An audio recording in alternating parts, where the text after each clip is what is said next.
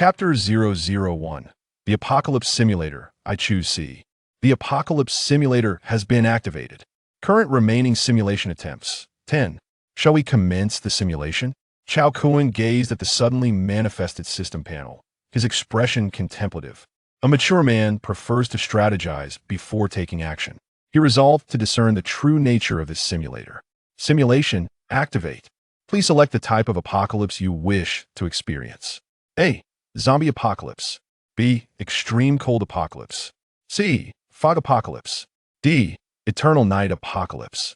Observing the four options before him, Cao Kun again donned a thoughtful expression. A mature man prefers to strategize before taking action. During his school days, what did one do when faced with a challenging multiple-choice question? Choose C, of course. You have chosen the fog apocalypse, establishing the apocalypse model. In the event of an apocalypse, which three abilities would you select to help you endure? Unlimited sustenance, teleportation, mind control, iron body, kill upgrade, insight into the human heart. As Cao Kun contemplated the six options, his expression remained pensive. A mature man prefers to strategize before taking action. Yet, having never even held a girl's hand, he realized he was hardly the epitome of maturity. Immature men often act on whim, choosing whatever pleases them without forethought. You have selected unlimited sustenance, iron body, kill upgrade. First, ensuring sustenance next, prioritizing survival finally, contemplating the future. Cao Kun felt a sense of satisfaction with his choices. Simulation commencing. A fog enveloped the globe at first. People believed it to be a mere natural phenomenon until the monsters within the fog began to hunt humanity.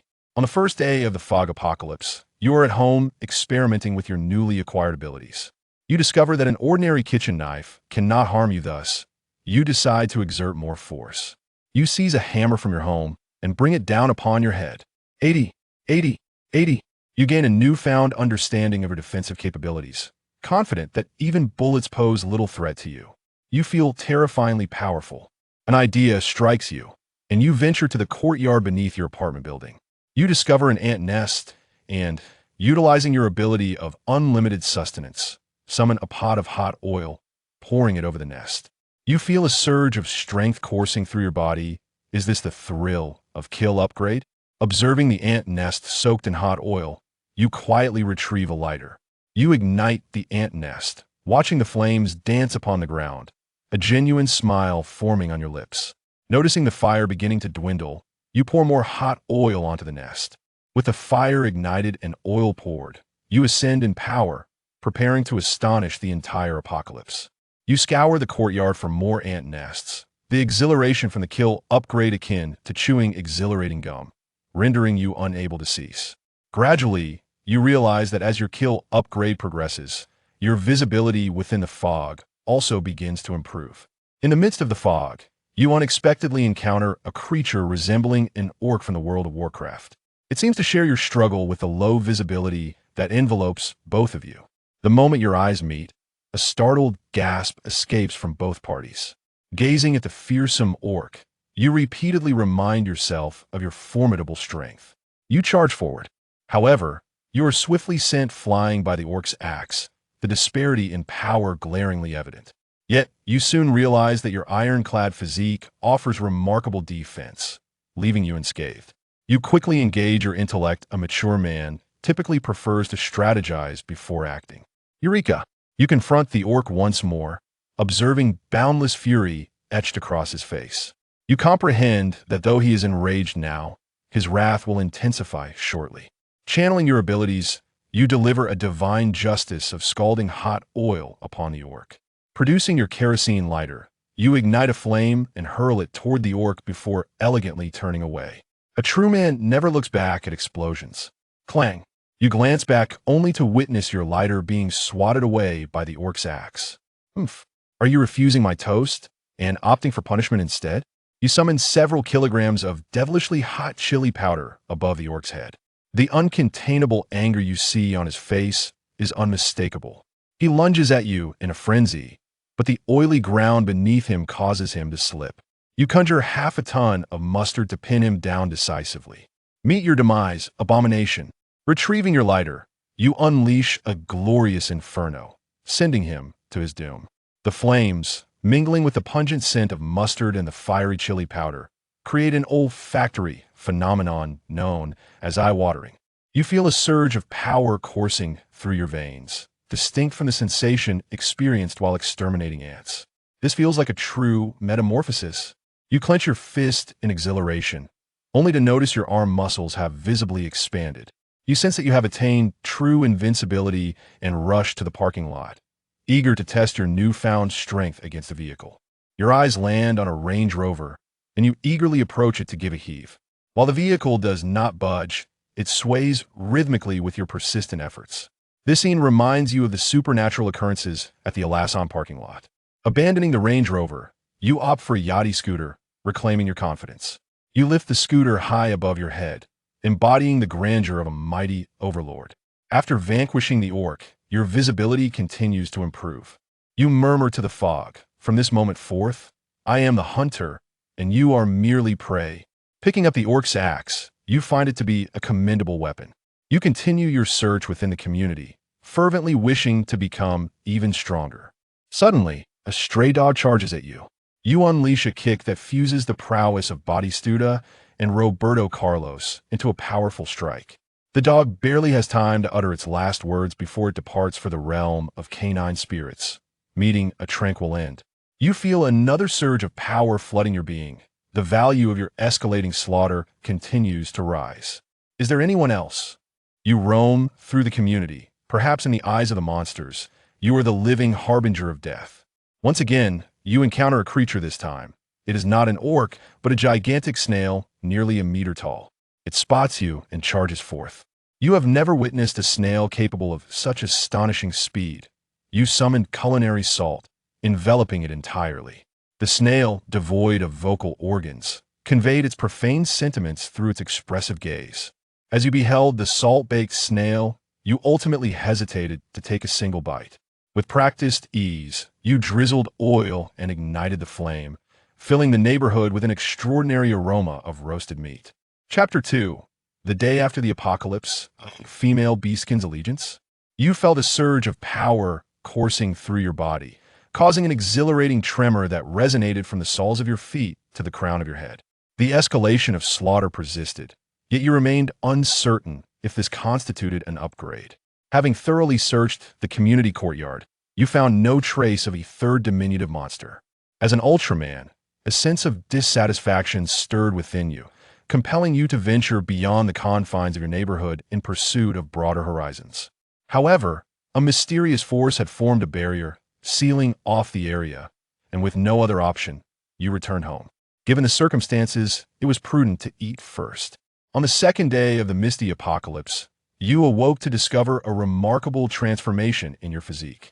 Your once slender form now boasted robust muscles, and any ordinary fool encountering your physique would surely engage you with respect. Stealing a glance at your best friend, you noted he too appeared notably more robust and healthy than before. In high spirits, you rose to wash up, only to be greeted by the reflection of a muscular man in the mirror. You remarked to your reflection that your friend was truly impressive, and if you could attain a similar physique, it would be nothing short of extraordinary. You resolved to seek out new, delightful creatures in the community today, hoping they would become sustenance for your existence. What manner of magical rhetoric was this? For breakfast, you opted for something light, a dish of West Lake vinegar fish accompanied by a glass of authentic Old Beijing fermented mung bean juice. You acknowledge your earlier mischief, vowing not to indulge in such behavior again. As a local of Jiangsheng, the classic pairing of hot dry noodles and fried dough sticks seemed far more suitable for your well-cultivated palate. To conclude your meal, you indulged in a bowl of sweet tofu pudding, marking yet another splendid day. After finishing breakfast, you perused the news on your phone, discovering that humanity worldwide had been partitioned into various enclosed barrier spaces. Some speculated that high-dimensional beings were engaged in a game of nurturing, with each segmented community resembling a novice village. Others believed it to be a clandestine human extermination plan orchestrated by foreign nations, as conspiracy theories proliferated. Survivors in the happy community established various friend groups and owner associations to share tidbits of information. One individual remarked about someone burning chili powder and mustard beneath his apartment, deeming it profoundly uncouth and highly unethical. Another noted a peculiar aroma wafting from below, reminiscent of grilled oysters yet tinged with a distinctly off-putting fishiness. A sardonic smile crept across your face, concealing your accolades. Having scrolled through the messages on your phone, you hefted the large axe obtained from slaying the orc the previous day upon your shoulder and ventured out for a stroll. In the mist, your visibility approached 10 meters, and you eagerly anticipated who the fortunate individual would be today. Before long, you suddenly felt a sharp sting on your back. Turning around, you spotted a porcupine, the size of a leopard, launching its sharp quills in your direction. Though your ironclad body remained unscathed, your favorite limited edition Benny Road attire bore a wholly grievous offense. Anger surged within you, and wielding your axe, you charged towards the porcupine. The creature, bewildered by the audacity of a mere morsel retaliating, found the situation absurd. Infuriated, the porcupine pivoted, directing its quills toward you. "Foolish human, taste the agony," it seemed to declare. In the next instant, it was doused in scalding oil, ignited by flames. Watching the creature writhe in pain, you clasped your hands in earnest prayer. "Burn my frail form, O sacred fire. What joy is there in life? What sorrow in death? To eradicate evil for the sake of goodness, only light remains. Joy and sorrow alike return to dust. Pity us mortals beset by countless woes." The porcupine's cries morphed into a pig-like grunt, perhaps cursing your very existence. Perceiving its resentment, you sprinkled a bit of cumin and chili powder upon it mutated porcupine meat, wafting an aroma that could entice many a household. As you pondered the edibility of this flesh, you noticed several new items appearing on your infinite menu. Mutated porcupine meat, mutated snail meat, and an array of delicacies crafted from these two ingredients. Momentarily taken aback, you glanced at your axe, pondering why there was no mutated orc meat. A mature man learns to set aside incomprehensible matters, gazing at the charred remains of the porcupine. You felt no inclination to employ your gathering skills. Soon, you encountered the second experienced creature of the Daya, statuesque, green-skinned female orc. Upon meeting your gaze, her attention fixated on your axe, and she exclaimed something you could not comprehend. However, her furious expression suggested her words were likely. "Where is my husband?" With a hint of regret, you regarded her had she possessed a gentler demeanor. Perhaps you would not feel compelled to act so ruthlessly. Brandishing your axe, you charged forth, and she too wielded an axe akin to yours, engaging you in a fervent duel. The female orc's strength appeared to be notably lesser than that of her husband, allowing you to hold your ground. Utilizing your formidable physique, you targeted her vulnerable spots with precision, yielding remarkable results. Each strike of her axe against your body resonated like metal on metal, her expression resembling that of a bruised warrior, utterly defeated. With each blow, your fervor grew, rallying with cries of a battle-hungry warrior, determined to wield the axe of a berserker. Realizing her imminent demise, the female orc suddenly awakened to the gravity of her situation, opting to flee. In a moment of opportunity, you summoned peanut oil beneath her feet, causing her to slip and execute a clumsy maneuver. Seizing the moment, you charged forward, delivering a decisive strike reminiscent of a Noxian guillotine. Yet, in an unexpected twist, she turned, kneeling before you in a gesture of fealty that moment. The edge of your axe was a mere 0.01 meters from her forehead, and a voice echoed in your mind. "The orc Maya swears allegiance to you with her soul. Do you accept her fealty?" You gazed upon the kneeling female orc and consented to her pledge. In an instant, a bond of souls was forged between you and Maya, granting you the power to command her life and death with mere thought. Communication through the essence of your souls transcended the barriers of language, finally dissolving the prior awkwardness. Maya revealed to you that the male orc you had slain was her husband, Haji, yet she bore you no animosity. For her tribe had been ambushed by Haji's wolf cavalry, and she was but a trophy of war. The Orcish culture revered strength having defeated her. You emerged as the hero in her eyes, worthy of her loyalty. As you observed the sincerity etched upon Maya's face, an unsettling thought crept into your mind. This female orc seemed to be subtly influencing your thoughts. Chapter 003. The third day of the apocalypse, the Minotaur strikes. You strolled through the happy community once more with Maya, yet failed to locate a third prey. Was it possible that only two monsters appeared each day? After a fruitless hunt, instead of returning home immediately, you opted to have Maya assist you in honing your skills. Her combat techniques surpassed yours by several tiers. Had it not been for your sturdy physique, you would have succumbed to her prowess within mere 3 moves. The orc's fighting style was not merely brute force. Under Maya's meticulous guidance, you gleaned invaluable knowledge. Occasionally, you stumbled upon a new ant nest, pausing to bestow upon them your nurturing affection. After all, the legs of mosquitoes are also flesh, and you discerned that exterminating a colony of ants was roughly equivalent to capturing 0 to a porcupine. Little by little, accumulation breeds transformation. One day, you shall ascend to the heavens.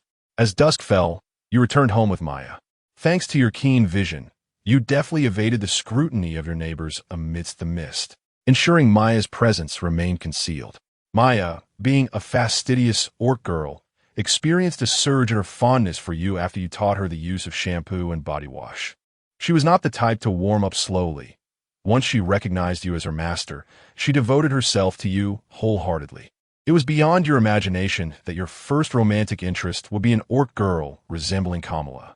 With her nearly 2-meter stature and ample bosom, she evoked a sense of a sibling romance. That evening, you and Maya savored a delectable rice bowl topped with braised mutant porcupine meat, with Maya consuming 3 bowls using your largest dish. You pondered how this extravagant girl might have struggled to satiate her hunger had she not encountered you. Maya's attire bore slight damage from your morning sparring session, prompting you to post an advertisement in the community group, seeking to exchange food for women's clothing. Given Maya's height, you specifically requested size XXXX large, only to be met with inquiries from group members suggesting you harbored an interest in cross-dressing. Ultimately, you managed to trade with a curvaceous girl weighing over 200 pounds for a few garments that barely fit Maya. The girl, under the impression that you fancied her, mentioned she was not the type to be frivolous and described herself as slow to warm up. Suppressing the urge to cleave her with an axe, you hurried home, eager to dress Maya in her new attire. You had heard that purple exuded an air of elegance, provided the wearer did not possess green skin. You cradled Maya and fell into a blissful slumber, recalling the words of Stephen Chow in The Deer and the Cauldron, "Send me to my room." It's the same with the lights off. On the 3rd day of a misty apocalypse, you were roused by a chorus of snores. While Maya conformed to human aesthetics, she still retained some primitive orc traits. You reminisced about the man you and your college dorm mates referred to as the snoring god. Sleeping Maya appeared utterly adorable. If only she could refrain from snoring, she would be perfect. You gently rose, wishing to allow her a little more rest. At this moment, you have finally matured into a man of substance. Standing by the window, you gaze out at the misty world, your heart brimming with ambition. With arms outstretched, you feel as though you are the sovereign of the universe. Suddenly, Maya embraces you from behind, proclaiming you to be a true warrior. Since joining you, she has discovered the joy of being a female beastkin. You glance at her, conveying that as long as she performs well, the rewards from her master will be plentiful. Stealthily, you massage your weary back, amused by the vanity of men. During breakfast, you enthusiastically recommend various carbohydrate-laden delights from Jiangcheng to Maya. However, you soon realize that she is a quintessential carnivore, displaying little interest in such starchy fare. You promptly produce a charred, mutated porcupine leg. Maya joyfully devours the meat, her delight reminiscent of a hefty child. At that moment, you notice someone in the community group chat is tagging everyone. Upon opening the message, a video appears. In the video, several residents, shrouded in fog, are tied together with ropes, venturing into the mist. As they approach the community gate, they are ambushed by a creature lurking within the fog. This is a monster unlike any you have encountered before. It resembles a minotaur, and indeed, it is one. The enraged minotaur wields a long-handled battle axe, mercilessly cleaving through the unfortunate adventurers. Your eyes widen in excitement. Are you about to face a boss? Residing on the 3rd floor, you eschew the stairs and leap from the window. Maya follows suit, and though you initially worry she might twist her ankle, you underestimate the combat prowess of the female beastkin. You hand her both axes, transforming her into a female version of Olaf and Cheng Yaojin. Before long, you locate the towering Minotaur warrior, standing nearly 5 meters tall. Upon seeing Maya beside you, its eyes blaze with bloodlust. You suspect there may be an untold story between them, inadvertently providing the Minotaur with a narrative of its own. Yet Maya disregards it, charging forth with her axes to engage the Minotaur in fierce combat. You maneuver behind the beast, employing a familiar tactic of distraction, reminiscent of a heated oil strategy. This approach has an exhilarating air of a surprise attack, igniting the Minotaur's back in flames. To your astonishment, the Minotaur's health appears remarkably robust. After igniting its back, it becomes even more ferocious, sending Maya flying with a single axe strike, leaving her sprawled on the ground, bloodied. Panic seizes you, as a fellow beastkin. Does the Minotaur not understand the concept of cherishing the delicate? You would never allow such degradation to befall her. Enraged, you hurl devilishly hot chili powder into its eyes. The Minotaur writhes on the ground in agony, clutching its face. Seizing the opportunity, you charge forward, delivering a decisive kick to the creature's vulnerable spot. The old bull let out a thunderous wail, yet you showed no intention of relenting, widening the distance and exacerbating the flames. Moments later, the old bull lay motionless on the ground. Just as you were preparing to depart with Maya, an unsettling feeling washed over you. Was it possible that your companion's rampage had not enhanced in strength? Was this cunning bull merely feigning death? Very well, let us see who can outlast whom. You continued to pour oil, fueling the blaze, while liberally sprinkling devilishly spicy pepper onto the beef, determined to demonstrate today what it truly means to abstain from beef. The feigned demise of the old bull ultimately could not deceive you. A surge of power coursed through you, serving as a stepping stone on your path to divinity. Yet, your primary concern remained Maya's injuries. Chapter 004. Upgraded, New Skill, Dynamic Light Wave? Surprisingly, mere moments ago, Maya was sprawled on the ground, coughing up blood. Yet now she appears as if she has consumed a magical being. She informs you that at the instant the old bull perished, a surge of power coursed through her body, facilitating a rapid recovery from her injuries. You speculate that it may resemble the experience-sharing mechanics in online games, where defeating monsters allows pets to gain experience as well. Nonetheless, this development is fortuitous, as it alleviates Maya's battle damage concerns. Should Maya also grow stronger alongside you, there will be no need to worry about her keeping pace in the future. You escort Maya home, instructing her to rest peacefully and refrain from opening the door to strangers. Subsequently, you descend once more to search for any remaining threats. You scour the vicinity for 2 hours, yet yield no results. Reluctantly, you opt to return home and keep Maya company as she recuperates. Perched upon a tree in the community, a monkey with 3 tails observes your departing figure, exhaling in relief. It has just witnessed your brutal dispatch of the bull-headed creature and finds the violence appalling. It wishes not to share the same fate as the old bull, deeming the risk too great. On your way home, an unexpected wave of warmth envelopes your body. Sensing something amiss, you quicken your pace until you reach your abode. Maya reclines on the sofa in the living room, resting, and you reassure her to continue her recuperation while you hastily retreat to the bathroom. Utilizing your ability of infinite consumption, you fill the bathtub with ice, immersing yourself within. Your skin radiates heat, gradually melting the ice. After several minutes, you extend your palm. Facing upward, and a luminous white sphere materializes in your hand. Approaching the bathroom window, you open it and hurl the sphere outside. With a resounding explosion, the sphere lands in the courtyard, obliterating a nearby Wuling Hongguang. By heavens, have I leveled up? Have I acquired a new skill? Is this what they call a spirit bomb or a dynamic light wave? You feel exceedingly impressive at this moment. Henceforth, as you traverse the world, you shall be known as the Emerald-Faced Grenade King. Beyond merely gaining a new skill through this upgrade, your physical prowess has seen a remarkable enhancement. You effortlessly lift your refrigerator, and the once-distant dream of that Land Rover downstairs now seems attainable. Your vision in the fog extends beyond 15 meters. As the mist gradually transforms into your domain, your 5 senses sharpen, rendering this upgrade a comprehensive enhancement. As you remain at home with Maya, although she appears to have sustained no serious injuries, your worried expression brings her a sense of warmth. On the fourth day of the apocalypse, residents in Happiness Community have begun to experience food shortages. The community is sealed off by a mysterious barrier, preventing access to the nearby Woolworth supermarket across the street.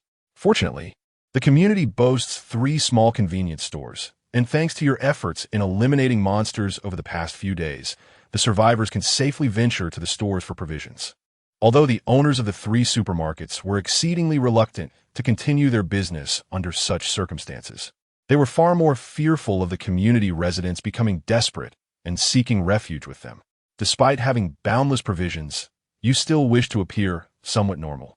After all, while others were jostling for food in the supermarkets, you remained at home, calm and composed, which would undoubtedly raise suspicions. Before stepping out, Maya inquired why you needed a backpack for your venture. You replied that you were headed to the supermarket to stock up. Maya sensed an underlying meaning in your words, but chose to trust you unconditionally. Once outside, you could distinctly feel an increase in the number of residents venturing out in the community. This was far from a favorable sign. You prefer the previous atmosphere where everyone stayed cooped up at home. You turned around and opted to return home, deciding to let the community residents witness the true nature of the world. Indeed, within just one morning, multiple reports of missing persons began to surface. At that moment, people finally recalled the terror imposed by the fog creatures. You intended to conduct an experiment, allowing the monsters to remain in the community for a day to observe any changes by the following day. If 2 new monsters appeared each day, you could accumulate them and strike every few days, rather than scouring the depths of the sea like a needle in a haystack daily. If the monsters grew stronger by abstaining from killing them, you considered it a positive development, as the stronger the monsters, the greater the power you would acquire from your escalating slaughter. In the ensuing days, you tended to Maya as she healed and simultaneously explored your newly awakened abilities. Your suspicions were confirmed. Ceasing your hunting led to a gradual increase in the monster population within the community. Some monsters even ventured into the hallways, breaching doors to attack the survivors. In such dire circumstances, the remaining residents cowered in their homes, too fearful to open their doors, yet still felt no sense of security. On the 7th day of the apocalypse, you embarked on a new hunting expedition with Maya. As you leaped down from the building, an icy gaze seemed to fixate upon you. Following that chilling stare, you turned to see a black toad, the size of a water buffalo, crouching in the corner. It was said that toads could only perceive moving objects, and your descent had caught its attention. It suddenly leaped towards you. Its mouth gaped wide, reminiscent of a mother-in-law demanding a bride price. Well, as a single person without a girlfriend, where would you have a mother-in-law? In a swift moment, you retaliated with a luminous energy sphere. The toad instinctively extended its tongue towards the flying, glowing object. Boom! Despite the adage that one cannot teach a person, the toad learned quickly from experience. The front half of its tongue was obliterated in midair, and it vowed never again to recklessly extend its tongue towards luminous entities. Nevertheless, you had no intention of sparing it. Despite your newfound method of attack, your old skills were not to be discarded. The utilization of one's own abilities incurs a certain degree of consumption. Yet the devilishly spicy chili powder and scalding hot oil in the realm of unlimited dining are available in infinite supply. You feel rather akin to the proprietor of a summer barbecue stall, engrossed in the relentless pursuit of perfecting various grilled delicacies. At this moment, the mutated frog is filled with regret, having come to a profound realization. Even among humanity, disparities exist. The individual before it clearly does not belong on its menu. Alas, this epiphany has come too late. Beneath its feet lies a slick layer of oil, causing it to slip and making escape utterly impossible. You laugh like a villain, patiently awaiting the gradual depletion of the mutated frog's vitality. Chapter 005. This is not green tea. This is my considerate little sister. You sensed a fleeting exhilaration in your body, leading you to conclude that the toad had perished. After your abilities awakened, the thrill brought by the mutated toad had diminished significantly. It seemed that the energy required for your next upgrade had increased. Maya stayed close, absorbing experience like a delightful treat, her injuries appearing to have fully healed. You and Maya continued your search for suitable targets within the community. The owner's group chat was abuzz with real-time updates on various monsters. You noticed a frantic plea for help from a female owner named Xiaowu, who claimed that goblins were battering her door. Goblins? Images that were not suitable for approval flickered in your mind. Eager to assist, you dashed off with Maya in tow. Upon arriving at the scene, you were taken aback to discover not one, but two goblins. One feigned an assault on the door, while the other lurked out of sight, hidden from the peephole. Remarkably, they even seemed to employ tactics. You glanced up at the surveillance camera positioned above the doorframe. It appeared that although these creatures exhibited a modicum of intelligence, it was limited. Initially, the two goblins dismissed your presence. However, upon catching sight of Maya behind you, an unmistakable glint of greed flickered in their eyes. Truly, goblins may be derided for their weakness, yet their taste was undeniable. Without hesitation, you unleashed two blasts of radiant energy. The goblins, though cautious, were taken aback by your swift attack and could not evade in time. The explosion resonated through the hallway like the sounds of warfare, prompting inquiries in the community chat about who had thrown a grenade. You felt a subtle influx of energy as the two goblins succumbed to their demise. Accustomed to battling high-tier monsters like minotaurs, you had underestimated the goblins' capabilities. They were likely the lowest tier of monsters, merely a source of experience for the community survivors.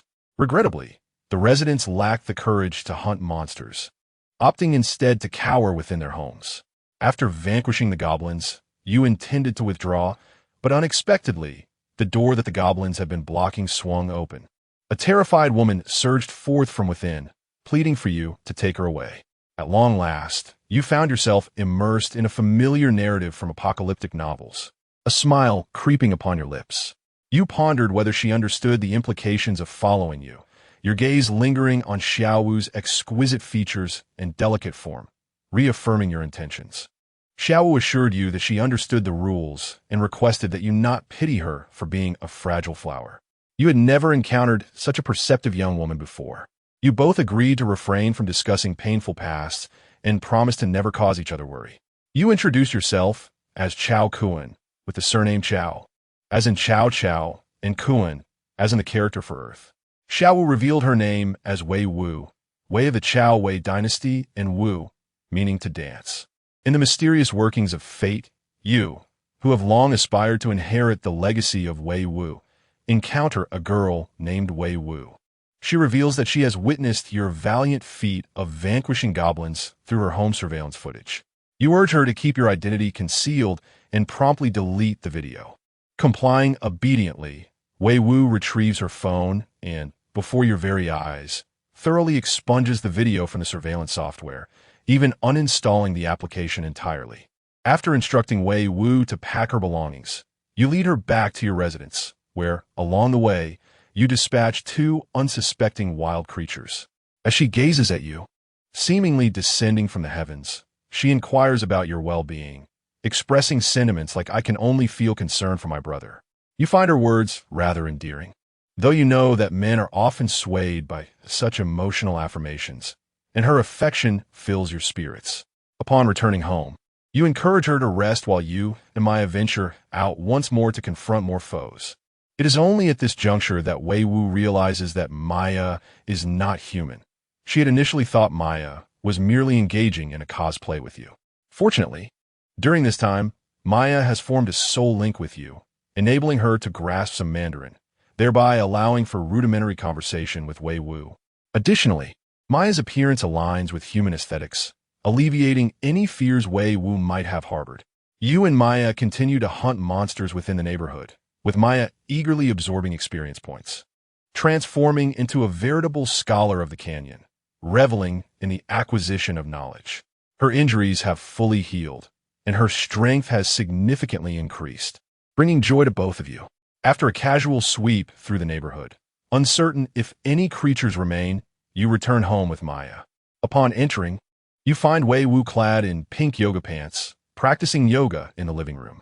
Maya observes her antics thoughtfully, pondering whether her master appreciates this style. "Brother, you're home," Please, have a seat while I fetch you some tea, she exclaims. You take in the tidiness of the home, a stark contrast to Maya's previous living conditions, and glance back at her. Maya is perplexed. As a member of a nomadic beast tribe, her former home was far less orderly, lacking any cleaning habits. You have no intention of concealing your abilities in front of Wei Wu, effortlessly summoning a sumptuous feast. Wei Wu gently serves you dishes, showering you with compliments such as, "Brother, you're amazing," and "How impressive." Gradually, you find yourself enchanted by her affectionate praise. This is no cunning little green tea girl. This is truly your caring little sister. During the meal, you discover that Wei Wu is an art student, proficient in singing and dancing. You assert that such talents cannot merely be claimed. They must be demonstrated through action. Thus, you and Wei Wu retreat to your room to discuss art, leaving Maya alone in the now chaotic living room.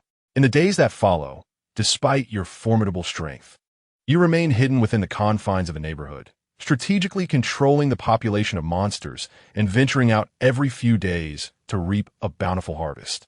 During this period, Wei Wu has consumed various meats from mutated beasts that you provided, resulting in a significant enhancement of her physical constitution.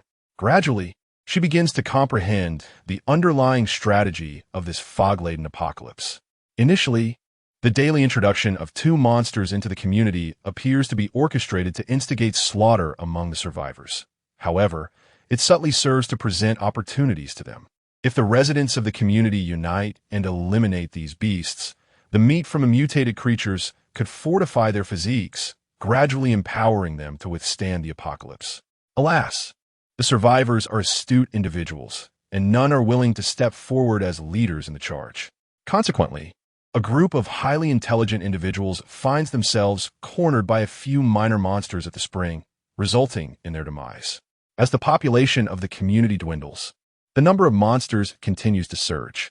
Ultimately, the equilibrium of power between the 2 factions is irrevocably disrupted, and the community is perilously close to annihilation.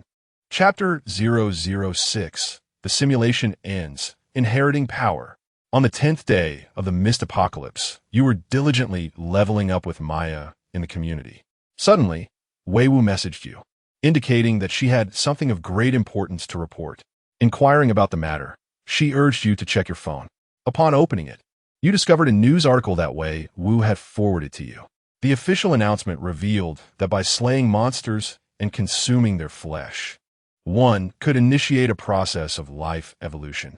You were aware that such a secret might not remain concealed for long, yet you were taken aback by the swiftness of the official disclosure. Fortunately for you, the mutated flesh was in endless supply, and the act of killing not only provided sustenance, but also offered an additional avenue for enhancement. Moreover, many of the monster corpses you had previously dispatched had vanished from the community, leading you to suspect the presence of wolves among the survivors. After all, the devil's chili powder you had provided was lethal, and you felt an urge to offer a cigarette to anyone brave enough to consume it. On the very day the news broke, survivors began to emerge in the community, vying for the monsters you had targeted. However, given the limited visibility for ordinary people in the mist, competing with you for the monsters proved exceedingly difficult. Yet, human ingenuity knows no bounds. And there were indeed some clever boys in the community who turned your understanding upside down with rudimentary physics. You witnessed a young man with yellow hair attract a mutated wild boar using a pile of rotting meat, subsequently contacting his accomplices upstairs via mobile phone. Shortly thereafter, a refrigerator was dropped from above, incapacitating the mutated wild boar. However, the creature was not yet fully dispatched, and with a well-aimed shot from a distance, you secured the kill. You claimed the experience for yourself, leaving the remains of the mutated wild boar as a memento for the community as survivors. The meat from this single boar could provide a feast for hundreds. The survivors wept tears of joy, finally able to enjoy roasted meat free from the devil's chili powder. They cheered, rejoiced, and found solace amidst their struggles. With a quiet dignity, you turned away, choosing to remain anonymous in your contributions. Like a chef meticulously balancing the proportions of water and flour, you carefully controlled the number of monsters in the community, keeping them at a single-digit count. Occasionally, when survivors sought trouble, you would let Maya handle the situation. Having trained alongside you for so long, she had evolved into a formidable elite among the monsters. Thus, a legend began to circulate in the community about your home being overrun by creatures, and people began to avoid the area around your doorstep. On the 30th day of the mist apocalypse, as dawn broke, you luxuriated in the warmth of your bed, drifting back to sleep. Suddenly, Wei Wu excitedly informed you that the mist outside appeared to be dissipating rapidly. Dressing quickly, you approached the window to witness the mist thinning at a visible rate. Within a mere 10 minutes, the fog had completely vanished, and no trace of monsters could be seen in the community. You observed people exuberantly rushing out, as the barrier that had encircled the community also disappeared. As you turned to Maya, it was fortunate that she had not vanished alongside the others. The crowd erupted in cheers, declaring that the apocalypse had concluded, yet you harbored a different sentiment. The simulation had come to an end. Congratulations on successfully navigating the first level of the Misty Apocalypse. You may retain the acquired skills from this cataclysm and choose one initial ability. Infinite Sustenance, a formidable physique, or the escalation of slaughter. Please make your selection. Cao Kun gazed at the system panel, contemplating briefly before opting for infinite sustenance. Regardless of the type of apocalypse simulated in the future, the topic of food would always remain paramount.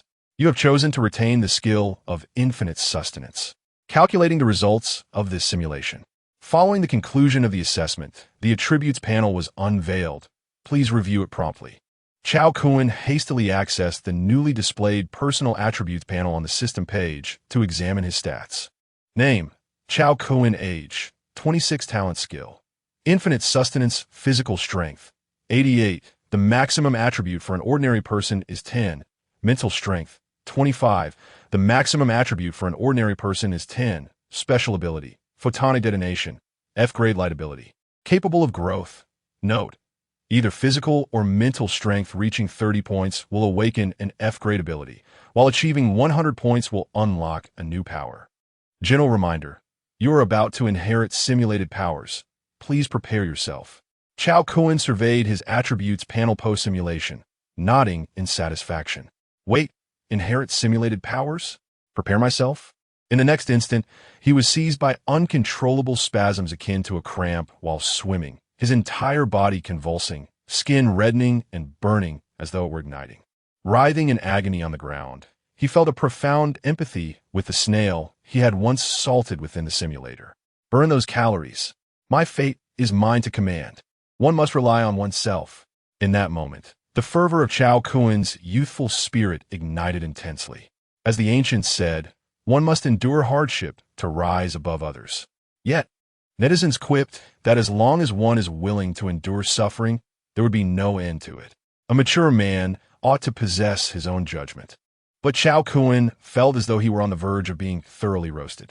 Uncertain of how much time had elapsed, Cao Kun finally rose from the ground. Looking down, he discovered that his attire had been shredded during his torment. The sight of his pronounced abdominal muscles and robust physique astonished him. Have I grown stronger? He stood upright, extending his hand, rapidly coalescing a sphere of light in his palm. I have become something extraordinary. I can proudly declare that my current achievements are the fruits of my own labor. After reveling in his newfound power for a brief moment, Cao Kun regained his composure and redirected his gaze to the system panel. The Apocalypse Simulator has been activated. Current remaining simulations, 9 times. Shall we commence a new simulation? Cao Kun glanced at his phone. Although the last simulation had seemingly spanned 30 days in the apocalypse, less than 10 minutes had elapsed in the real world. In other words, if he hastens his pace, he can complete the remaining 9 simulations in merely an hour and a half. However, the dilemma lies in the fact that this apocalyptic simulator has not disclosed when the apocalypse is set to arrive. Without knowledge of the type of apocalypse that looms in the real world, it proves challenging to conduct targeted simulations. For instance, should he select the mist apocalypse for all 10 simulations, only to face an eternal night or a zombie apocalypse in reality? It would be rather wasteful of the simulator's opportunities. Perhaps he should wait until the apocalypse unfolds, ascertain its nature, and then proceed to utilize the remaining simulation attempts? After all, he has already become something of Superman. Regardless of the apocalypse type, he is confident in his ability to navigate the initial phases with ease. After a quick shower, he notices that his clothes feel somewhat ill-fitting. Oh, this infernal muscular physique of mine. He casually dons a stretchy short-sleeved t-shirt and steps out, intending to purchase some new, well-fitting attire. As the elevator reaches the ground floor and he prepares to exit, he catches sight of a stunningly graceful woman awaiting the elevator outside. Yet, it is not the beauty that captures his attention, but rather the hideous creature perched upon her shoulder. Chapter 007. The second simulation. The onset of the frigid apocalypse. What are you staring at, you pathetic loser? The beautiful woman reprimanded Cao Kun, her tone laced with impatience as she noticed him fixated on her. Yet, Cao Kun appeared oblivious to her words, his gaze transfixed on her shoulder. She glanced at her own smooth, pale shoulder and then at Cao Kun's robust physique. "Sir, please step aside," she reiterated, her voice more insistent. At that moment, the grotesque creature perched upon her shoulder suddenly grinned at Cao Kun with a crooked smile. It was an unsightly being, no larger than an infant, with skin that was wrinkled and a deep shade of purple. The color purple, once deemed enchanting, now seemed utterly unconvincing to Cao Kun. Instinctively, upon seeing such a wretched sight, he swung his hand toward it, only for his palm to pass through the creature as though it were but a mere illusion. "What are you doing?" the woman exclaimed, stumbling back several steps as Cao Kun's hand came dangerously close to her face. He pointed at her shoulder, saying, "Miss, there's something on your shoulder."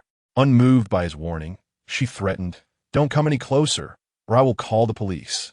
With a resigned sigh, Cao Kun exited the elevator, quietly making his way outside. As he brushed past the woman, the purple creature on her shoulder turned back, mocking him with a derisive sneer. Just then, a brilliant white sphere of light approached him. With a resounding thud, the creature was struck by the orb, tumbling off the woman's shoulder and writhing in agony on the ground. The scene inexplicably reminded Cao Kun of his recent experience merging powers at home. Given that it was daytime, his white sphere appeared rather inconspicuous. After swiftly hitting the creature, the woman remained oblivious, entering the elevator and ascending. Not daring to be complacent, Cao Kun unleashed 2 more light spheres upon the diminutive beast. The creature disintegrated into a cloud of black mist, leaving behind a small black crystal the size of soybean on the ground. Cao Kun approached and picked up the crystal, pondering whether the apocalypse in the real world was somehow linked to such monsters.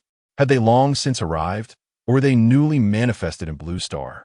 He suspected that his heightened perception, twice that of the average person, allowed him to see these aberrations, while ordinary individuals remained entirely unaware of their presence. A strange apocalypse? This posed a significant dilemma. As he exited the building, a mix of emotions swirled within him.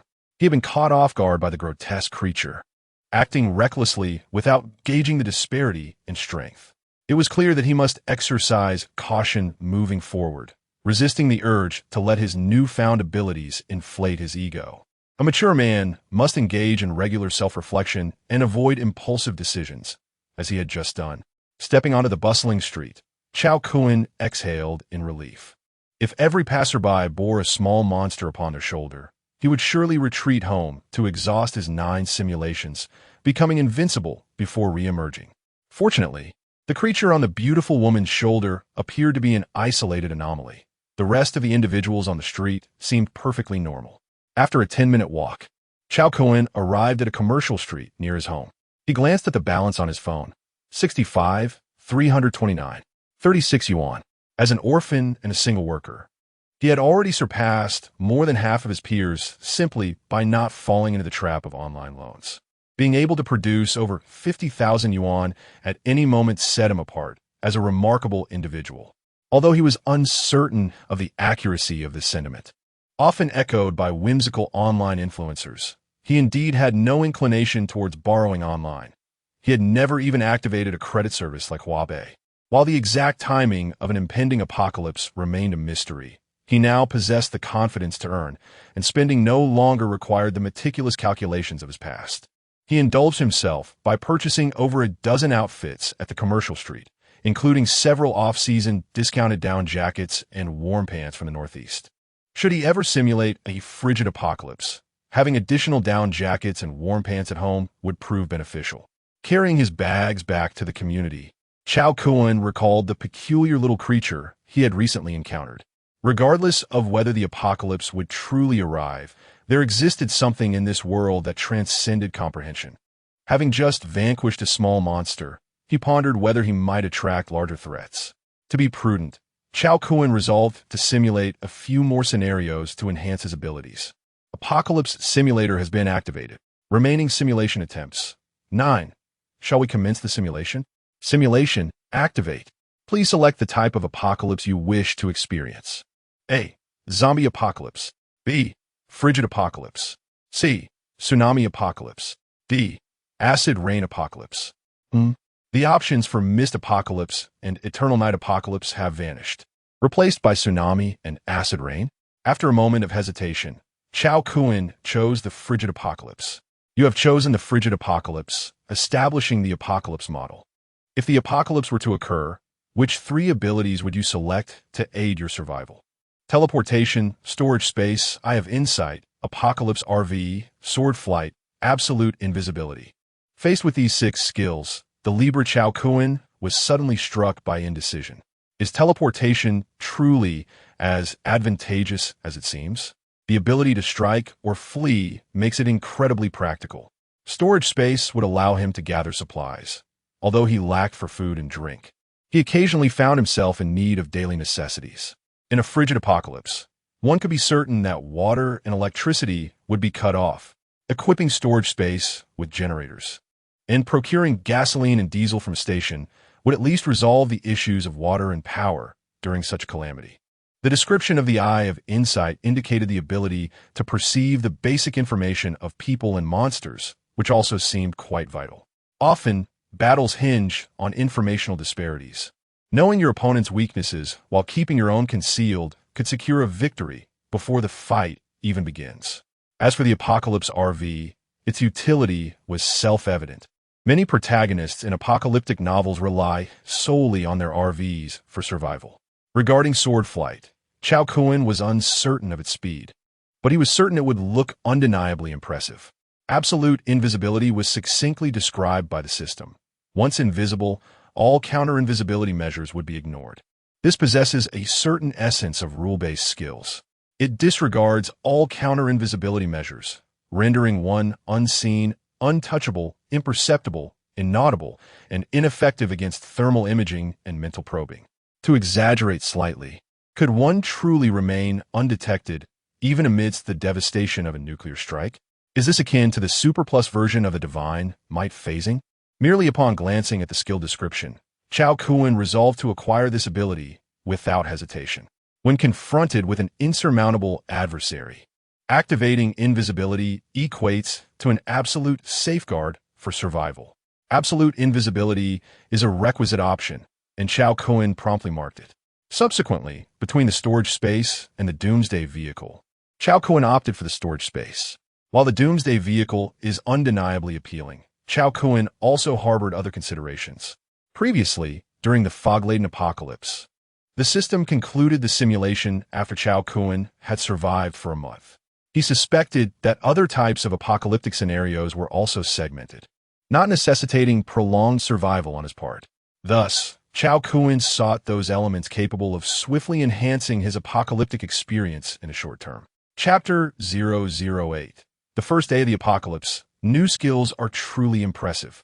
In comparison to the apocalyptic RVs, the operational capacity of storage space is evidently more robust. Certain protagonists in apocalyptic novels leverage a storage space to astonishing effect, utilizing the storage space to catch bullets and subsequently releasing them with kinetic force is merely a standard maneuver. Some even absurdly manage to envelop themselves entirely within the entrance of their storage space, strolling leisurely amidst a hail of gunfire. For his final skill, Cao Kun opted for the Eye of Insight, relinquishing the ability to teleport. Although teleportation is undoubtedly a valuable skill, Cao Kun had his own perspective. He required the ability to gather intelligence as extensively as possible within the simulator, making the Eye of Insight distinctly more advantageous. You have selected absolute invisibility, storage space, and the Eye of Insight. Simulation begins. On the first day of the extreme cold apocalypse, you awaken to find that the temperature in your home is rather frigid. Peering outside, you are immediately struck by the ferocity of the blizzard. You glance at the thermometer in your home, which has plummeted to approximately minus 15 degrees Celsius. However, your remarkable body strength of 88 points significantly enhances your resistance to the cold. Many residents in the community were roused from their slumber due to the freezing temperatures last night, yet you managed to sleep soundly until dawn. Upon examining your status, you realize that you have not started from scratch, but rather arrived at this simulation with rewards from the previous one. Name: Cao Kun. Age: 26. Talented skills: infinite consumption, absolute invisibility, storage space, Eye of Insight. Physical strength: 88. The limit for an ordinary person is 10 points. Mental strength: 25. The limit for an ordinary person is 10 points. Special ability: photonic explosion, F-rank light-based ability. Capable of growth. You gaze at your attribute panel with great satisfaction, feeling somewhat invincible. Seizing the opportunity while the snowfall is still light, you plan to venture out and stockpile supplies. You attempt to practice your absolute invisibility ability at home and gradually uncover some insights. When you remain still, you can activate invisibility without any energy expenditure. However, when you attempt to move while invisible, you can distinctly feel a depletion of stamina. The faster you move, the greater the energy consumed by invisibility. As long as you move slowly while invisible, you can maintain it for an extended duration. In fact, sitting down to rest while invisible allows you to recover stamina. Essentially, you can achieve permanent invisibility. Indeed, the gifts from the system are commendable. After experimenting with the invisibility skill, you don your previously purchased down jacket and warm winter pants, then set off towards the commercial street across from your community. The size of the storage space is limitless, which pleases you immensely, and you vow to astonish the survivors on the commercial street with your stockpiling. Upon arriving at the commercial street, you find the businesses quite desolate, with many shop owners choosing not to open due to the inclement weather. However, the Van Plaza is bustling with activity, as the central air conditioning draws elderly patrons who are fervently shopping inside. You approached an elderly woman and inquired, "Is there an event today at the mall where they are giving away eggs? Why is everyone here?" The kind-hearted lady advised you that the weather seemed rather unusual, suggesting it would be prudent to stock up on food and drink at home. Just as you were touched by the inherent goodness of people, you witnessed the elderly woman seizing the opportunity to push her way into the crowd, attempting to cut in line. A young lady was forcibly jostled out of the throng by the elderly woman, tearfully trying to confront her, only to be further shoved outside the supermarket by an even larger group of elderly individuals. You shook your head, realizing that the mindset of these people had yet to evolve. The elderly were exerting tremendous effort to cut in line, still clinging to the logic of paying for goods. However, you had no intention of spending any money. You were there for a zero-cost acquisition. This highlighted the disparity in ideological perspectives. You found a blind spot in the surveillance system and, hidden from sight, blended into the crowd, discreetly collecting supplies in your storage space. You discovered that anything you observed, even if held by someone else, could effortlessly be absorbed into your space. Not to mention the items contained within shopping carts. Suddenly, the mall erupted into an uncanny commotion. But in your cloaked state, even thermal imaging cameras could not detect your presence. You made your way to the logistics warehouse of the entire commercial street, claiming every item within.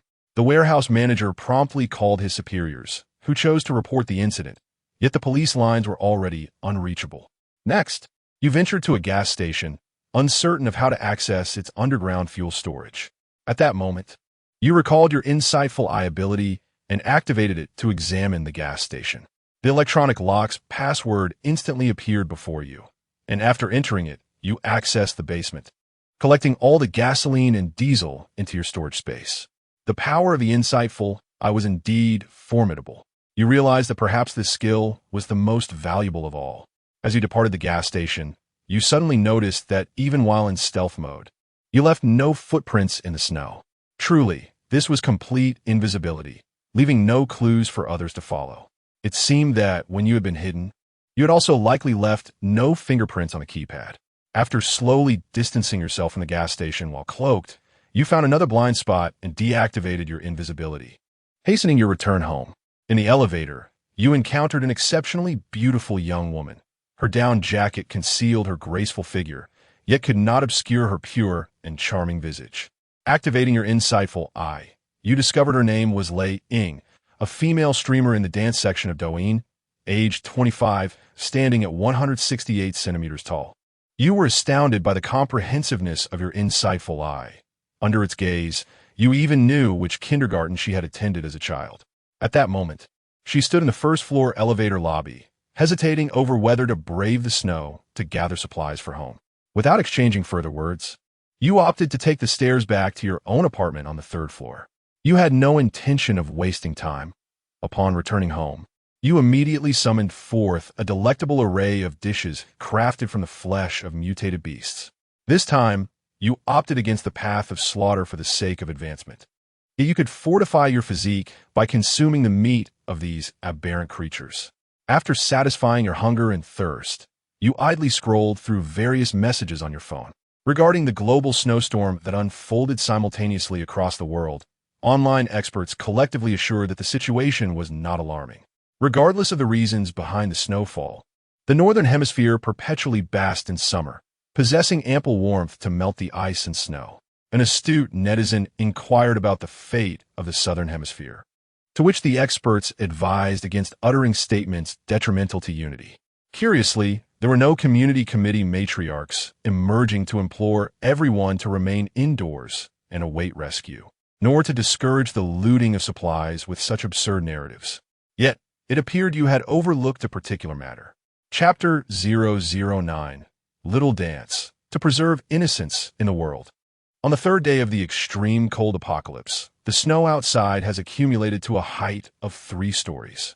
Your window has been completely blocked by snow, and you sense that your home is beginning to feel a bit oxygen deprived. Having learned the hard way from a lack of foresight, you neglected to prepare an oxygen supply system in advance. You decide to relocate to an upper floor. There are numerous vacant apartments in the community, and you can easily discern whether they are occupied or not. You pack your belongings into storage space and begin your ascent, floor by floor, in search of a suitable residence. At last, you find an appropriate dwelling on the 19th floor. Through the eye of insight, you discover that the owner of the apartment is a retired couple who recently traveled northeast for a summer getaway. The password lock poses no challenge for you. Just as you input the code, the door next door unexpectedly swings open. A curious young couple peers at you, inquiring about your identity. In your life, there is no need to explain your actions to others. You disregard their questions, unlock the door, and step inside. The young couple next door, seeing your determination, refrain from further comment, as even the emergency services are unreachable. Better to avoid unnecessary trouble. Once inside the apartment, you begin setting up the generator. With the assistance of the Eye of Insight, you swiftly assemble the electrical circuits within your new home. With the issue of electricity resolved, only the matter of water remains. The rooftop water tank of the building has frozen solid, interrupting the water supply, even without a power outage. The water heater is rendered useless due to the frozen inlet. However, for you, the infinite food supply can provide unlimited hot water with the temperature under your control, making drinking and bathing a non-issue. On the 4th day of the extreme cold apocalypse, residents of the community have begun to seek food at exorbitant prices. Yet, during such times, those willing to part with their supplies are few and far between. The several layers of snow have effectively severed the possibility of venturing out in search of resources. Even clad in professional cold weather gear, stepping outside into the soft snow causes you to sink, leaving only your head visible. There are those who, in their ingenuity, fashion skis from household skateboards. Yet even a minor fall results in them becoming ensnared in the snow. After a few brave souls in the community validated this truth with their lives, it became evident to all that they were now on a countdown to depletion. You notice Little Dance in the community group, also seeking supplies. Recalling your past connection, you extend an invitation for her to stay with you, with all her needs provided. However, this bears no fruit. she harbors no trust in you, even demanding that you send her 2 packets of instant noodles as proof of your capability. You are not one to indulge her whims. Instead, you access her WeChat account through her credentials shared in the group, utilizing your insight to discern her password. Logging into her account, you take the liberty to change the password as well. Then, you send her a message. Do you now recognize your brother's strength? She replies almost instantly, crying, "Brother, I was wrong. Please, do not look at my moments. I wish to preserve my innocence in this world." You suddenly find yourself intrigued, opening her moments to discover a plethora of photos and videos visible only to her. You text her, "Your innocence is lost." Xiao Wu expresses her exhaustion, declaring it's time for annihilation, as she feels she can no longer face the world. You tease her a bit before reverting her password and sending her a message to log back in. As you observe her logging into her account, you change the password once more. It seems she genuinely values her purity. You initiate a video call, and she dares not decline. Once connected, she gazes at the lavish spread of gourmet ingredients before you, saliva uncontrollably pooling in her mouth. "Are you capable, my friend?" "Brother, you are immensely capable. So, will you come?" "Brother, could you possibly come pick me up? Can't you just come from the underground parking garage of the community? It's not that you can't make it." "Brother, how long has it been since you ventured outside?" "The underground parking is Strong Brother's domain. If I go in, I'm merely delivering groceries. But for you, brother, I shall be cautious. It shouldn't be too much trouble. Please wait for me." You contemplate and decide to step out to fetch her, primarily because this sister provides an abundance of emotional value. Merely listening to her speak evokes a sensation known as happiness. Through your perceptive insight, you discern that she is a high-ranking female player, having nurtured distant relationships for years while maintaining her purity, dreaming of marrying into a wealthy family.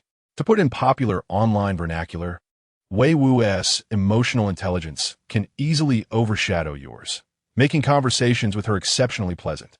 You sense a hint of disdain from your insight, though you possess no evidence. The elevator in the community has completely ceased operations, so you take the stairs to the underground parking garage, making your way toward the building where Wei Wu resides. Not far along, you encounter a group of individuals gathered together, their demeanor suggesting they are not of good character. A quick scan reveals Strong Brother. As described by Wei Wu, he spots you as well, enthusiastically surrounding you with a few of his associates. Strong Brother leads you to a makeshift trading market in the underground garage, partitioned with several layers of plastic sheets to create a relatively insulated area. With your hands in your pockets, you stroll through the market alongside Strong Brother. Approaching a stall, your eye catches a pair of Balenciaga stockings emblazoned with letters. Looking quite appealing, the female vendor informs you that the new pair only requires a loaf of bread, while the original flavor is slightly pricier, yet undoubtedly worth it. You glance at the vendor and assertively request the new pair, then pretend to pull a Snickers bar from your pocket. The vendor beams with delight, swiftly completing the transaction with you, fearing you might change your mind. Continuing your exploration, you soon find yourself captivated by another stall.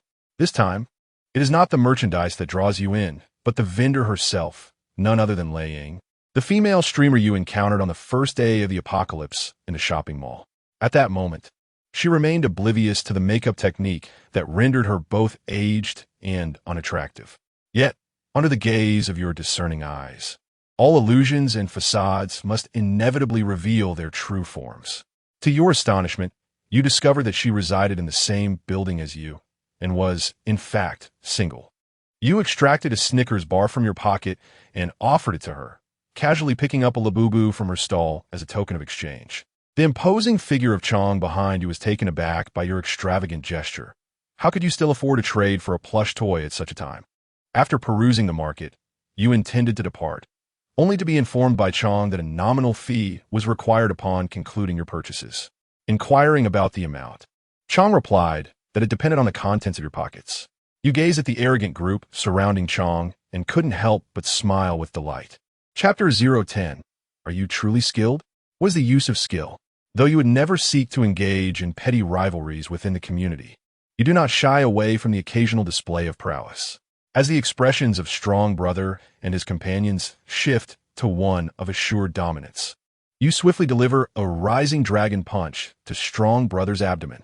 He is propelled 3 meters into the air, collapsing lifelessly upon his return to the ground. You then activate your Ola Ola mode, efficiently dispatching several of Strong Brother's minions. The vendors in the market emerge. Witnessing the ease with which you have dealt with Strong Brother's gang, their expressions a complex mixture of awe and trepidation. For you are far more formidable than Strong Brother. Should you desire to usurp him and continue their oppression, they possess no means of resistance. Yet you turn and declare, from this day forth, should anyone dare to collect protection fees in this market, they shall meet the same fate. You notice Lei Ying in the crowd, her eyes wide with astonishment, and a profound admiration blooming within her. Approaching her, you share your room number, inviting her to join you for a meal should she feel hungry. Lei Ying retrieves her phone and inquires about adding you as a friend, though she does not provide a definitive response. After departing the market, you have not yet ascended to your floor when you spot Wei Wu in a corner of the basement. Through your insight, you discern that she fears a confrontation between you and Strong Brother's crew, prompting her to come down and check on things. Although she cannot assist you in the event of a conflict, you are pleased with her demeanor. You accompany Wei Wu to her home, utilizing your spatial abilities to store all the items she needs to take with her. You openly reveal your prowess as a space manipulator, confident that, given her intellect, she will grasp the implications of your capabilities. As you and Wei Wu return from the underground parking garage to your building, you pass the market and observe that Lei Ying has already closed her stall. Upon reaching your doorstep, you encounter a hesitant young man from the neighboring couple, whom you recognize as Wang Xin. He had also been selling goods below and had witnessed your wealth and strength firsthand. With enthusiasm, he presents a labubu, hoping to trade it for a Snickers bar. After a moment's contemplation, you agree to the exchange. The moment the Snickers bar is in his hands, he eagerly tears open the wrapper and devours it greedily. Selfish indulgence? You chuckle, casting a subtle glance at their front door.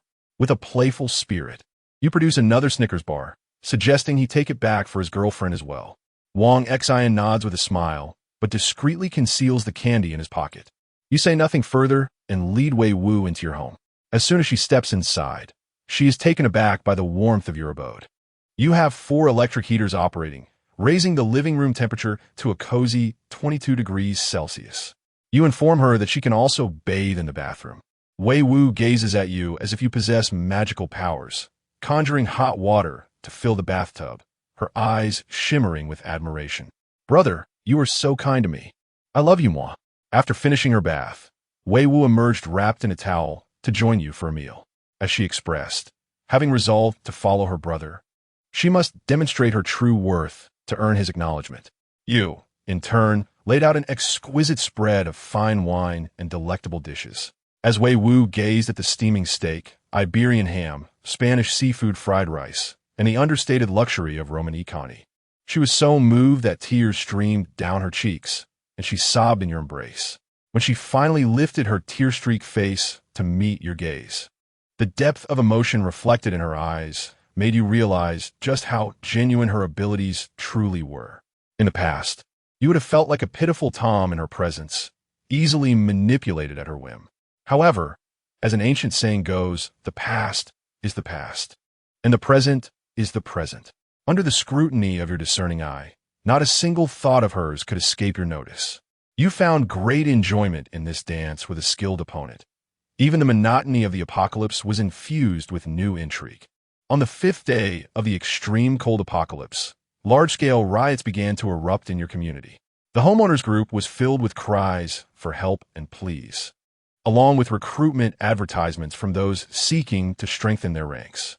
You resolved to approach the situation with diplomacy before resorting to force, reaching out to several gang leaders in the group to express your desire for mutual non-interference.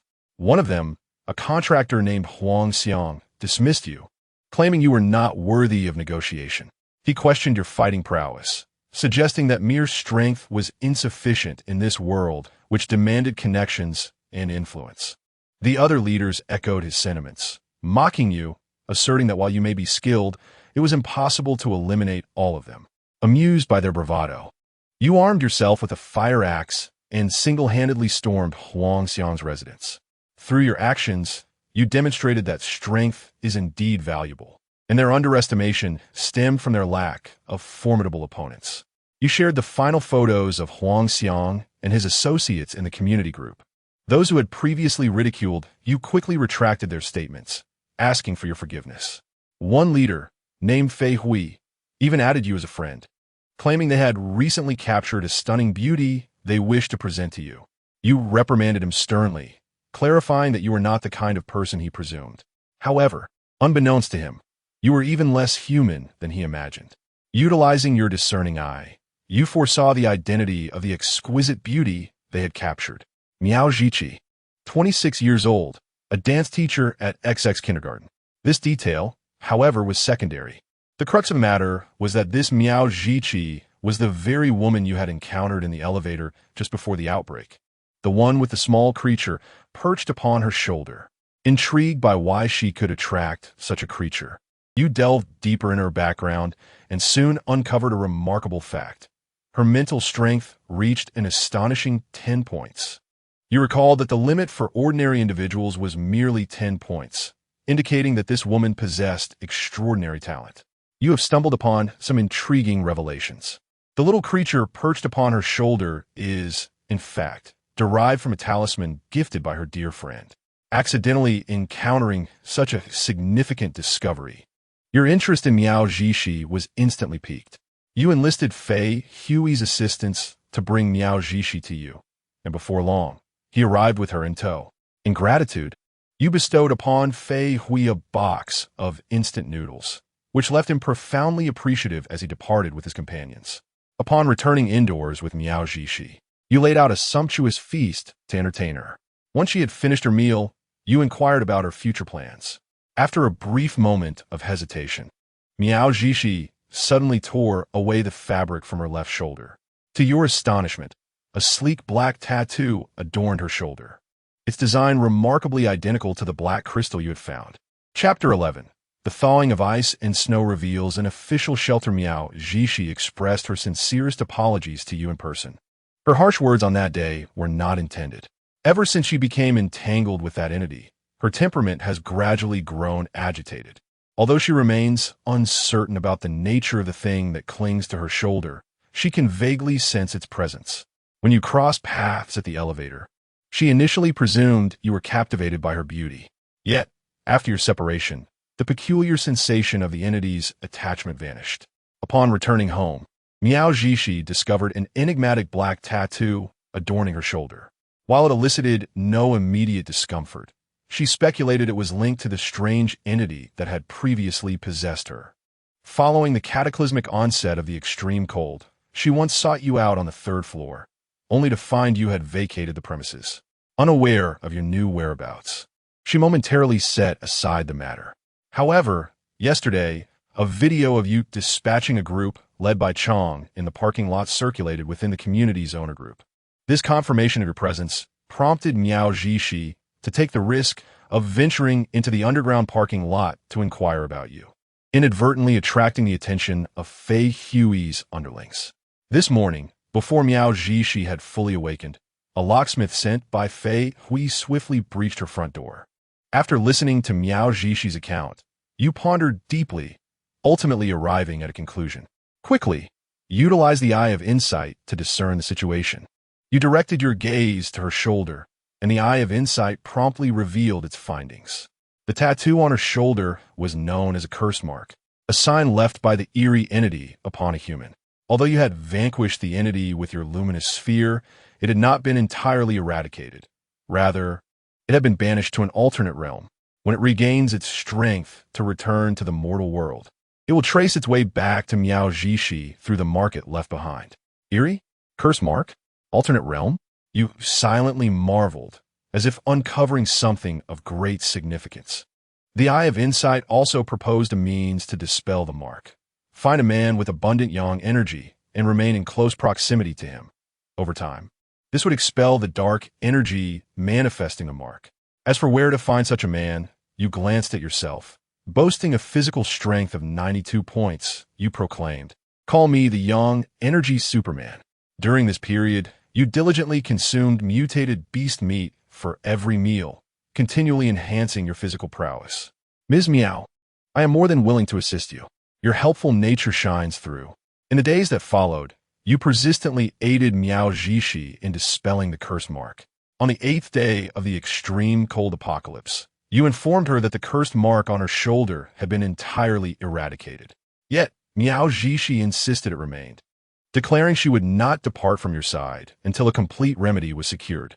Your eye of insight easily pierced through her deception, yet given the hardships of life, some truths need not be unveiled.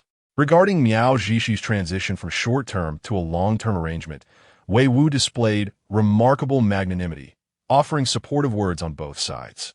With a sister like Wei Wu, who is so understanding, one cannot help but recall the oft-repeated adage of the older generation: a harmonious family brings prosperity. In the realm of reality, anyone fortunate enough to marry a woman of Wei Wu's emotional intelligence would indeed be blessed. One might speculate that if Wei Wu were to be cast into a palace intrigue drama, she would undoubtedly be the fated character who survives until the very end. In essence, she is a person of remarkable acumen, capable of swiftly discerning reality and positioning herself accordingly. Her demeanor resembles that of a player in the Summoner's Rift, selecting a tanky champion like Malphite, fervently providing emotional support to her teammates while they showcase their skills in battle. As they fervently engage in their lanes, demonstrating exceptional prowess, you cheer them on from behind, occasionally deploying your ultimate to signify your presence, effortlessly climbing the ranks. The arrival of Miao Zhishi has prompted you to contemplate the apocalypse anew. The strange markings on Miao Zhishi are likely phenomena that exist in the real world. It is your first encounter with such bizarre occurrences manifesting within the apocalypse simulator. You find yourself at a loss on how to address this, focusing instead on your own well-being. By continually enhancing your strength within the simulator, you hold out hope that one day you will glimpse the true nature of this world. On the 60th day of the frigid apocalypse, the relentless blizzard that had persisted for 2 months finally ceased. In the happy community, apart from your household, no other survivors could be found. During this period, you have gradually taken in several unfortunate young women who were left homeless, providing them with a warm refuge. The spirit of your ancestors has awakened, and you no longer feign modesty. You are indeed the harbinger of doom, fueled by the flesh of mutated beasts. Your physical strength has surpassed 100 points, and you have awakened a new ability, Divine Wings of Light. These magnificent, golden wings are extraordinarily impressive, making you the most conspicuous figure in the night sky. The radiant, divine light they emit possesses a formidable counteractive effect against creatures of dark attributes. The women you have sheltered begin to perceive you as a deity, slowly elevating you to a sacred status in their hearts. You are not merely their shared protector. You are their sole beacon of hope in this desolate world, a god capable of the impossible. You have shared the flesh of mutated beasts with them, hoping to cultivate a few capable subordinates with extraordinary abilities. Yet thus far, none have succeeded. Through your insightful eye, you have discovered that your own awakening of powers is primarily facilitated by the previous skill that allowed you to level up through slaughter, effectively unlocking the latent potential within your genes. In contrast, ordinary individuals have not awakened this hidden switch embedded in their genetic makeup. Therefore, while their physical attributes are indeed strengthening through consumption of the mutated beast flesh, they remain unable to awaken any extraordinary powers. As days pass, the snow on the ground has not begun to melt. Instead, it has gradually solidified into a firm surface. People can finally walk freely upon the snow. However, by this time, the number of survivors in Jiangcheng has dwindled to a mere handful. Occasionally, you venture outdoors, soaring through the skies with your luminous wings to survey the surrounding neighborhoods, where only a few large supermarkets and grain distribution centers bear witness to the remnants of human activity. Most residential areas have met the same fate as the Bliss community, succumbing to annihilation due to food shortages. Following the cessation of snow, the survivors among them have embarked on yet another round of the struggle for existence. You too must venture forth in search of resources, primarily focused on gathering generators and fuel. At a gas station situated 20 kilometers from the Bliss community, you encounter a group of individuals. To your surprise, you discover that they are a team dispatched by the official shelter to scavenge for supplies. At last, this group has revealed themselves. How intriguing. Chapter 012 Work? What work is there on a Sunday? You stealthily track the search team with your absolute invisibility, successfully locating the official shelter concealed within the Five Peaks Mountain Forest Park. To your astonishment, you discovered nearly 50,000 survivors, predominantly prominent figures from Jiang City. Even in the face of apocalypse, this select group continued to relish a life of luxury, indulging in steaks and fine wines, lost in a state of blissful oblivion. Determined to impart some intensity to this group, you utilized your absolute invisibility to seize all the food supplies within this veritable underground city. The various infrared alarm systems and thermal imaging cameras posed no challenge to you. They were merely superfluous decorations. At last, you observed the expressions of panic etched upon the faces of these individuals, and your intentions became crystal clear. The simulation concluded, and congratulations were in order for successfully navigating the first stage of the frigid apocalypse. You were permitted to retain the skills acquired during this ordeal, along with one initial ability: storage space, eye of insight, or absolute invisibility. Cao Kun gazed at the abruptly halted simulation, his heart already prepared. All three skills were unparalleled assets for survival in the apocalypse, and he had agonized over his choices during the initial selection. The storage space allowed him to amass a wealth of resources, enabling him to shelter numerous homeless girls in a secure community. The vast supplies stored within had proven invaluable. Generators and fuel ensured the electricity for his home, while household appliances, entertainment facilities, and clothing were easily transported thanks to the storage space.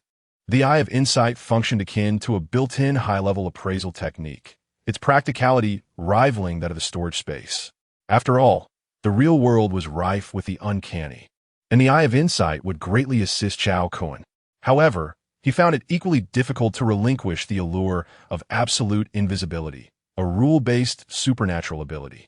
After all, on the final day of the simulation, this skill had allowed him to move freely within the official shelter as if it were his own home. Possessing this skill was akin to holding a guaranteed lifeline. After much contemplation, Cao Kun ultimately chose absolute invisibility. Given the potential for encountering the bizarre in the real world, he recognized that even with the Eye of Insight, one could still perish if lacking the requisite strength. Survival must be the paramount priority. You have chosen to retain the absolute invisibility skill, calculating the results of this simulation. As the calculation concluded, the attribute panel was unveiled. Cao Kun hurriedly accessed the newly appeared personal attribute panel to review his statistics. Name: Cao Kun. Age: 26. Gifted skills: infinite appetite. Absolute invisibility. Physical strength: 135. The limit for an ordinary person is 10. Mental strength: 50. The limit for an ordinary person is 10. Special ability: photonic detonation. E-rank light-based ability. Capable of growth. Special ability: sacred light wings. F-rank light-based ability. Capable of growth. Note: either physical strength or mental fortitude. Reaching 30 points will awaken F-level abilities. Reaching 100 points will unlock an entirely new power. A gentle reminder: the simulation of inherited powers is about to commence, so please prepare yourself. Before he could fully examine the attributes panel, Cao Kun's expression changed drastically upon seeing the final line of the reminder. What? Another one? In the next moment, the familiar sensation overwhelmed him once more. Cao Kun resembled a monkey that had inadvertently touched a high-voltage wire, collapsing to the ground in convulsions. After several minutes, drenched in sweat, Cao Kun managed to rise from the floor. With a flourish, he unfurled his luminous wings, looking remarkably dashing. However, in the blink of an eye, both he and his radiant wings vanished without a trace. The ability of absolute invisibility allowed him to conceal himself along with his wings. Nonetheless, utilizing the wings required stamina, and invisibility also demanded energy. Simultaneously employing both powers was only sustainable for a limited duration. Fortunately, Cao Kun could now continuously enhance his physical strength by consuming mutant beast flesh, which significantly reduced the energy expenditure required for invisibility and abilities. After rushing to the bathroom for a shower, Cao Kun changed into a fresh outfit and settled on the sofa to contemplate life. Although it seemed as though a considerable amount of time had passed within the simulator, he had only just awakened it that very morning. Upon his initial awakening, he simulated once, and after the simulation concluded, he inherited power, resulting in a transformation in his physique, prompting him to venture out to buy new clothes. He then simulated again, enduring another bout of torment from the system as he inherited power once more. In a mere 2.5 hours, Cao Kun experienced a dramatic metamorphosis. The sensation of inheriting power was exhilarating. He decided to take a break and rest, planning to simulate again before bed. The second simulation revealed many issues about himself. As he gazed at the simulator's message stating that he had taken in numerous homeless girls, providing them with a warm home, he pondered, am I truly that kind of person? Why does it stir a pang of sadness within me? In the simulator, I revel in a harem, yet in reality, I remain perpetually single. Is this reasonable? No, I cannot allow the version of myself within the simulator to overshadow me. I have already undergone a profound transformation. I cannot continue living as I did before. Reflecting on his past, Cao Kun began to recall the girls he had admired during his school years. Indeed, although he had never experienced a romantic relationship, he had many crushes. However, as an orphan, his student life was primarily spent working diligently to support himself. While his university roommates engaged in online gaming, he toiled in a small restaurant, serving dishes and washing plates. In truth, his university peers never looked down on him. He simply lacked the time to socialize, resulting in superficial relationships.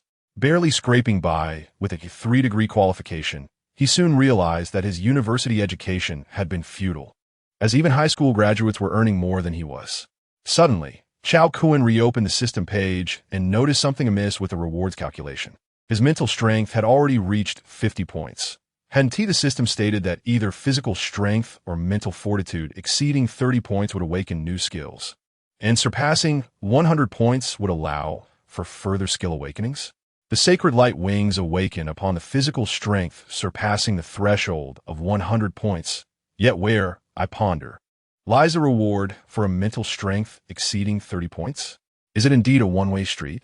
Upon reaching the 30-point attribute node, having claimed the enhancement for the corporeal body, is it impossible to claim the augmentation for the mind? The system has provided scant explanations. Thus, Cao Kun can only harbor such thoughts for now. Glancing at the time, it is 12:30. Just as he is about to step out for a delightful meal, he suddenly recalls his boundless appetite, allowing him to indulge in whatever he desires.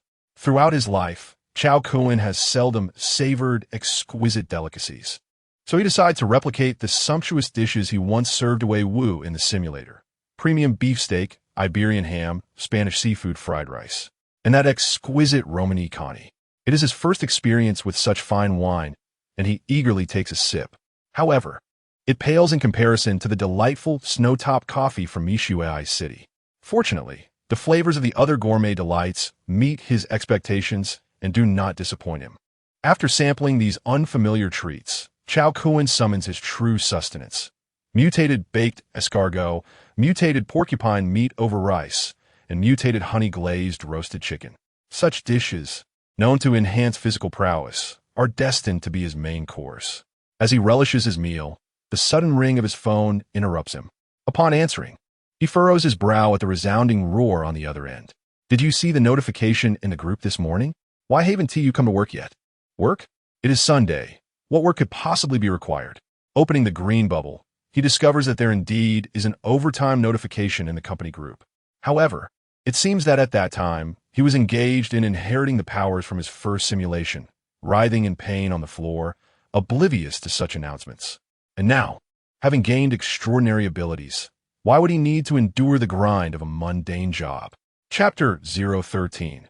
The Mysterious Organization, Six-Eyed Black Monkey, Soul Palace? Cao Kun, are you deaf to my words? I grant you half an hour. If you fail to appear within that time, do not bother coming again.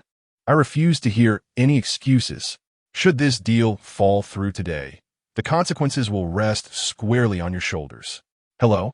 Are you even listening? Cao Kun abruptly hung up the phone, a cold smirk curling upon his lips. You're the project manager. Why should I concern myself with your failures? As a mere data clerk, my earnings are hardly substantial. He promptly exited the company group and blocked the project manager's contact. On a splendid weekend afternoon, Cao Kun resolved to compensate for the voids of his childhood. He took the subway to an old district in the city center, arriving at a time-worn arcade with peeling paint on its exterior. Such vintage arcades have become a rarity in Jiangxing. Entering the arcade, he skillfully acquired 10 yuan worth of game tokens from the owner and settled into a corner to play Knights of the Round Table. Since childhood, whenever burdened with worries, he had sought refuge in this haven of nostalgia. He had mastered the game long ago, yet some pleasures never seemed to lose their charm. A bottle of soda suddenly appeared on his gaming table. It has been ages since you last played here. How have you been? What else? Just moments ago, the owner urged me to work overtime at the office. Why don't you go? I blocked him. Haha, well done. The two lapsed into silence for a moment, during which the owner fished a pack of soft red dragons from his pocket and offered one to Cao Kun. Seeing this, Cao Kun retrieved a lighter, igniting the owner's cigarette first before lighting his own, the two indulging in an epic smoke. With soda and cigarettes being offered, aren't you concerned about losing money in business? Heh, my rent is due next month. I plan to return to my hometown and enjoy a leisurely retirement. What? You intend to retire at just over 40? To be frank, my hometown has found me a wife, young, beautiful, and barren, simply perfect. Upon witnessing Cao Kun's bewildered expression, the owner spoke with a wisdom of experience. You cannot fathom it. At my age, to care for a child would be akin to a death sentence. Without children, there are no burdens of family. I can live as I please, indulging in tea or fishing each day. A wife who cannot conceive is even better. No need to bring an umbrella to bed at night. Moreover, should she ever stray, I would never have to face the prospect of fatherhood. A divorce would not entail exorbitant child support payments. And if, in the end, I change my mind about wanting children, I could always find a mistress, retaining control of the situation. Nowadays, registering a child does not require a marriage certificate. If you do not exploit the loopholes, others will. You are still young. Should I elaborate further, it would likely fall on deaf ears. Should fortune smile upon you one day, remember this: women are not to be trusted. And the more beautiful they are, the less trustworthy they become. His lengthy discourse cast a somewhat melancholic shadow over the atmosphere. Cao Kun swiftly shifted the conversation, pointing to the tattoo on the boss's arm, and inquired, "Oh, when did you get this tattoo? Is there any significance to the design?" The boss, perplexed, glanced at his own arm and replied, "Tattoo? What tattoo? Are you seeing things, you rascal?" Cao Kun's expression subtly changed. "Oh, it seems I was mistaken. There's just a bit of ash here." He had spent $10 playing games at the arcade all afternoon, with the boss providing water, cigarettes, and companionship. At 4:30 in the afternoon, Cao Kun rose to leave the arcade. The tattoo on the boss's arm was visible to him, but not to the boss. What could this imply? Cao Kun had formed some conjectures. The simulator had previously mentioned that after certain anomalies were eliminated, if not completely eradicated, they would leave behind a mark on the host. When the anomaly regained its strength in the realm of the strange and returned to the human world, it would locate the host through this mark. The tattoo on the arcade owner's arm was likely such a mark. Reflecting on how he had previously assisted Miao Jishi in eliminating the mark, he remembered needing a man with abundant yang energy. Never mind. This was a task beyond his capabilities. The presence of the mark indicated that the anomaly attached to him had temporarily been quelled. He had only just acquired the spiritual strength to perceive anomalies today. He was unaware of how long the mark had existed on the boss's arm. Perhaps this anomaly had accompanied the boss for many years, only becoming visible to him today. After Cao Kun departed, the arcade owner gazed in the direction of his exit, touching the mark on his arm. In the next moment, the mark emitted a ghostly blue light, and a black monkey with 6 eyes suddenly appeared on the owner's arm. Intriguing. It seemed he had opened his eyes. The ability to see my mark suggests that it is not yet time to depart. The 6-eyed black monkey then spoke. "Old ghost, do not underestimate him. I sense a dangerous aura emanating from him."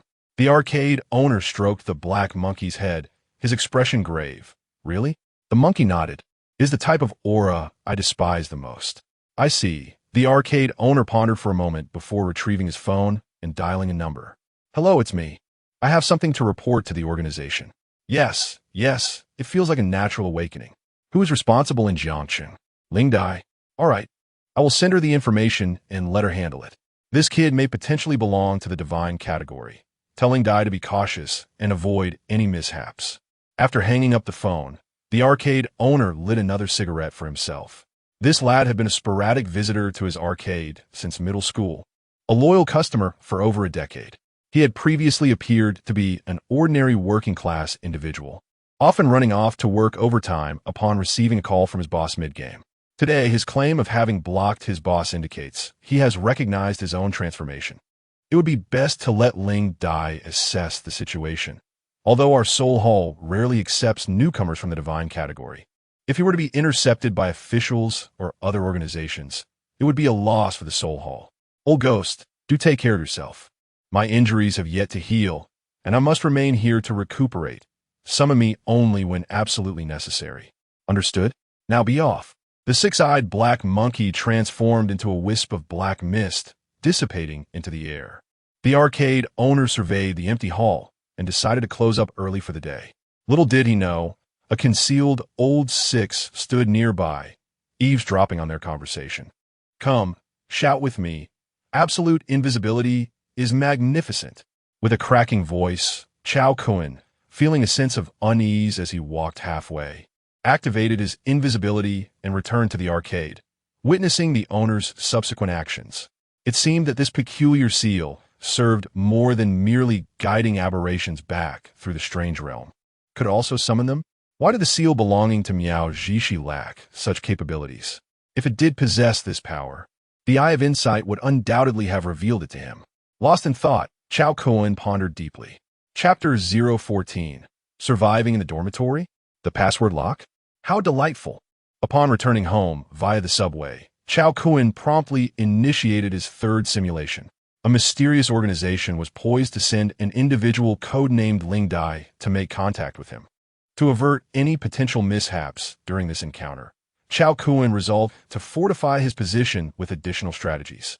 The Doomsday Simulator has been activated. Remaining simulation attempts. 8. Shall we commence the simulation? Simulation, activate. Please select the type of Doomsday scenario you wish to experience. A. Global slaughter. B. Eternal night, Doomsday. C. Dormitory survival. D. Blood moon Doomsday. All four options are unfamiliar this time. The Eternal night, Doomsday, and Blood moon Doomsday can be somewhat deciphered. But what on earth is global slaughter? And dormitory survival? Cao Kun silently recited the sacred texts of multiple choice questions from his high school days. Choose the shorter option if 3 are long and 1 is short.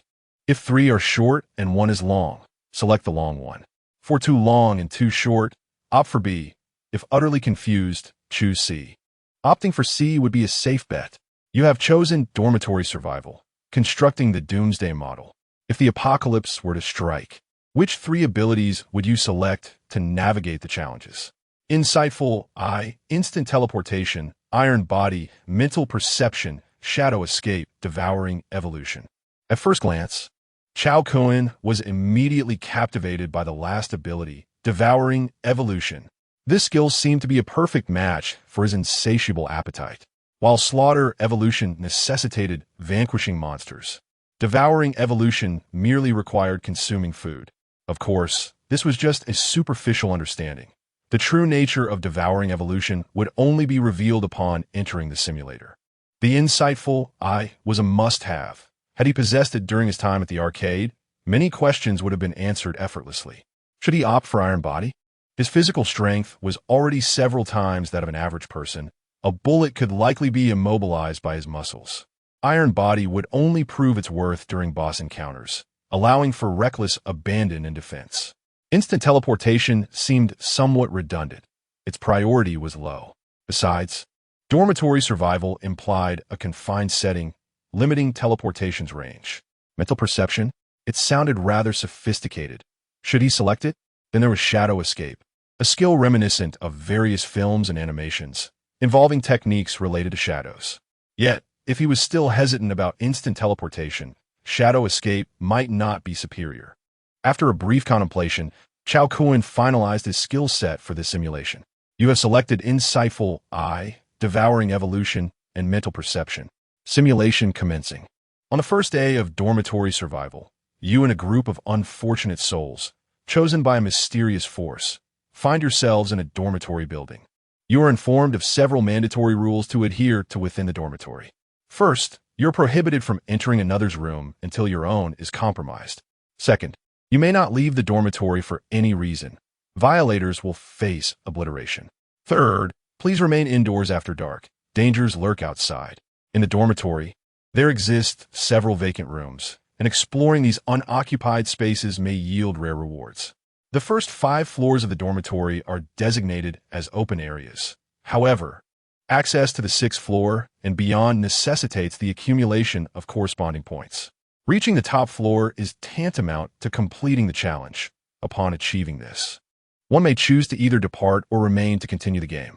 As you peruse the 6 rules of the dormitory before you, you rise from your bed in room 3080. Glancing at your room number, you deduce that the initial 3 signifies the 3rd floor. The subsequent 080 suggests the presence of potentially hundreds of rooms on this level. You do not rush to exit. Rather, you take a moment to acclimatize to the newfound skills you have acquired. Opening your attributes panel, you scrutinize your updated status. Name, Cao Kun. Age, 26. Talent skills, infinite consumption, absolute invisibility. I have insight, devour, and evolve. Mental perception, physical strength, 135. The maximum attribute for an ordinary person is 10. Mental strength, 80. The maximum attribute for an ordinary person is 10.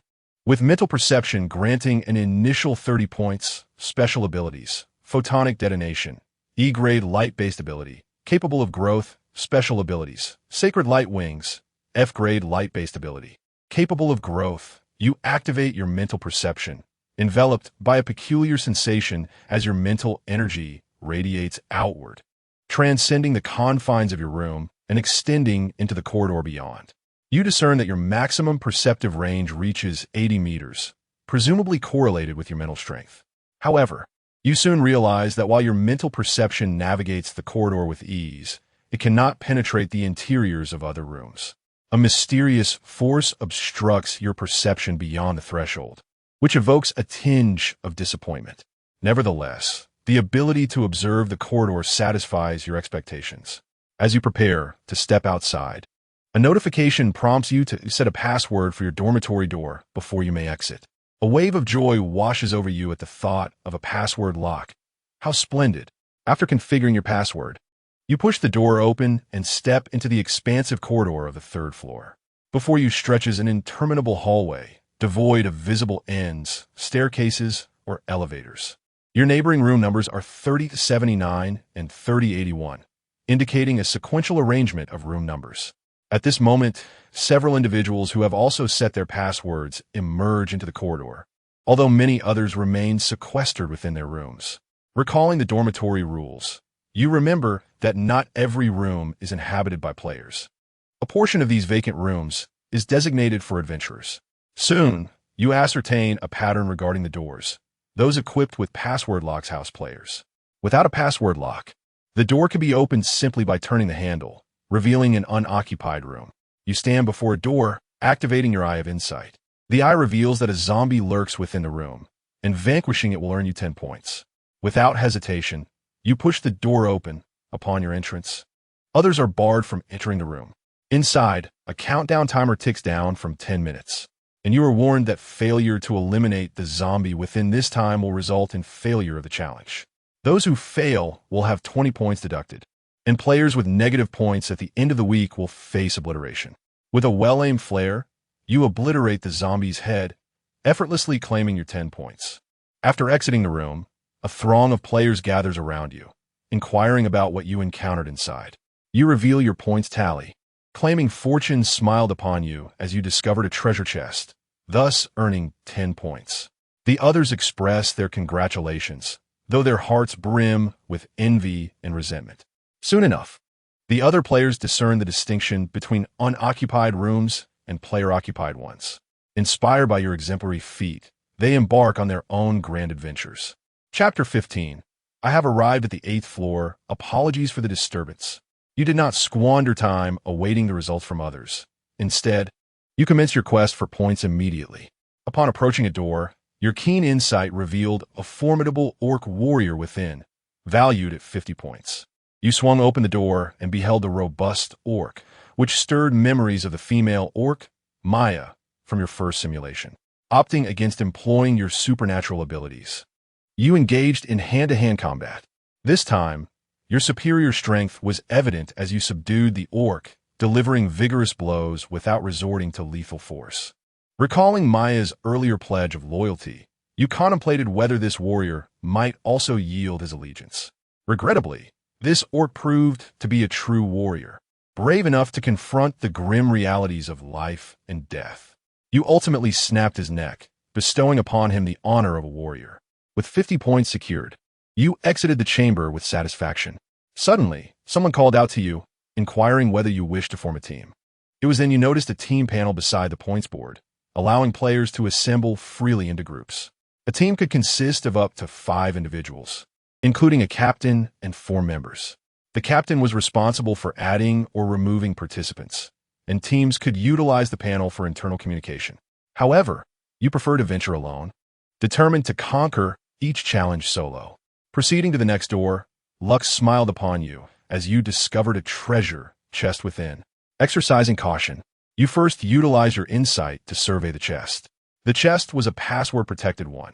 Enter the correct password to claim the reward or face an explosive demise for errors. Fortunately, the chest provided 3 password options engraved beneath it. With a choice of 3, a correct selection would yield a reward, while a misstep would result in an explosion. This challenge posed no difficulty for you. Upon entering the correct password, the chest opened, revealing a sharp dagger. Gazing at your new weapon, you pondered that it might have been more advantageous to simply obtain points instead. As you exited the room with the dagger in hand, other players marveled at your early acquisition of a weapon, continuously extending invitations to form a team. You declined their offers, intent on amassing points swiftly, aiming for a rapid completion of your quest. On the leaderboard, you surged ahead, leaving competitors in your wake. Before darkness fell, you had explored over 300 rooms, amassing a staggering total of 850 points. You encountered 2 special rooms, the cafeteria and the blacksmith shop.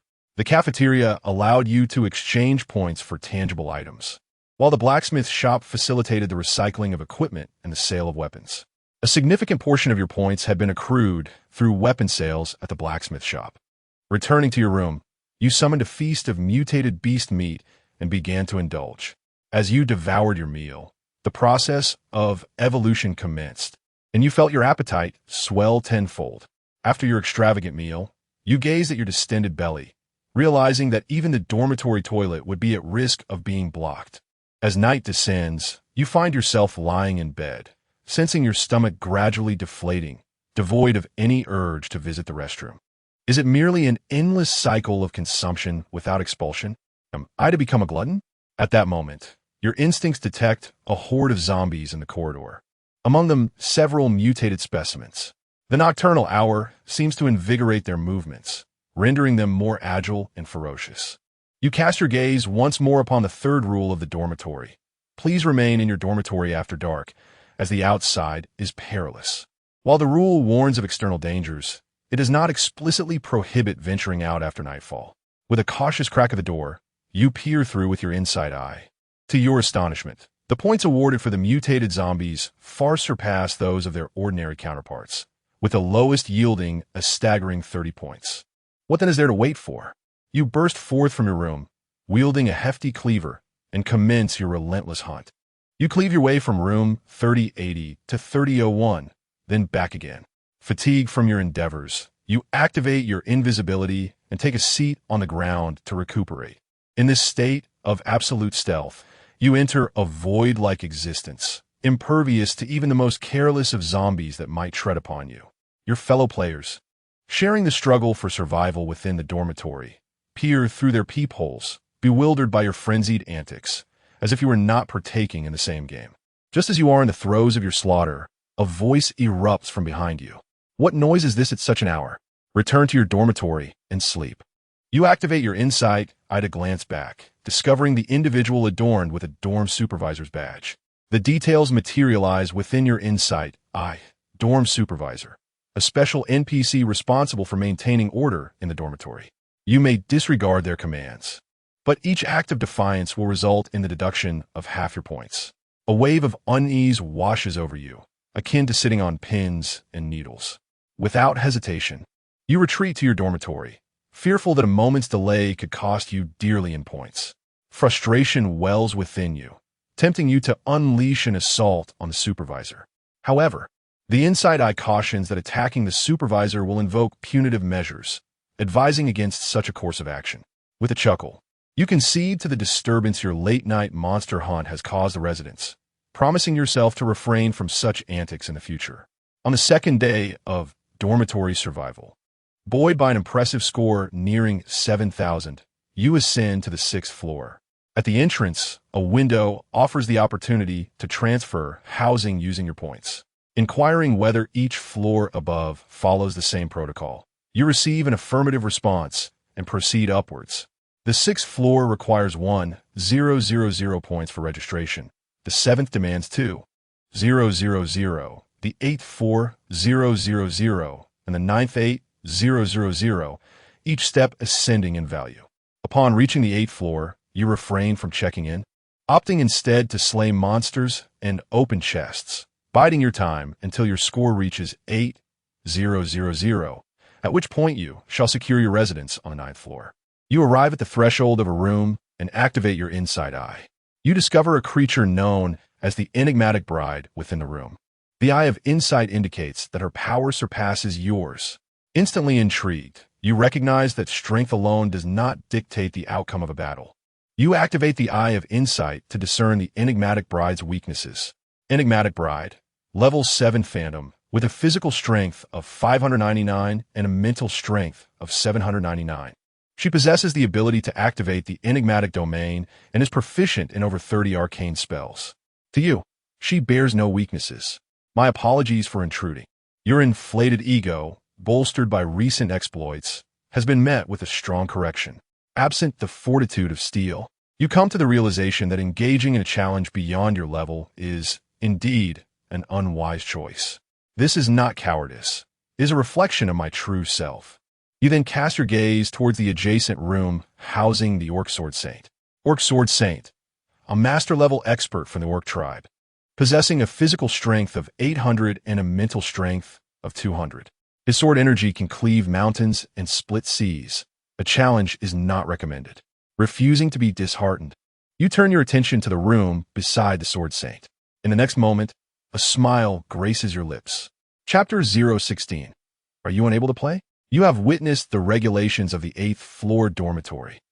There are a total of 100 dormitories on this floor, yet no registration office is provided for your check-in. Instead, accommodations are contested based on one's ranking. From rooms 800 to 899, all spaces are occupied by high-ranking NPCs. The enigmatic bride you just encountered resides in room 800, holding the top rank. Following her are the Orc Sword Saint in room 801, the Shadow Assassin in room 802, and the Purple Gold Knight in room 803. You proceeded directly to room 899, opting to challenge a less formidable opponent. The occupant of room 899 is a green-haired zombie, possessing a physical strength of 90 and a mental strength of 8. This scenario appeared significantly more normal, prompting you to decisively confront the green-haired zombie, intending to secure your residence. The green-haired zombie proved no match for you and met a cruel demise at your hands. You even discovered green-haired zombie meat within your infinite diet. Who would dare consume such a thing?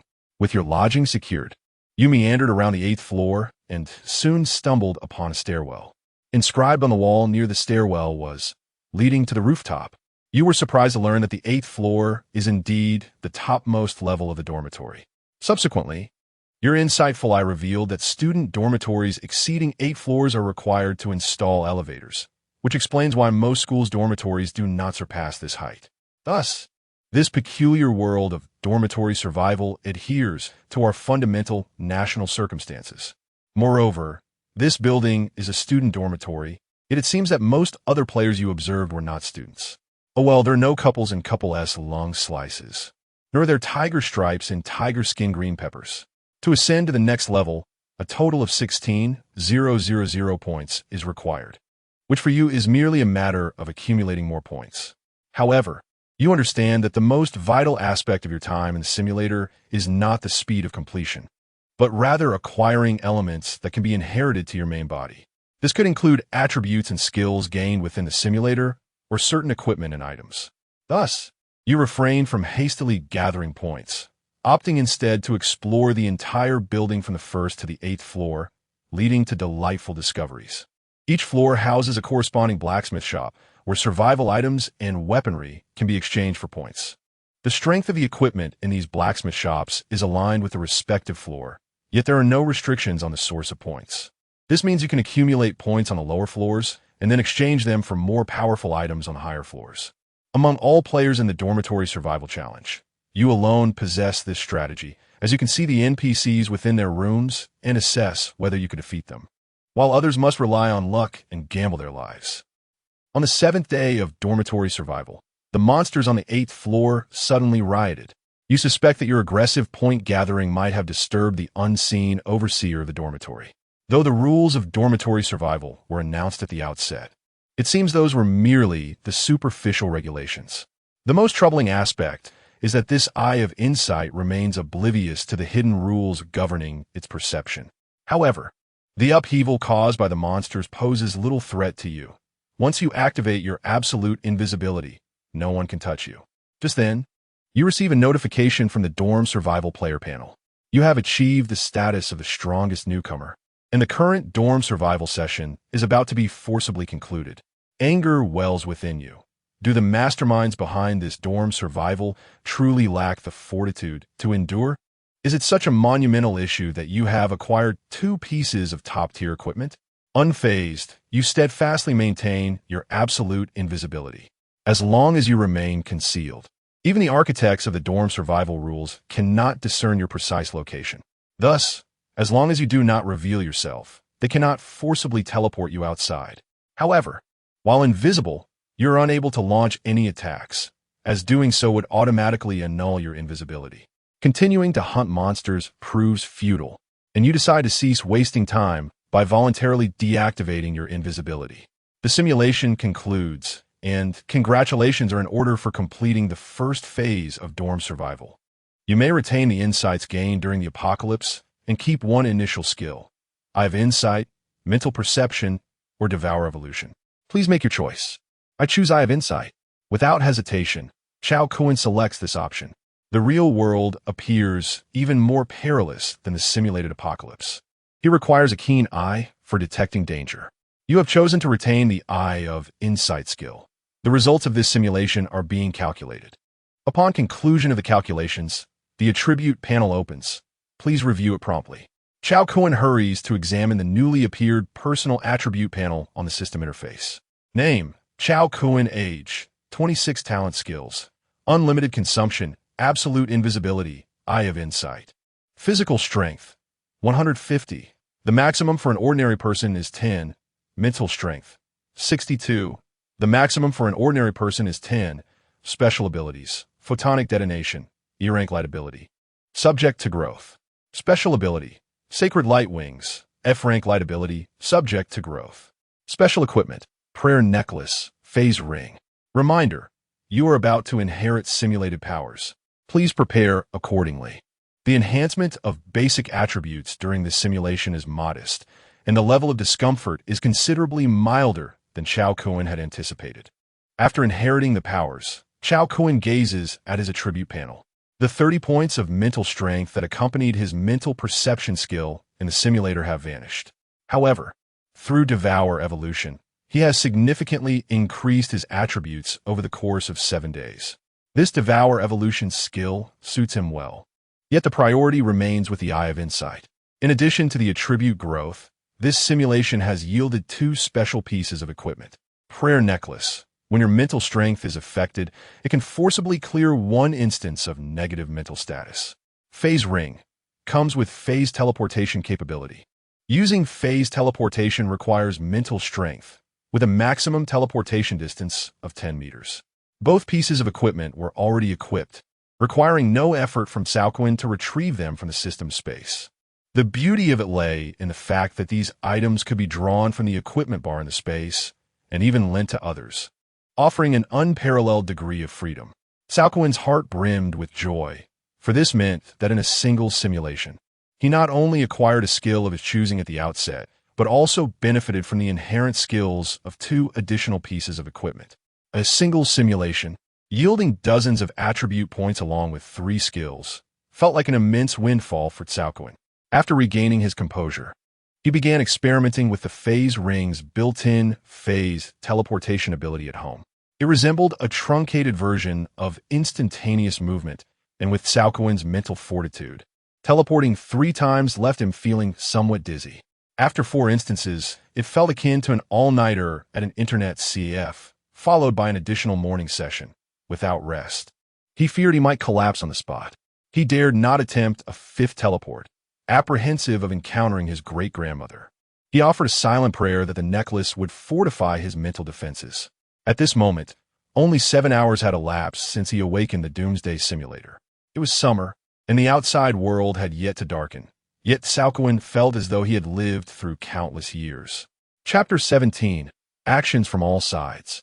Infiltrating the game after 3 simulations, Cao Kun now felt a sense of invincibility. Unable to eat or sleep at home, he decided to take a stroll outside. Upon arriving at the commercial street across from his community, he suddenly noticed a lottery shop by the roadside. Intrigued, he walked in with his hands in his pockets. First, he glanced at the 3-color ball, and his insight revealed that the winning number for the current jackpot was. Elated, he prepared to place a bet. But the insight then displayed that as soon as he wagered, the winning number would change. He had always been aware of the complexities involved, but he never expected them to be so profound. Could it be that, even with my extraordinary abilities, I cannot win? Is this prize solely reserved for a select few? Frustrated, Cao Kun shifted his gaze to the scratch-off tickets in the store. Fortunately, these offered immediate results, and after scanning through the selection, he found that the highest prize was merely 2,000 yuan. Given that he seemed to be under the watchful eye of the arcade hall owner, such a trivial amount was hardly worth the risk. Suddenly, a spark of inspiration struck him. He pulled out his phone and downloaded a stock trading application. In the next moment, his expression brightened with joy. Indeed, the A-shares market is remarkable. The fluctuations are evident. Without hesitation, Cao Kun opened a trading account and transferred several tens of thousands from his card. Tomorrow is Monday. I shall boldly enter the market and earn some pocket money. Sir, have you encountered any delightful news today? Perhaps you would like to try your luck with a scratch-off? The lottery shop owner, noticing Cao Kun standing at the counter performing a dramatic display, could not resist promoting his wares. Haha, then I'll take this stack. I want the 6th ticket. 6 is my lucky number. A minute later, Cao Kun presented his payment code to the owner, gleefully receiving a 2,000 yuan transfer. After leaving the lottery shop, the owner was filled with regret, wondering why he had encouraged him to scratch a ticket. Some individuals find the prospect of others making money far more disheartening than their own losses. Although Cao Kun's scratch-off would have found another participant, the owner felt a pang of anguish, as if he had lost millions. Once outside the lottery shop, Cao Kun's thoughts began to flow freely.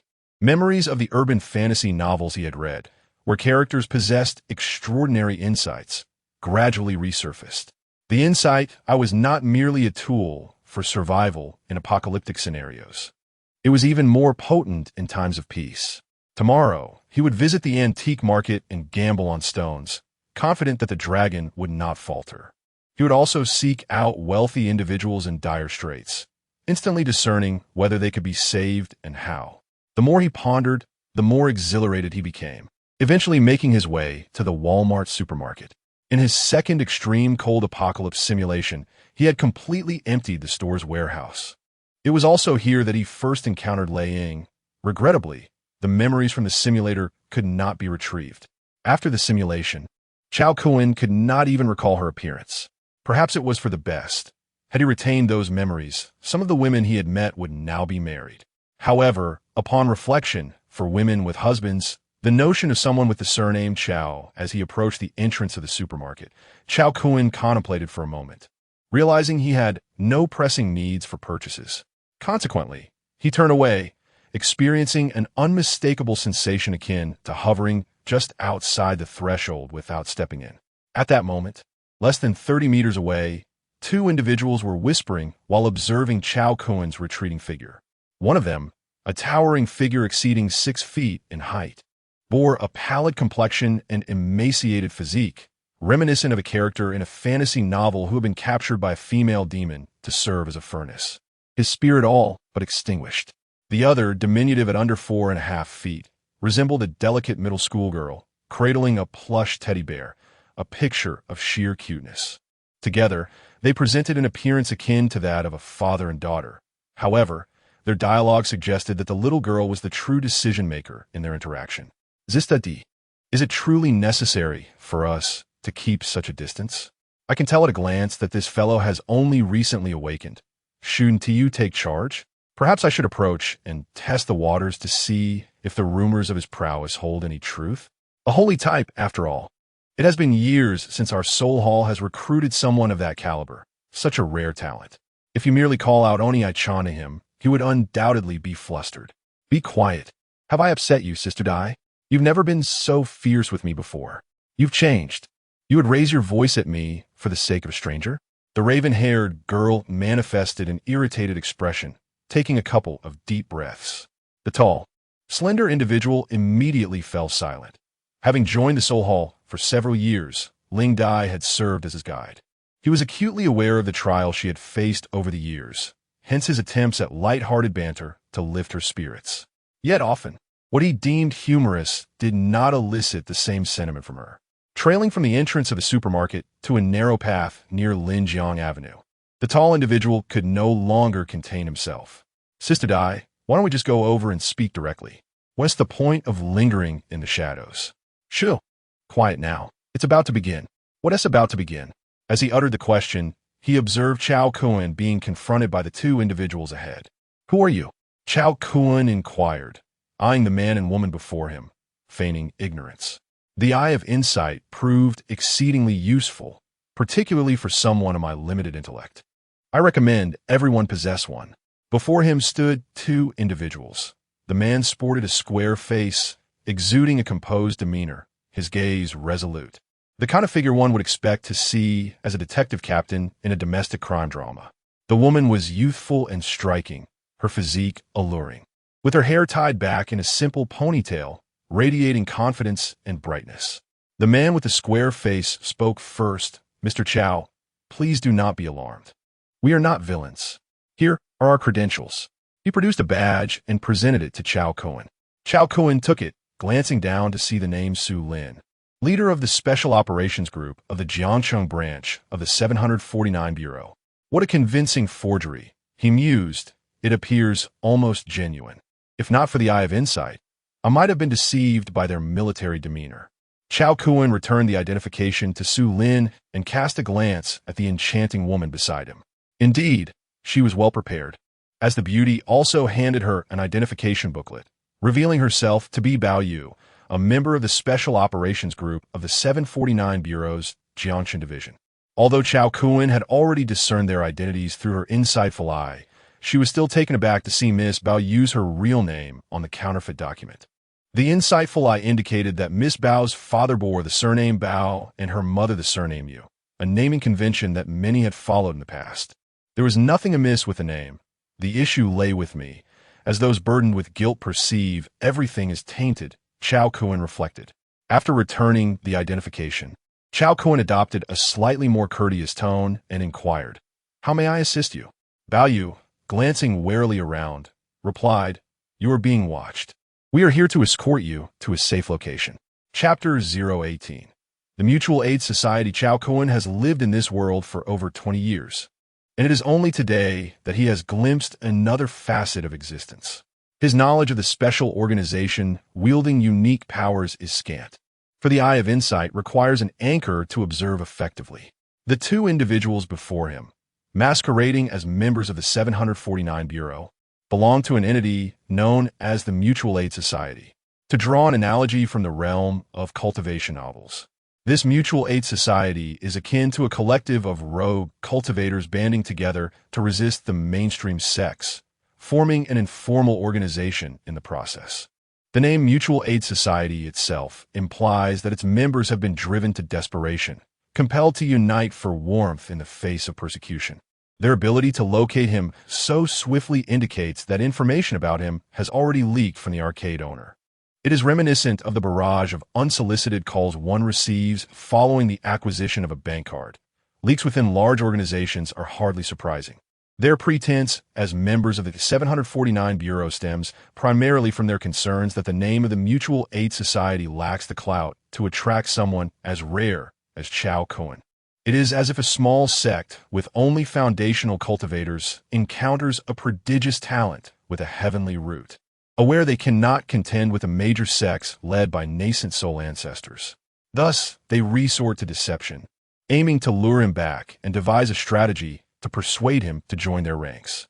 After all, the management systems of large organizations are not suited for everyone. While the Mutual Aid Society may lack a multitude of experts, its members are well-informed, and their management is relatively lenient.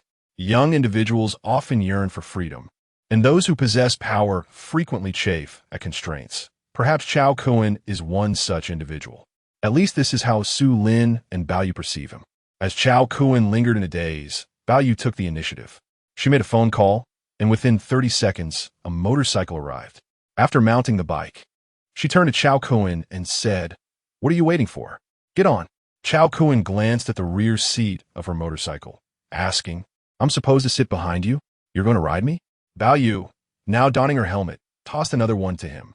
Once he secured the helmet and took his place behind her, he found his hands at a loss for where to rest. "My speed is quite brisk. Hold on tightly," she instructed. "Oh, all right." He wrapped his arms around her waist, marveling at the peculiar enchantment of a girl, fragrant and alluring. In the next moment, the motorcycle roared to life, and he faintly heard Su Lin calling out from behind that he had not yet boarded. Is this turning into a comedy? Bao Yu sped through the streets, swiftly arriving at the parking lot of a five-star hotel. After they dismounted, Cao Kun inquired, "Is the headquarters of your 749 Bureau located here?" With a slight flush on her cheeks, Bao Yu replied, "Could you please loosen your grip first?" "Oh, my apologies. I shall release you at once." Observing his reluctant demeanor, she composed herself and continued, "I will take you upstairs to meet someone. Since you have just awakened your spiritual energy, feel free to ask any questions you may have." Cao Kun nodded in agreement and followed Bao Yu as they ascended to the presidential suite on the top floor of the hotel. "Knock, knock, knock. The door is unlocked. Please come in." Bao Yu turned the doorknob and led Cao Kun into the suite. Before them stood an L-shaped European-style sofa, upon which sat a woman whose true age was indiscernible at first glance.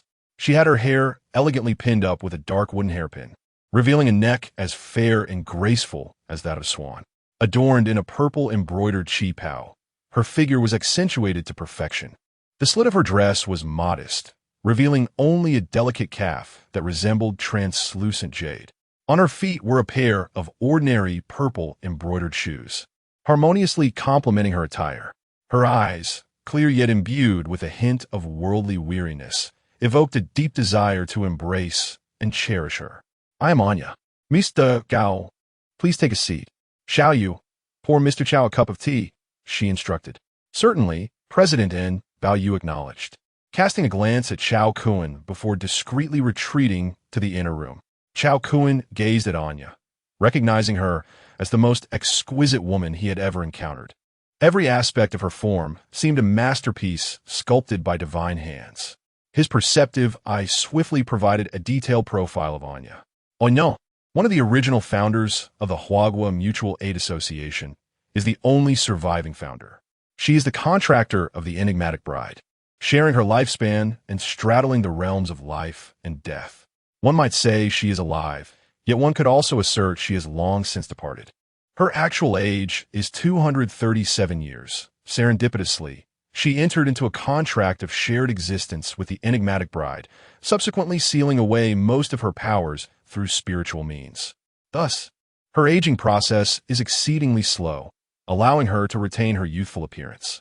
She bears resemblance to Tsunade from the Naruto anime, yet she has lived far longer. Cao Kun inhaled sharply. Truth be told, a woman of such unparalleled beauty rendered age a trivial concern. The adage that a woman 3 years older than a man is a celestial being is not mere rhetoric in the realm of cultivation novels. Aren't the holy maidens of various sects often centuries old? Noticing Cao Kun's prolonged silence, Anya spoke softly. Mr. Cao, I must first apologize. In order to invite you here, I had Xiao Yu and the others mislead you into thinking you were summoned by the 749 Bureau. However, please believe that we harbor no ill intentions toward you. Cao Kun nodded in acknowledgement. It's quite all right. I, too, have many uncertainties, and I hope Miss Anya can help me clarify them. Anya replied with a serene demeanor. Of course, Mr. Cao. Feel free to inquire about anything. I shall be candid in my responses, although I cannot guarantee completeness. Cao Kun chuckled. In this world, no one divulges everything to another. I will be grateful for your openness. With that, he straightened his posture and continued, Miss Anya. The changes I've experienced have occurred quite recently. This morning, in the elevator, I encountered a woman with a small purple-skinned creature resembling an infant perched upon her shoulder. Instinctively, I felt compelled to prevent it from approaching me and extended my hand toward it. To my astonishment, a sphere of light erupted from my palm, obliterating the creature. This is what transpired. As he spoke, a luminous sphere manifested above his hand. The moment he beheld the luminous orb, Cao Kun astutely discerned that Anya's previously composed demeanor appeared to waver slightly. Of course, Cao Kun understood the reason behind this. Her unique constitution, embodying both yin and yang, endowed her with a divine attribute capable of stabilizing the precarious balance between the two realms within her. In the past, she had expended immense resources seeking out otherworldly practitioners of divine energy for exchanges, so encountering someone who could provide such benefits without cost was understandably exhilarating. Retrieving the luminous orb, Cao Kun proceeded to mention the tattoo he had observed on the arm of the billiard hall owner. Anya responded with a smile. That mark is known as a cursed seal, a phenomenon every practitioner of spiritual energy possesses. Some cursed seals are left behind when malevolent entities entwine themselves with ordinary individuals, while others are acquired through deliberate transactions with these entities. Do you recall the color of the cursed seal on the billiard hall owner's hand? Chapter 019. The Special Management Bureau, the Soul Palace, and Kunlun. When Anya inquired about the color of the tattoo, Cao Kun paused to recollect and responded. It should be blue. Anya smiled with a hint of detachment, explaining, the levels of the strange tattoos are distinguished by color. The lowest tier is represented by black, which can only contract the weakest of anomalies. Ascending from there, we have blue, purple, red, and gold. You may liken it to the progression of levels in a game. The disparity in power among the anomalies contracted by practitioners at each stage is immense, yet generally speaking, the golden tattoo signifies a pivotal threshold of strength. We typically refer to the possessors of black, blue, purple, red, and gold tattoos as strange users, while those with higher tier tattoos are known as strange generals. The hierarchy starts from the black first tier strange user, advancing through blue and purple, up to the gold 5th tier strange user. Do you comprehend this? Cao Kun nodded. Your explanation is quite straightforward. But how are the strange generals classified above gold? Onyalchenkov. Strange generals are practitioners who possess 2 strange tattoos. The most formidable among them would have 2 gold tattoos, while the weakest would possess 1 gold and 1 black. For instance, Anya slightly adjusted her chi pao, revealing 2 uniquely shaped marks on the outer side of her thigh. One was a golden peony design, and the other, a red eye motif, with 1 gold and 1 red. Anya's prowess should be classified within the realm of 4th tier strange generals. However, her situation is somewhat peculiar, as she has long sealed her power, rendering the gold tattoo, which symbolizes the strange bride, typically unusable. Additionally, the red tattoo signifies a contract with a strange artifact, namely this very chi pao she wears which not only nourishes the body and soul, but also provides formidable defense. Cao Kun pondered for a moment before asking Anya. I have another question, Miss Anya. What organization do you belong to? If possible, I would like to gain insight into the circle of practitioners you mentioned. Anya shifted her posture slightly, and at that moment, Bao Yu approached with a cup of tea, prompting Anya to invite Bao Yu to elaborate on the general circumstances of the practitioners' community. Bao Yu raised his hand and extended 3 fingers, stating, in our country, the most renowned organizations among practitioners are threefold. First, there is the official organization, formerly known as the National Emergency Response Management Bureau for Special Events, abbreviated as the Special Management Bureau. The second organization is called the Soul Palace. It is said that its origins trace back to the Qin and Han dynasties, though it is uncertain if they are merely boasting. The third organization is Kunlun, famed for its 13 strange generals, making it the organization with the highest number of strange generals among the 3. Cao Kun interjected, so, does this imply that Kunlun possesses the greatest strength among the 3 organizations? Bao Yu shook his head. Such high-level inquiries are beyond my purview. Nonetheless, the 3 organizations have maintained a balance of power for many years, suggesting their strengths are relatively comparable. Cao Kun further inquired, which organization do you belong to? Bao Yu glanced at Anya and softly replied, we do not belong to any of the 3 major organizations. Our group is called the Mutual Aid Society, a relatively loose grassroots organization. We primarily attract those solitary individuals who wish to distance themselves from the 3 major organizations, as well as talents who have been eliminated by them. Literally speaking, we are an assembly of individuals in need of assistance, coming together to support one another. The reason for your invitation today is to introduce you to our Mutual Aid Society before representatives from the 3 major organizations approach you. Sister Anya has expressed that our society requires talents, such as yourself. Cao Kun glanced at Anya. Although initially deceived by the rather crude ploy involving the 749 Bureau, he now found his perceptions somewhat swayed.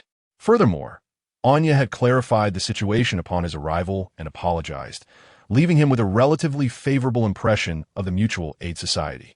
However, the current scenario felt akin to unexpectedly excelling in an entrance examination and becoming a top science student, with various prestigious institutions clandestinely vying for his enrollment.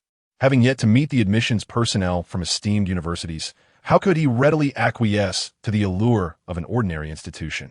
Thank you, Miss and Miss Bao, for your hospitality, but I must ponder the proposition of joining your organization. Indeed, that is only reasonable. Shall you please escort our guest? Certainly, Sister Anya. This way, Mr. Cao. As Cao Kun followed Bao Yu out of the presidential suite, he pondered and inquired, Miss Bao, earlier, Sister Anya mentioned that the eerie imprint is something that all spiritual practitioners possess. Why do I not have one? Bao Yu Juka Sopti Naijali. Whichever organization you eventually join will be responsible for instructing you in such matters. Oh, that makes sense. But is it difficult to learn? How long does it typically take? The mastery of contract anomalies largely depends on individual talent, with ordinary individuals facing a perilously high mortality rate. However, individuals like you, the chosen ones, are considerably safer. Cao Kun was taken aback. There is a distinction between ordinary individuals and chosen ones? Bao Yu nodded, explaining ordinary individuals like myself possess no abilities beyond the powers granted by contract anomalies. Yet, those who awaken their unique abilities prior to contracting the anomalies, like you, are referred to as chosen ones. Your inherent abilities significantly reduce the difficulty of forming contracts. Furthermore, once you become an anomaly master, not only can you wield the eerie powers, but you can also cultivate and enhance your special abilities with them. It's as if you possess an innate advantage over ordinary individuals, akin to an advanced technological tree. What else could you be but a chosen one? Cao Kun understood. It was clear that the effects of forming contracts as an anomaly master would differ vastly between an extraordinary individual and an ordinary one. To draw an imperfect analogy, it resembled mutants from the X-Men venturing into a Jin Yong martial arts narrative to hone their skills. Having mastered both the Purple Mist Divine skill and the Duga 9 swords, who would be more formidable, Wolverine or Ling Hu Chong? Upon exiting the hotel, Cao Kun was about to depart when Bao suddenly called out to him from behind. Do you require assistance returning? Cao Kun contemplated briefly before shaking his head in response. For many years, he has chosen to remain single, embracing a lifestyle devoid of romantic entanglements or marriage. However, this does not imply a lack of interest in women. Rather, he finds his true nature stifled by the distortions of society. He harbors fears of encountering deceitful partners, dreads the notion of a girlfriend demanding an exorbitant dowry, worries about the prospect of leaving a marriage with nothing, and is apprehensive of being falsely accused by a fiancé shortly after engagement. Yet, these concerns have ceased to be obstacles. With greater capability comes a more fulfilling life.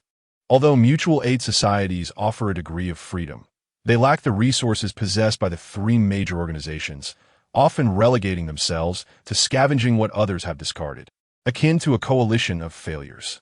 When superior options lie before him, why should he so readily align himself with a less advantageous path? Once an individual possesses strength, the pursuit of a commensurate status naturally follows. The state of complacency arises from a lack of hope. At this moment, Cao Kun has awakened to an ambition that stirs within him. Chapter 20. Visitors from the Soul Hall. Ling Dai, Gu Tingxian. Upon exiting the hotel, Cao Kun summoned a ride to return home. Arriving at the happy community, he ascended to the third floor, only to encounter two individuals awaiting him at his door. One was a slender figure, smoking like a reed, while the other, a gothic Lolita, clutched a plush teddy bear. The lanky one gestured toward his hand, revealing his identity as a purple tear manipulator. The gothic Lolita, however, refrained from disclosing her prowess and spoke instead. Mr. Cao, since you have just met President N, there is no need to reiterate many matters. Approaching Cao Kun, the gothic Lolita introduced herself. I am Ling Dai, the head of the Jiangxing branch of the Soul Hall. This beside me is... Never mind, he is of little importance. The lanky fellow immediately erupted in indignation. Sister Dai, you must speak with integrity. What do you mean I'm not important? I am quite significant, you know. Ignoring his outburst, Ling Dai fixed her gaze upon Cao Kun and said, Mr. Cao, I represent the Jiangxing branch of the Soul Hall and extend an invitation for you to join our organization. What are your thoughts on this? Cao Kun was not particularly enamored with Lolitas. Aside from her cute visage, Ling Dai's figure did not appeal to him. He preferred mature women with alluring curves and captivating gazes. Noticing Ling Dai's directness, Cao Kun retrieved his keys and opened the door, saying, Perhaps it would be best if you both came inside to discuss this further. Once inside, he gestured for them to take a seat on the living room sofa. Would you prefer tea or a soft drink? If you fancy a bit of alcohol, I have an assortment at home. Upon hearing this, the lanky fellow suddenly felt a sense of foreboding. In the next moment, the young girl beside him raised her hand, beaming as she declared, I want a drink, preferably some white spirits. Sister Dai, we are here on business, and your approach makes it quite difficult for me. Enough chatter. When out on business, you must heed my words. I'm the head of the Jiangxing branch. You will regret this. The lanky fellow sighed in resignation, then requested a glass of plain water from Cao Kun. Cao Kun excused himself to the back room, avoiding their gaze while retrieving 2 bottles of Feitian Mitai and some simple snacks, a plate of smashed cucumbers, a platter of peanuts, and a cold dish of assorted beef cuts. Ling Dai's eyes widened upon seeing the spread Cao Kun brought forth. Impressive. You have a bright future ahead, young man. Cool, me. Let's share a drink. Cao Kun, grinning, settled down. Even before Ling Dai entered, his discerning eye had detected her as a heavy drinker. A little strategic maneuvering, and he deftly gained the upper hand. Cheers. After downing a glass, Ling Dai's cheeks flushed slightly. Cao, dear, you must have guessed the reason for my visit. I would like to hear your thoughts. My thoughts. Cao Kun pondered briefly before responding. What thoughts could I possibly have? Just days ago, I was an ordinary individual, and now I find myself utterly bewildered. That can be easily resolved. Ling Dai snapped her fingers. Your current situation resembles that of a fresh high school graduate. Thrusting you directly into society would undoubtedly be overwhelming. You require a transitional phase akin to that of a university. The individuals in the mutual aid society, while not inherently bad, are rather disorganized. Should you join the mutual aid society, president and a busy person would scarcely have the time to guide you. At best, she would delegate you to a trusted subordinate, like Miss Bao. However, joining the Soul Hall is an entirely different matter. We have a specialized institution for training spiritual practitioners, offering systematic training to facilitate your swift contract with the anomalies and acquire the corresponding spiritual seals. Newcomers to our Soul Hall, upon contracting with the anomalies and becoming anomaly manipulators, will also undergo a 3-month internship under the guidance of seasoned instructors in various anomaly scenarios. In summary, the Soul Hall provides the finest cultivation, though it is not without cost. Once you join the Soul Hall, unless expelled, you are not permitted to resign voluntarily. Cao Kun nodded. I understand. It's like targeted training, a topic frequently discussed in the news lately. Ling Dai's expression stiffened. Well, that is essentially the idea. At this moment, a tall, lean individual interjected. It's akin to a martial arts novel. Once you join the Chuanjin sect and practice their techniques, you cannot simply turn around and join the beggar's sect. Cao Kun glanced at the tall individual and smiled, inquiring. After all this time, may I ask your esteemed name? The tall individual produced an identification card and presented it to Cao Kun. Hee, this is a genuine document. If you join the Soul Hall, we'll arrange one for you as well. Cao Kun took a look and saw the name Gu Tingxian, leader of the Special Operations Group A at the Jiangxing branch of the Soul Hall. The name seemed reminiscent of a tragic character from a female-centric novel. Brother Xian, could you enlighten me about the anomaly manipulators? I notice your spiritual seal is purple. Are you a third-level anomaly manipulator? Gu Tingxian chuckled. Did you perhaps see Anya's rank in the Mutual Aid Society and assume mine is lower? Brother Xian, that was not my intention. It's quite understandable to think that way. President and is indeed a member of the legendary Seven Saints. The Seven Saints are the 7 most powerful spiritual practitioners in the world today, 6 of whom reside in our homeland, with the remaining 1 in the European Church. Engaging with this knowledge may not serve you well at present, but let me clarify that while President and is formidable, her strength does not necessarily reflect the overall prowess of the Mutual Aid Society. Furthermore, our Soul Hall boasts 2 members among the 7 Saints. Interrupting, Cao Kun remarked, but I heard from President and that there exist the Kunlun 13 Anomaly Generals, noted for their high combat capabilities, correct? Ling Dai interjected. Ordinary Anomaly Generals can indeed be cultivated through abundant resources. However, each 7 Saints level Anomaly General possesses exceptional opportunities. You must have a fondness for anime, particularly Bleach.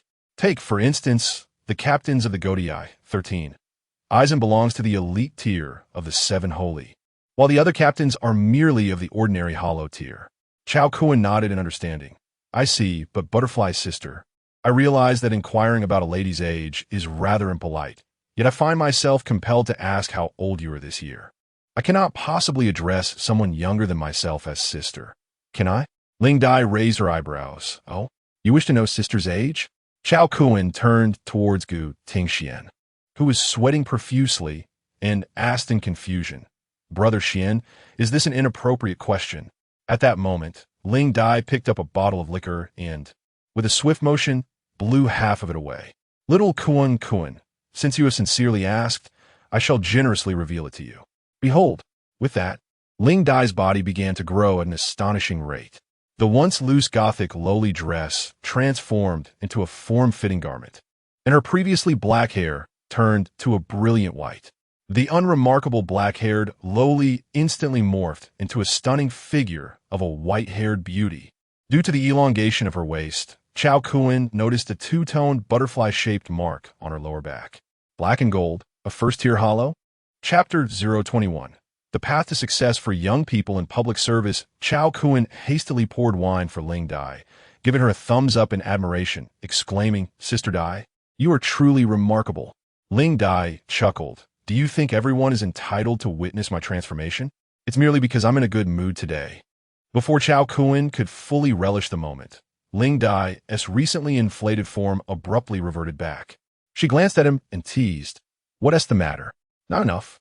Cao Kun, honest as ever, nodded affirmatively. Sister Dai, you are both adorable and commanding, unmatched in the world. I must join the Soul Hall today. Ha ha. You are indeed perceptive. Stick with me, and I assure you shall not suffer, she replied. Tell me honestly, between my figure and Anya S., whom do you prefer? Don't be shy. There is nothing to be embarrassed about.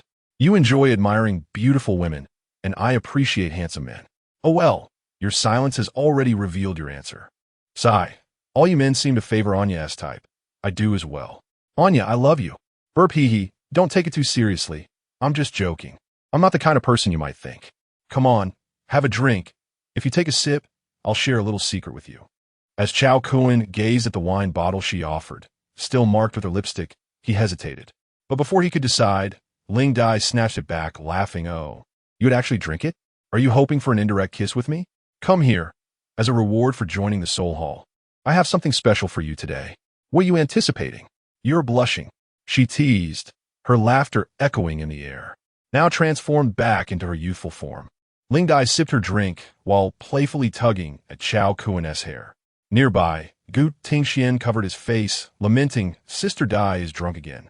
At 1:30 in the morning, Gu Tingxian hoisted Ling Dai over his shoulder and left Cao Kun's home. With the scent of alcohol lingering in the air, Cao Kun regretted inviting Ling Dai for drinks. Who could have predicted that this woman, inebriated, would turn into such a garrulous character? He opened all the doors and windows to ventilate the space, dispersing the overwhelming odor of alcohol. Cao Kun found himself lost in contemplation as he glanced at an electronic invitation on his phone. It was an invitation to join the Soul Hall, detailing the address of the training camp for the Jiangxing branch. Tomorrow, he was to report to this camp, and if he succeeded in the training, he would officially become Spectre. During their drinking session, he had taken the opportunity to inquire about many concerns. From Ling Dai and Gu Tingxian, he learned about the ancient relationship between the uncanny and the human realm, which has evolved over time. In ancient times, practitioners of spiritual energy relied solely on oral tradition, leading to significant gaps in knowledge. The emergence of numerous practitioners in large numbers began only from the late 20th century to the early 21st century during a technological explosion. With national supercomputers conducting extensive data analysis and archaeological teams continuously unearthing ancient tombs, they began to unlock the long-lost crafts of antiquity. In the words of Ling Dai, if she were to venture back to ancient times as the head of the Jiangchang branch, she would undoubtedly attain the status of a national master. Nowadays, even the profession of a trickster has succumbed to the pressures of competition, requiring certification to practice. What a travesty. At that moment, Cao Kun suddenly stepped back sharply.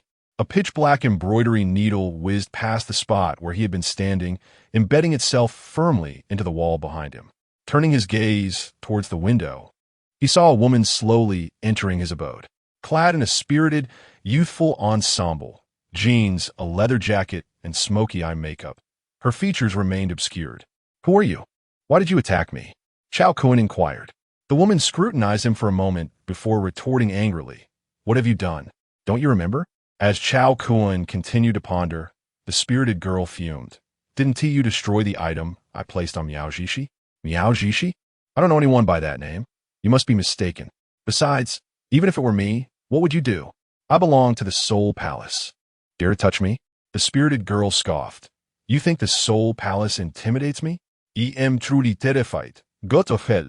In the next instant, her expression shifted dramatically. A dark gleam flickered in her eyes as a black needle shot forth from her left eye. Goodness, a needle attack? Cao Kun sensed the unclean nature of her technique and, after a series of evasive maneuvers, hurled a luminous sphere toward her. Guided by his will, the sphere detonated as it neared her, leaving no opportunity for her to evade. The explosion struck the spirited girl, enveloping her in a shroud of dark energy. However, the aura dissipated swiftly, leaving her weakly sprawled on the ground, her face a mask of shock. You're actually the sacred type. Cao Kun remained unfazed. With his insightful eye, he easily discerned her intentions to ambush him. Another flash bomb was launched, disorienting her further. Primarily, he refrained from unleashing his full power for fear of damaging his residence. Otherwise, she would have been utterly obliterated. The classifications of tricksters, black, blue, purple, red, and gold, seemed excessively ostentatious to Cao Kun, who found little awe in them. Regardless of their training, humans remain mere mortals.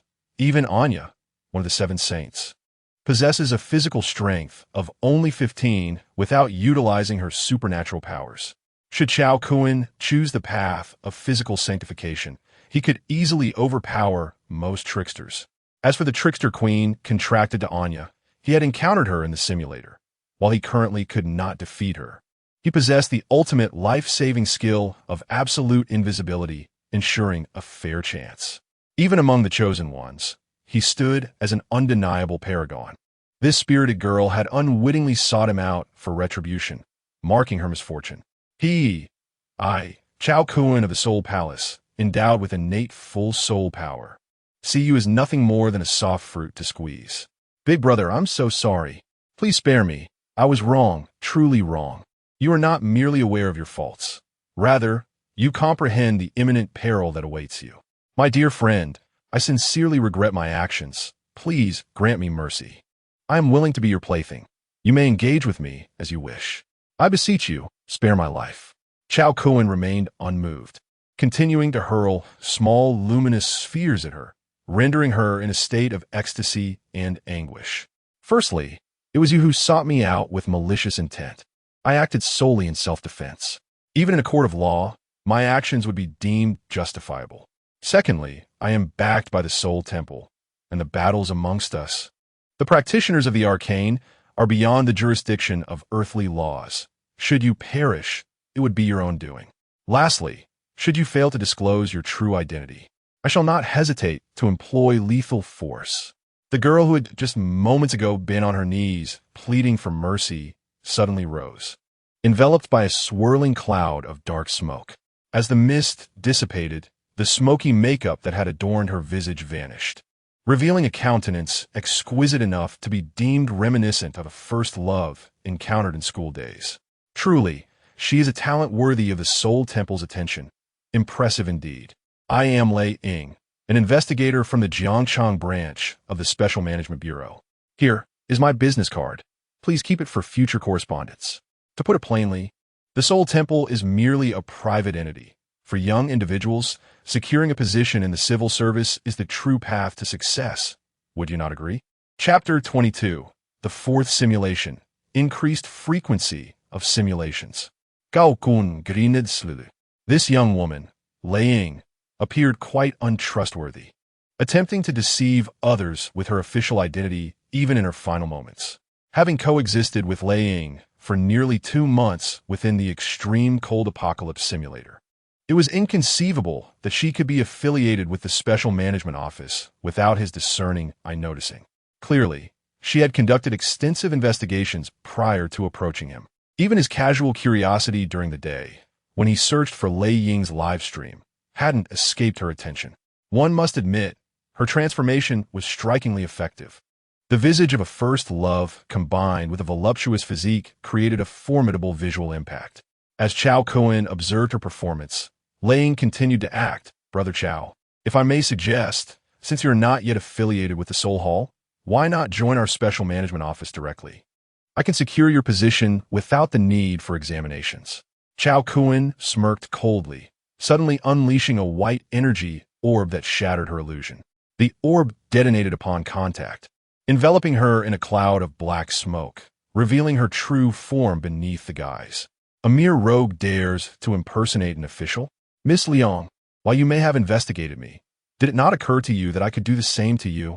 Liang Tiantian's countenance darkened as her identity was exposed. She flustered. Brother Cao, you must have mistaken me for someone else. I truly am with the Special Management Bureau.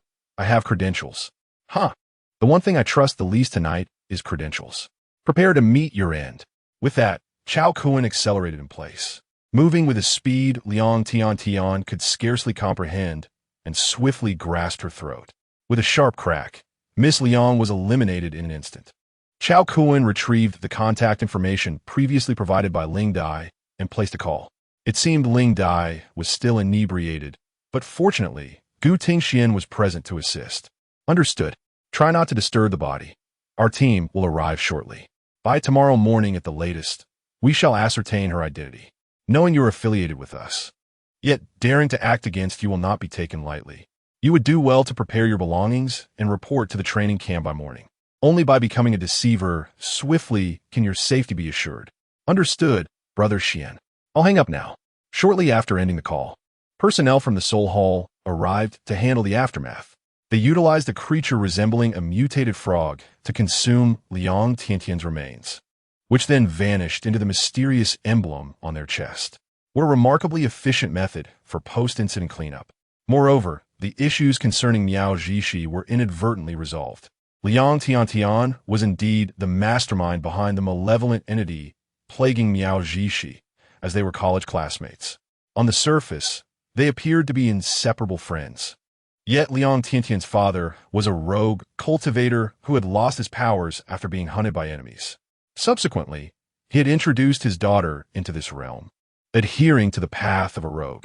However, as the saying goes, every snake has its den, and every rat its nest. Certain rogue paths were wild, possessing their own channels of information. Although Liang Tiantian is not affiliated with the Special Administration, her boyfriend is an official clerk within the agency. It is no wonder that she is so familiar with the administrative processes of the Bureau. With the backing of authority and her boyfriend's inexplicable sense of superiority, she seems to believe that the official apparatus is invincible, dismissing any rival like Kunlun or the Soul Palace. Consequently, this little fairy has developed a misguided sense of confidence. Undeterred, even when threatened by the name of the Soul Palace. It can be said that one's perception shapes their destiny. The ignorant are fearless. Though she could discreetly eliminate her boyfriend if she so wished, such an act of vengeance would be too conspicuous. Even if her adversaries could not find evidence of her involvement, the simultaneous demise of the couple would swiftly point to her as the culprit. Until she is assured of her own invincibility, Cao Kun is reluctant to reveal too many of his cards. However, after the disturbance caused by Liang Tiantian, Cao Kun found himself unable to sleep. With nothing else to do, he decided to activate a simulator once more. The more cards he held, the safer he would be. Upon opening the simulator, he was momentarily taken aback. Doomsday Simulator activated. Remaining simulation attempts, 8. How could there still be 8 attempts left? Hadn't he already completed 3 simulations? There should only be 7 remaining, right? Could it be? Cao Kun began to entertain a possibility. Does the simulator automatically replenish one simulation opportunity at midnight each day? If that were the case, he would no longer need to worry about running out of attempts. Could this mean he could grow stronger indefinitely? Indeed, the prospect thrilled him. The exhaustion of simulation attempts had been his greatest concern, preventing him from utilizing them fully. Now that he had a means of replenishing his attempts, he could freely exploit the simulator to enhance his abilities. How exhilarating! Doomsday Simulator activated. Current remaining simulation attempts, 8. Would you like to begin a simulation? Simulation. Commence. Please select the type of apocalypse you wish to experience. A. Extreme cold apocalypse. B. Zombie apocalypse. C. Acid rain apocalypse. D. Sandstorm apocalypse. Without hesitation, Cao Kun chose the extreme cold apocalypse. He was curious to see if there would be any differences now that he had previously completed the first phase of the scenario. You have chosen the extreme cold apocalypse. Establishing the apocalypse model. If the apocalypse were to occur, which 3 abilities would you select to help you survive? Recon Guard, Doomsday RV, Loyal Lock, Iron Body, Mental Perception, Shadow Escape. Cao Kun examined the 6 skills presented to him. The Doomsday RV was making a limited time return, while Iron Body and Mental Perception were familiar choices. Among the remaining abilities, Insightful, I also revealed its specific function. The Recon Guard could exist in up to 100 instances simultaneously, providing surveillance and awareness of various locations. This skill would be particularly useful as he expanded his territory, allowing him to gather intelligence from multiple areas at any given time. Loyalty Lock, a prevalent concept in apocalyptic literature, refers to a mechanism whereby once loyalty is established, it becomes systemically secured, allowing only for an increase, never a decrease. Should this ability be adeptly harnessed and transposed into the real world, its potential would be formidable. By nurturing a cadre of loyal subordinates, one could swiftly ascend to dominance over Blue Star, rendering such ambition imminently attainable. Shadow Slip, a skill enabling rapid movement within shadows, proves to be quite practical, especially considering that the dazzling light wings may inadvertently reveal one's presence, particularly in the context of a frigid apocalypse where snow blankets the ground. Traversing outdoors becomes exceedingly arduous. With the acquisition of Shadow Slip, one could navigate the night with unparalleled ease. After much contemplation, Cao Kun ultimately arrived at his decision. Chapter 023. The Official Sanctuary, a new order in the apocalypse. You have chosen Loyalty Lock, Steel Body, and Shadow Escape. Simulation begins. On the first day of the frigid apocalypse, you awaken from your slumber to find the temperature in your home plummeting below zero. Unfazed by the chill, your physical resilience renders this mere cold a triviality. You recline in bed, idly scrolling through your phone, and select a novel themed around the icy apocalypse. When hunger strikes, you feast on the flesh of mutated beasts. When thirst beckons, you prepare a warm drink. In this frozen wasteland, it feels as though you are on a vacation in Siberia. As night falls, you secure the doors of your residence and open your personal attribute panel for a brief inspection. Name, Cao Kun. Age, 26. Talents and skills, infinite consumption, absolute invisibility. I have insight, Loyalty Lock, Steel Body, Shadow Escape.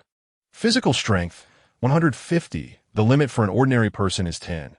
Mental strength, 62. The limit for an ordinary person is 10. Special abilities, light energy detonation, E-rank light-based ability. Capable of growth. Special ability, Holy Light Wings, F-rank light-based ability, capable of growth. Special equipment, Prayer Necklace, Phase Ring. You sense your strength escalating, leaving you in a delightful mood. As the evening deepens, you step onto the balcony, merging with the shadows. Your speed in Shadow Escape rivals that of a high-speed train. In mere minutes, you find yourself at Woofing Mountain Forest Park. Pleased with your choice of ability, you realize that your integration into the darkness renders you virtually undetectable to ordinary people. Upon arriving at Woofing Mountain, you soon spot a helicopter taking off and landing in the distance. Activating Shadow Escape, you hasten towards the helicopter's descent, your breath catching in your throat. To your astonishment, you see Anya descending from the aircraft. Indeed, these extraordinary beings possess their own sanctuaries amidst the apocalypse. However, during your previous simulation, your absolute invisibility allowed you to seamlessly acquire the remaining rations from the official sanctuary, indicating that these sorcerers and commanders could not perceive you in an invisible state. Still wary of Shadow Escape, the moment you catch sight of Anya, you immediately activate absolute invisibility. You attract no attention, trailing closely behind Anya as she enters a building. From the exterior, it appears to be an ordinary park hotel. Yet upon entering, you discover that military governance has commenced within. Anya, accompanied by a member of the sanctuary staff, arrives at a guest room, and you follow inside. Anya makes several phone calls, meticulously relaying critical matters concerning the Mutual Aid Society. Observing her calm demeanor and the seamless organization of her arrangements, you find this woman undeniably captivating. After concluding her calls, Anya retreats to the bathroom, and after a moment's hesitation, you choose to heed your inner instincts. The simulator cannot display visuals, and you can only imagine the entity outside the simulator, undoubtedly anxious and restless. Having savored the enchanting sight of Anya emerging from her bath, you departed from her chamber and began to explore the interior of the hotel. Cloaked in absolute invisibility, you utilized the teleportation feature of the phase ring to exit discreetly. As you wandered through the hotel, you encountered numerous prominent figures rarely seen in everyday life. The scenes you witnessed were nothing short of astonishing. You observed a top-tier actress, her visage adorned with a sycophantic smile, trailing behind a middle-aged man. You also beheld a local leader, typically a fixture in the news, cautiously following a powerful mogul, his face bearing the unmistakable imprint of slap. It was evident that those so-called political and business elites were compelled to gather in this apocalyptic environment, with their social standings starkly delineated. The affluent scions, who usually exuded bravado, were now humbled in this setting. Suddenly, a familiar figure caught your eye. It was the black-haired lowly Ling Dai. accompanied by the reliable Gu Tingxian and an unfamiliar young man. Following closely behind them, you overheard Ling Dai on the phone, instructing someone to fetch you from Happiness Community. A warm sensation enveloped your heart. It was clear that Sister Dai still held you in her thoughts, even amidst such chaos. Yet, you had no intention of revealing your presence just yet. In your invisible state, you felt invincible. You trailed Ling Dai until you all entered an elevator.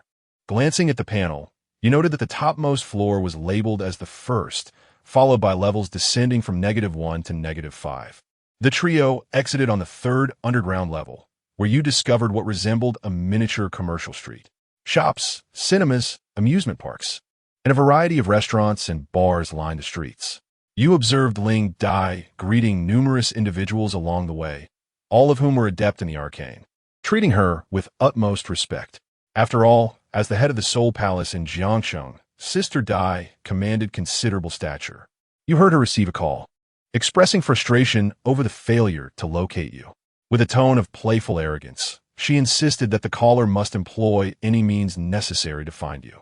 It dawned on you just how advantageous your divine abilities were in this realm rife with the uncanny. Following Ling Dai and her companions into a hotel, she instructed Gu Tingxian and the other young man to return to their rooms while she ascended to the hotel's pinnacle alone. Upon entering an opulent suite, Ling Dai initiated a video conference. It became apparent that high-ranking officials of the Soul Palace were convening via video link. You gaze at the large screen displaying the leaders of various Soul Palace branches from first-tier and emerging cities, deepening your understanding of the organization's power. Ling Dai reported the current status of the Jiangchang branch, indicating that most of the arcane practitioners had relocated to the official sanctuary within Jiangxing. However, when her superiors inquired about your whereabouts, Ling Dai regrettably informed them that the search was ongoing and your location remained elusive.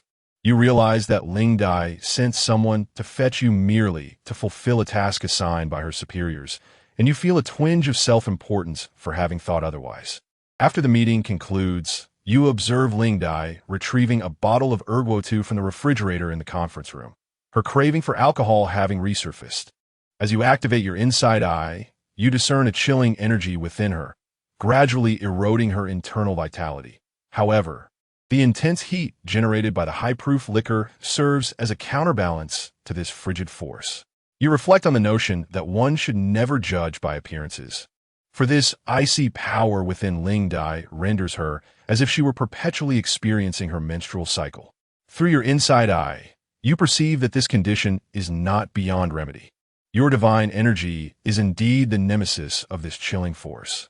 Thus, you reaffirm your status as a coveted entity within the enigmatic realm of cultivation, and it becomes evident why even the Soul Palace headquarters holds you in such high regard. Chapter 024. Behold my sister's grand wings. On the second day of the extreme cold apocalypse, you have largely familiarized yourself with the conditions of the official shelter. The official refuge is primarily composed of an upper hotel and a lower underground city. The upper hotel boasts 20 floors, equipped with generators and direct elevators, ensuring that even if the snow buries the hotel for several levels, one need not worry about locating the entrance to the shelter. The lower underground city consists of 5 subterranean levels. The first underground level serves as the living quarters for combatants and medical personnel. The second level is reserved for the affluent and influential figures of Jiang City, with various celebrities and internet personalities residing alongside their benefactors. The third level houses the realm of psychics, where, in addition to the 3 major organizations, numerous smaller associations, like mutual aid groups, congregate. The fourth level is a weapons depot, stacked high with an array of armaments. The fifth level is a storage facility, where all essential supplies for the shelter are hidden, the significance of which is self-evident. The deeper one goes into the underground city, the greater the safety, should an attack occur using subterranean explosives. The official stance is that they would prefer the upper armory to be compromised rather than the storage facility. Even if the first 3 levels were to face complete annihilation, it is imperative that the supplies on the lowest level remain intact. In essence, if people are alive but food is gone, they may perish from starvation. Conversely, if people are dead but food remains, Others from different shelters can come to salvage resources, ensuring the survival of more individuals. This is the general philosophy. However, rules are rigid while humans are adaptable. In the event of unforeseen circumstances, the upper echelons of shelter would undoubtedly retreat to the 5th level. This is the official protocol. Yet, due to the abrupt onset of the apocalypse and the blizzard obstructing long-distance travel, the primary occupants of the Jiang City official shelter are mainly the local elites and psychics. The high-ranking officials of the Soul Palace are predominantly concentrated in the Magic City. You have taken note of the distribution of power among the 3 major organizations. The senior officials of the Special Administration are located in the capital. The high-ranking members of the Soul Palace are centered in the Magic City, while those of Kunlun are situated in the Sichuan-Chongqing region. Once you have grasped the situation, you decide to seek an opportunity to make your presence known. That evening, you return to the happy community via Shadow Escape and proactively dial Ling Dai as contact number. Ling Dai inquires about your whereabouts the previous day, to which you respond that you reported to the official training camp of the Soul Palace. Ling Dai is at a loss for words. They receive a directive from above to evacuate to the official shelter as soon as the snow disaster struck, meaning the individuals at the training camp had long since departed. She instructs you to wait at home while she arranges for a helicopter to pick you up, promising to secure a spot for you to bring along friends and family. You ponder whether to invite Wei Wu, yet reconsider, realizing that neither party is well acquainted at present, and the emotions simulated in the training scenario need not be taken too seriously. As night falls, you receive a call from Ling Dai, directing you to wait on the rooftop of the community for the helicopter. Upon reaching the top floor terrace, the sound of the helicopter soon fills the air. You spot Gu Tingxian aboard the helicopter. Before he can lower the rope ladder, you extend your luminous wings and ascend to the aircraft. Gu Tingxian gazed enviously at the magnificent wings behind you, remarking that had they known you could soar, they would have simply provided you with coordinates to fly there independently. He cautioned you, however, to refrain from displaying your psychic abilities in front of ordinary individuals, for the aftermath of such revelations could be quite troublesome. Nevertheless, amidst the global snowstorm, should the blue planet truly face a cataclysmic freeze, those psychics hidden among humanity would likely find little reason to conceal their powers any longer. Accompanying Gu Tingxian in the helicopter, you did not proceed directly to the official sanctuary. His mission included not only retrieving you, but also collecting several others. Seated in the helicopter, you remained mostly silent, as the passengers being evacuated were predominantly esteemed scholars and experts in scientific research. Upon boarding, they engaged in fervent discussions regarding the causes of the snow disaster, traversing topics from astronomical phenomena to geological structures. Although you could not comprehend their discourse, you were profoundly awed. Once the experts were safely aboard, the helicopter commenced its return to the official shelter. The scholars lacked the qualifications to venture into the underground city, remaining instead in high-rise hotels on the surface to continue their research. Following Gu Tingxian, you ascended in the hotel's elevator to the 3rd underground level, where he expressed surprise at your remarkable composure.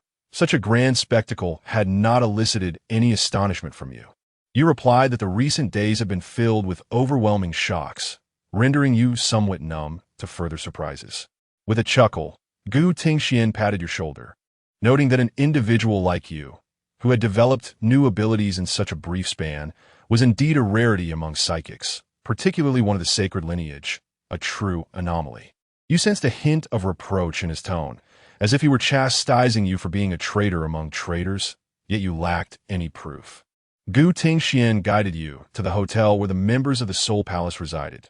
The top 3 floors were entirely occupied by its inhabitants. On the highest floor, you encountered Ling Dai, who, upon seeing you, rose onto her tiptoes to pat your head and exclaimed, "Very good. You seem quite spirited." You perceived that these whimsical beings exhibited some eccentricities in their mental states, perhaps a consequence of prolonged exposure to otherworldly entities. Ling Dai informed you that due to the snow disaster, many of her tasks had been delayed. With idle time on her hands, she decided to personally guide you through the adaptation training for newcomers in the Soul Palace. She explained that if this snow disaster persisted, The large-scale mortality of humanity would inevitably lead to a vast number of souls dissipating into the atmosphere, thereby increasing the psychic energy within the air. This phenomenon was termed the revival of spiritual energy. The more you listened, the more profound the concept became, and before you knew it, you found yourself following Ling Dai to a training ground on the third floor of the underground city, designed to simulate a natural environment. Ling Dai expressed her desire to assess your abilities, urging you to hold nothing back and to give it your all. You inquired if she was prepared, to which she beckoned with a playful gesture, inviting you to begin. Without hesitation, you unleashed your light wings and ascended into the sky, swiftly coalescing a sphere of light to hurl towards Ling Dai. Your bombardment mode left her in a state of disarray, as she could hardly fathom that your strength could be so formidable. As a veil of smoke dissipated, the ethereal figure of Ling Dai transformed into a captivating, commanding presence before Cao Kun. With her own hands, she tore apart her cherished teddy bear, which erupted into a radiant crimson glow, ultimately coalescing into a fiery red sword. Ling Dai sprang into action, her feet lightly tapping the air as she approached with astonishing speed. Was it the moon step or the flying Lien foot? You deftly evaded her assault with a nimble turn, yet her agility in the air surpassed even your luminous wings. You realized that it was not your wings that lacked finesse, but rather that you had inherited the power of the simulator thrice within a single day, leaving you little time to practice with your wings. Pursued by Ling Dai, you recognized that you could not match her in close-quarters agility, prompting you to ascend to greater heights. As an ADC, your primary goal was to create distance from the assassin. Alas, you collided with the ceiling, for the confines of the dungeon did not permit further elevation.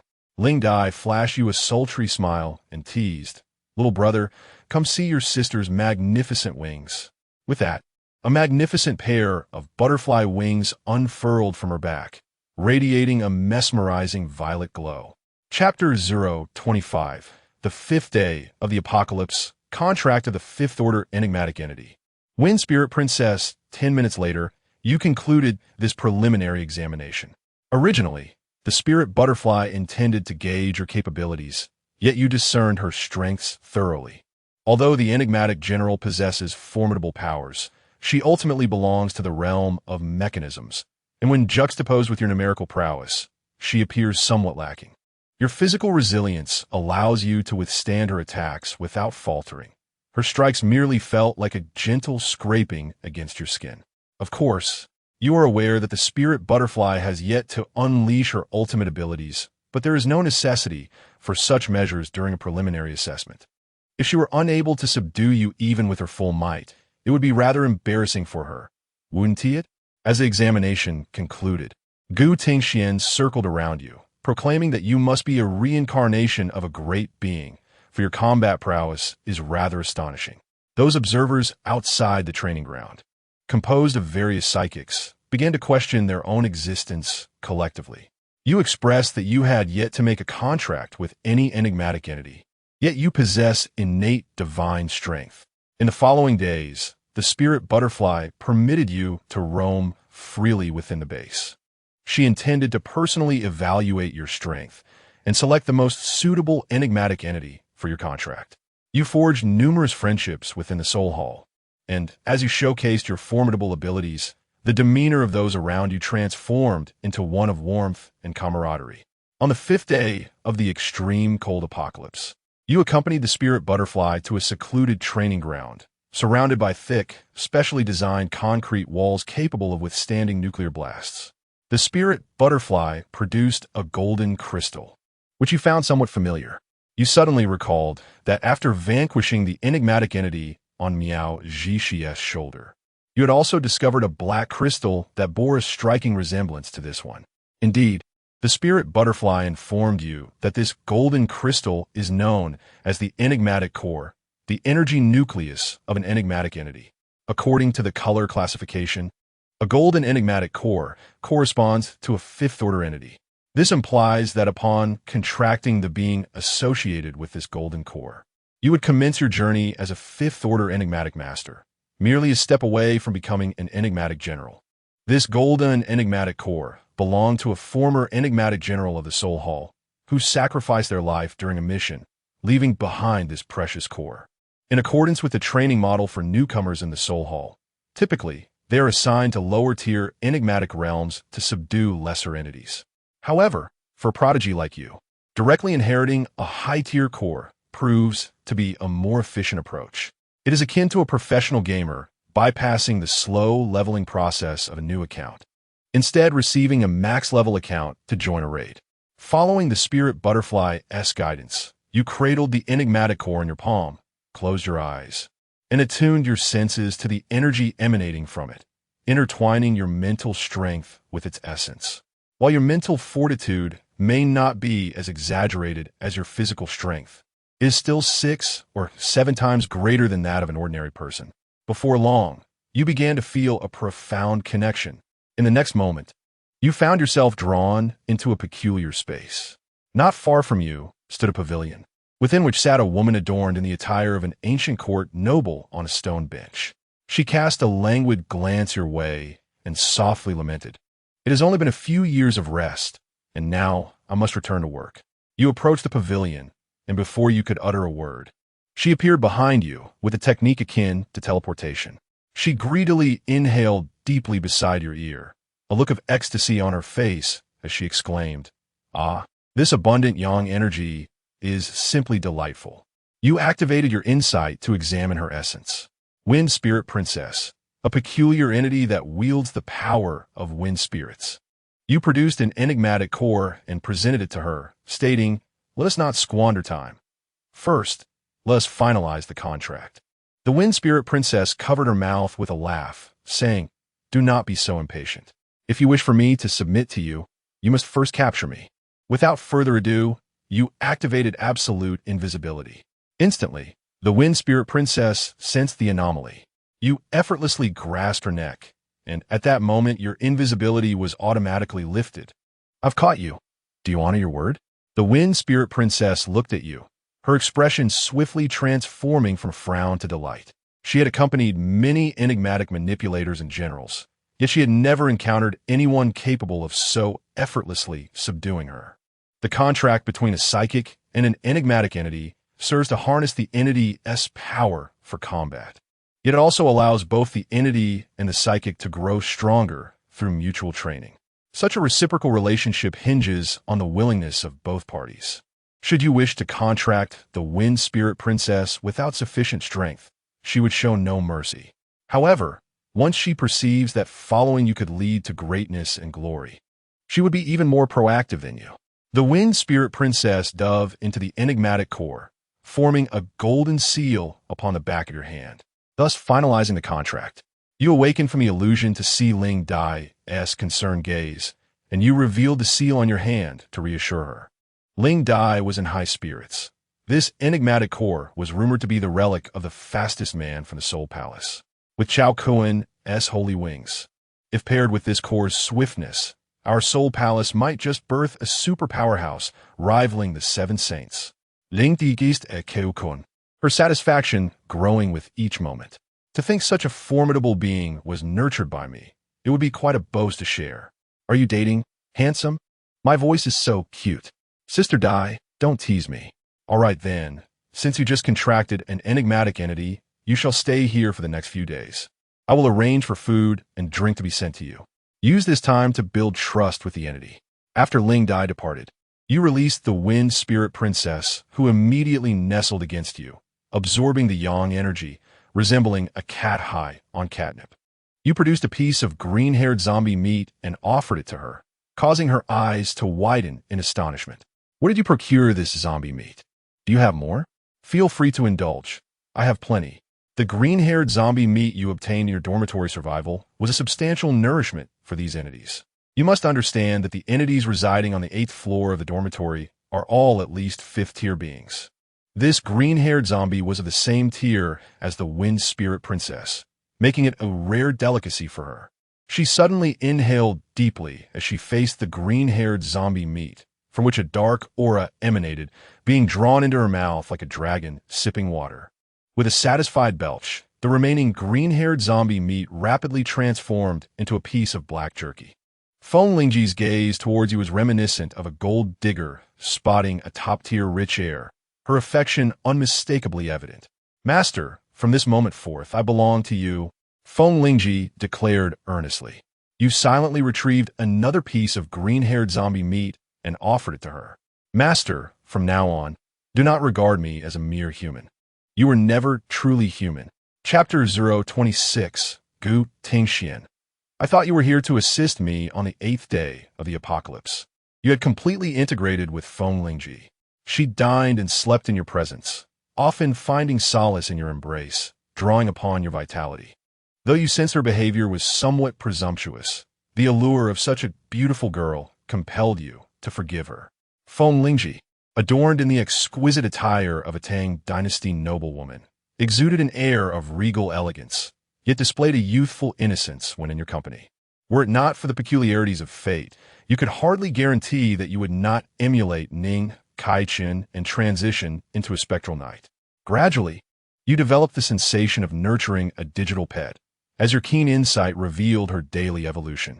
Given time, her ascension to a 6th-tier specter, or even a 7th tier, seemed within reach. Presently, you had also mastered several spectral techniques: Windblade, Gale Step, Windwall, and Tornado. From singular attacks to displacement skills, defensive maneuvers, and area assaults, all requisite abilities were at your disposal. It could only be said that a 5th-tier specter was remarkably versatile. Truly a golden legend. On the 10th day of the apocalypse, you received your exclusive work permit for the Soul Hall, officially becoming an intern Spectre Master at the Jiangxing branch. Being a 5th-tier intern Spectre Master felt akin to a dimensional strike. Upon encountering you, Gu Tingxian, with a hint of jealousy, remarked, I thought you were here to assist me. In response to your inquiry about any further matters, Gu Tingxian informed you that Diao Jian needed to see you, requesting your presence at the top-floor office. Upon arriving at Ling Dai's chamber, she instructed you to prepare, as you would accompany her on a mission. Eagerly, you contemplated the prospect of an early confirmation of your internship. Gu Tingxian, standing nearby, asked, What about me, Diao Jie? After casting a glance at him, Ling Dai replied, Those below 5th tier need not attend this time. Shortly thereafter, 2 more individuals arrived at Ling Dai's office, both familiar faces. It was inevitable. The underground city was limited in size, and with the personnel of the Soul Hall clustered together, it was challenging not to recognize one another. The newcomers were both 5th-tier Spectre Masters, a man in his early 40s named Ning Yuan, whose flamboyant appearance featured 5 iron swords strapped to his back, his face radiating an air of invincibility, and a woman named Tang Yu, who, though quite attractive, possessed an unremarkable physique that diminished her overall appeal. Once everyone had gathered, Ling Dai began to outline the specifics of the mission. Located less than 10 kilometers from the official shelter was a large community known as Zhujiang New City. Previously, the official shelter had dispatched personnel to rescue a group of scientists residing there, but they had all vanished under mysterious circumstances. In the frigid apocalypse, the operational logic of civilian organizations like the Soul Hall diverged significantly from that of the official special management offices. The Soul Hall primarily focused on preserving its strength, while the special management offices, as representatives of the official authority, were tasked with acting as first responders in times of crisis. If it were an ordinary day, the official forces would naturally be able to cover the entire city. However, during the frigid end of days, their power is quite limited. Consequently, for some thorny matters, the officials would still entrust other psychic organizations within the shelters for assistance. The dispatch of special commissioners from the authorities for rescue operations, with several waves of personnel going completely missing, undoubtedly indicates that something unusual has transpired. The rescue teams not only consist of regular soldiers, but also include the enigmatic practitioners and even the arcane generals from the Special Management Office. If even they have vanished, the situation must be dire. After Ling Dai explained the mission, she retrieved the specifics of the individuals that required rescue from the computer. Firstly, there's Feng Jiming, the chief expert in life sciences from Jiangxing University, whom the officials have attempted to save multiple times. Secondly, the last team dispatched by the Special Management Office consisted of 3 members, with Captain Su Jiang possessing the skills of an arcane general. Upon hearing the details of the mission, you quietly followed Ling Dai, feeling a surge of excitement akin to that of Naruto's Team 7 embarking on their inaugural mission to the Land of Waves. You boarded a helicopter and swiftly arrived over the skyline of Zhujiang Town. As you activated your insight eye to survey the area below, no obvious anomalies were detected. Ling Dai instructed you to keep up, and then leapt from the helicopter, unfurling her wings as she descended. Tang Yu suddenly transformed into an arc of lightning, landing on a rooftop even before Ling Dai. Ning Yuan hesitated for a moment, but followed suit, and as you anticipated how he would descend, you saw him open a parachute. You spread your light wings and flew towards the rooftop where Ling Dai had landed, only to suddenly hear Ning Yuan's voice amidst the blizzard calling for help. Turning back, you noticed the wind was too fierce, and his parachute was being blown away. You watched as Ning Yuan resembled a kite severed from its string, being swept further away by the storm. You quickly pulled him back, ensuring he safely reached the rooftop to join the others. After landing, Ning Yuan swiftly tidied his hair and expressed his gratitude. You glanced at Ling Dai, who indicated that he was quite resilient.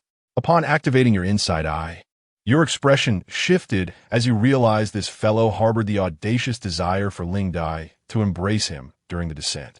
Indeed, one cannot judge solely by appearances. Some may possess the visage of Qiao Feng while harboring the heart of Duan Zhengshan. Tang Yu cast a disdainful glance at Ning Yuan, then pulled you closer, advising you not to follow such dubious examples. Ling Dai suggested pairing up for reconnaissance, maintaining clear communication via walkie-talkies. Should the devices malfunction, regroup on this rooftop after an hour. Ling Dai chose to remain with you, while Tang Yu and Ning Yuan formed another group. Once the two teams separated, Ling Dai proceeded to elucidate the abilities of the two individuals from earlier. Tang Yu's arcane entity, aptly named Thunder Arcane, is a formidable being that commands thunder. Ning Yuan's arcane entity is a millennia-old sword cultivator, reputedly a disciple of the legendary swordmaster Guy Nie from the Warring States period. You cannot help but marvel at the remarkable talents that emerge from the Soul Hall. Joining the Soul Hall truly stands as the most prudent decision of your life. Ling Dai is also not idle. With her hands clasped together, she then spreads her palms, and suddenly, hundreds of black butterflies appear. The butterflies scatter in all directions as Ling Dai urges you to ensure her protection, while she focuses intently on commanding the multitude of butterflies to commence their reconnaissance. You soon realize that these butterflies are not tangible entities.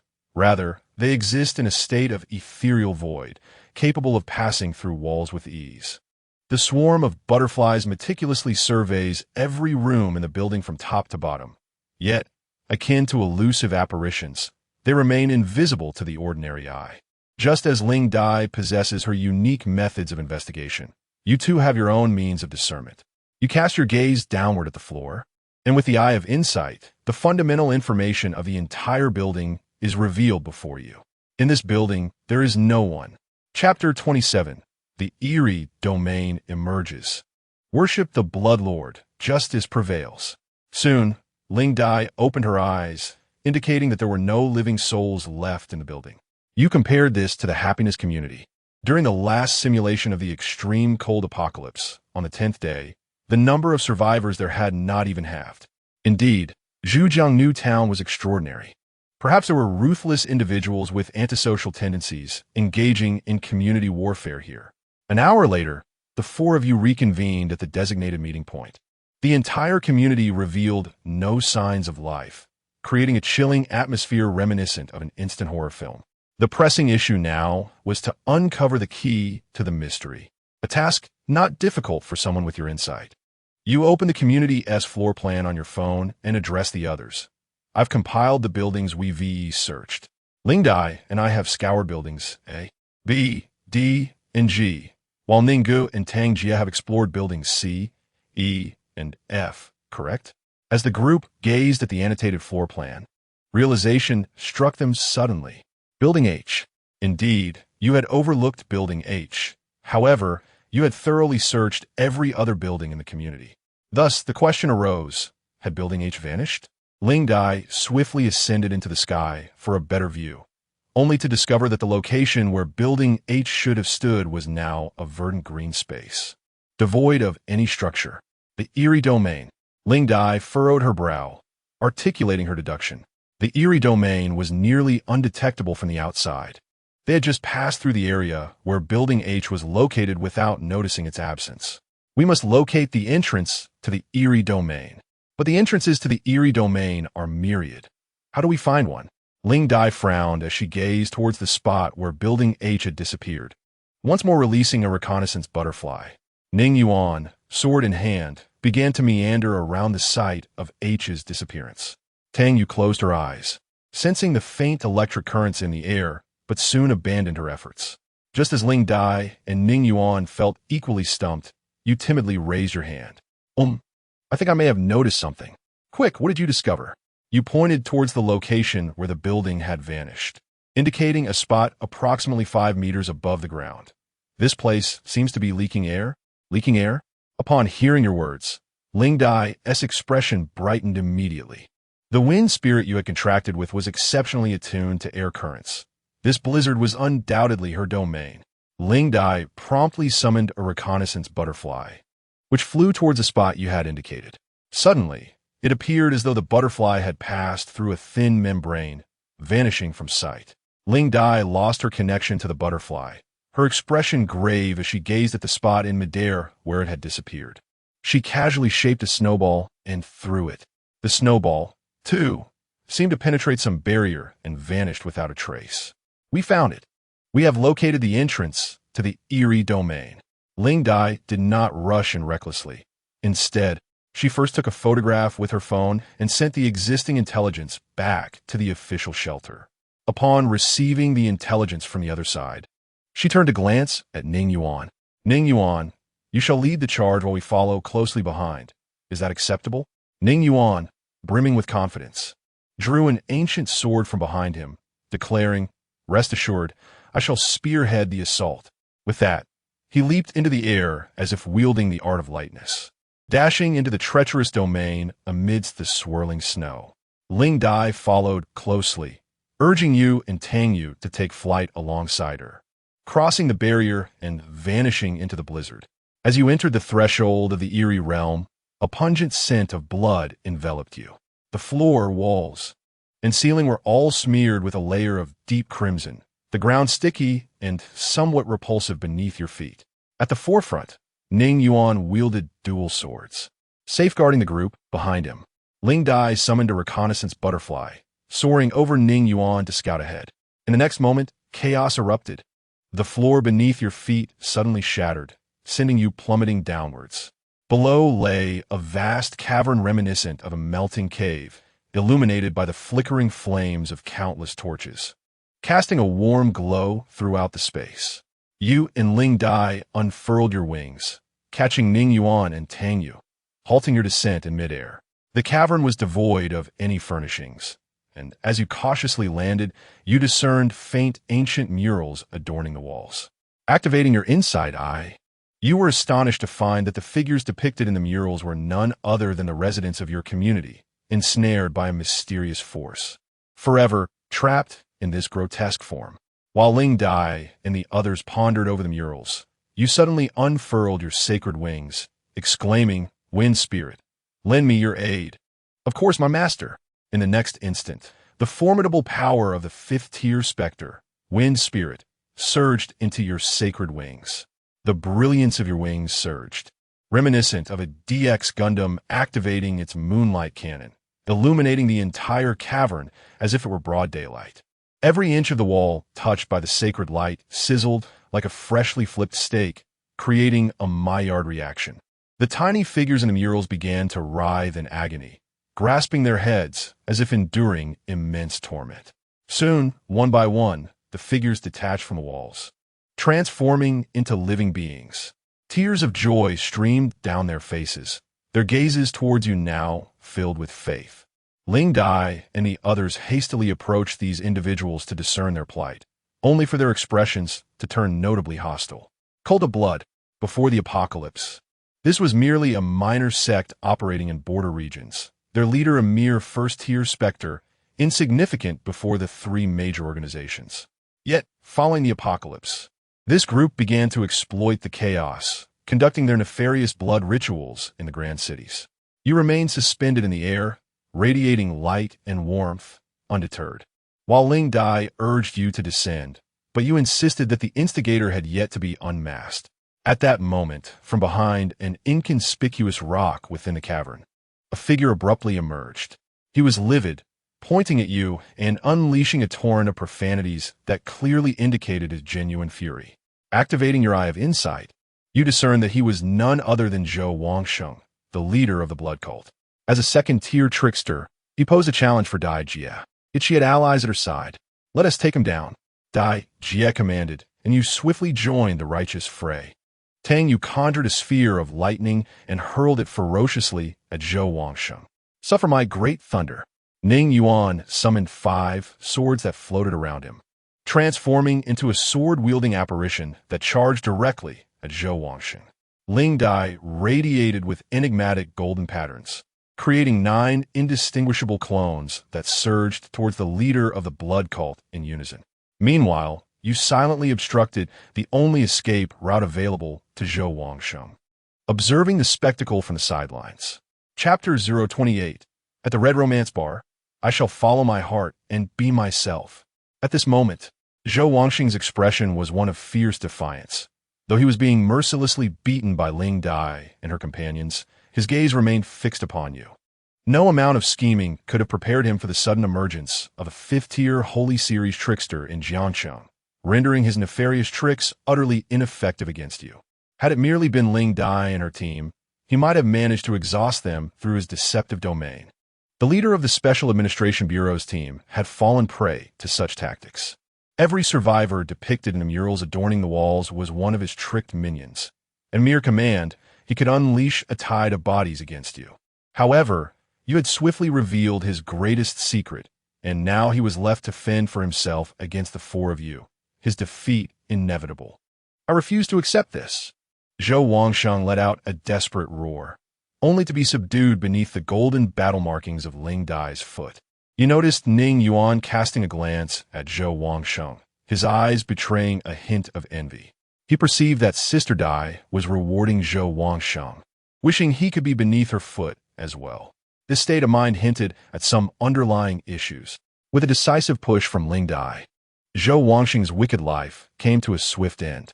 The golden battle markings on Ling Dai dissipated, and her figure reverted from the imposing form of a mature woman back to that of a youthful girl. At that moment, you recognized several familiar faces among the crowd that had just escaped from the mural. They were indeed the targets of your rescue mission. The leader of the Special Administration Bureau appeared gravely weakened, struggling to rise from the ground. Ling Dai approached and assisted him to his feet, then assessed the condition of the other team members. Had it not been for your timely intervention, we would have surely faced disaster. Is this the new recruit from the Holy Series you mentioned? Quite the striking individual, indeed. Thanks to you, once we return to the base, I'll take you out for some enjoyable experiences. Captain Feng Yifeng of the Special Administration Bureau expressed his heartfelt gratitude, and you noticed Ning Yuan's keen interest in the promised amusement. You cast a glance at Ling Dai, surprised by her open-mindedness as a leader, reminding you to prioritize safety and avoid any mishaps during these precarious times. After resting momentarily on the ground, Captain Feng led his team to search the cavern for their rescue targets. Regrettably, the individuals who had fallen from the murals were mostly on the brink of death. Ling Dai plucked a purple crystal from the top of the cavern. This crystal served as the focal point of the deceptive domain surrounding the cave. As she stowed away the focal point, the internal space of the cavern began to tremble, signaling the imminent collapse of the deceptive domain. You all rushed out just before the domain disintegrated, turning back to see the previously vanished building H reappear.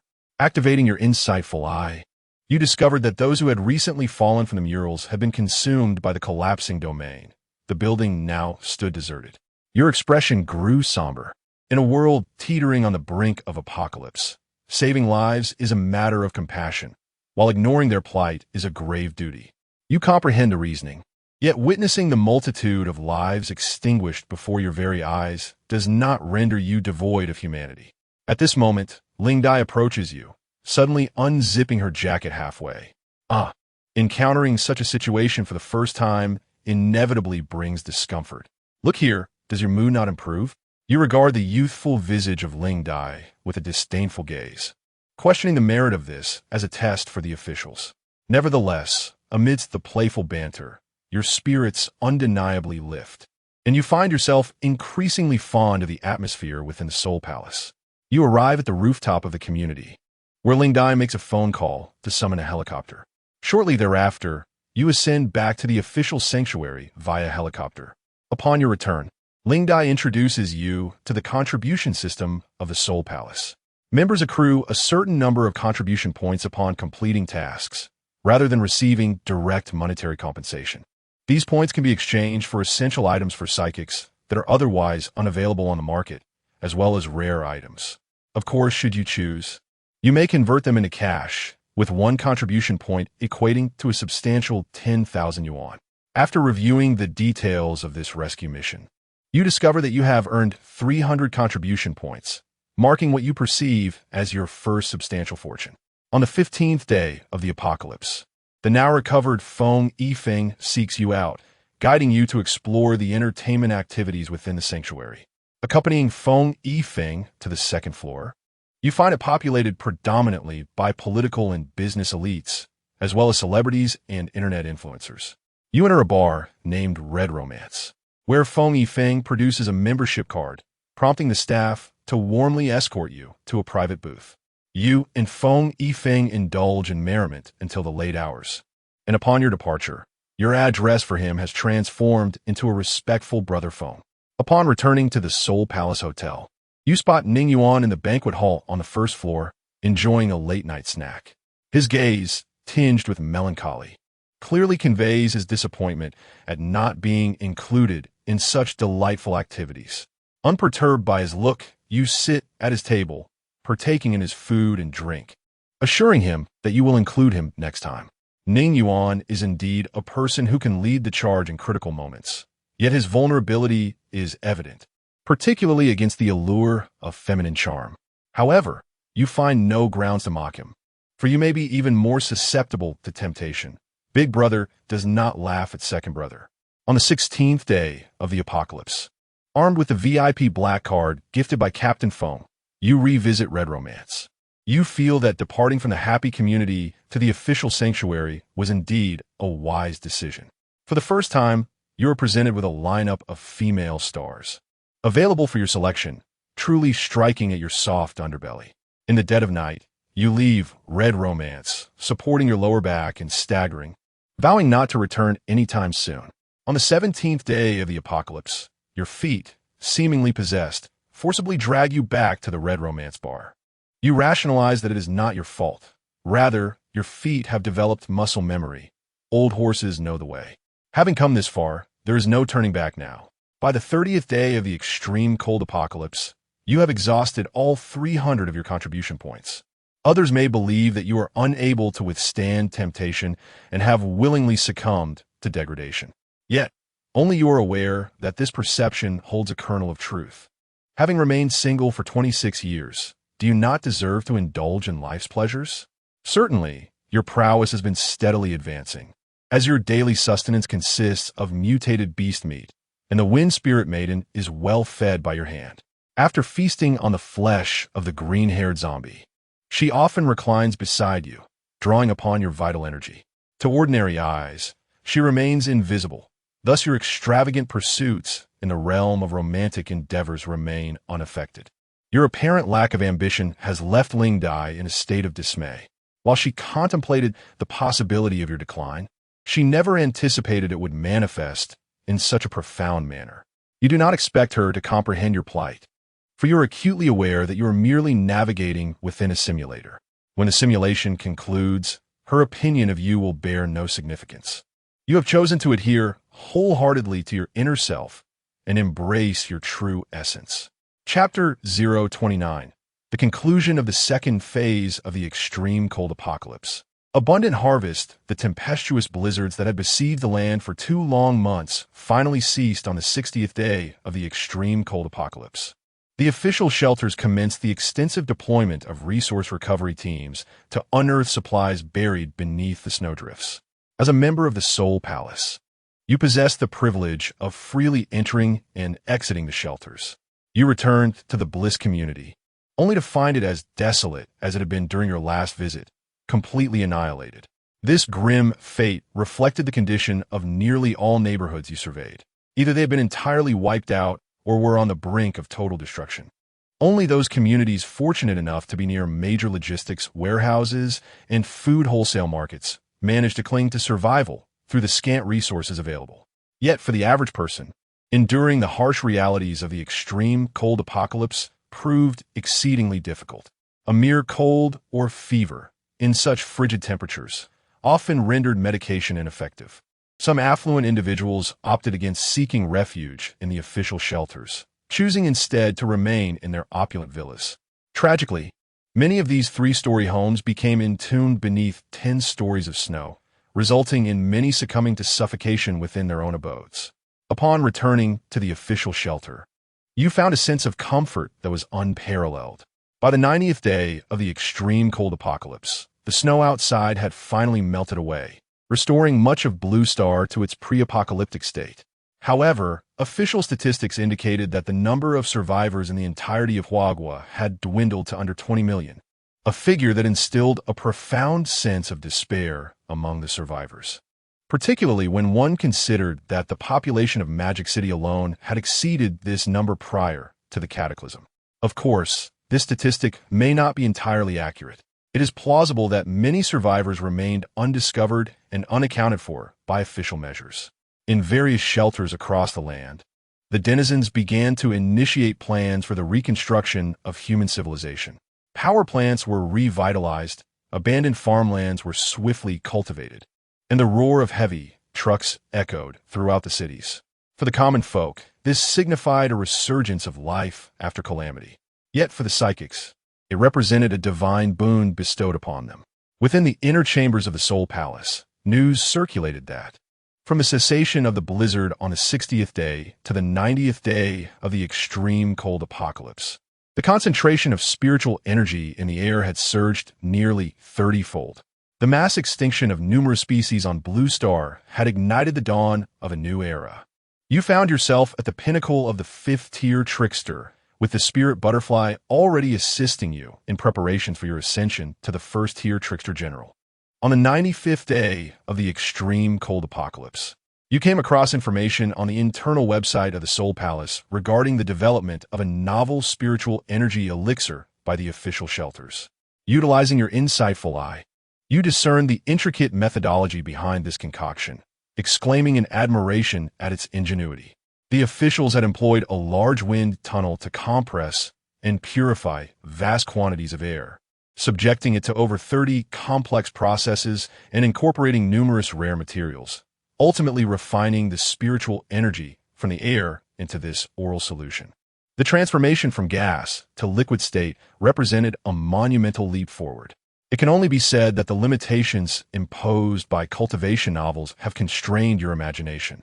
In the realm of scientific advancement, technology remains the foremost driving force of productivity. The Eye of Insight reveals that consuming a bottle of the energy elixir is equivalent to feasting on mutated beast meat for an entire week. This transcends mere protein content. Acquiring this elixir is imperative. You activate your long-dormant absolute invisibility and, utilizing the phase ring, stealthily infiltrate the secure vault of the official shelter. Before long, you locate the recently delivered energy elixir from the headquarters in the capital. The Eye of Insight confirms the authenticity of the potion, prompting you to uncork the bottle and consume its contents without hesitation. It evokes a nostalgic sensation reminiscent of drinking childhood medicinal syrups. Upon finishing, you discover that your infinite consumption options have expanded to include the energy elixir. Excellent. This means you can indulge in it endlessly from now on. Just after finishing the elixir, you spot Captain Fong rushing in with a group of individuals. Although the surveillance cannot detect your presence, it does register the missing bottle. The officials act swiftly. However, they remain oblivious to your involvement. You swiftly exit the vault and return to your residence.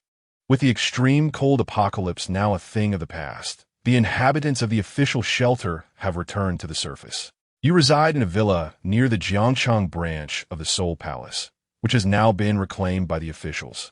You purchased it at a low price from the authorities, thus fulfilling a childhood dream of owning a villa. The theft of official items has not been widely publicized. The authorities have discreetly initiated an investigation without suspecting you. You continue to frequent the Red Romance establishment, and once your contribution points are exhausted, you embark on several Seoul Palace missions. On the 100th day of the extreme cold apocalypse, your mental fortitude surpasses 100, and you awaken a new supernatural ability. This time, you gain a holy-type power, Holy Light. It possesses the capacity to heal ailments, restore injuries, and inflict holy damage upon dark entities. You are quite pleased with this skill, as it marks your acquisition of your first healing ability. As the simulation concludes, congratulations are in order for completing the second phase of the extreme cold apocalypse test. You may retain the powers acquired during the apocalypse and keep one initial skill: Loyalty Lock, Iron Body, and Shadow Escape. Cao Kun reflects on the three initial skills presented at the conclusion of the simulation. He feels that aside from Shadow Escape, the other two skills have not been particularly beneficial during the simulation. He has spent his time languishing within the official shelter, failing to cultivate his own influence, rendering Loyalty Lock somewhat superfluous. Perhaps it has been subtly effective, as the officials have shown him considerable goodwill. As for Iron Body, it proved nearly useless this time, lacking the practicality of Shadow Escape. You have chosen to retain the Shadow Escape skill, and the results of this simulation are being processed. It has been detected that the 5th-tier enigmatic wind spirit you contracted during the simulation exists in the real world, and it has been optimized. You have acquired the 5th-tier enigmatic source core, which, when fused with the peak 5th-tier essence, can elevate you directly to the 6th tier. The processing is complete, and the attributes panel has been activated. Please review it promptly. Cao Kun refrained from hastily examining his attributes this time, fully aware that the surge of strength acquired within the simulator was rather substantial, and that the ensuing pain from inheriting such power would be even more intense. Having settled comfortably, he braced himself. Following an excruciating wave of discomfort, Cao Kun emerged, drenched in sweat, and rushed into the bathroom to take a cold shower. Once he exited, he still felt weary as he reclined on the sofa, slowly opening his attribute panel to scrutinize his current statistics. Name: Cao Kun. Age: 26. Talent skills: infinite consumption, absolute invisibility, Eye of Insight, Shadow Escape. Physical strength: 260. The maximum attribute for an ordinary person is 10. Mental strength: 105. The maximum attribute for an ordinary person is 10. Special abilities: Light Energy Explosion, D-rank Light type ability. Capable of growth. Special abilities: Holy Light Wings, D-rank Light type ability, capable of growth. Special abilities: Radiance of the Holy Light, F-rank Light type ability, capable of growth. Special equipment: Prayer Necklace, Phase Ring, Tier 5, Origin Core. Cao Kun gazed at his attribute panel, a satisfied smile gracing his lips. Chapter 030. Jiangcheng branch of the Natural Science Research Center in the Magic City. The first observation made by Cao Kun was that the individuals in the real world referred to themselves as practitioners of the sacred system. However, on his system panel, all three of his abilities were classified as light system powers. Did this imply that in the real world, the light system equated to the sacred system? Or perhaps the sacred system was a specialized branch within the light system? Suddenly, Cao Kun's mind, akin to a pig's, recalled the Eye of Insight and hurriedly utilized it to examine his attribute panel. As he anticipated, the light system powers could be further subdivided based on their energy composition into numerous branches. For instance, among the three skills he currently possessed, Light Energy Explosion belonged to the thermal system, while Sacred Light Wings and Holy Light Radiance fell under the sacred system. Upon reviewing the notes, he realized that to awaken a new ability, either his physical or mental strength needed to exceed 500 points. Achieving this in the short term seemed impossible. Wait, was it really impossible in the short term? Cao Kun casually summoned a vial of spiritual energy potion, This concoction had been crafted by the authorities using the world's most advanced wind tunnel technology, forming a structure similar to a spiritual gathering array, which compressed the spiritual energy in the air into a liquid form. It contained numerous rare materials, and even the officials had yet to achieve mass production, while he could indulge in it infinitely.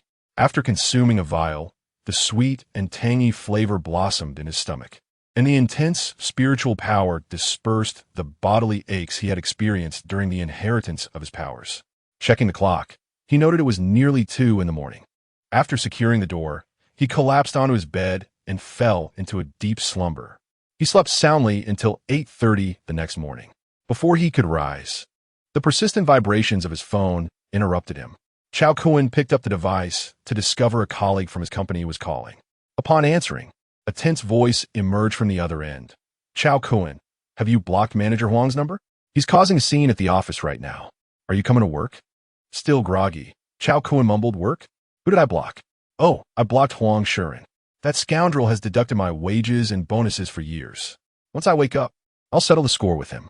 After speaking, he hung up, faintly hearing Manager Huang's furious roar in the background. Who is he calling Huang Shuren? After lingering in bed for another half hour, Cao Kun rose at 9 o'clock, invigorated and ready for the day. Breakfast consisted once again of mutated beast meat, which significantly contributed to his strength enhancement over time. In the recent simulation, his physical strength had increased from 150 to 260 points, a remarkable boost of 110 points. This improvement might also be attributed to the attribute enhancement gained from training alongside the Wind Spirit after signing the contract, or perhaps the several days of consuming the spiritual energy potions. However, Cao Kun was quite disciplined in this regard. If eating mutated beast meat could strengthen him, he would persist in his consumption. As for the spiritual energy potion, Cao Kun had examined it with the eye of insight the previous day and learned that 1 vial could sustain him for a week. But excessive intake would adversely affect his health. This is the result of his physical strength being 26 times that of an ordinary person. For those like Ling Dai, who specialize in the art of deception, a single bottle suffices for at least 6 months. After breakfast, Cao Kun tidied up his belongings, donned a backpack, and stepped outside. He summoned a ride-hailing vehicle and, following the provided address, arrived at a skyscraper in the eastern suburbs of Jiangxing. Upon reaching the front desk of the building, Cao Kun presented his electronic invitation. The receptionist's gaze towards him instantly transformed into one of warmth. Mr. Cao, your identity has been successfully registered. Here is your temporary employee badge. Please take the elevator to the 13th floor. You will find the new employee training classroom immediately upon exiting. Hangju, Cao Kun Ziplit, fastening the temporary badge around his neck as he entered the elevator. The elevator required a card swipe for access. Cao Kun held his badge against the sensor and pressed the button for the 13th floor. The elevator ascended swiftly, akin to the high-speed lifts found in ultra-tall skyscrapers. Upon arriving on the 13th floor, he noticed a sign hanging on the left wall, Shanghai Natural Science Research Center, Jiangxing Branch. Newcomers, please turn left. How considerate, he thought. Following the directions, he swiftly located the new employee training classroom. Hello, I'm here to report for duty. My name is Cao Kun, he announced as he entered the classroom. Inside, several individuals lounged haphazardly on the sofas, engrossed in their phones. One young man, absorbed in a mobile game, replied without lifting his head, "We have free time in the morning. Teacher Wang usually only comes in the afternoon." Curious, Cao Kun approached him. "Then why did you all come in the morning?" The young man, frowning as he continued to play, glanced at him impatiently and said, "The training camp is full-time. If you leave, it counts as skipping class. Trust me, this ISNT University, there are consequences for cutting classes." Noticing the red failure notification on the young man's screen, Cao Kun quickly distanced himself from this aspiring esports candidate. The others were in a similar state. No one seemed to be studying seriously, sprawled across the sofas, absorbed in their devices. One female participant even had a laptop, fixated on the K-line chart of the stock, seemingly gambling her fortune. A glance at her chosen stock revealed that, according to the insight provided, it was destined for a continuous decline over the next 6 months. Why squander money that could be donated to those in need? You couldn't comprehended. although you had been financially challenged in the past. You never earned money outside your understanding. Otherwise, it would be impossible to have saved over 60,000 yuan in 4 years since graduating from university. Feeling bored, you took out your phone and dialed a number. Hello, Xingu, it's Cao Kun. Yes, I've arrived at the training camp. No. The teachers haven't arrived yet. I'm just looking for someone to chat with to pass the time. Is Daijia busy today? Should I head straight home after class? Or stay here in the dorms? All right, you take care of your business. I'll wander around the company. Bye for now. First, communicate with the leader. Gu Tingxian indicated that one could casually attend classes meant for complete novices, and if one preferred not to participate, that was perfectly acceptable. You are a specially admitted student, unequivocally designated as the annual Dark Horse newcomer of the Soul Hall, with no academic assessment requirements. With this assurance, Cao Kun departed from the classroom and began to meander through the building. What captivated Cao Kun the most was the electronic reading room of the Soul Hall. He casually selected a computer and logged in using the number on his temporary staff badge. Within, there existed a vast array of electronic versions of the Soul Hall's internal collections, entirely inaccessible from the outside. Engrossed, he spent the entire morning, feeling as though he had gained a more thorough and nuanced understanding of this world. At noon, as Cao Kun prepared to procure a meal in the cafeteria, he noticed the individual from earlier, who had been playing video games, rushing into the electronic reading room. Are you Cao Kun? My name is Chao Daoshuang. Teacher Wang just called and asked me to take you to the cafeteria for lunch. Come on, don't just stand there. If we delay, the good dishes will be all gone. Chapter 031. Work diligently, and the Soul Hall will not shortchange you after having a light meal in the cafeteria. Cao Kun was about to find a spot for a nap when he received a call from Gu Tingxian. Hey, Xiao Gao. How are you adjusting to life in the training camp? Aside from the absence of teachers, everything else is quite satisfactory. Hee, that's how our circle operates. As long as you adapt, your salary remains unaffected every month. Haha, you speak the truth, Xinge. However, I'm still under the employment of my previous company, so I need to find time to process my resignation. The reason I called is precisely to discuss that matter. This morning, I arranged for someone to assist you with your resignation letter, and I've also secured your N1 compensation. HR from your former company should be contacting you shortly, so please don't block them. Oh, thank you, Xinge. Your thoughtfulness is greatly appreciated. I shall follow you from now on. Let's not speak too soon. Your potential rating is impressively high. Once you attain formal status, I might end up following you. Potential rating? Cough, cough. The specific rating hasn't been released yet.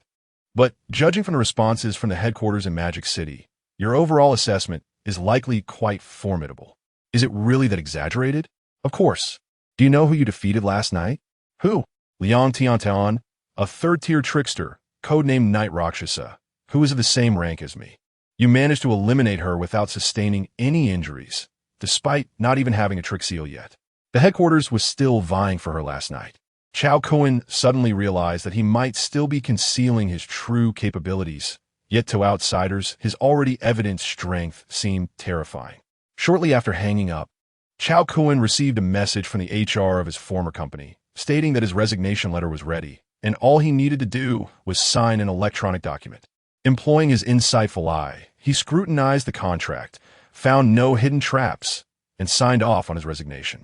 In less than 5 minutes, the N1 compensation from the company was successfully transferred.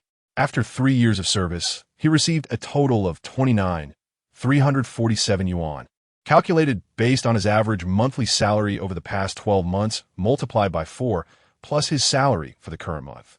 Although he no longer cared much for such a sum, the smooth transaction allowed him to imagine just how dismal the mood of the project manager, who had been furiously yelling at him on the phone the night prior, must be at this moment. At 2:30 in the afternoon, the teacher referred to as Wang finally arrived. Upon entering, Cao Kun noticed that this Wang teacher was missing an arm. The insightful eye quickly provided relevant information.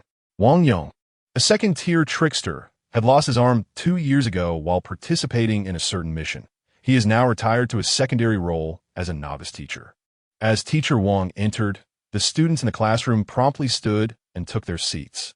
Even Chao Daoshuang swiftly turned off his phone. unaware of whether his teammates in the game were currently inquiring about his well-being. May I ask who is Cao Kun? Teacher, I am Cao Kun. A smile swiftly graced Teacher Wang's face as he replied, Since today is your first day, please join your classmates in listening to the lecture. Tomorrow, when Teacher Tang arrives, you will have individual lessons with him. Oh, understood. Thank you. Cao Kun reminisced about the fifth-tier Thunder Deceiver, Tang Yu from the simulator, who had a thrilling encounter with the Blood God cult leader, Zhou Wangsheng, in a cave, proclaiming, Behold my great thunder. The very words had left Cao Kun feeling both charred and tender inside. Perhaps to accommodate the newcomer, Teacher Wang occasionally supplemented his lessons with fundamental knowledge about deceivers. The students in the classroom appeared utterly astonished. How could a usually stern drill instructor be so amiable today? Those students who had previously ignored Cao Kun in the morning made a beeline for him after school, eager to add him as a friend and exchange contact information. Among these students, there was not a single so-called chosen one. They were primarily ordinary individuals with a mental resilience of 10 points. This threshold barely straddled the line between the ordinary and the deceivers. Surpassing it would grant them the ability to perceive the supernatural, akin to the folk-believed yin-yang eye. Cao Kun gained a clearer and more profound understanding of himself. Indeed, I am not starting from the same line as them. I am merely a novice. At 4:30 in the afternoon, upon concluding the class, Teacher Wang announced the end of the school day. The training camp provided student dormitories. Yet locals like Cao Kun had the option to return home, having brought along a backpack filled with change of clothes and toiletries. He naturally chose to stay at the school. The entire office building was an asset of the Seoul Palace, housing several floors of exquisitely decorated duplex apartments, one of which was allocated to Cao Kun. After returning to his quarters, he took a refreshing shower, donned clean attire, and planned to explore the vicinity. Earlier in class, Teacher Wang mentioned that genuine organizations of deceivers and commanders had to adhere to the regulations established by the state. Among these, the most crucial rule was not to disclose their identities in front of ordinary people. Fortunately, since ordinary individuals lacked the mental acuity to perceive the supernatural, as long as one refrained from flying or disappearing in public, the risk of exposure was typically minimal. Noticing that there was still ample time, Cao Kun decided to make a trip back to the happy community, hailing a delivery vehicle to facilitate his move. After all, he was merely a tenant in the happy community, and his lease was set to expire this month. With the prospect of utilizing the Seoul Palace's dormitory for free, there was no need to continue renting. His possessions were few. The furniture belonged to the landlord, and he only needed to take his desktop computer and some personal items. Once everything was packed into the vehicle, Cao Kun followed the delivery van away from the happy community. As he gazed out at the familiar scenery, his mindset had already shifted from the past. He had yet to form a concrete understanding of life after joining the Seoul Palace. Yet he felt an innate sense that the emergence of the apocalypse simulator was no mere coincidence. This world surely possessed traits akin to those of an impending apocalypse. The delivery vehicle halted beneath the office building, and upon seeing Cao Kun disembark from the van, the receptionist promptly called for several individuals to assist with the moving. However, the receptionist displayed commendable discretion. Despite her eager demeanor, she did not overtly seek Cao Kun's contact information. Upon returning to his dormitory, Cao Kun stacked his belongings in a corner and placed his computer on the desk in the second-floor bedroom. This computer is hardly a high-end model. The entire setup, including the monitor and the host, cost just over $4,000. The dormitory has also provided computers, but the reason Cao Kun chose to bring this one back is akin to Wei Wu's plea for him not to peruse her social media. He wishes to maintain his integrity in this world. A night passed in silence. The following day, Cao Kun's designated instructor, Tang Yu, arrived at the training camp with a suitcase in tow. "Hello, Teacher Tang. I am Cao Kun," he greeted. Tang Yu assessed Cao Kun with a calm demeanor and replied, "Yes, Butterfly has informed me about your situation. For the time being, you will be under my guidance as you acclimate to the work environment. You will bypass the internship period, and after you contract with the anomalous entity, you will be directly integrated into my team. In the realm of psychics, strength is paramount. As long as you demonstrate your worth and work diligently, the Soul Hall will not shortchange you. Cao Kun nodded appreciatively. I look forward to your guidance. Chapter 032. The classic encounter. Cao Kun followed Tang Yu to the underground parking lot of the company. Teacher Tang, where are we headed? He inquired. To an appropriate location. I wish to test your capabilities, she replied. Tang Yu's vehicle was a classic red Volkswagen Beetle, which only accommodated 2 passengers in the front. After Cao Kun settled into the passenger's seat, Tang Yu reminded him to fasten his seatbelt before accelerating onto the road. Initially, Cao Kun assumed that given Tang Yu's fiery and tempestuous nature, her driving would reflect a severe case of road rage. However, to his surprise, she drove with remarkable calmness, merely tapping the brakes to yield to merging vehicles. This revealed that every individual possesses multiple facets, and judging by her driving demeanor, Tang Yu appeared to be a reliable person. With some time to spare, Cao Kun glanced at the system panel and noted that another simulation opportunity had been added in the early hours of the previous night, bringing his total back to 8. Unaccustomed to idling away opportunities, he resolved to utilize them after his session with Tang Yu. After a brief drive, the Beetle came to a halt on a secluded rural path. Let us disembark, Tang Yu instructed. They exited the vehicle, and she led Cao Kun through a thicket to an abandoned air raid shelter. Following her into the dimly lit interior, they turned a corner and encountered a thick iron door. After a brief verification of identity by glancing at a concealed surveillance camera, the door creaked open. Inside lay an immense cavern reminiscent of an ancient Roman Colosseum, its size comparable to the eerie cave they had encountered in the simulator. Cao Kun looked around, realizing that this indeed was an uncanny domain. With one notable advantage, it was remarkably resilient. As they ventured further, they found the seating surrounding the arena filled with spectators, all impeccably dressed, exuding an air of success. I will register you shortly. The rules here are strict. No fatalities are permitted, and once a contender surrenders, all attacks must cease immediately. Although you are a newcomer, you are a chosen one, and even without a contract with the uncanny, few would underestimate you. However, typical chosen ones can usually only contend with second-tier uncanny beings before their contracts. I have placed a significant bet on you, so do not let me down, she cautioned. Cao Kun immediately pulled out his phone and said, Teacher Tang, could you place a bet for me as well? I will transfer the funds to you. Tang Yu replied playfully, so confident. Are we? Cao Kun straightened up, absolutely. After a moment of contemplation, Tang Yu asked, do enlighten me. Just how strong are you at present? Cao Kun pondered briefly before responding. If the Night Rakshasa from the night before last was a third-tier uncanny being, I could defeat 100 of such third tiers without sustaining any injuries. As for fourth and fifth tiers, I lack practical experience. I cannot rely solely on intuition to gauge my chances against them. Tang Yu was taken aback, astonished by the thought of defeating 100 third-tier uncanny beings without injury, a feat she doubted she could accomplish herself. Sister Dai had previously mentioned that Cao Kun's strength was continually evolving, a notion she had not fully grasped until now. It appears that he has significantly improved since his meeting with Sister Dai 2 days ago. This is a lucrative opportunity. Tang Yu glanced at Cao Kun and said, You need not place any bets. Just focus on fighting while I handle the wagering. If we win, we shall split the earnings evenly. Is that agreed? Have no doubts about your teacher Tang's credibility. After deftly navigating her phone to register and place bets in one fluid motion, she proceeded. Cao Kun casually found a seat alongside Tang Yu, taking advantage of the upcoming battles to observe the fierce clashes between the sorcerers. However, Tang Yu soon noticed that Cao Kun appeared to be drowsy, only paying attention when a particularly attractive female sorceress took the stage. Tang Yu, disinterested, knew that the Soul Palace had dedicated recovery sorcerers present.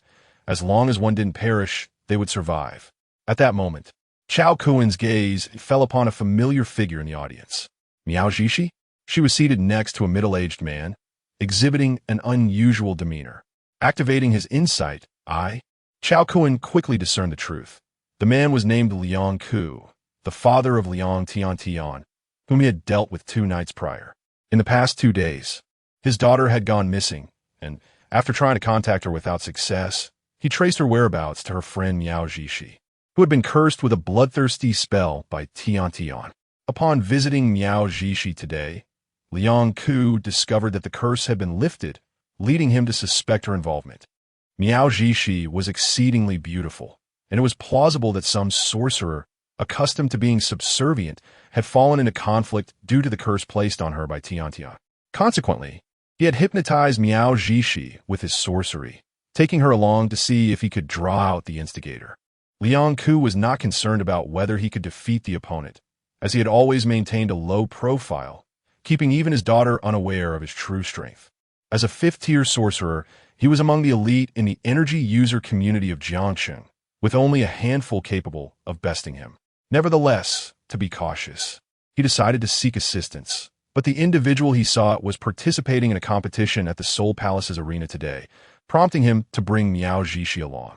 Cao Kun pondered for a moment and then spoke to Tang Yu. I have a friend who is in trouble. Following his gaze, Tang Yu's expression turned grave. Liang Ku from the Phantom Pain Brigade? The name sounded somewhat familiar. Upon hearing Cao Kun's inquiry, Tang Yu explained, this was a minor local gang from years ago, known for their utter disregard for rules. The official regulatory bureau took action against them and dismantled the organization. Liang Ku was the second in command at that time, but he later joined the Kunlun organization and vanished for several years. Kunlun intervened to have the warrant against him revoked. It is surprising to encounter him here today. He must be searching for his daughter. Exercise caution. He is formidable and possesses a ruthless disposition, employing treacherous methods. Cao Kun contemplated this and asked, if I were to eliminate him, what reaction might Kunlun have? Tang Yu looked at Cao Kun and queried, do you believe you can defeat him? He is indeed a seasoned fifth-tier trickster. Even if I wished to eliminate him, I could not guarantee my own safety. How confident are you in your ability to defeat him? Cao Kun chuckled, I merely jest. When I take the stage for the competition, you can evaluate my strength and see what chances I have against him. Very well, just be cautious. This is the territory of the Soul Palace. I can assure you he will not dare to act against you here. Given his current state, he likely remains oblivious to the fact that it was you who took his daughter's life. I will arrange for someone to keep an eye on him. Thank you. Sister Yu, you are quite charming with your words. Chapter 033. I, Cao Kun, am ready to make a bet now. Let us welcome contestant number 93. The newcomer Cao Kun from the Soul Hall. He shall challenge our Jiangsheng King Longwei's already 7-time consecutive victor, the third-tier trickster, Xiong Wenlong. Allow me to introduce our contestant Cao Kun, who is hailed as the most promising newcomer of this year in the Soul Hall, a chosen one of the sacred faction. Although he has yet to contract any anomalies, his prowess has been recognized by Minister Ling Dai of our Jiangchang branch of the Soul Hall. For those who have yet to place their bets, hurry and open the Soul Hall Arena app on your phones to wager on your favorite contestant. With his hands tucked into his pockets, Cao Kun strides onto the stage with an air of audacity. In a corner of the audience, an old acquaintance of Cao Kun is also present, none other than the arcade owner Ouyang Hong, who previously noticed something amiss. As he observes Cao Kun on stage, he finishes the remaining half of his cigarette in one long puff, exhaling deeply. Ling Di vucks swiftly. Has she really brought this young man into the Soul Hall so quickly? Is it not customary for newcomers to undergo a 3-month training camp first? This lad has come directly to the arena alongside that madwoman Tang Yu. Could it be that the newcomer I inadvertently recommended to the Soul Hall is this formidable? The way he carries himself suggests he is aiming for the title of Newcomer of the Year. If I had known he was this exceptional, I should have approached him to be sworn brothers that day amidst the sentimental atmosphere. Now, he remains unaware that my discreet assistance was instrumental in his joining the Soul Hall. My good deed seems to have gone unrecognized.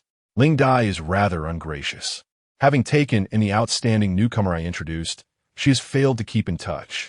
Could it be that she knows I sold his information to the Mutual Aid Society? Just as Ouyang Hong's thoughts drift, Xiong Wenlong on the stage has begun to unleash his fury. Referee, let us commence.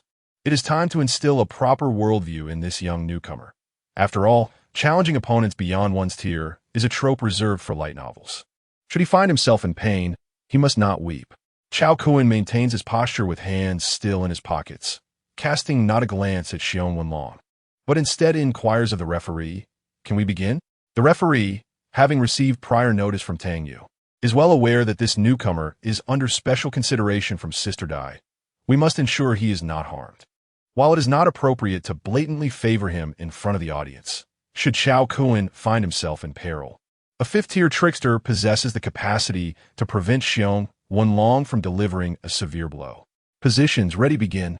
Xiong Wenlong clasps his fists, his enormous hands cracking ominously.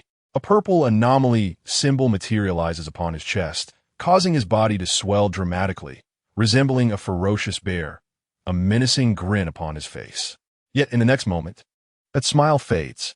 Cao Kun raises one hand skyward, and a colossal orb of light, 2 meters in diameter, materializes above his palm, emanating a terrifying aura. Hey! Spirit Bomb? In the next instant, the luminous sphere hurtles down towards Xiong Wenlong. The heavy-set warrior, adhering to the route of a heavily armored combatant, finds his cumbersome physique utterly incapable of evasion. He could only cross his arms defensively in front of himself, resembling a sailor using the iron block from the Navy's 6 style as a shield. Boom! This time, it was no longer a classic scenario of smoke without injury. Xiong Wenlong was directly rendered unconscious from the blast. The referee hastily called for the medical team without even counting, urging them to rush in and provide emergency assistance. Silence. The entire venue fell into an eerie hush. Had this young man truly activated some extraordinary power? A mere novice, devoid of any arcane markings, could annihilate a third-tier sorcerer solely through innate ability? What heights might he attain once he contracts an arcane entity? In the audience, Tang Yu gazed at the amount credited to her account on her phone, feeling an overwhelming sense of delight. This young man had just concluded the battle within 10 seconds, fulfilling her expectations. With a 20-fold payout, she was genuinely on her way to fortune. In the next match, Cao Kun opted not to rest and immediately took to the arena. His opponent was the 4th-tier rogue sorcerer, Liao Xiaohua, who relied on the Soul Palace arena matches to earn a living, possessing extensive combat experience. Having just witnessed Cao Kun's formidable prowess, it was evident that he was at least on par with a 5th-tier sorcerer. Why was I, a mere 4th-tier sorcerer, being sent to face him? Is the yellow mechanism truly this flawed? I understand that the Soul Palace's newcomers require protection, but why must I be the sacrificial pawn in this convoluted matchmaking? After taking the stage, Liao Xiaohua observed Cao Kun's nonchalant demeanor, hands tucked into his pockets, and dared not underestimate him. As soon as the referee announced the commencement of the match, he swiftly retreated to create distance, stacking buffs upon himself. Azura Manifestation, activate. Armored Exoskeleton, engage. Arcane Technique, Shadow Barrier. In the next moment, the arena was enveloped in a shroud of black mist, rendering the spectators outside unable to discern the events unfolding within. However, after mere seconds, a figure was seen hurtling from the black mist of the arena, landing outside. As the fog dissipated, Cao Kun looked down at Liao Xiaohua, who had been kicked off the stage, shaking his head in disbelief. Was my shadow evasion merely a frivolous effort? Darkness is my domain. The spectators outside were left bewildered. Wasn't Cao Kun's attack method that large energy sphere reminiscent of a spirit bomb? They had anticipated a grand spectacle of the massive light sphere piercing through the darkness, dispelling Liao Xiaohua's shadow barrier. How could it be that there was no flash of light, and Liao Xiaohua was simply kicked off the stage? Was there a script? With actors? Liao Xiaohua, fearing to offend the Soul Palace's super newcomers, staged this drama himself? Remarkably, many in the audience shared this sentiment, not to mention those who had placed bets on Liao Xiaohua. Refund Geneva. Liao Xiaohua, witnessing the audience's reaction, felt like crying without tears. He had barely dimmed the lights when he felt a kick from behind, utterly perplexed by the turn of events. When the host took the stage and inquired whether Cao Kun would continue to defend his title, Cao Kun merely smirked and replied, "I seek a greater challenge." Upon hearing the audacious remarks made by Cao Kun, the host seized the opportunity to stoke the flames, announcing, in the upcoming match, the esteemed President Chun of the Qinglong Society will personally take the stage. Dear audience, be sure to place your bets. The mention of President Chun of the Qinglong Society caused a furrow to form on Tang Yu's brow. This was not in accordance with prior arrangements. The recently defeated Xiong Wenlong was a member of the Qinglong Society, yet Cao Kun had not delivered a decisive blow. Xiong was merely suffering from a concussion, his attire tattered, with only superficial injuries to his body. Was it not a tad unseemly for President Chun, already a first-tier trickster, to target a newcomer who had yet to even attain the rank of trickster? With a smile, President Chun ascended the platform and remarked, "Do not misunderstand. I'm not here to provide a stage for my incompetent kin. I'm simply curious to ascertain your true prowess. I'm merely a bit eager to engage." Cao Kun, however, was not inclined to take his words at face value. His discerning eye had already discerned that Chun had received directives from Kunlun to undermine the so-called strongest newcomer of the Soul Palace. Since he had come looking for a fight, Cao Kun would not show him any leniency. President Chun, a man with a penchant for ostentation, had inexplicably procured a folding fan upon taking the stage, believing himself to appear particularly dashing. "I am Chun Xiangbei, president of the Qinglong Society. Please, I am Cao Kun, ready to wager." Chapter 034. The ancient lime warrior Wei Xiaobao and the modern chili powder god of war, Cao Kun with the referee's authoritative command. The match commenced. Chun Xiangbei, confident in his prowess, unleashed the legendary fusion technique of the lion's roar and the one-yang finger. He beckoned Cao Kun with a silent mockery. "Come forth." In response, Cao Kun immediately propelled himself forward, ready to engage. "If you possess the skill, do not flee." With his divine light wings unfurled, Cao Kun's speed was so swift that he left afterimages in his wake. In truth, his innate speed was already astonishing. The wings merely created an illusion to mislead others into believing that the acceleration stemmed solely from their power. However, the divine light wings were not mere embellishments. Just as Chun Xiangbei prepared to execute his cunning technique, he felt a sudden, intense burning sensation enveloping him. The divine attributes are indeed troublesome. The sinister markings upon Chun Xiangbei's body suddenly radiated outward, manifesting golden battle runes. Cao Kun had witnessed such a skill used by the spirit butterfly in the simulator. Could this be an exclusive ability of the cunning general? Suddenly, a beam of holy light descended from 3 meters above Chun Xiangbei's head. The speed of light was utterly unavoidable, and the runes adorning Chun Xiangbei visibly dimmed. Holy light, the nemesis of darkness. With the loss of the rune's enhancement, Chun Xiangbei's speed reverted to that of an ordinary individual. Meanwhile, Cao Kun had already closed the distance. "Now, my next move, the dragon and tiger dance. How shall you respond?" "Ora, ora, ora, ora. Da, da, da, da, da, da, da." Chun Xiangbei found himself airborne from the barrage of Cao Kun's attacks. Cao Kun stepped back to gather energy. The arcade owner in the audience, Ouyang Hong, suddenly narrowed his eyes. What is this move? Cosmic Mirage? Dummy. Fortunately, Cao Kun merely struck a pose without unleashing the final charged punch. Yet, the spectators were already sweating for Chun Xiangbei. Where did this anomaly emerge from? One might barely comprehend a novice defeating a pinnacle first-tier player. But how could he possibly overpower a seasoned second-tier expert? Is he cheating? As Chun Xiangbei rose from the arena, he cast a complex gaze toward Cao Kun. The waves of the Yangtze River push forward, while the preceding waves perish upon the shore. I concede my defeat willingly. Observing Chun Xiangbei's despondent figure as he descended from the stage, Cao Kun entered a mode of mutual flattery. "It was I who, lacking martial ethics, ambushed you, old comrade. Should we meet again, I assure you, with your defenses in place, I would still fall short. Ha! Do not try that with me. Victory is victory, and defeat is defeat. I, Chun Xiangbei, am not one to shy away from loss. In the future, do join us at the Qinglong Society, and I shall treat you well." Having said this, he offered no opportunity for Cao Kun to respond. Gesturing farewell as he turned his back and departed with the members of the Qinglong Society, Cao Kun, still yearning for more, found the battle abruptly concluded by Tang Yu. Today's test had far exceeded her and the spirit butterfly's expectations. Continuing would only reveal more hidden cards.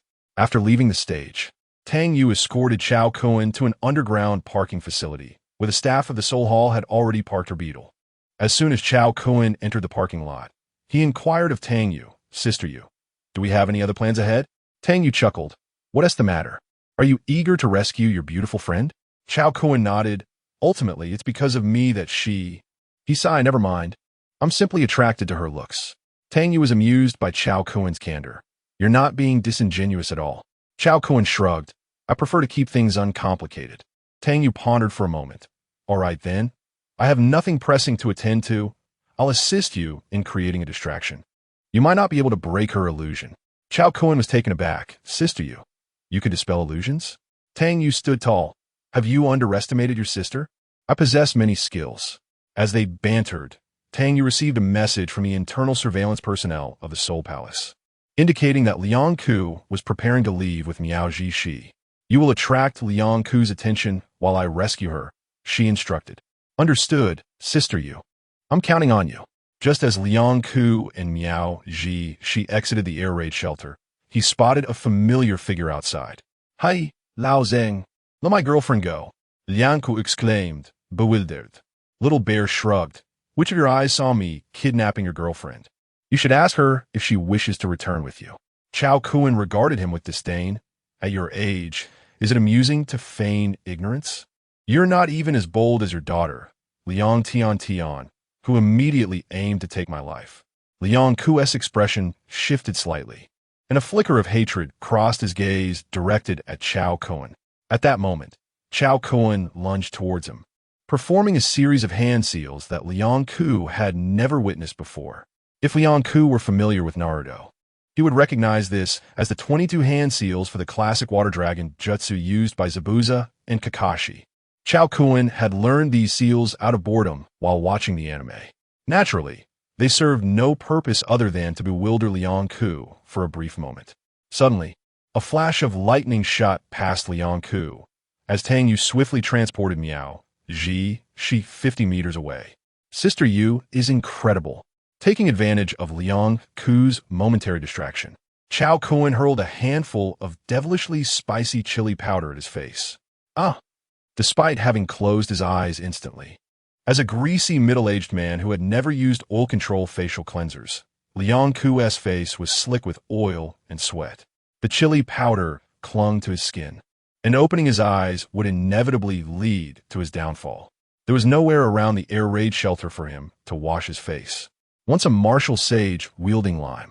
Now I, the chili powder warrior Cao Kun. What could a mere mortal like you withstand against something that even mutated beasts cannot endure? Liang Ku could not keep his eyes shut during an assault. Thus, with a gamble in mind, he slightly opened his eyes. The next moment, he was writhing on the ground in agony, clutching his eyes. My eyes. Yellow dog, covering eyes meme. Tang Yu observed Liang Ku's suffering and glanced at Cao Kun with a hint of fear in her eyes. This young man was not only powerful, but also employed such unscrupulous tactics with remarkable finesse. Moreover, who among the ordinary populace carries chili powder when venturing outdoors? Even from 50 meters away, I can feel its stinging presence in the air. Cao Kun, lacking the tendency to engage in drawn-out, turn-based theatrics, seized the opportunity while Liang Ku was defenseless, decisively ending his life. Tang Yu observed as this individual repeatedly struck to ensure Liang Ku was thoroughly dispatched. Enough, he said. I've already called someone to handle the aftermath, ensuring his demise is complete. Yet, unbeknownst to Tang Yu, Cao Kun's additional strikes were also a means of character building. No one could feign death before the eye of insight. Seated in Tang Yu's beetle, the two returned to the Soul Palace's Jiangqing branch. Cao Kun headed to his dormitory to bathe and sleep, while Tang Yu had to report in person to Ling Dai. Cao Kun's prowess had surpassed her capabilities, and for the first time, Tang Yu felt that this humble abode of the Soul Palace could not retain such a formidable deity as Cao Kun. Chapter 035. The Fifth Simulation, Scorching Apocalypse. Procuring goods from the Lighthouse Nation upon returning to his dormitory, Cao Kun noted that the hour was still relatively early and resolved to engage in a pre-sleep simulation. It was imperative for him to convert the simulation attempts into tangible strength. After recently dispatching Liang Ku, he realized that his actions had been excessively decisive, a consequence of his frequent use of the simulator in recent days. Observing himself in the simulator becoming increasingly ruthless, he recognized the impact on his mindset in the real world. If scrutinized, it would not be difficult to uncover discrepancies, especially since just a few days prior.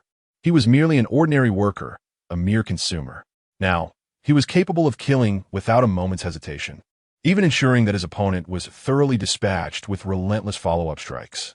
Tang Yu might even perceive a hint of sociopathic tendencies in his mental state. However, this was of little concern. Within this circle, what truly mattered was not the state of one's psyche, but the strength one wielded. Strength could obscure all superficial issues. After finishing dinner and completing his evening routine, Cao Kun reclined on his bed and activated the simulator.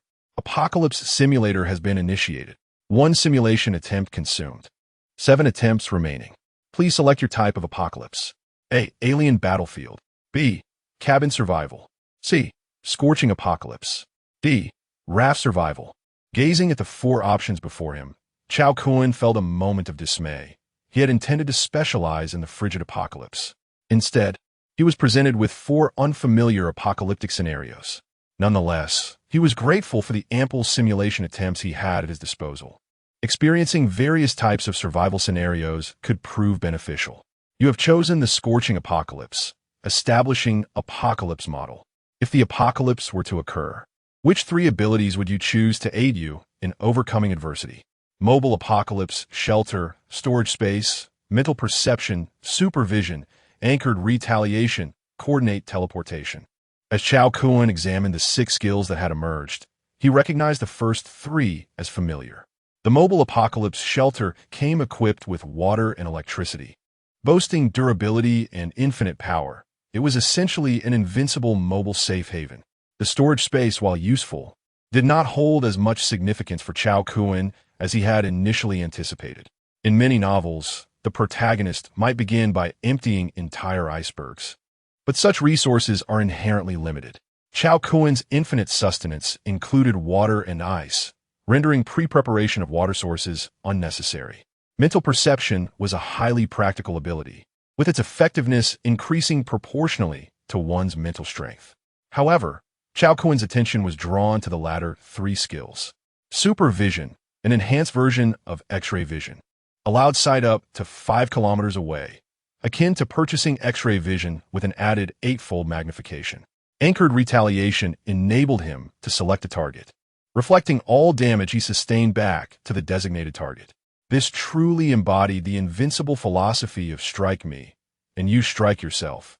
Coordinate teleportation, distinguished from instantaneous movement, allowed travel solely to pre-marked coordinates, with the advantage that distance was inconsequential. One could mark a location on Mars and teleport there without limitation. The disadvantage lies in the limited number of coordinates, where each setting must be meticulously considered. Unlike teleportation, which allows one to shift instantaneously within the confines of mental capacity. The process is akin to the distinction between flickering and teleporting in many MOBA games. Since the introduction of an additional simulation opportunity each day, Cao Kun's attitude towards the simulator has become somewhat more relaxed. Previously, he felt as though the apocalypse was imminent, with every simulation potentially influencing how far he could progress in such a dire scenario. However, a shift in his mindset has occurred. When selecting skills, he no longer grapples with the indecision that once plagued him. You have chosen storage space, coordinate teleportation, and mental perception. Simulation begins. On the first day of the scorching apocalypse, the sun shines exceptionally bright, and high-temperature warnings have been issued globally. Initially, people believe this to be an ordinary heat wave, with some regions resorting to artificial rainfall. Upon witnessing the weather outside, you were elated? This apocalypse was different from the previous ones, as it did not commence with extreme climatic conditions. Contemplating for a moment, you hastily established a spatial coordinate in the company dormitory and requested a few days off from Lingdai. You stealthily boarded a flight from Jiangsheng to the distant lighthouse nation. Utilizing your absolute invisibility, you amassed a wealth of resources in the lighthouse nation. Several large ports were brimming with a plethora of goods manufactured in Huagua, encompassing every facet of life. Additionally, you visited several large military bases of the American forces and explored the arms depots of renowned military-industrial complexes in the lighthouse nation. Subsequently, you maintained your invisibility throughout the journey back to Huagua. By this time, the daytime temperature in Jiangcheng had soared above 50 degrees Celsius, and people began to realize that something was amiss. Gradually, individuals were suffering from sunburns, with some experiencing severe skin lesions. The dermatology department of the hospital was overcrowded with sunburn victims, and sunscreen had sold out. Multiple lakes in Jiangcheng suffered significant declines in water levels, and despite the upstream Three Gorges Reservoir continuously releasing water, it could not meet the increasingly arid conditions of the lakes and riverbeds in the middle and lower reaches of the Yangtze River.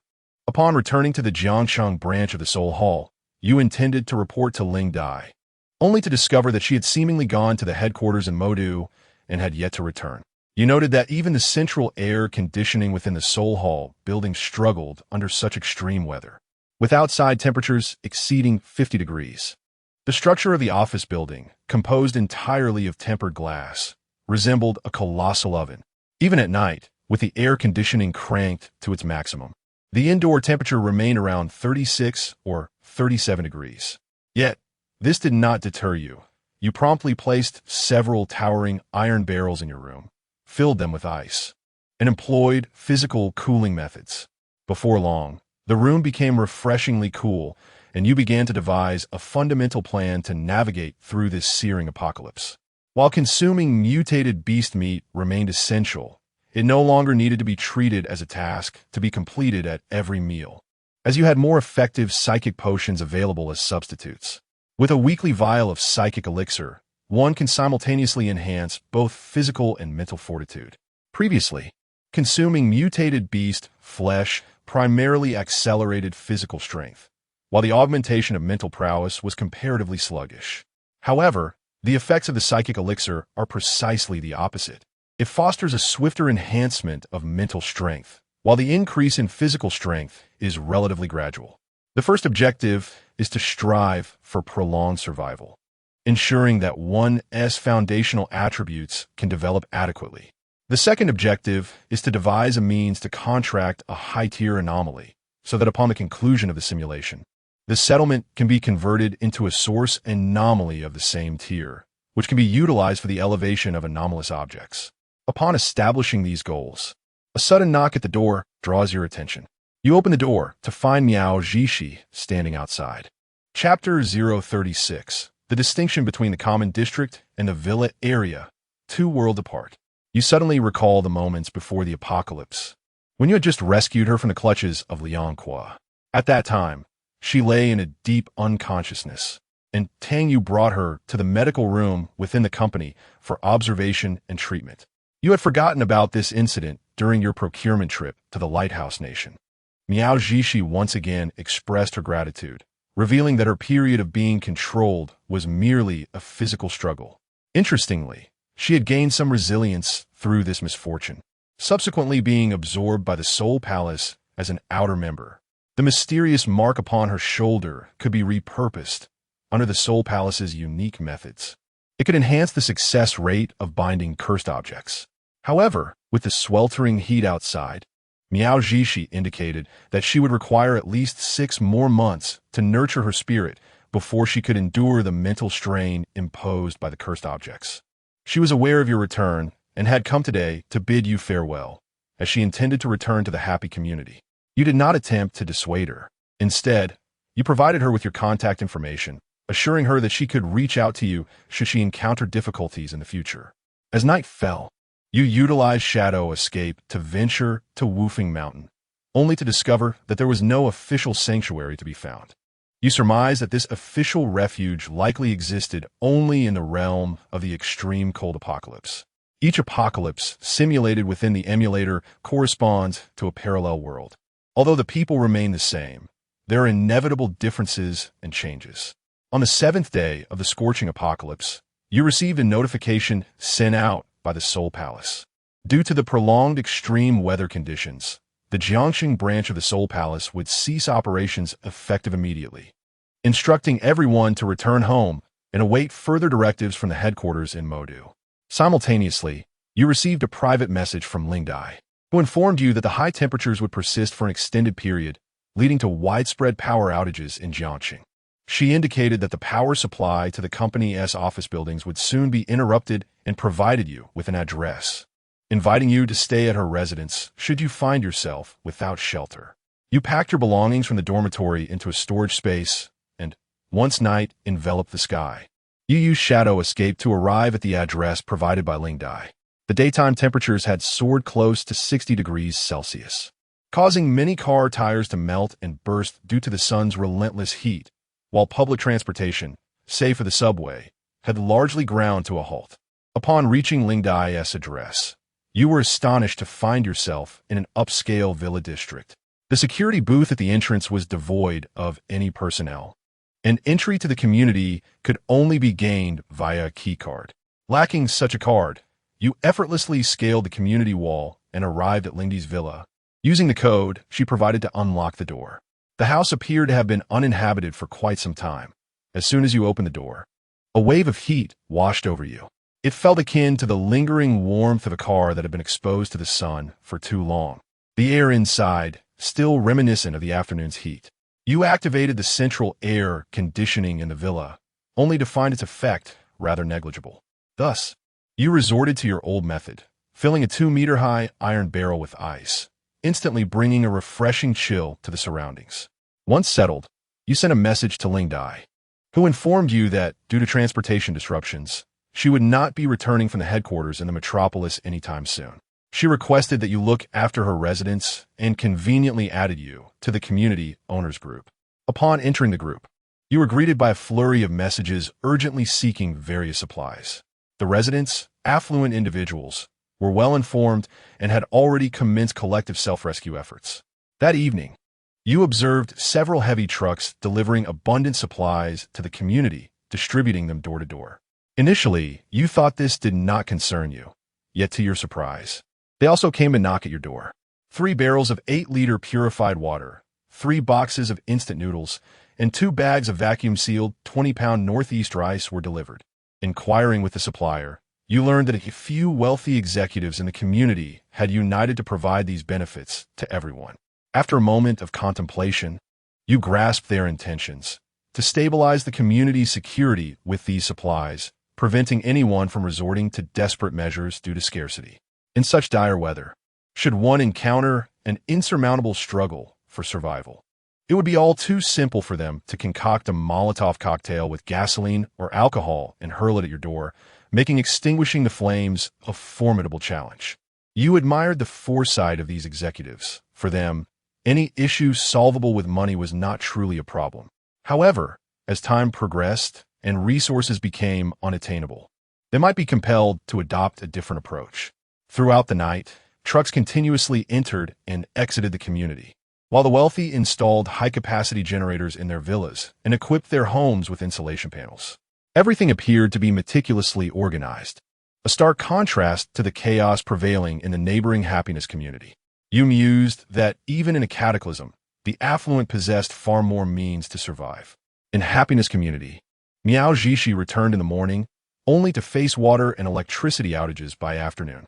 She had not stockpiled supplies, and with the air conditioning abruptly ceasing and the taps running dry, she found herself utterly at a loss for ways to cool down.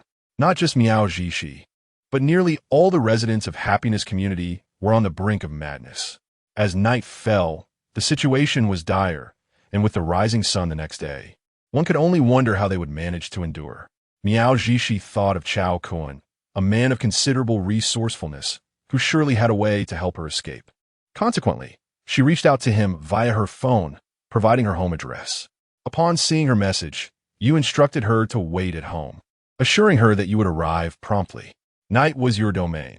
You activated your shadowy powers and returned to happiness community within mere minutes. Miao Jishi resided on the top floor of the building above where you once rented. You were on the 3rd floor, while she occupied the penthouse. You knocked and entered her home, discovering that she had already packed her suitcase. You stowed the suitcase in your storage space. Having witnessed your battle with Liang Ku, she recognized you as a trainee from the Seoul Hall, and thus did not express excessive concern. In her perspective, the enigmatic figures were merely individuals endowed with extraordinary abilities, rendering their minor tricks unremarkable.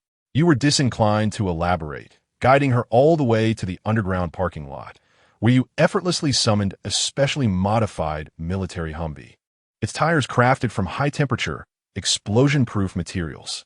Naturally, this was a testament to your procurement endeavors in the land of the lighthouse, still bearing its license plates. Upon inspection, you opted to remove the plates with a screwdriver. Your excesses in the lighthouse nation had prompted a desire for discretion. Speeding through to the Villa Garden in Dragon City, the entrance remained ajar due to the continuous influx of large trucks throughout the evening.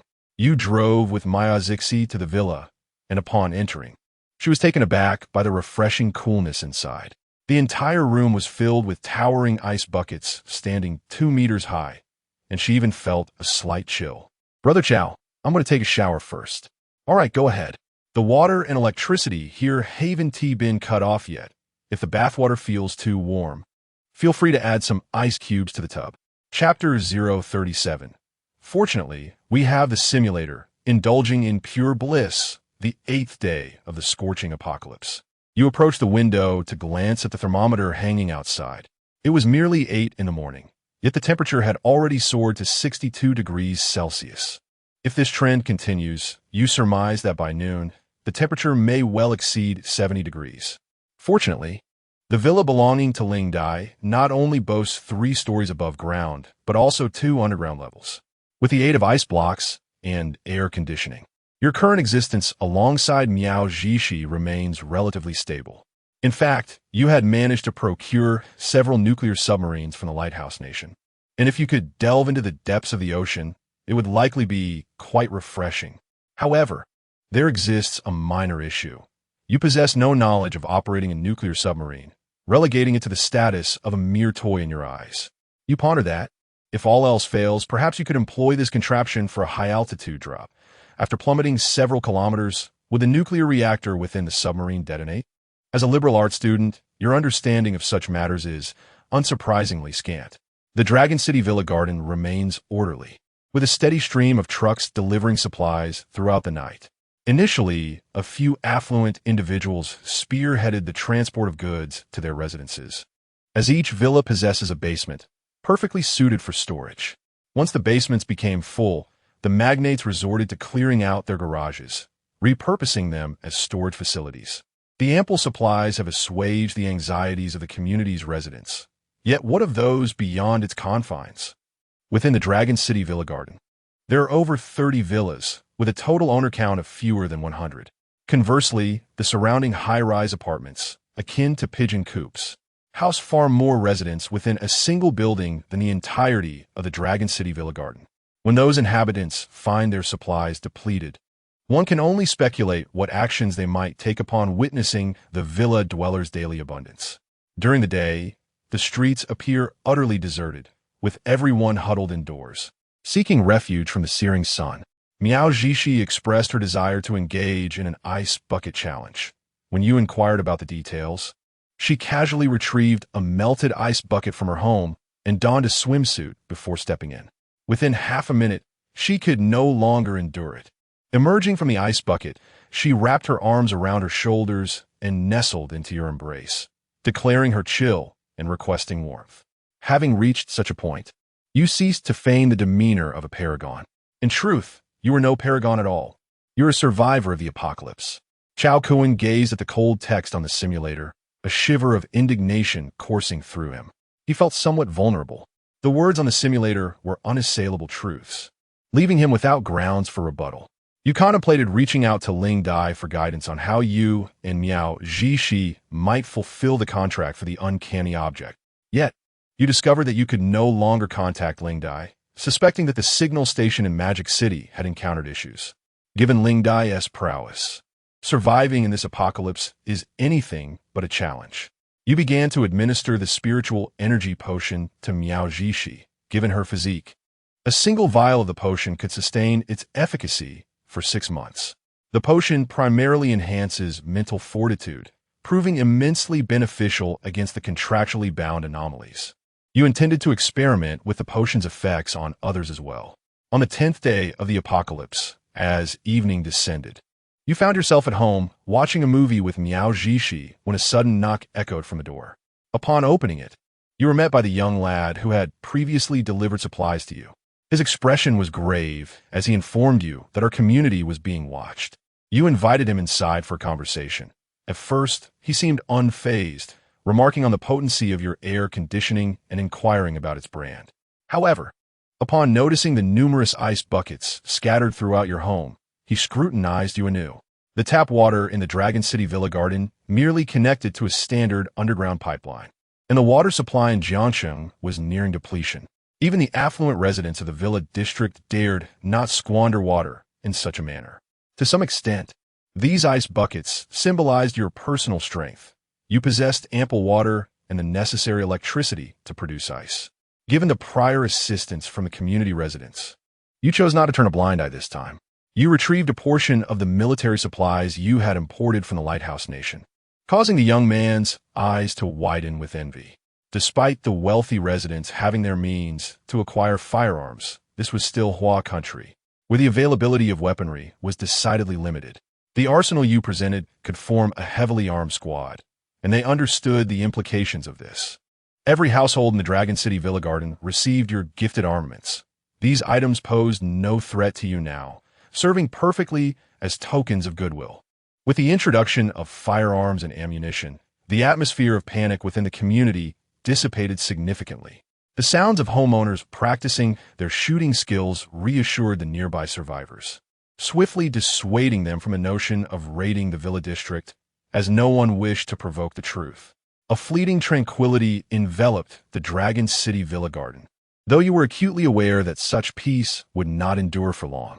On the 12th day of the scorching apocalypse, the water supply in the Villa District was also disrupted.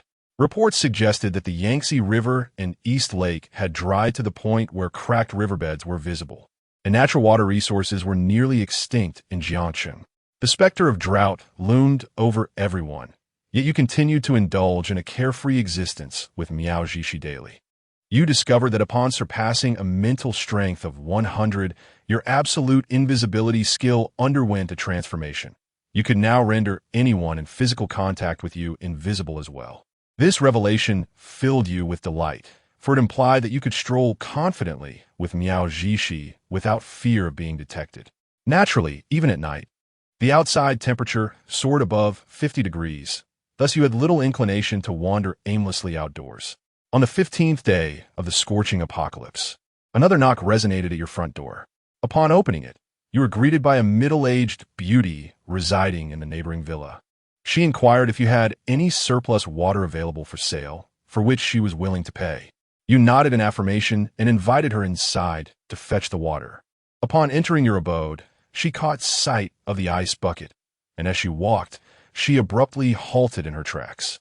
You exchanged glances, a silent understanding enveloping the atmosphere. Each of you fulfilled your respective needs, leaving both parties exceedingly content. It was only later that you learned her name was Wang Xuanning, a distinguished businesswoman of 36 years, ranked among the elite 100 in the Jiangsheng Wealth Index. You marveled at the serendipity of finally connecting with a wealthy patroness in your lifetime, as once elusive dreams began to materialize before you. Fortunately, you possessed a simulator, allowing you to indulge in this delightful experience with unparalleled ease. Chapter 038. Come on, let us inflict harm upon one another. Who fears whom? Since Wang Xuanning moved into your residence, your life has begun to blossom into a kaleidoscope of colors. She is an exceptionally astute woman, adept at navigating the complexities of human nature. Initially, she visited your home under the pretense of purchasing water, subtly awaiting your cue to engage in negotiations. Little did she expect your prompt acquiescence, nor did she anticipate the abundance of water within your abode. Consequently, she swiftly altered her approach, opting to exchange herself as a bargaining chip. She understood that your capacity to arm the residents of the community with an arsenal of weaponry indicated that you possessed even more formidable means of self-preservation. By aligning herself with you, she not only ensured her safety, but also secured her freedom to access water, a dual benefit. Yet, she was unprepared for the revelation that your home offered not merely the liberty to drink, but also to bathe, and even to swim at will. Through your perceptive insight, you discerned her ulterior motives, yet you were not overly concerned. Your expectations of women have always been based on their actions rather than their intentions. You required her compliance rather than her heartfelt affection. In her presence, you showcased your boundless culinary abilities, conjuring a veritable feast that included water and ice. Witnessing your prowess, she realized that departure from your side was no longer an option. Had you been an ordinary individual hoarding supplies, she might have devised a scheme to eliminate you and seize your resources. However, the provisions you possessed were conjured through your unique abilities, leaving her with the sole options of indulgence or deprivation. She proposed that, should you possess the capability, you could establish a survivalist collective rooted in the Dragon City Villa Garden, uniquely yours in the face of impending calamity. After careful consideration, you found her suggestion plausible, yet you entrusted its execution to Wang Xuanning. Administrative management was not your forte. Better to delegate to a professional. As long as you maintain control over core resources and absolute military might, your authority would remain unchallenged. Before proceeding, Wang Xuanning sought your reassurance. Were you truly unperturbed by the possibility of other residents retaliating with firearms? Demonstrating your resilience, you performed an impressive display of body shielding against bullets, dispelling her concerns entirely. In that moment, you perceived her loyalty towards you escalate dramatically. Any lingering thoughts of betrayal that once flickered in her mind were banished from her consciousness. This is the behavioral paradigm you favor, exhibiting strength and preemptively neutralizing any potential for treachery. Unburdened by apprehensions, Wang Xuanning swiftly rallied the remaining residents of the community. In such circumstances, the one who controls the water resources assumes a paternal role over others. Though these affluent individuals may lack certain skills, they excel in the art of reading social cues and navigating interpersonal dynamics.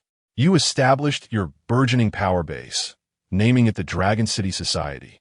With the Dragon City Villa Garden as its foundation, you assumed the role of president, responsible for provisioning and ensuring cutting-edge military protection, while Wang Xuanning served as vice president, overseeing the internal management of the organization. You have notably promoted the young man who initially delivered supplies to you, appointing him as the captain of the armed forces. Soon, with the water supply you provided, the Dragon City Association began to attract the young and able-bodied from surrounding communities, rapidly expanding its strength. You occasionally ventured out to display your might, leading combat teams from the Dragon City Association to conquer territories. While you had not intended to act so frequently, Wang Xuanning advised you that followers are motivated to pursue only when their leader is at the forefront. You mused that had Wang Xuanning been a man in ancient times, he would undoubtedly have held a high rank. Under your leadership, the Dragon City Association swiftly grew in power, soon establishing itself as a formidable force in Jiangxing. Familiar faces began to arrive, including Gu Tingxian and Tang Yu from the Seoul Hall, Bao Yu and Su Lin from the Mutual Aid Association, and even Xinxiang Bei, the president of the Green Dragon Society, who came to pledge allegiance with his entire faction. On the 30th day of the scorching apocalypse, the Dragon City Association had absorbed nearly 500,000 survivors from the surrounding areas, and for the first time in your life, you savored the taste of power. You led a group of skilled workers to construct a new water treatment facility on the mountains near the Dragon City Villa Gardens, restoring water supply to nearby communities within several kilometers. At this point, someone voiced the sentiment that with great power comes great responsibility, suggesting you had an obligation to save more lives. With a mere glance, your subordinates silenced the speaker. In response to those attempting to morally bind you, you chose to retaliate with the very essence of life itself. Wang Xuanning did not intend to advocate for endless expansion. Rather, he advised maintaining the status quo until the disaster passed, ensuring that the remaining survivors were sufficient to sustain the city's basic operations. On the 40th day of the scorching apocalypse, an individual claiming to be an official representative approached the Dragon City Association seeking an audience. Upon meeting, you realized it was Feng Yifeng, whom you had encountered during the previous simulation, yet you were strangers in this one. At this moment, you discovered that the official headquarters was located beneath the desiccated lakebed of the East Lake. After the onset of the scorching apocalypse, the officials had taken refuge here with a portion of their surviving forces. They initially planned to emerge and restore order once the temperatures cooled, but they had not anticipated your emergence as a variable. Your ability to provide an endless water supply offered them a glimpse of greater possibilities. Feng Yifeng's demeanor suggested he came to negotiate, carrying the inherent arrogance of an official. Naturally, you did not indulge him, decisively rejecting cooperation and asserting that the Dragon City Association would maintain its autonomy from official affairs. You activated your insightful eye to scrutinize Feng Yifeng, revealing that the officials had further plans to deal with you. Intrigued, you activated your invisibility and followed Feng Yifeng to the official's secret sanctuary. The structure of this place bore a striking resemblance to the official shelter you had encountered in the extreme cold apocalypse at Wufeng Mountain Forest Park, albeit with a smaller internal space that bore signs of hurried construction. Given the scorching apocalypse, the water supply relied solely on an underground river, and the officials dared not gather too many people. What you did not anticipate was that within the official shelter, you would unexpectedly encounter Anya and Ling Dai. It turns out that when the apocalypse first erupted, Ling Dai had no intention of fleeing to the so-called Magic City. She abandoned all those in the Jiangcheng Soul Palace Division and sought refuge in the official shelter. Anya, too, displayed the same treachery. These so-called leaders, when faced with life and death, always prioritize their own survival above all else. Even loyal subordinates like Tang Yu and Gu Tingxian, who had followed her for many years, could be so easily forsaken. A wave of frustration washed over you, and you directly siphoned the underground river into your storage space. Come on, let us inflict pain upon one another. Who fears whom? Chapter 39. Let us see your true worth on the 48th day of the blazing apocalypse. Gu Tingxian once again represented the authorities to pay you a visit. However, unlike the previous occasion when they sought to negotiate peace, this time they came to pledge their allegiance. There are many astute minds among the officials. While they extended an olive branch, they simultaneously severed the water supply at their homes. It is evident that you orchestrated this scheme. Without a water source, the existence of the official shelter becomes a farce. They must reconcile their differences with you. Ling Dai likely feels too embarrassed to face you, and instead, the woman you have long coveted, Anya, has arrived. Upon meeting you, Anya hastily distanced herself from the officials, declaring that she represents only herself. You clearly perceive her inner intentions. Her approach mirrors that of Wang Xuanning when she first arrived, survive first, and then seek better opportunities. You do not reject her appeal for refuge. After all, one must have a steed if one wishes to find a better horse while riding a donkey. Unless another soul exists who can provide an endless supply of water as you do, you stand as the sole savior in this world, leaving you with no alternatives. Gradually, individuals from the official shelter emerge from the sewers, masquerading as ordinary refugees, joining the ranks of the Dragon City Society in batches. While you maintained an outward composure, clandestinely, you continue to eliminate the leaders of the officials, allowing the Dragon City Society to assume control over their forces.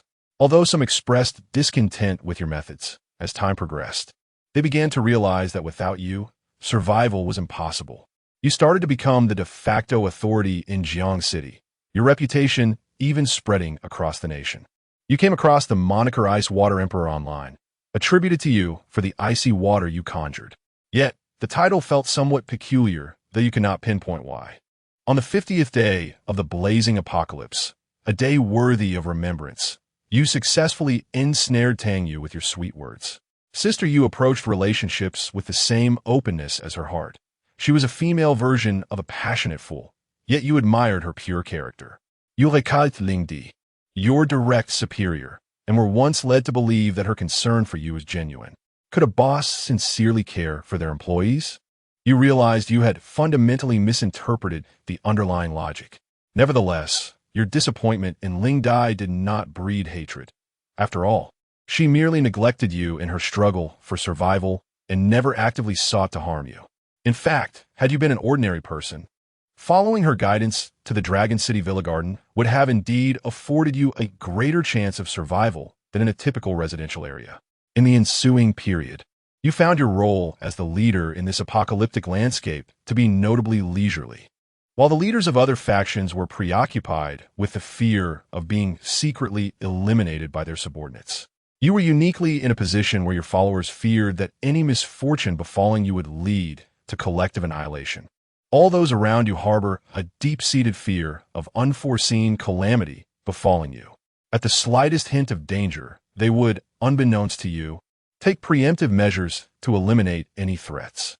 On the 65th day of the scorching apocalypse, Anya presented you with a 6th-tier enigmatic core, a treasure she had meticulously preserved for nearly half a century, one she herself was reluctant to utilize. The rarity of a 6th-tier enigmatic core is unparalleled, far surpassing that of its 5th-tier counterpart. Take Ling Dai as an example. As a 1st-tier Enigma General, she possesses 1 golden and 1 black enigmatic seal, which is merely a fusion of a 5th-tier golden seal and a 1st-tier black seal. The legendary 13 Enigma Generals of Kunlun are all based on this 5th-tier golden seal, further awakening a lower-tier auxiliary seal. The strongest among them, endowed with dual golden seals, is simply 2 seals that have both ascended to the 5th tier. Ordinary spiritual practitioners, upon contracting with an enigma to become an enigma master, can elevate their enigmatic entities through combat and cultivation, beginning with the lowest tier black seal and striving to reach the pinnacle of the 5th tier golden seal. The vast majority of enigma masters and generals in this world first enhance their primary seal to the 5th tier before awakening a 2nd seal and gradually upgrading it. However, it is indeed possible for the 1st seal to continue ascending after reaching the 5th tier, provided certain conditions are met.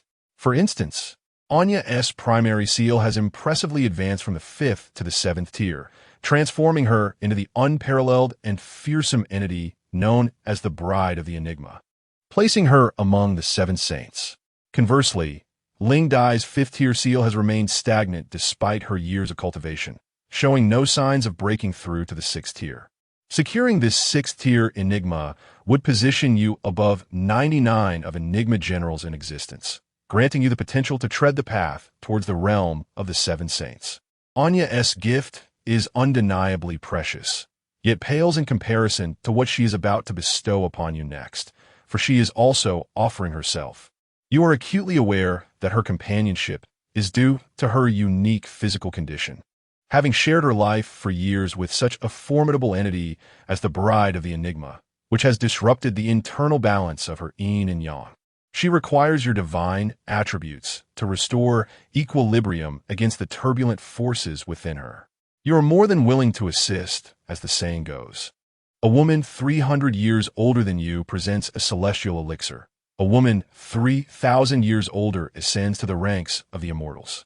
Between you and Anya, age is but a trivial matter. At over 2 centuries, her skin is more delicate than that of a youthful maiden, truly embodying the essence of a fairy.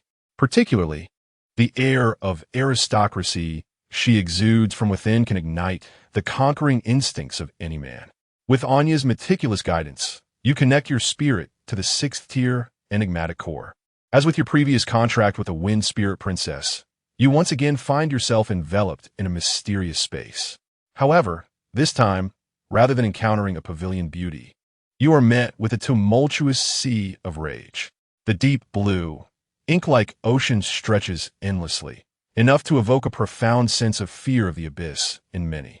A man clad in golden armor, resembling a deity of the sea, stands proudly upon the waters not far away, his stern visage continuously scrutinizing you. Instinctively, you discern that this individual surpasses the Wind Spirit Princess by several degrees. As your insight eye activates, you perceive the 6th tier Enigma, Sea God General. With a physical strength of 680 and a mental fortitude of 650, he embodies a fierce spirit that commands the power of the ocean, possessing the Sea God's enigmatic domain. You sense an overwhelming pressure emanating from his pure attributes, yet you remain undeterred. Your gaze towards the Sea God General brimming with excitement. You produce a strange core, urging him not to squander time and to expedite the process. As your beloveds await your return home, the Sea God General smirks, retrieving a silver harpoon from behind him. Wish to forge a pact with me?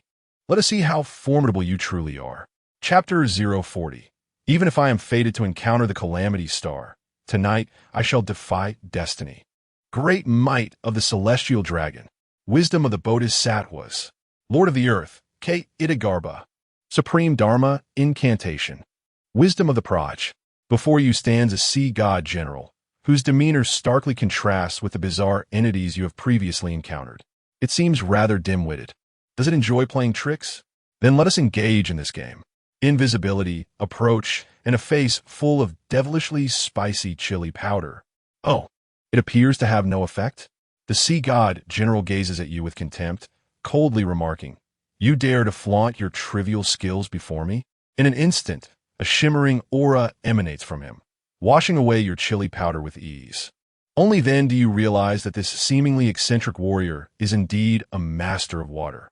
However, your sudden invisibility and approach have startled him, causing a cold sweat to break out.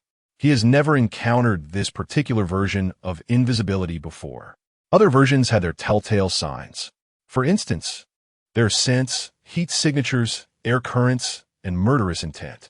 But your version of invisibility is so advanced that he suspects you possess some extraordinary ability.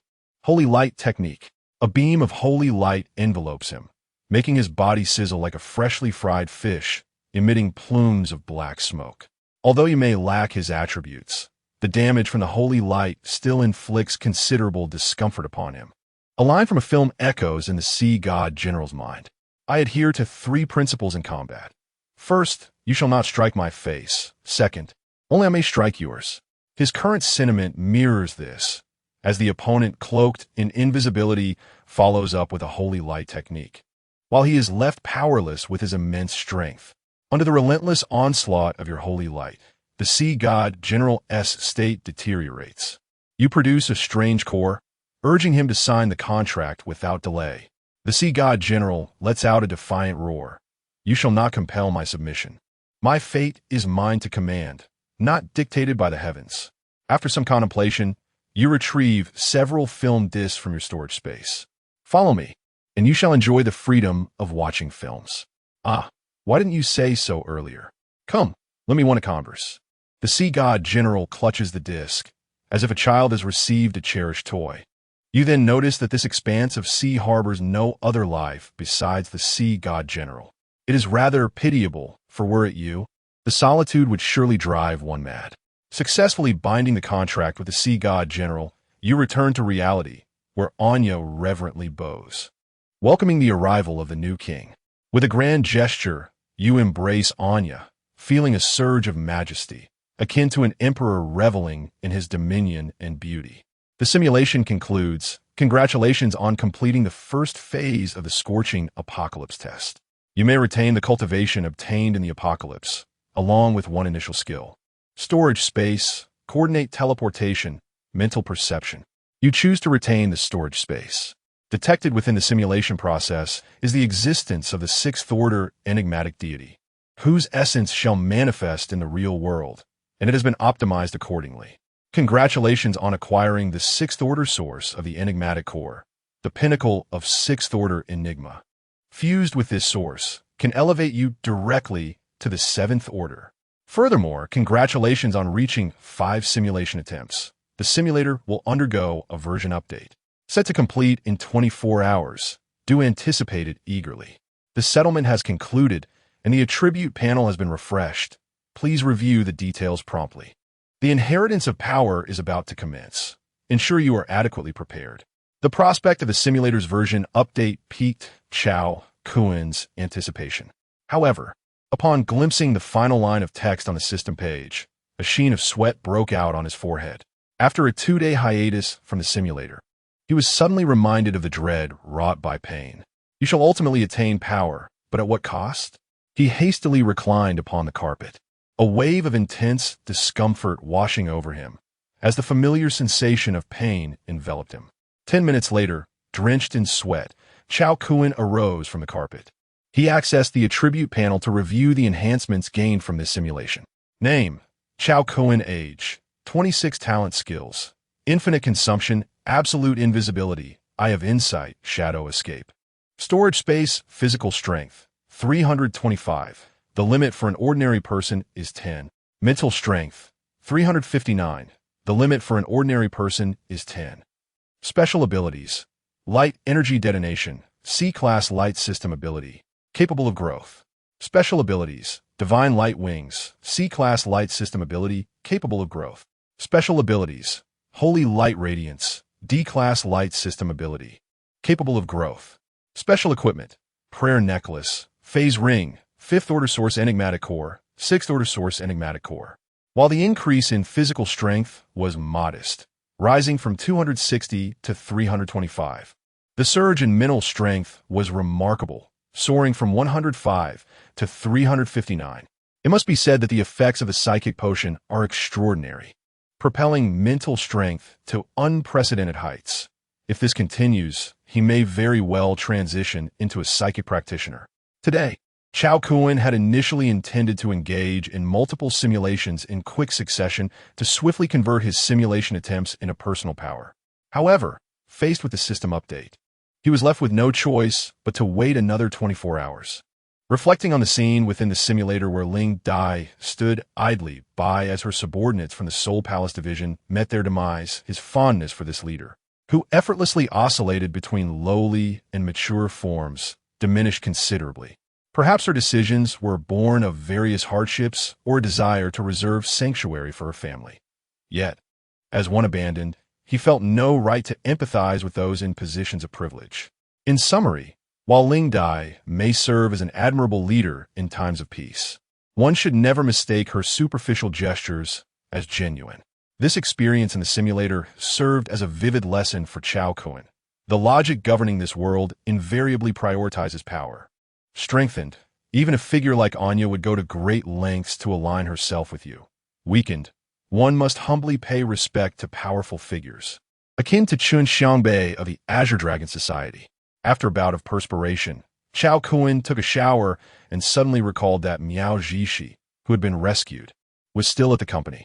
He made a special trip to the infirmary, where the medical staff informed him that her brain nerves had been stimulated and required specialized treatment for recovery.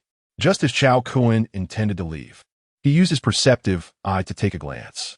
Then, he casually cast a beam of holy light, causing Miao Zhishi to awaken swiftly. The medical staff conducted a comprehensive examination on her, and, after confirming her condition, they permitted Cao Kun to take her home. Miao Zhishi continuously expressed her gratitude toward Cao Kun and subtly suggested treating him to dinner and a movie. While he maintained a composed exterior, his heart was brimming with joy. In the simulator, he reveled in the company of multiple partners. Yet in the real world, he remained a solitary figure, still a lifelong bachelor. Each occurrence left him with a sense of indulging in daydreams. What was the difference between this and watching a film on a hard drive? The distinction lay in the fact that with a hard drive, one at least had visuals and sound. However, the simulator offered nothing but cold text. Even if fate had marked him as a solitary star, tonight he resolved to defy destiny. Chapter 041. A date with Miao Zhishi. Simulator version update. However, this evening, Cao Kun ultimately could not meet Miao Zhishi, as the night had already deepened. He borrowed a car from the company's front desk and drove Miao Zhishi back to the Happy Community.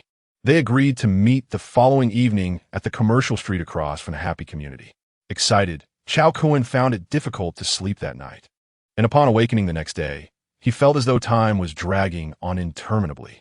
At long last, the evening arrived, determined to present himself well for his first date, which held significant sentimental value. He arrived 10 minutes early at their designated meeting spot. He took out his phone and sent Miao Zhishi a message. "I have arrived. What about you?" Just as he sent the message, a striking figure emerged from the clothing store nearby. Miao Zhishi donned a simple white t-shirt paired with light blue jeans. Yet, as the saying goes, the simplest outfits require a figure to complement them. She had taken the time to apply a delicate makeup, which Cao Kun surmised must have taken over 2 hours to perfect at home. It was evident that she placed great importance on their date. In contrast, he realized that his own preparation was far less meticulous. However, Cao Kun's greatest strength lay in his ability to manage his emotions, preventing any internal turmoil. "How do I look? Pretty?" Miao Zhishi twirled in place, and Cao Kun could not help but scan her from head to toe. The jeans, while fitting, seemed almost too tight. Couldn't he have bought a larger size? He thought to himself, concerned they might burst at the seams. Observing Cao Kun's expression, Miao Zhishi beamed with satisfaction. She naturally wrapped her arm around his, speaking in a slightly playful tone. Let us go. To show my gratitude for your help, I'll take charge of tonight's activities. First, dinner. As they walked, Miao Zhishi's embrace brought a delightful warmth, and the enchanting scent of her perfume floated to Cao Kun's senses. This seamless interaction left him momentarily spellbound. Although he prided himself on being a Sigma male, he found it difficult to resist the charm of such an enthusiastic companion. Miao Zhishi chose a somewhat upscale Western restaurant, and they settled into a cozy corner booth. After ordering, she initiated the conversation. As a kindergarten teacher, she possessed an innate warmth, often unconsciously adopting a tone reminiscent of soothing children. Coupled with her exquisite beauty and perfect figure, she enveloped Cao Kun in a comforting ambience akin to a gentle spring breeze. After their meal, Miao Zhishi retrieved 2 movie tickets and eagerly took Cao Kun to the cinema. The last time he had been in a movie theater was during middle school when the school organized an outing. It had been years since he had stepped foot in one, and he noted how much the cinemas had transformed. Once inside the screening room, he realized they were about to watch a horror film. Given the summer heat, the air conditioning was quite strong, and as the movie progressed, Miao Zhishi leaned against Cao Kun, further heightening the intimate atmosphere. Although Cao Kun does not grasp the intricacies of a woman's heart, he possesses an insightful gaze that penetrates the intentions of others. As the film progressed, Miao Zhishi had already nestled into Cao Kun's embrace, trembling in fear from the on-screen events. It is a well-known fact that genuine supernatural elements are not permitted in domestic horror films. The eerie occurrences are either fabricated by human hands or induced by hallucinogenic substances. Yet, Miao Zhishi exhibited an unusual level of fright, drawing ever closer to Cao Kun. By the time the film concluded, the clock had struck past 11 o'clock at night. Upon exiting the cinema, Miao Zhishi clung to Cao Kun's arm, unwilling to let go. Having driven there herself, she suggested, "Aren't you getting in the car? You live just downstairs from my home.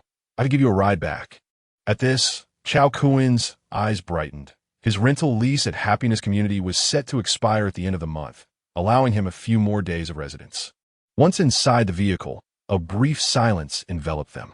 Cao Kun retrieved his phone to scroll through social media, while Miao Zhishi focused intently on driving. Soon, they arrived at Happiness Community, where Miao Zhishi parked and they entered the elevator together. Just as Cao Kun was about to press the button for the 3rd floor, Miao Zhishi halted him. "Why not come to my place?" she murmured, her gaze cast downward. Cao Kun remained silent, allowing his quietude to serve as his final response. At 2:30 in the morning, Miao Zhishi slept soundly like a kitten, while Cao Kun lay beside her, reviewing the recently updated Doomsday Simulator. Calculating the timeline, he realized the update had commenced the previous night and completed merely 3 hours prior. Now that it was past midnight, he had gained 2 additional simulation opportunities. Remaining simulations, 9, such an abundance would undoubtedly go unused. Each simulation inflicted pain through the inheritance of power. He mused, "I am not Nagato. Why must I endure this suffering repeatedly?" Version update log. This simulator update has transformed the textual simulations into an immersive first-person mode, offering a 100% authentic Doomsday experience. With this update, the time limits for levels have been removed. We wish you longevity in the apocalypse. Immersive? First-person? A complete restoration of the apocalyptic experience? No more abrupt endings upon initiating the simulation? This is splendid. Cao Kun found himself deep in contemplation as he perused the update log on the system panel. Mature men prefer to strategize before taking action, and having recently evolved into such a man, he resolved to conduct a simulation to gauge its intensity. Doomsday Simulator activated. 1 simulation opportunity consumed. 8 remaining. Please select your apocalyptic scenario. A. Zombie apocalypse. B. Horror unleashed. C. Cataclysmic disaster. D. Tsunami apocalypse. After a moment of reflection, Cao Kun opted for the classic choice of a zombie apocalypse. You have selected the zombie apocalypse, establishing Doomsday model. Should the apocalypse descend upon us, Which 3 abilities would you select to navigate the trials ahead? A portable sanctuary, instantaneous teleportation, the power to command the elements. Omniscient perspective, enhanced lethality, or unparalleled beauty. This time, new options have emerged. Cao Kun utilized his discerning eye to examine the specific effects. The portable sanctuary can transform an ordinary dwelling into a fortified refuge, or summon a standard sanctuary in open spaces. The volume of the sanctuary is limited to 1,000 cubic meters. A typical 100 square meter home with a ceiling height of 3.5 meters amounts to approximately 350 cubic meters. Hence 1,000 cubic meters could accommodate a residence of around 330 square meters. Within the sanctuary, water, electricity, and gas are in limitless supply, and humidity and temperature can be regulated. How splendid it would be to possess such a sanctuary amidst a frigid or sweltering apocalypse. Yet, let us not rush to make a choice. Further details await.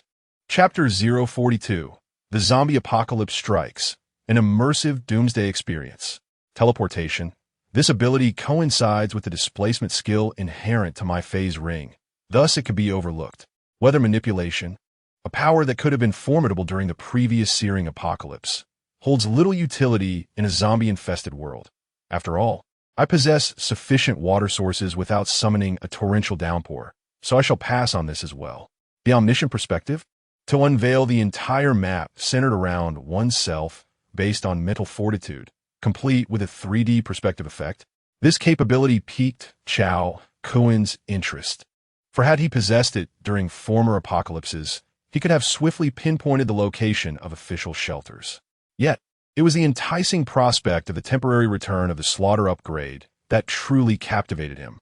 This skill had not manifested since its inaugural simulation, and Cao Kun was determined to select it this time. The final option, an astonishingly handsome visage, left Cao Kun in a quandary. After all, strength may be fleeting, but beauty is a lifelong endeavor. If he did not enhance his appearance, the readers would lack a sense of immersion, would they not? However, upon weighing the pros and cons, Cao Kun ultimately refrained from choosing this option. Should he become excessively attractive, it might not only attract admirers, but also lead to unforeseen complications. After much deliberation, Cao Kun finally made his selection. You have chosen personal shelter, slaughter upgrade, omniscient perspective. Simulation commencing. Please prepare for mental connection. Upon the commencement of this simulation, time in your original world will pause, allowing for an immersive doomsday experience. Connection countdown. 3, 2, 1. A dizzying whirl ensued as Cao Kun groggily opened his eyes. Beside him lay Miao Zhishi, still asleep, and the clock indicated it was approximately 2:30 in the morning. Unable to resist, Cao Kun playfully pinched her a couple of times. The tactile sensation was indistinguishable from reality. Am I truly within the simulator? Upon accessing the system panel, he confirmed the presence of the 3 skills he had just selected, affirming his existence within the simulation. Yet, the so-called first-person immersive doomsday experience was so profound that he struggled to discern dream from reality. A soft whimper escaped Miao Zhishi, likely a result of Cao Kun's playful grip, rousing her from slumber. With tear-streaked eyes, she gazed at him, her expression a blend of affection, melancholy, longing, and a hint of fear. Cao Kun smiled and gently caressed her forehead. Sleep well, tomorrow holds many tasks.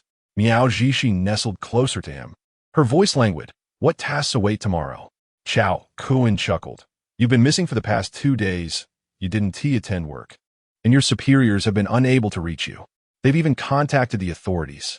Miao Zhishi's expression shifted dramatically. What should I do? Must I go to the bureau to explain? How do I recount the details? Cao Kun, stroking her silky hair, reassured her. Fear not. Our Soul Palace has already resolved this matter for you. Simply report to the kindergarten tomorrow, and you can fabricate the details as you see fit. Miao Zhishi planted a kiss on Cao Kun's cheek, expressing her gratitude. This time, I'm fortunate to have you by my side. Otherwise, I shudder to think how long I might have been under that person's control. Cao Kun nodded in agreement. Indeed, you have turned misfortune into fortune, acquiring a masterless enigmatic seal. In the future, you too may achieve the extraordinary, just as I have. Miao Jishi murmured. Whether or not I attain the extraordinary matters little to me.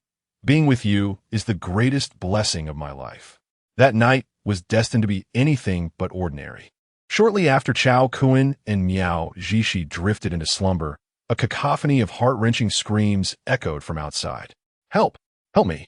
Don't come closer. I told you not to approach. Darling, say something. Oh no, what are you doing? The unsettling commotion jolted Cao Kun and Miao Jishi awake. With a look of terror, Miao Jishi clutched Cao Kun's arm, inquiring what is happening outside.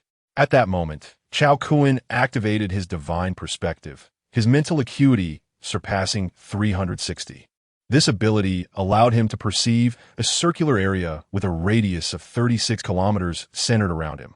It resembled a circular map in a video game, enabling him to zoom in and out freely while seeing through obstacles to view the unfolding scenes within. The map floated before him, yet Miao Jishi, leaning beside him, could not perceive it at all. The divine perspective proved to be immensely convenient. After swiftly surveying the situation in the residential complex, Cao Kun retrieved his phone and dialed Tang Yu. Hello, Yujia, where are you? I'm at home. What's the situation on your end? There's suddenly so many zombies outside. I'm managing here. It's mostly under control. How about you? You know your sister's capabilities. If I can't fight, I can always make a quick escape like the Flash. All right, let us stay in touch and inform each other of any developments. After ending the call, Cao Kun reached out to Ling Dai. Hello, Daijia, what is going on outside? Does the Soul Palace have any internal news? Cao Kun, where are you? The Soul Palace is currently unaware of the situation outside. What should we do now? I'm not at the office. Should I remain at home or head to the office for a gathering? Stay calm. Wait for my instructions at home. A friend at the official observatory informed me that a meteor carrying extraterrestrial viruses has contaminated the atmosphere. The authorities are conducting further analysis. Oh, understood. I will await your news, Dai Jia. Be careful yourself. If the situation becomes urgent, contact Tang Yu. You two should be safer together. After hanging up, Cao Kun relayed the information he had received to Miao Jishi. A zombie apocalypse? An extraterrestrial meteor? Miao Jishi had been contemplating how to explain her recent disappearance to the kindergarten principal the next day. However, it now seemed unlikely that she would make it to kindergarten. She quickly picked up her phone to call her parents, only to be met with her mother's weak voice on the other end. Meow meow. Your father and I are nearing our end. Please take care of yourself at home, and do not open the door to strangers easily. Mother loves you dearly. As Miao Jishi listened to the harsh sounds of chewing and low growls on the other end, tears streamed down her face incessantly. She had likely deduced the grim scenario unfolding. In a bid to spare her anxiety, her mother had refrained from uttering a single sound of anguish during the call. Once the call ended, Miao Jishi attempted to dial again, but no one answered. She stared blankly at the dialing screen on her phone, only to be enveloped in the embrace of Cao Kun. In the past, during the simulated narratives, Cao Kun had never experienced such profound sorrow. Having grown up in an orphanage, he had never encountered his biological parents and found it difficult to comprehend Miao Jishi's current emotions. Yet, the palpable grief emanating from her undeniably touched him, a testament to humanity's innate empathetic ability woven into our very genes. Outside, the zombies howled, while the woman in his arms wept in despair. Cao Kun finally grasped the essence of an immersive apocalyptic experience. Chapter 43. The Apocalypse Wedding Dress. Bride Miao Jishi is a woman of simple thoughts, particularly susceptible to believing others. It is no wonder she was covertly cursed by her so-called best friend while remaining oblivious. To this day, she believes she has merely been kidnapped by an evil cultivator, unaware that Liang Ku is, in fact, Liang Tiantian's father. Cao Kun has no intention of revealing the truth to her. Some sordid matters are far more blissful left unknown. Silently, he established a sanctuary in Miao Jishi's home, effectively shielding her from the cacophony of screams and cries outside. The atmosphere within the house grew considerably quieter, save for Miao Jishi's increasingly feeble sobs. Unable to sleep, Cao Kun sought to soothe Miao Jishi's emotions while simultaneously accessing the community's owner group chat. Previously, when simulating the fog apocalypse and the extreme cold apocalypse, The simulator had merely glossed over the reactions of the other residents in a cursory manner. Now, immersed in the reality of the apocalypse, Cao Kun resolved to focus on the electronic girlfriends he had encountered in the simulator. First and foremost was Wei Wu, the quintessential green tea girl of Happiness Community. She is a solitary female university student, more accurately a recent graduate from the dance department. Not hailing from Jiangcheng, she had come from Shidu for her studies and chose to remain in Happiness Community post-graduation, exhibiting a commendable capacity for independent living. Cao Kun observed Wei Wu from a god's eye view, discovering that she possessed a carefree spirit. Amidst the chaos outside, she was sound asleep at home, snoring peacefully. Afterward, Cao Kun turned his attention to Lei Ying, residing on the 23rd floor below. This woman is a risque live streamer, broadcasting until the early hours of the morning. It must be said that, in terms of physique, Lei Ying's form is even more exaggerated than that of the mature model Ling Dai. Standing at 172 centimeters and weighing nearly 130 jin, her curves are perfectly proportioned, requiring no special effects to enhance her dancing during live streams. A clear indication of divine favor. At this moment, she, like Miao Zhishi, was clutching her labubu, weeping over the phone, likely due to some misfortune at home. Such occurrences are happening worldwide. During a zombie apocalypse, the elderly and children are more prone to mutation, presumably due to immune system vulnerabilities. Consequently, the global leadership comprises predominantly older individuals. And when they transform into the undead, societal order swiftly descends into chaos. The domestic situation mirrors this. The demon spirits have been unreachable since 3 a.m., and with zombies rampant on the streets, how could Uncle Hat venture to respond? At this moment, Miao Zhishi's emotions had slightly eased as she was engaged in texting and chatting with some of her classmates and friends. Cao Kun glanced Soa, surprised to find that she still had the presence of mind to care for others, reminding her university roommate to lock the door and stay safe. Finding some distraction is beneficial. At least it prevents her from dwelling on her recently afflicted parents. Brother Cao, is your family safe? I grew up in an orphanage. I have no family. I'm sorry, I didn't mean to. It is of no concern. From this moment forth, you shall be regarded as my family. Why do you gaze at me thus? Thank you. What do you mean by thanking me? In any case, I express my gratitude. Very well, you should retire early. Who knows what tomorrow may bring? Since childhood, Cao Kun has been accustomed to swallowing his displeasure whole, never quite adept at offering comfort. Once Miao Zhishi had drifted into slumber, he left her a small note, and, while the dawn had yet to break, ventured out alone. In the cloak of night, Cao Kun activated his shadowy stealth, swiftly making his way to the warehouse of the wailful supermarket across the street. Regardless of the utility of the items, he packed everything into his spatial bag and departed. He then visited several commercial streets surrounding the supermarket, relishing the effectiveness of his shadowy abilities, which allowed him to traverse any area that harbored shadows. He slipped through cracks in doors, gaps in windows, and even the keyholes of locks, with minimal energy expenditure due to his inherent attributes. After collecting from the nearby commercial streets, he made his way to the esteemed Guoguang World Trade Center and the newly established Hong Long Plaza. Although his own sustenance was boundless, he considered that there were women at home who required attire and adornment. The notion of a barefaced appearance did not appeal to him. He preferred the refined beauty that women exhibited after they had dressed elegantly. He swept through luxury boutiques, jewelry and cosmetics counters, high-end women's fashion, electronic stores, and even the gym located within the mall. Upon returning to the happy community, it was already 7:30 in the morning, and daylight had long since emerged. With no need for shadowy travel, Cao Kun activated his sacred wings for flight while simultaneously engaging his absolute invisibility. In the past, his stamina diminished rapidly during flight, forcing him to relinquish his stealth after a short duration. However, he had now mastered the ability to sustain prolonged invisible flight, albeit the energy consumption remained higher than that of his shadowy abilities, leading him to prefer the latter for travel. During his journey, he passed by a wholesale agricultural market, but since he could provide for himself without limit, he refrained from engaging in any self-serving acts. Upon returning home, he found Miao Zhishi still asleep. After taking a refreshing shower, he settled in the living room to peruse short videos.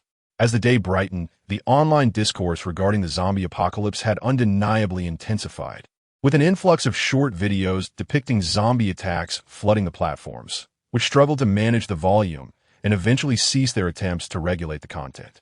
The internal app of the Soul Hall also featured numerous messages from various sorcerers and spirits.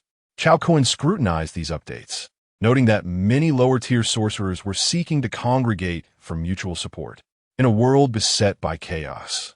This assembly of individuals endowed with supernatural abilities would render ordinary neighborhood guardians utterly defenseless. Fortunately, the number of sorcerers in Jiangsheng was relatively limited, even in dozens, if not hundreds of neighborhoods. One could scarcely find even a single sorcerer which for the moment did not attract significant attention. At that moment, he heard a commotion from the bedroom. Miao Zhishi emerged clad in a silk camisole, her bare feet whispering against the floor. She exuded a hint of morning languor, and upon noticing Cao Kun, she approached him to bestow a gentle kiss of good morning. Hurry and brush your teeth. After we finish, we shall have breakfast. All right, my dear husband, what did you just call me? Do you not like it? No, I adore it. With a smile, Cao Kun retrieved a wedding dress from the storage space, one he had just acquired from the bridal shop, and handed it to Miao Zhishi. Since we are already using such endearing terms, let us don this dress and complete our sense of ceremony. Miao Zhishi gazed at Cao Kun as he produced the wedding gown as if by magic, her mouth agape, yet ultimately she refrained from asking further questions. After washing up and applying a simple touch of makeup, Miao Zhishi donned the wedding dress, her feet adorned with elegant heels and a pearl necklace gracing her swan-like neck. On the very first day of the zombie apocalypse, Cao Kun endeavored to embrace the experience of being a groom. The terror outside, juxtaposed with the enchanting atmosphere within, created a uniquely exhilarating sensation. Cao Kun unleashed the beast within, reveling in the smoothness of this apocalyptic existence.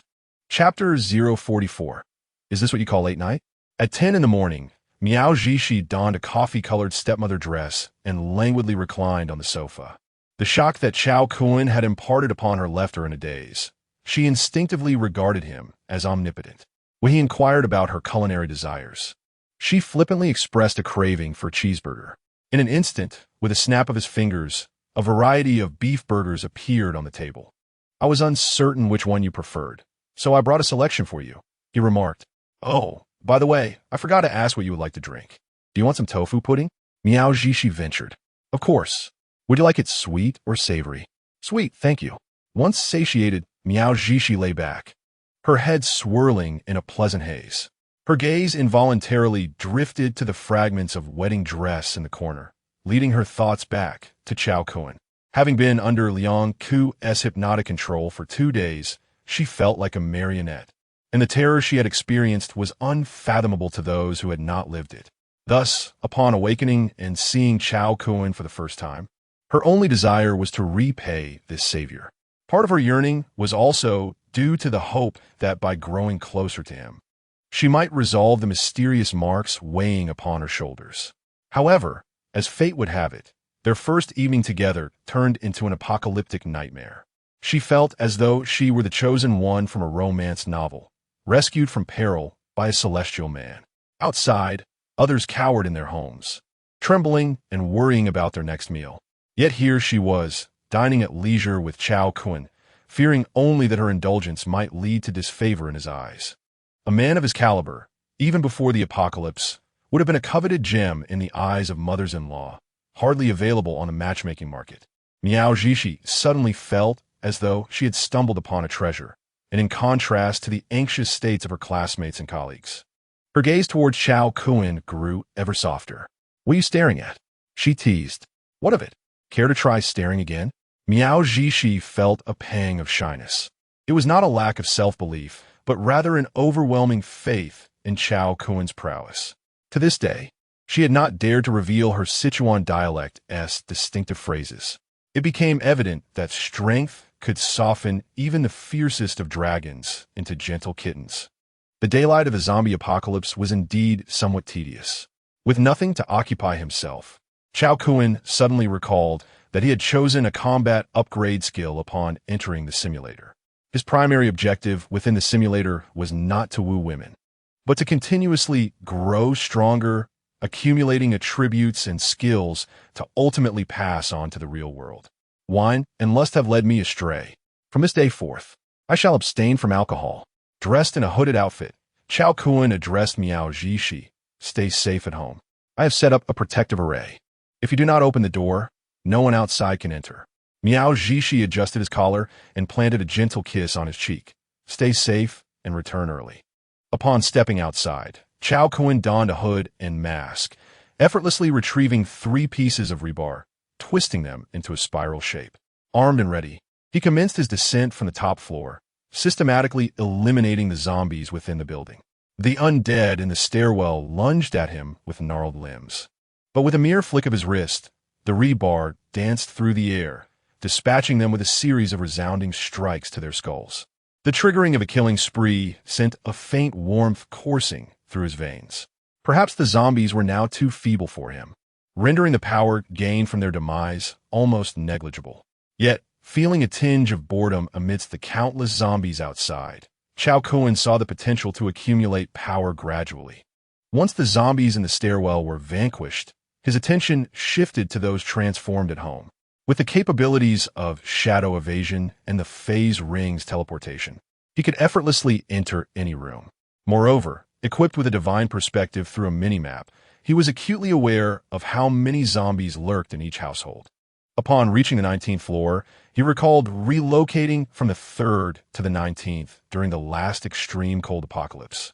Here resided a retired couple away on vacation, their home's code effortlessly cracked by Cao Kun's insight, allowing him to occupy their space rent-free. Next door, a young couple caught his eye. The young man, indulging himself while his girlfriend remained oblivious, was ultimately discovered by her peering through the peephole. Activating his divine perspective, he peered into apartment 1901.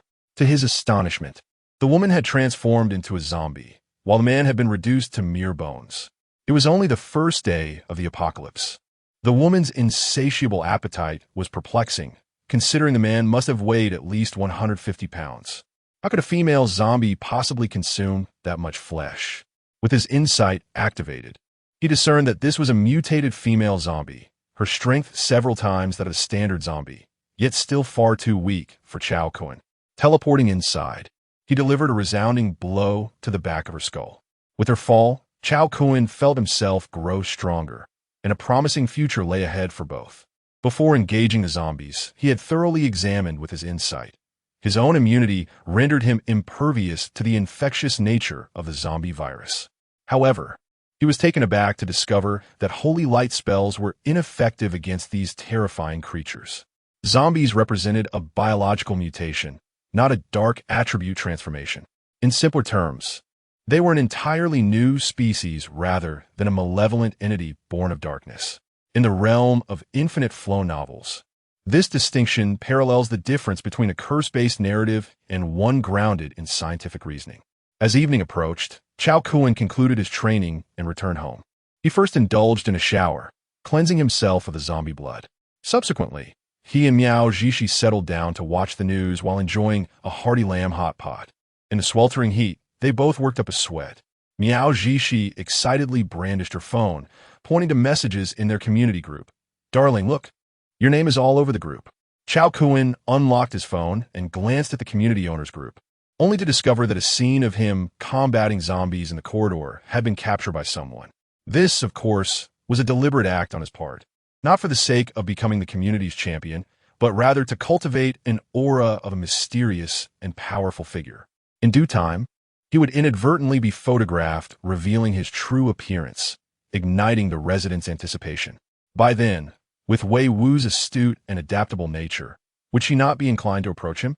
Ultimately, Cao Kun was a man of modest aspirations. The diary of a renowned writer with the surname Mi perfectly encapsulated his life's ambition. It is late. Shall we retreat indoors to rest? Miao Zhishi glanced at the evening glow outside. Is this what you call late? Chapter 045, In the Realm of Martial Arts. Only speed is invincible. The night had deepened significantly. It was indeed a profound darkness. At 2:30 in the morning, after exchanging pleasantries with Miao Zhishi, Cao Kun transformed once more into the night demon and ventured out in search of supplies. This time, his primary focus was on generators and fuel. With the divine perspective and the eye of insight, Cao Kun's procurement journey unfolded with remarkable ease, upholding the noble tradition of performing good deeds anonymously. He swiftly emptied the nearby gas stations surrounding the Happiness community under the cover of darkness. Occasionally, survivors evading zombies within the gas stations remained blissfully unaware of the supplies being siphoned right beneath their noses. He also stumbled upon a logistics warehouse where he discovered tens of thousands of civilian-grade photovoltaic panels and over 1,000 large outdoor portable power sources. After collecting all these treasures into his storage space, Cao Kun realized he was particularly close to the Longting Villa Garden community. Utilizing his shadowy abilities, he arrived at the community and quickly located Ling Dai's villa. With his divine perspective granting him a clear view, he observed from a distance of 500 meters. Noticing the absence of anyone at home, Cao Kun hesitated to intrude recklessly. Instead, he continued his search for Wang Xuanning, the woman who had followed him during the previous simulation. Despite having only encountered her through textual simulations, he had developed a favorable impression of this entrepreneurial woman from Jiangcheng, a perennial figure on the rich list and a strategist for the apocalypse. Before long, he found the legendary woman in Villa number 8 of the community.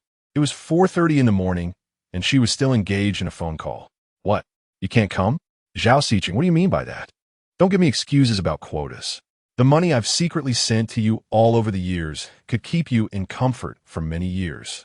Now you want to distance yourself from me? Let me tell you, that is not going to happen. I don't care what methods you employ. I must see the helicopter to pick me up by noon tomorrow, or else you could prepare for a disastrous fallout. Hello. Zhao, do you dare to hang up on me? Good evening, Director Qian. It's me, Xiao Wang. I apologize for disturbing your rest at such a late hour. Oh, it's nothing urgent. I just missed you. All right, let us get to the main point. The Zhao Bureau had originally promised me a spot in the shelter, but... Hello? Damn it. Not a single official is reliable. They're all sweet talkers when it comes to taking money, but when it truly matters, they hang up on me. Wang Xuanning sat alone on the sofa, fuming with frustration, accompanied only by a capable-looking female bodyguard.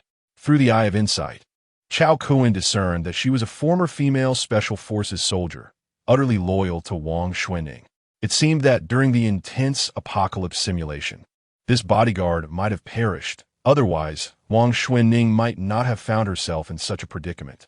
Cao Kun, driven by a momentary whim to visit under the cover of night, inadvertently witnessed this tumultuous scene. In moments of extreme anger, individuals often react with equal intensity. It was understandable for a self-made heroine like Wang Xuanning to let out a few expletives in her frustration. Having finished watching the performance, Cao Kun proceeded to visit the homes of other affluent individuals within the community. What is happening in this residence? His gaze fell upon Villa number 1, where the lights blazed brightly. In the grand hall on the first floor, several men encircled an iron cage, erupting into frenzied and mocking laughter. Brother Nan, it seems this woman is on the brink of death. Shall we call it a day? Are you instructing me on how to conduct myself? I dare not. It is merely that we ended one yesterday. If this one perishes as well, what shall we do for amusement afterwards? Oomph. If she dies, she dies. Do you think this is the past? Women are plentiful on the streets. Why fret over finding entertainment? Indeed, Brother Nan, you are right. My mindset remains trapped in peacetime. Huh, is that not why Brother Nan is our leader? Look at this woman, her delicate skin. I have endured countless insults from her as I drove into the community. Her late husband was some chairman of a listed company. Was he not taken down by Brother Nan's bullet? This apocalypse is rightfully Brother Nan's stage. Following him, one eats well for days. At that moment, the woman in the cage was a visage of despair, her lips repeating but 3 words, kill me. Brother Nan produced a black electrobaton, extending it into the cage, his expression revealing a disregard for life as he stated, in my lifetime, I, Qin Nan, never force women. That would be beneath me. With that, he activated the baton, sparks crackling at its tip. You are quite the stubborn one. Too bad your late husband lacked your tenacity. He disclosed everything to me. Considering the time, Elang should have news by now. I am keen to see how you will maintain your defiance. Oh, speak of the devil. Elang has arrived. With that, Nan connected to a video call. On the screen appeared a dimly lit room, where a woman, blood trickling from her forehead, was tightly bound to a simple wooden stool. Upon closer inspection, the woman on the stool bore an uncanny resemblance to the one imprisoned in the cage. Witnessing this, the captive woman displayed a bittersweet expression. Looking into the camera, she uttered, "Peeling, do not be afraid. These beasts have committed countless atrocities. One day, the heavens will exact retribution upon them. I shall take my leave first." With that, the woman in the cage fiercely thrust herself towards the electric baton, her other hand lunging towards Nan. Startled by her reckless act, Nan lost his grip, and the baton ceased to emit sparks. Seizing the opportunity, the woman in the cage grasped the baton, now aiming it at Nan and his associates. Enraged, Nan shouted into his phone, "Elang, remove every single nail from that woman." However, in his fury, he realized that the video call was still active. Yet the bound woman in the chair seemed to have vanished from view. The atmosphere was rather oppressive, and at that moment, Nan sensed an inexplicable danger. He drew a makeshift firearm from his pocket, aiming it at the woman in the cage. "Are you the one behind this?" he inquired. The woman, with a feeble smile, replied, "Perhaps my earlier words have come to fruition. After all, you have committed so many wicked deeds that even the heavens can no longer bear witness." Suddenly, a voice emerged from the darkness. "My dear, if you wish to express gratitude, direct it towards me, not the heavens." As the voice resonated, Nan swiftly redirected the barrel of his gun towards the source, pulling the trigger in an instant. Yet, in the next moment, his eyes widened in disbelief. From the shadows, a figure materialized, holding a searing bullet delicately between the index and middle fingers of his right hand. In the realm of martial arts, there exists nothing impenetrable. Only speed is invincible, he declared, imitating the tone of a legendary martial artist. He turned to the woman in the cage and remarked, "My dear, it seems you are destined to live another day." Chapter 046. The Song Sisters and Cao Kun's arrangement. Song Pan was utterly bewildered by the sudden appearance of the figure before her. He transformed into a streak of black light, materializing with uncanny precision beside Nan and his cohorts. In his hand, he wielded a simple pair of scissors, delivering 3 swift and deadly strikes to the throats of his victims. It bore an unsettling resemblance to the Zhang Xiaoqi scissors she typically used. Within mere seconds, the members of Nan's gang clutched their necks in horror, their eyes wide with shock as they collapsed lifelessly to the ground. Cao Kun approached the cage and effortlessly pried it open, presenting a watermelon knife to the beautiful captive within. Seizing the opportunity while they were still alive, he encouraged her to exact her revenge with a few swift blows.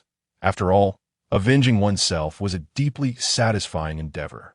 "I must hurry to find my sister. She is still among this group," Song Payan thought anxiously. "Rest easy. I just rescued your sister. She is in the basement of the adjacent villa. What did you think happened to her?" Cao Kun replied nonchalantly. Upon hearing this, Song Payan finally exhaled in relief. She glanced at the still-breathing remnants of Nan's group, brandishing the watermelon knife with fierce determination as she struck down upon one of Nan's loyal friends, delivering a crushing blow. Nan's body writhed on the ground like a severed lizard's tail, thrashing in agony. It was evident that the few strikes to his throat inflicted by Cao Kun paled in comparison to the devastating damage dealt by Song Pan. Fearing that her adversaries might perish too quickly for her to savor her revenge, she resolved to strike each one with critical force before they succumbed. Observing the unfolding chaos, Cao Kun discreetly exited the villa and made his way to the neighboring Villa Number 2, where he retrieved Song Payan's sister, Song Peeling, who had been previously bound by Lang. Under the radiance of Cao Kun's holy light spell, Song Peeling's injuries were miraculously healed. Upon entering the room, she beheld her sister chopping dumpling filling on the floor with a watermelon knife and rushed into her embrace, tears streaming down her face. Cao Kun marveled at the scene before him, realizing that this immersive Doomsday Simulator was a far cry from the text-only version he had experienced previously. During the last searing Doomsday simulation, it was likely that these two sisters had met with a tragic fate, and he had even supplied weapons to Qin and S group. Reality was a tapestry far richer than a few lines of text could convey. His unintentional visit to the Longting Villa Garden had unveiled numerous scenes previously unseen during simulations. The rescued sisters, Song Pan, the second wife of Lu Haichuan, chairman of Tianhua Group, primarily cared for him as he was in his 70s and required personal attention, and her younger sister, Song Peeling, who had recently traveled from their hometown to attend her sister's wedding. After the wedding, she intended to spend a few days in Jiangcheng, residing in Villa No. 2 of the Longchang Villa Garden, an asset of Lu Haichuan's, for convenience in visiting her sister. However, when the apocalypse struck, a few security guard from the community, in collusion with street thugs led by Qin Nan, launched a surprise attack on Villa No. 1. With Lu Haichuan's 2 sons occupied with business affairs elsewhere and his preference for solitude, the household consisted solely of Song Pan and a cook. When Qin Nan and the robust security personnel forcibly entered their home using a spare key from the property management, a zombie crisis erupted outside. It became evident that no one could intervene to prevent these individuals from perpetrating their misdeeds. Moreover, Qin Nan possessed a homemade pistol.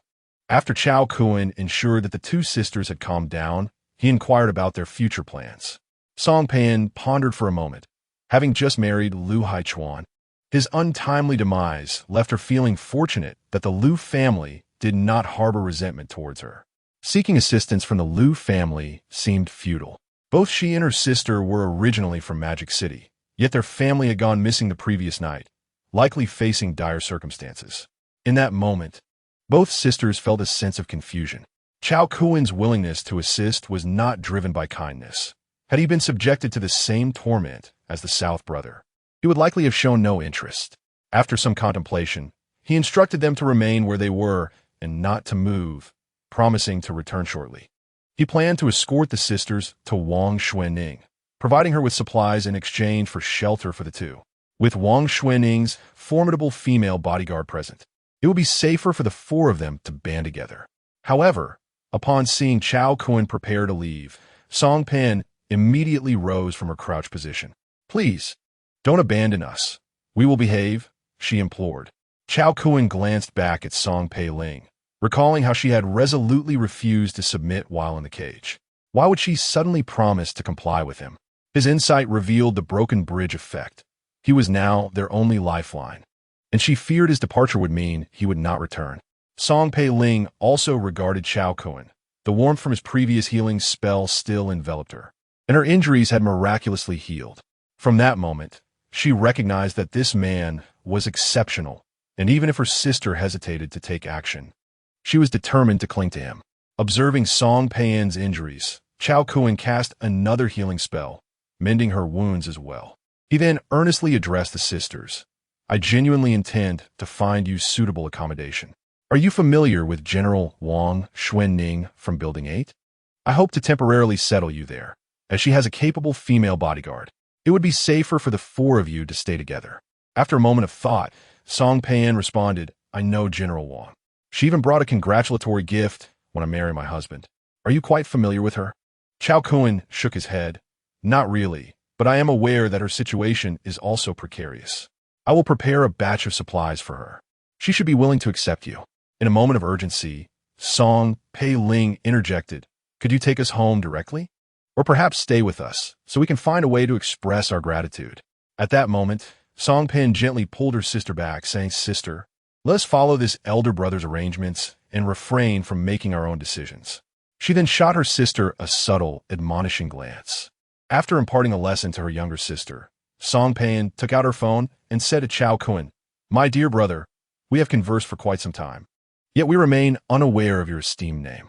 Might we add each other as friends for future correspondence?" Cao Kun, reflecting on the perceptiveness of a woman who could marry a top-tier billionaire, scanned the QR codes of the 2 sisters and exchanged phone numbers with them. It turned out he was Brother Cao. "I owe you my life. I shall repay you as a devoted servant in this lifetime," she exclaimed. Isn't it rather in the next lifetime that I shall serve you? Cao Kun chuckled. Ah, dear sister, you possess a delightful sense of humor. One might mistake that for a declaration of insolvency. Very well, please wait here while I explain the situation to Mr. Wang, he said. Hold on, Brother Cao. I can speak to Sister Wang myself. As we have an amicable rapport, she interjected. After contemplating her words, Cao Kun agreed. Realizing that the Dragon Rising Villa's garden had few owners, and thus the number of transformed zombies was limited, he would clear the area of zombies, allowing them to seek out Wang Xuanning without hindrance. Moreover, Song Pan radiated an impression of both high intelligence and emotional acumen. He suspected she had already discerned his intent to usher them into Wang Xuanning's abode. Chapter 47. What? You all fought zombies without calling me? On the second day of the zombie apocalypse, in the early morning, Cao Kun returned to the happy community, greeted by the rising sun.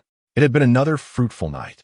Not only had he gathered ample resources, but he had also acquired the Song sisters. Although their intentions had yet to be articulated, Song Pan, with her emotional intelligence and savvy capable of marrying into a top-tier family, understood Cao Kun's underlying message and readily coordinated with him. Cao Kun needed to escort them to Wang Xuanning, serving as a conduit between them to facilitate timely communication. Conversely, the Song sisters required Cao Kun's formidable support, ensuring they received prompt assistance during challenging times.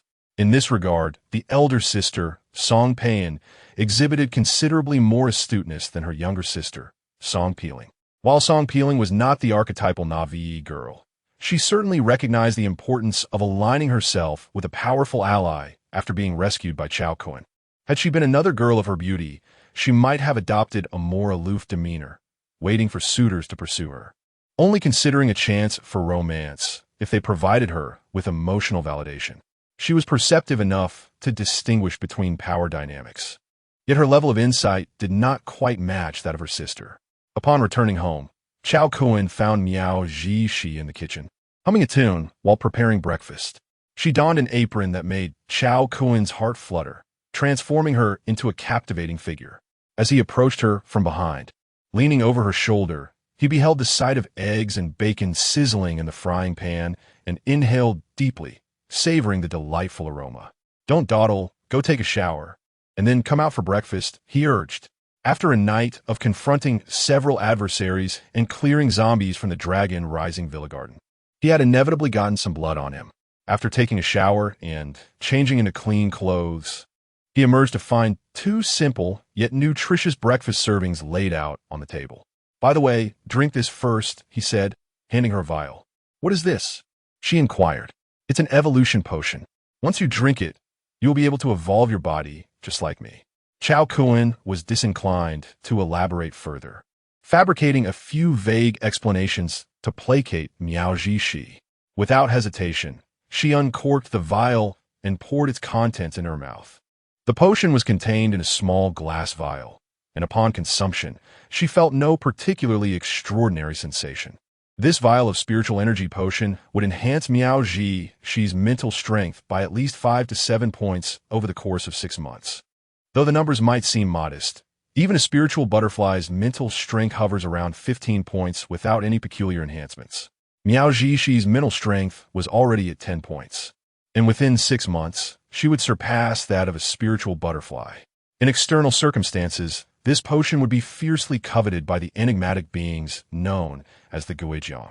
After consuming the potion, Miao Zhishi felt an invigorating appetite, and her speed in finishing breakfast noticeably quickened.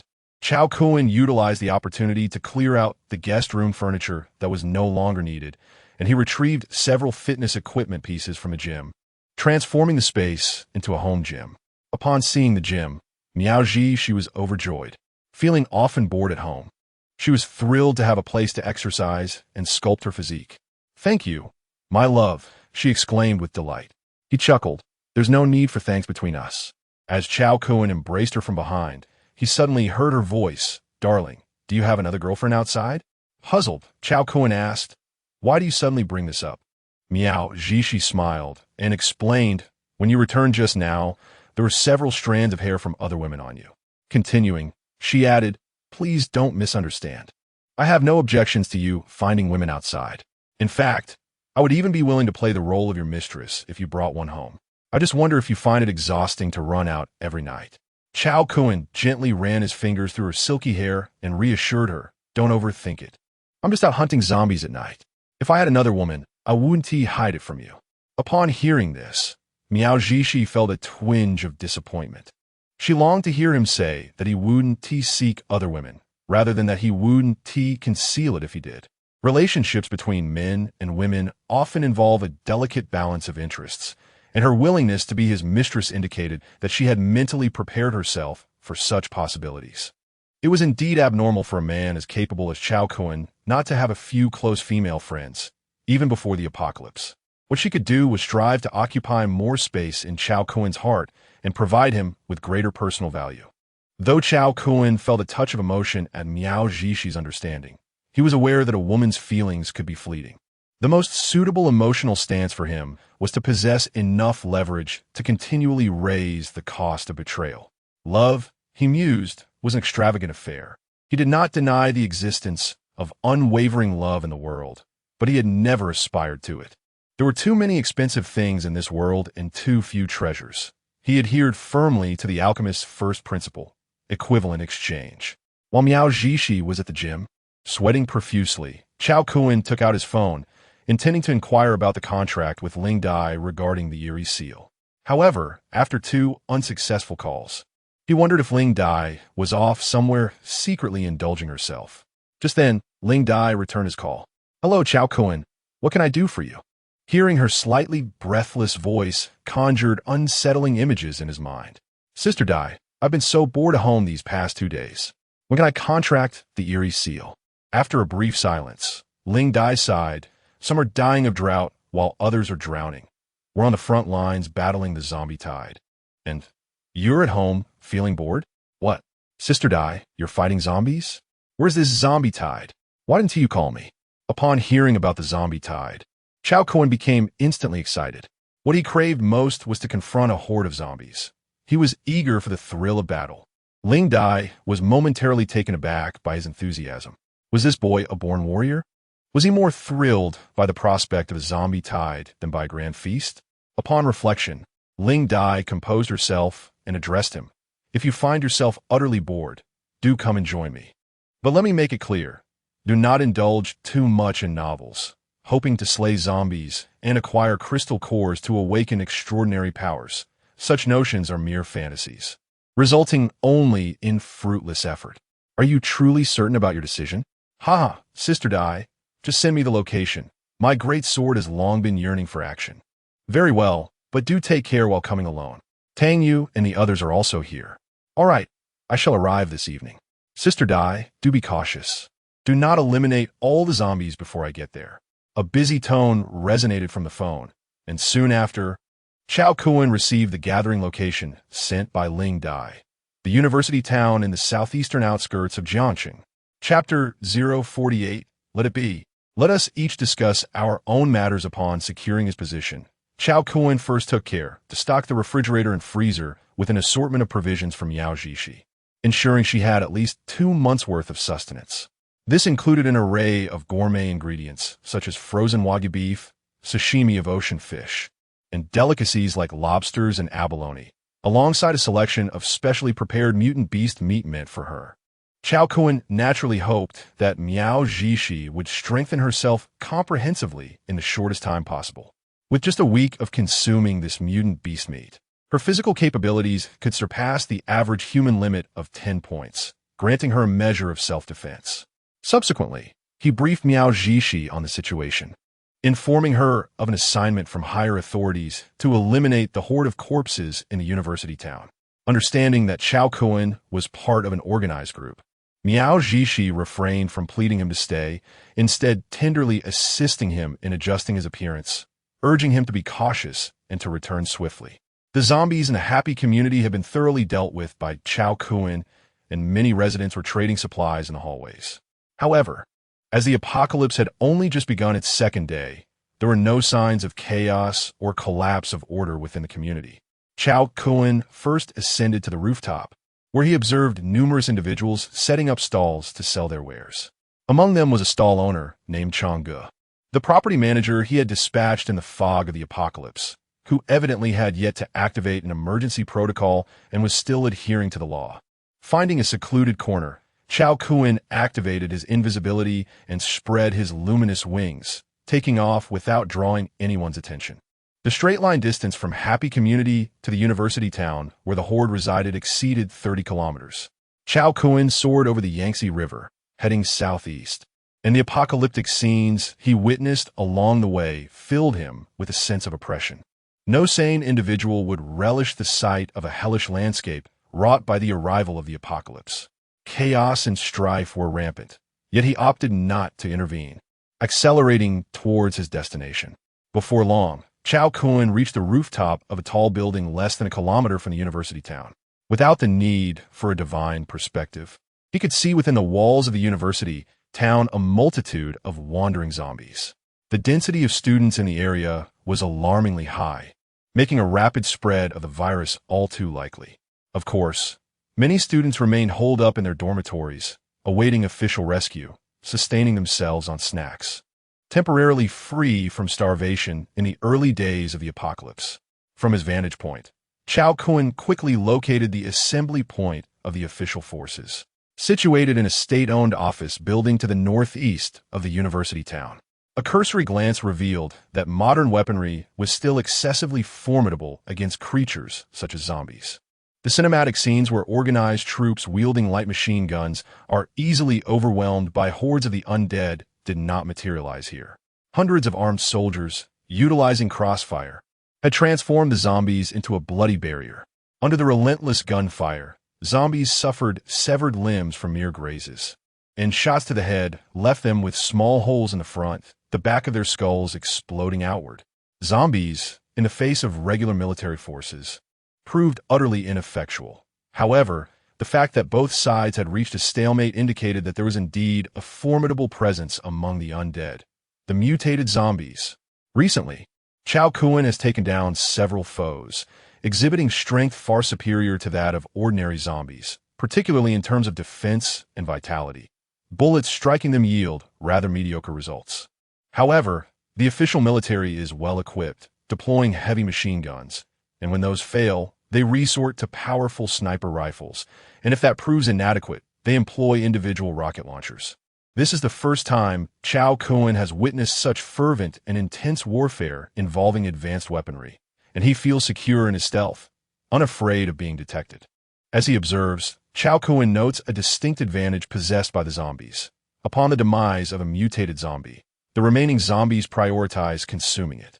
Subsequently, when one mutated zombie falls, several others rise to take its place.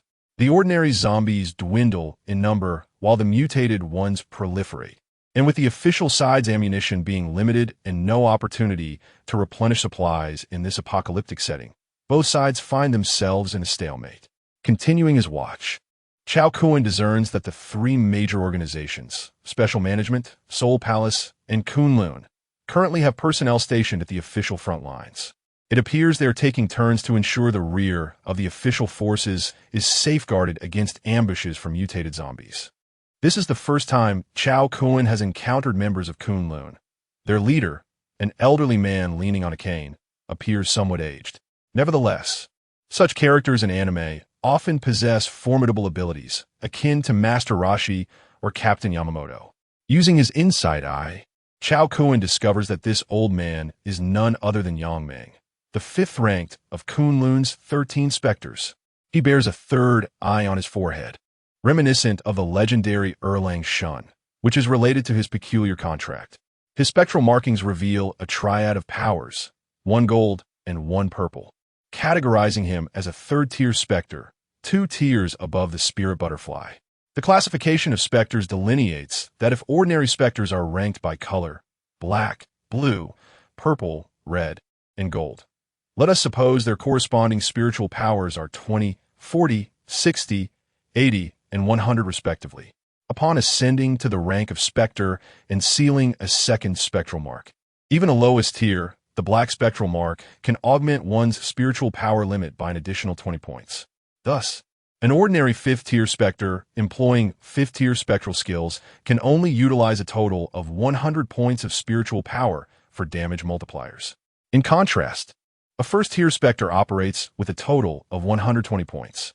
A 3rd-tier specter boasts a spiritual reservoir of 160, inherently suppressing lower-tier specters and specters alike. However, in instances like the Seven Saints, where the strength of the specters exceeds the 5th tier, reaching the 6th or even 7th tier, the power conversion changes dramatically. If a common specter attains the 5th tier with a base spiritual power of 100, then a 6th tier specter would possess at least 200, with 7th tier specters potentially doubling that figure. Therefore, figures like Anya, despite appearing as 1 gold and 1 red, are distinguished by the fact that her golden spectral mark signifies a 7th tier anomaly rather than the 5th tier of an ordinary specter.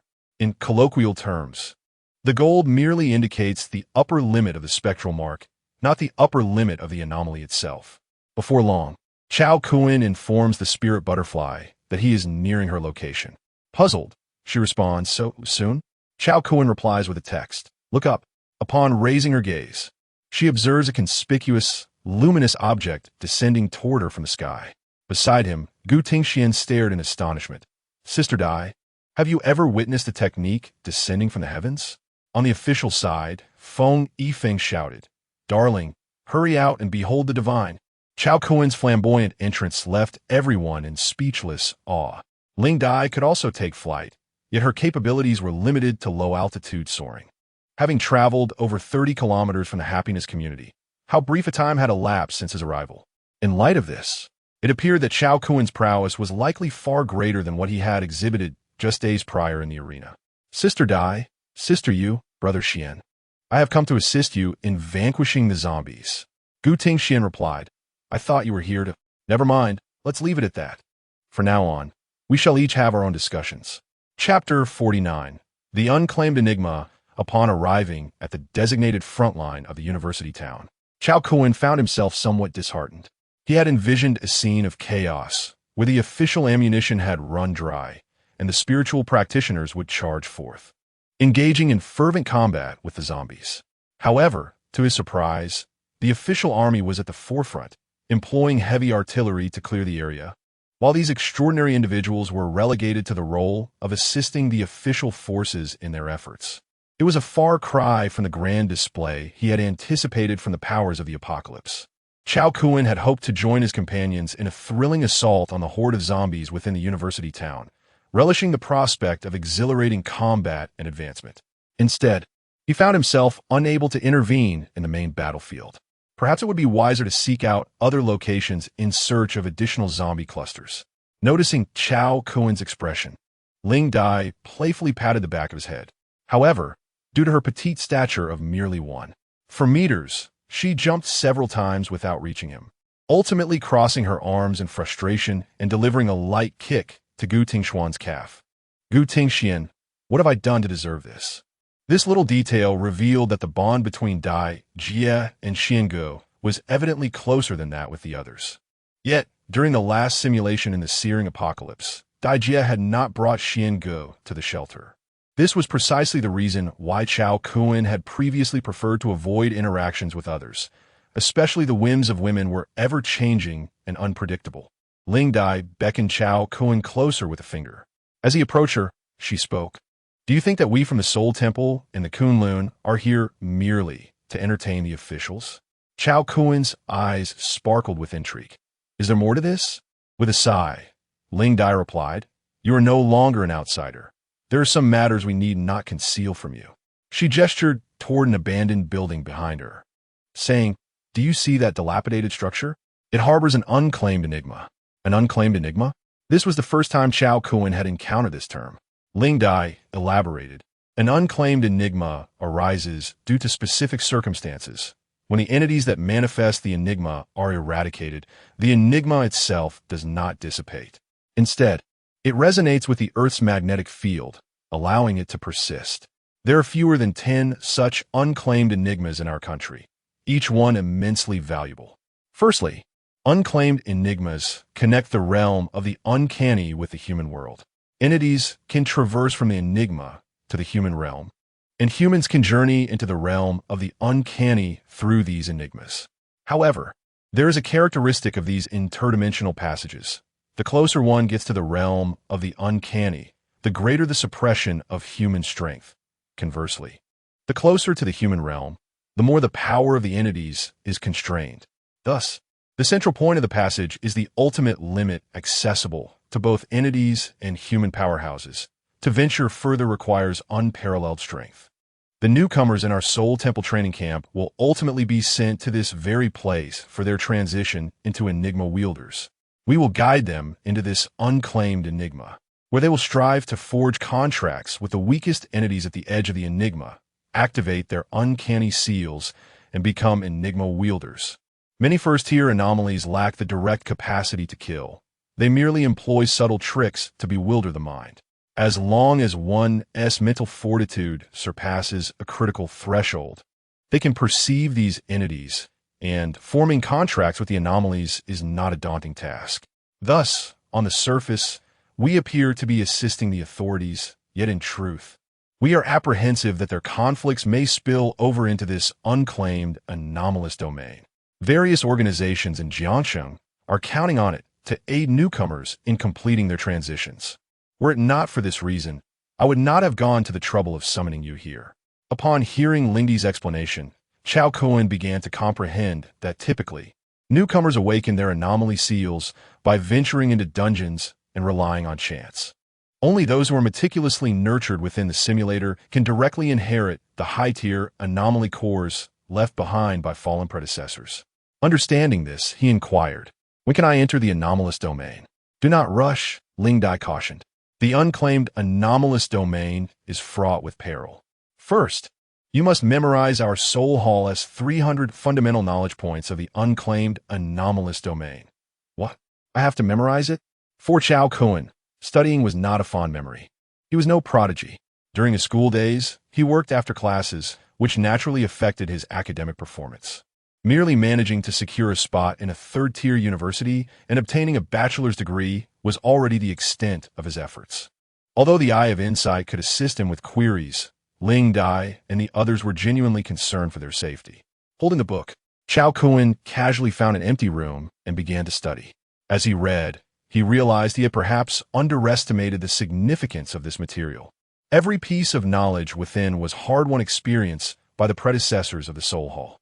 Such knowledge, if offered externally, would be unattainable even for the wealthiest, with no avenues to access it. Once he calmed his mind, Cao Kun began to study earnestly. To his astonishment, he discovered that his memory appeared to be quite formidable. Indeed, with a mental strength exceeding 300, over 30 times that of an ordinary person, it was only natural for his memory to improve. If only he had possessed this memory during his school days, he could have easily secured a place at a prestigious university and amassed scholarships effortlessly. In just 2.5 hours, Cao Kun had memorized the entirety of the thick book. Ling Dai, skeptical, summoned Gu Tingxian and Tang Yu for a surprise check. To their astonishment, Cao Kun showcased an impressive display of knowledge. Gu Tingxian felt a deep sense of shame, having only grasped a general understanding after years of study. Ling Dai, beaming with pride, patted Cao Kun on the shoulder and exclaimed, "Truly, you are the strongest newcomer ever discovered by me, Ling Dai. I cannot fathom what level of anomalous entity you will contract within the unclaimed domain." Tang Yu frowned, cautioning, "Sister Dai, we should remain vigilant. Even if you contract a lower-tier anomaly with Cao Kun's potential, he will quickly ascend in rank. We must not allow the pursuit of high-tier anomalies to jeopardize his life." Lingdi's smile faded as she turned to Cao Kun. "Did you hear what Sister Yu said? Once you enter, everything will depend solely on you. We cannot assist you. You must learn to gauge your own capabilities." Cao Kun nodded earnestly. Yet internally, he mused that, being within the simulator where death could be reset, he felt no fear. How could an ADC thrive without a hint of greed? This is not merely a matter of Cao Kun's propensity for risk. Rather, the emulator provides him with an exceedingly high margin for error. From dawn until dusk, Ling Dai, Tang Yu, and Gu Tingxian take turns tutoring Cao Kun. It is evident that they exhibit a genuine concern for this newcomer, fostering him with the mindset of nurturing a future comrade, as they are destined to fight side by side in the battles to come. Human nature, indeed, is a labyrinth of complexity. Although Ling Dai has shown a tendency to abandon others within the confines of the emulator, her daily interactions with the subordinates of the Soul Hall reveal an authentic care. It can be said that, in pivotal moments, certain circumstances compel individuals to make choices that contradict their intrinsic nature. Some refer to this as growth, while others deem it compromise. In this world, there are many things that are expensive, yet few that are truly precious. For Cao Kun, the experiences he has undergone can best be encapsulated in a single term: experience. Chapter 050, Entering the Enigmatic Domain, Mysteries of the Snowy Mountains in the Dead of Night. Cao Kun took the time to respond to messages from Miao Zhishi and Song Pan. Miao Zhishi, ensconced in her personal sanctuary, was assured of her safety as long as she refrained from opening the door. Even if explosives were detonated beneath the building, her sanctuary would remain suspended at its original height. Ultimately, the building was merely a fa-ade for the sanctuary, which transcended the realm of conventional technology. On the other hand, Song Pan had already moved into Villa Number 8 with her sister, yet Wang Xuanning remained somewhat wary of them. To alleviate some of this suspicion, Song Pan voluntarily handed over the earthen firearm previously belonging to Qin Nan. Subsequently, she recounted in detail the events that had transpired over the past 2 days to Wang Xuanning. The occurrences at Villa Number 1 were no secret within the Homeowners Association. The family had been tormented by Qin Nan and his cohorts, their cries echoing throughout the community. Were it not for the nearly 3-meter-high walls surrounding each villa, capable of warding off zombies, Qin Nan's group would not have dared to act so recklessly. Everything was unfolding according to plan. Cao Kun had instructed Song Pan that in the event of encountering insurmountable challenges, preserving her life should take precedence above all else. He assured her that upon receiving any distress signals, he would rush to her aid without hesitation. Above all, he emphasized the importance of survival. Living was paramount. Song Pan grasped the underlying meaning of Cao Kun's words, and a wave of profound emotion surged within her. In her previous encounters with men, she had only been regarded as a mere beautiful plaything. As long as she was not a virgin, they viewed her as tainted, plagued by a psychological aversion to imperfection. Thus, she had preserved her virtue and married Lu Haichuan, only to find that he too considered her merely an exquisite ornament, a visual delight to be displayed at home. At this moment, for the first time, Song Pan encountered a man who prioritized her life over her purity.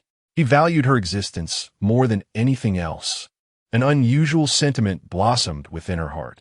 Apart from Brother Cao, she resolved never to let another man touch her again, even at the cost of her life. Many women often express a desire for mere acknowledgement. Cao Kun had fortuitously aligned with the attitude that Song Pan yearned for. After concluding their conversation, Cao Kun fell asleep instantly, while Song Pan gazed at their chat with a smile illuminating her face. "Sister, are you thinking of Brother Cao again? Do you fancy him? Is there a problem? Should I not like him?" No. Sister, you have always dreamed of marrying into wealth. Yet both mother and I know you have not found happiness in that pursuit. Now that you have encountered a man you genuinely admire, I am overjoyed for you. However, I worry about the Lu family's influence in Jiang City. I fear Lu Haichuan's sons may not let you off easily. You must prepare yourself. For Wang Xuanning will not genuinely stand by us in times of peril. She will undoubtedly prioritize her own safety over ours. Being by Brother Chao's side indeed brings a sense of security. Sister, you should inquire when Brother Cao will come to fetch us. Song Pan smiled at her sister, Song Peiling, and said, "You seem to be quite fond of calling him Brother Cao. Do you fancy him more than I do?" Song Peiling nestled her head into her sister's embrace, responding, "Sister, do not treat me like a child. I understand men as well. What do you know about men? You who have never even been in a relationship? Sister, on your honor, which man in this world could resist the charm of 2 sisters? If I were to find another boyfriend, do you think Brother Cao would secretly eliminate him? Do not paint Brother Cao in such a negative light. It's not negativity. It's merely a man's nature. In the past, the iron fist of the law deterred them from acting on their thoughts. Sigh, I cannot argue with you. Let's sleep. Hee hee. Sister, you might not know, but that day Brother Cao came to my rescue first. The scene was like something out of a science fiction movie. I arrived first, yet Brother Chao's eyes were only for you, leaving me feeling quite pitiful.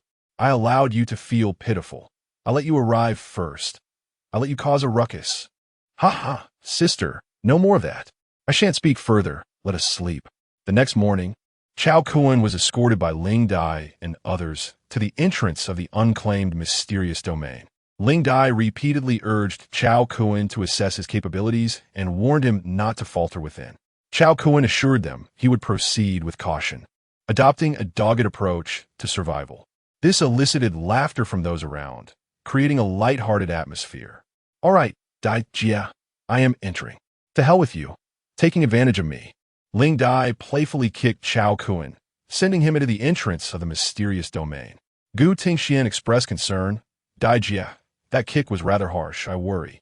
Before he could finish, Ling Dai's heel landed on his toe, causing him to hop about like a distressed tomcat. The surrounding crowd was accustomed to such antics, dispersing amidst laughter and chatter. As Cao Kun traversed the boundary of the mysterious domain, he was awestruck by the sight before him. A vast expanse of towering snow-capped mountains greeted him, the sun hanging high in the sky and casting a brilliant glow upon the peaks. What am I doing here? Is this still in the country? The goddess perspective activated, functioning impeccably. The system was remarkable. The Eye of Insight was also engaged, operating flawlessly. The system was truly impressive. Some players, upon entering the game, immediately resort to hacks. They cannot play without them. In his life, Cao Kun despised two types of people: those who cheated in games and those who prevented him from doing so. With the goddess perspective and the Eye of Insight activated, Cao Kun thoroughly surveyed the majestic snow-capped mountains. In a world as unpredictable as this, can you discern its ever-changing nature? Grant me a pair of discerning eyes, that I may perceive this tumult with clarity and precision. Surely, that sister is a reincarnate, otherwise. How could she possibly encapsulate my actions within a melody? Oh, what intriguing little creature ahead, in the snowy expanse. A seemingly unremarkable mound of snow conceals a large creature with black skin and white fur that suddenly leaps forth as Cao Kun approaches. The Eye of Insight reveals pertinent information: a small snowman, a first-tier anomaly, known for hiding within snowdrifts to bestow a minor surprise upon unsuspecting travelers of the snowy mountains. A snowball strikes Cao Kun, eliciting a gleeful giggle from the little snowman. However, when a luminous orb collides with the snowman, it pays a dreadful price for its mischief. A wave of warmth envelopes Cao Kun, filling him with exhilaration. Here it comes. The sensation has arrived. The mechanism of slaughter and advancement is finally taking effect. Cao Kun gazes upon the densely clustered low-tier anomalies on the great snowy mountain. Such are my delightful sources of experience points. Chapter 051. You will forever lose your baby. Today, the snow-capped mountains are unusually lively, with incessant explosions reminiscent of fireworks during the New Year celebrations. Cao Kun, akin to the legendary Goblin Slayer, relentlessly targets the little snowmen at the foot of the mountain. Fortunately, upon their demise, these strange entities dissipate into black smoke, rendering the scene less gruesome. Where are you little snowman heading? Let me show you something delightful. Boom! In this moment of despair, the little snowman bitterly curses the unfortunate soul who initially jested with Cao Kun. Not only did he meet his end, but he also brought upon them this living harbinger of doom. Perhaps due to Cao Kun's fervor in slaying, once the small creatures were vanquished, a formidable boss emerged. Who is slaughtering my children? From a cave on the snow-covered mountain, a colossal snowman, nearly 10 meters tall, emerged. Cao Kun felt an exhilaration akin to a fisherman finally reeling in a grand catch after much effort. Unable to contain himself, he began to sing in unison with the snowman across the distance. Who brought you to my side? With no one else around, Cao Kun need not worry about public embarrassment. Eye of Insight, giant snowman, a level 3 anomaly, capable of splitting the little snowman, yet poses no threat to you. Cao Kun raised his hand and swung it downward with force. Holy light shines. A beam of divine radiance enveloped the snowman from above. the visual effect far superior to merely dousing it with boiling water. The giant snowman visibly shrank, letting out a furious roar towards Cao Kun. Soon after, Cao Kun observed it bend down, grasp a little snowman, mold it into a ball, and then perform a diamond throw. The snowball crashed down like a cannonball, where Cao Kun had just stood, and he surmised that even a typical community security door would struggle to withstand such a snowball bombardment. Little snowman, hey, give me peanuts. Witnessing the giant snowman's tender treatment of its offspring, Cao Kun found it increasingly difficult to maintain his composure. He was just shouting, questioning who was slaughtering your children. Oh, so you are such a hypocrite? It's unacceptable for me to slay the little snowmen. It is perfectly fine for you to throw them about as snowballs. Very well. I, Cao Kun, despise hypocrites above all. It will be of no use for you to plead for mercy later. Holy light shines. Little snowman toss. Holy light shines. Little snowman toss. It resembled a turn-based game, yet it was merely the giant snowman receiving a one-sided beating, incapable of retaliating against Cao Kun's onslaught. Through the eye of insight, Cao Kun discerned that it possessed a melee attack, known as the Snowman Roar, capable of inflicting temporary mental disturbances on foes. Though he could withstand the mental assault due to his prayer necklace and inherent mental fortitude, he preferred to avoid adding auditory pollution to his ears, thus maintaining a distance while unleashing the holy light. After 5 casts of holy light, the giant snowman's form finally succumbed to a cascade of snow, shattering into countless pieces. Approaching to inspect, Cao Kun discovered, much to his dismay, that it yielded no bizarre core, just like the little snowman before it. I recall that when I previously vanquished the little specter on Miao Jishi's shoulder, I obtained a first-tier black specter core. Is it possible that the rules within the specter realm differ? Initially, I had intended to venture into the specter realm to procure more specter cores to establish my own influence outside. However, upon further reflection, if lower-tier aberrations yield specter cores upon defeat, then surely the Soul Hall would not send their trainees to the unclaimed specter realm for advancement. They could simply use first-tier specter cores for their transformation. After the collapse of the snowman, the vast snowy mountain landscape before me shattered like a mirage. The minor instances within the unclaimed specter realm are ever-changing, yet the fundamental strength of the specters remains consistently within the first to third tiers. Based on the 300 fundamental concepts I had previously reviewed, if one directly contracts a specter under such circumstances, one can exit the unclaimed specter realm and complete the transformation.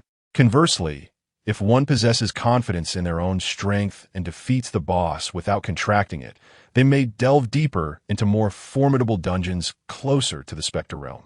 It evokes a nostalgic sense of early RPG role-playing games. Before Cao Kun's eyes emerged a haunting ancient mansion, imbued with the quintessential ambience of Chinese horror. Divine perspective and the eye of insight activate.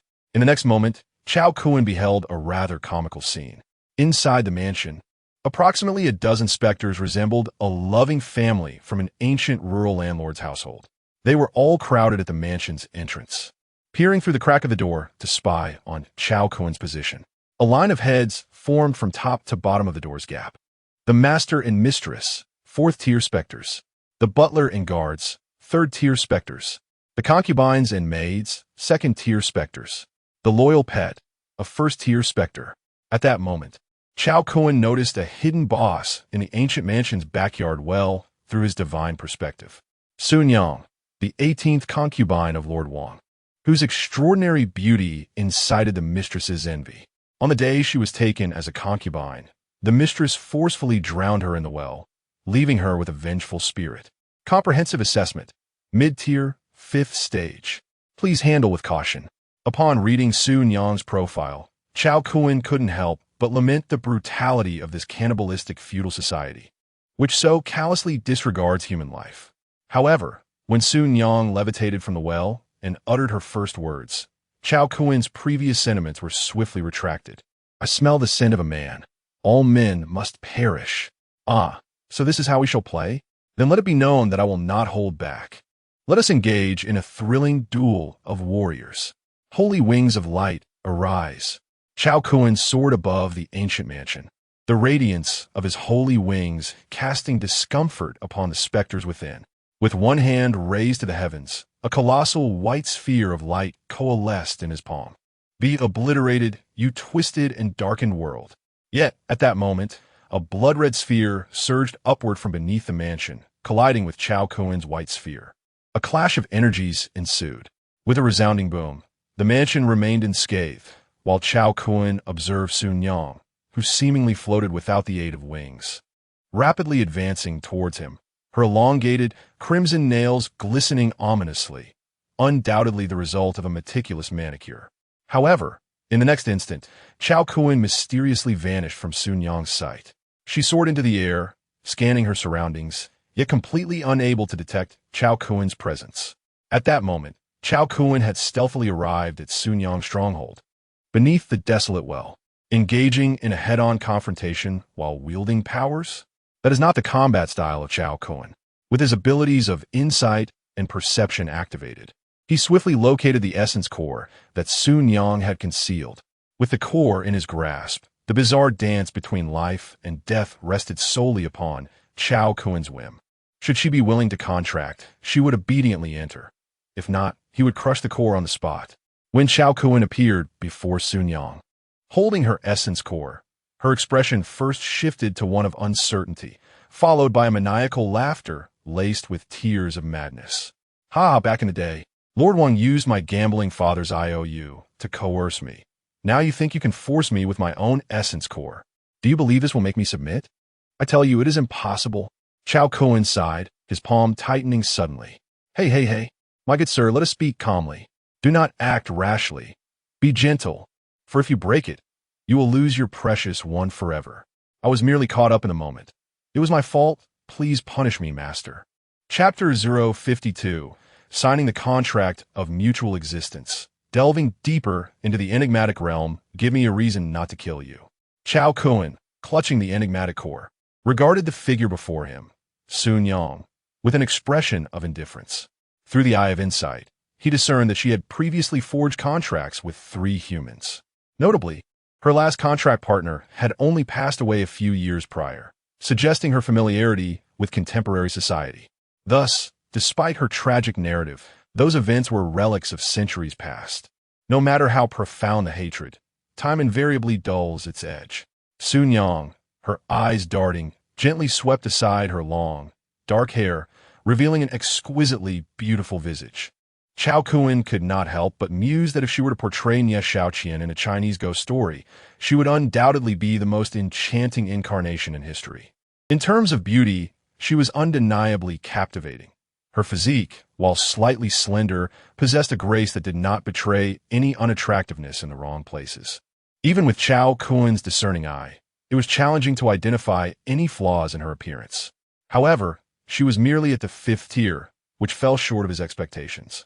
Cao Kun possessed 2 source enigmatic cores, one at the 5th tier, the other at the 6th. He envisioned a strategy to contract a 6th tier entity, subsequently using his 6th tier core to elevate it to the 7th tier.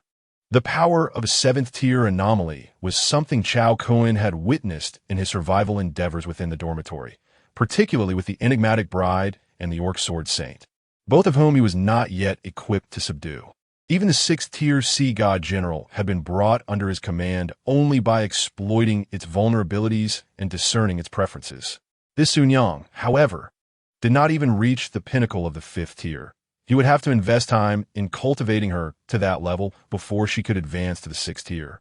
Once she reached the 6th tier, he could only speculate how long it would take to elevate her to the 7th. He feared that when the simulation concluded, she might consume both his 5th and 6th tier source cores without achieving the 7th tier, leaving him with only her 6th tier core and a loss of 5th tier core. Cao Kun was not one to engage in unprofitable ventures, and thus, a murderous intent began to take root in his gaze. Hey, big brother. Let us have a civil discussion. I truly wish to converse. Sun Yang pleaded. Your expectations of my strength do not align with reality. I am merely at the 5th tier while you seek a 6th tier entity. Please do not act impulsively. If you sign with me first, it will not impede your ability to contract with other formidable entities afterward, will it? Her words piqued Cao Kun's interest. He recalled from the Soul Palace's textbook, which he had memorized, that historically no one had ever managed to contract two anomalies in an unclaimed enigmatic realm. You can contract with others after signing with me? Are you aware of the consequences of attempting to deceive me?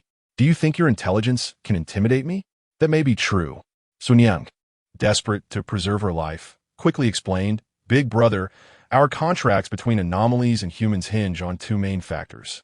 First, the host's physical health and strength, which determines the maximum tier limit of the anomaly they can contract. Secondly, the vitality and solidity of the host's soul determine the upper limit on the number of peculiar contracts the host can hold. Hearing this, Cao Kun interjected, "Is there such a notion regarding peculiar contracts? How do you ascertain the robustness of my soul?" Sun Yang gazed at Cao Kun, her expression melancholic, as she replied, "Brother, you are so extraordinary that you cannot perceive it yourself. The vital energy emanating from you is something I have never encountered in my many years of dealing with the peculiar. To quote a line from a film, it is futile. You are such an impressive man, standing out like a firefly in the darkness, so vivid and remarkable. All right, enough with the flattery, get to the point." He urged, "The crux of the matter is, brother, your physical and spiritual strength surpasses that of an ordinary person by far. I even suspect you might be an extraterrestrial. Based on my experience, once you sign with me, you could potentially contract 3 to 5 more peculiar entities of a higher level than mine. Cao Kun. If I can contract more advanced entities, what purpose would it serve to sign with you?" Sun Yang became anxious. "Brother, I know you look down on me.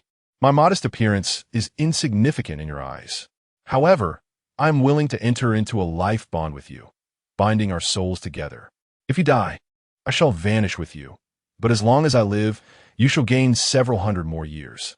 Cao Kun had previously learned that the lady from the Mutual Aid Society, Anya, had signed a life bond with a peculiar bride, which allowed her to live for over 200 years. Beyond that, he had not encountered anyone else who had entered into such a contract, highlighting its rarity. Logically, your kind possesses endless lifespans. Why then would signing a life bond with you only extend my life for a few hundred years? Brother, humans and the peculiar are on divergent paths.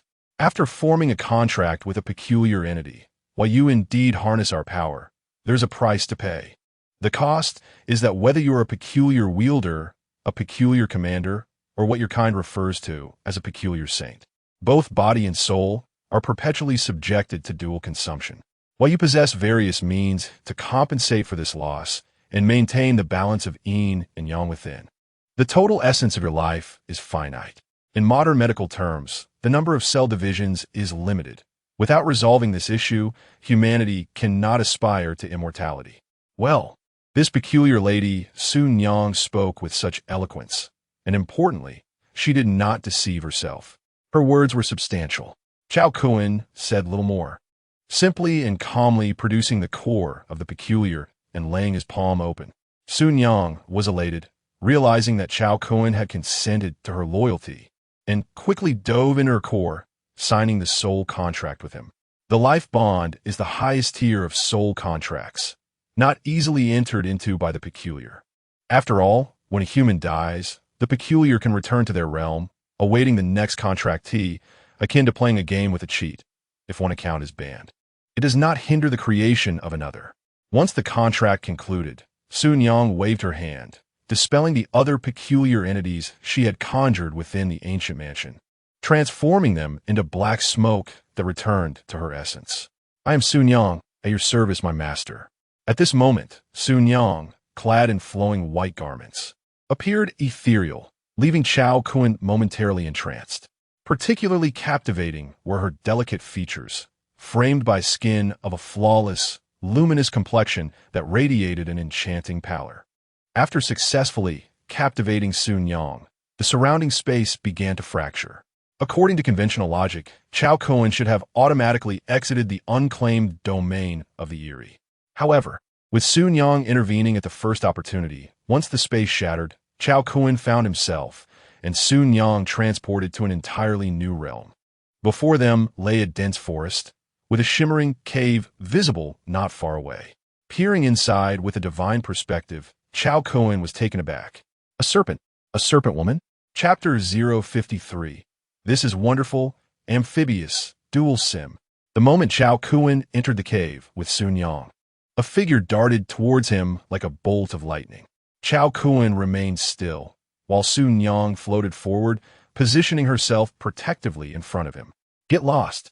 Sun Yang executed a powerful kick, sending the assailant, a snake woman, flying. This creature embodied the classic half-human, half-snake visage, reminiscent of Zhao Ling's serpentine form from the legend of the Sword and Fairy. However, unlike Zhao Ling, this being was devoid of clothing and instead bore a thick layer of serpentine scales that enveloped her entire face. A fourth-tier aberration, the Black Snake Woman. Due to her appearance not aligning with Cao Kun's aesthetic preferences, he issued a kill order without hesitation. Sun Yang turned back to Cao Kun with a sweet smile, her emotional support unwavering. The duo appeared less like adventurers navigating a treacherous realm and more like a young couple on a delightful excursion. Yet, when Sun Yang engaged in combat, she showed no mercy. Women do not exhibit the same tender-heartedness towards one another as men do. Her assaults were pure and unrelenting, each strike lethal. Cao Kun observed with great enthusiasm. The Black Snake Woman was a pure physical warrior, while Sun Yang mastered both physical and mystical arts. Most of the time, she fought with her physical prowess, but in critical moments, she unleashed devastating mystical attacks. Watching Sun Yang dance gracefully in battle, Cao Kun felt a yearning to join her. However, the encounter concluded in less than 20 seconds. One could say a fifth tier easily bested a fourth tier. Akin to an older sister overpowering her younger brother, a clear manifestation of bloodline suppression. Master, where shall we go next? Let us proceed deeper. We have only just begun. Understood, Master. Could you refrain from calling me Master? Perhaps use a different title, like Kuinga? Very well, Master. Do as you please. This cavern spanned several dozen miles within the mountain, and fortunately, its dim lighting allowed Cao Kun to activate Shadow Escape and soar ahead. Having completed their contract, Sun Yang could closely follow him in a possessive manner. Previously, she had always been the one to carry her contractor. This was her first experience being transported by him. She resembled a girl exhilarated by her first roller coaster ride, clinging to Cao Kun and exuberantly exclaiming, "You're so fast, Master. You truly are incredible. Go, Master. Charge ahead. We're taking off." Throughout the cave, they occasionally encountered Black Snake Women, sometimes one, other times two or three. Yet for Cao Kun and Sun Yang, these encounters were as trivial as delivering vegetables. Moreover, Sun Yang noticed that in the darkness, Cao Kun navigated as if he were in broad daylight. The obscurity posed no challenge to him, making him more accustomed to the shadows than she, a specter who dwelled in an ancient well. The deeper they ventured, the more the passages branched, yet Cao Kun never paused, as if guided by an automatic navigation. Sun Yang then realized why her master had been reluctant to bond with her. Her utility to him was genuinely limited. Her greatest asset in surviving was merely her aesthetically pleasing exterior. Master cannot bear to harm me. Master cares for me. He. At this moment, Sun Yang may still be unaware of the dire fate that befell the last peculiar entity that playfully interacted with Cao Kun. Additionally, a thrill coursed through her as she realized that after she and her master vanquished the Black Serpent Woman, the essence within her inexplicably grew stronger. While the enhancement was subtle, the sensation of her burgeoning power became increasingly evident as they continued to slay more Black Serpent Women within the cave. Sun Yang could not fathom why she had never experienced such a phenomenon with previous contracts. If this trend continued, it seemed merely a matter of time before she advanced to the 6th tier of the peculiar. How fortunate she was to have forged a life bond with her master. Cao Kun also recognized this development and suddenly recalled how, during his time in the Mist Apocalypse, Maya, the female orc, had similarly benefited from their soul contract, gaining experience through slaying monsters alongside him. This advantage of the slaughter upgrade skill allowed him to level up with his companion. Thus, it appeared that his initial plan to directly contract higher-tier peculiar entities could be reconsidered. Perhaps signing a few contracts with entities of similar rank to Sun Yang and training alongside them would yield fruitful results. In the distance, a glimmer of light began to emerge. and with a divine perspective, Cao Kun understood that he was soon to exit the cave. "Master, we are about to emerge," Sun Yang announced, drawing close to him in a defensive posture, her gaze fixed on the approaching cave entrance. Outside the cave, daylight reigned. Cao Kun quickly transitioned from shadowy form to visibility. Before him lay a crystal-clear stream, the gentle sound of flowing water offering a sense of tranquility and solace.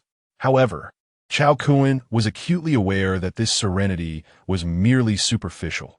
The clarity of the water suggested a lack of life, and not a single fish or shrimp was in sight, indicating something amiss. "Master, where shall we go next?" Sununtai Niang Inkret, floating Tintoin. Her every breath reminiscent of a cat delighting in the sun. "What are you doing?" he asked. "Your radiant energy is so enticing. I can't help myself," she replied. "Well, it seems that the wind spirit in the simulator also enjoys basking in my warmth. It appears to be an instinct of peculiar entities." Sun Yang had never before absorbed such a concentrated essence of sunlight, far greater than that of ordinary humans. If she were a gluttonous little cat, then he would be the finest catnip imaginable. How curious that she felt like the one reaping the benefits. As they traversed the stream, Cao Kun suddenly halted. Emerging from the water was a figure of vibrant green. The green serpent woman, a fifth-tier peculiar, was half human and half snake, her upper body fully evolved into a human form. Adorned in a flowing gown of emerald silk, she resembled a water sprite, beautiful yet perilous. As she emerged from the depths, her serpentine lower half transformed into human legs, gracefully making her way to the shore. Cao Kun muttered, "This is splendid, both aquatic and terrestrial, a dual advantage." Beside him, Sun Yang's eyes filled with hostility. Resembling a protective pet, a rather endearing sight. The green serpent maiden, observing the brazen demeanor of the two as they emerged for a spring outing, timidly inquired, "Are you the ones who slaughtered my kin in the cave?" Memories of the colossal snowman from the initial quest flooded Cao Kun's mind. "Have you nothing more to say? Is this all you can utter?" Sun Yang glanced at Cao Kun, her pearly teeth parting slightly as she asked, "Master, how shall we respond?" Cao Kun gently stroked Sun Yang's lustrous black hair and replied with a smile, "When confronting such malevolent beings, we need not adhere to any chivalry codes. We shall face her united." "Very well."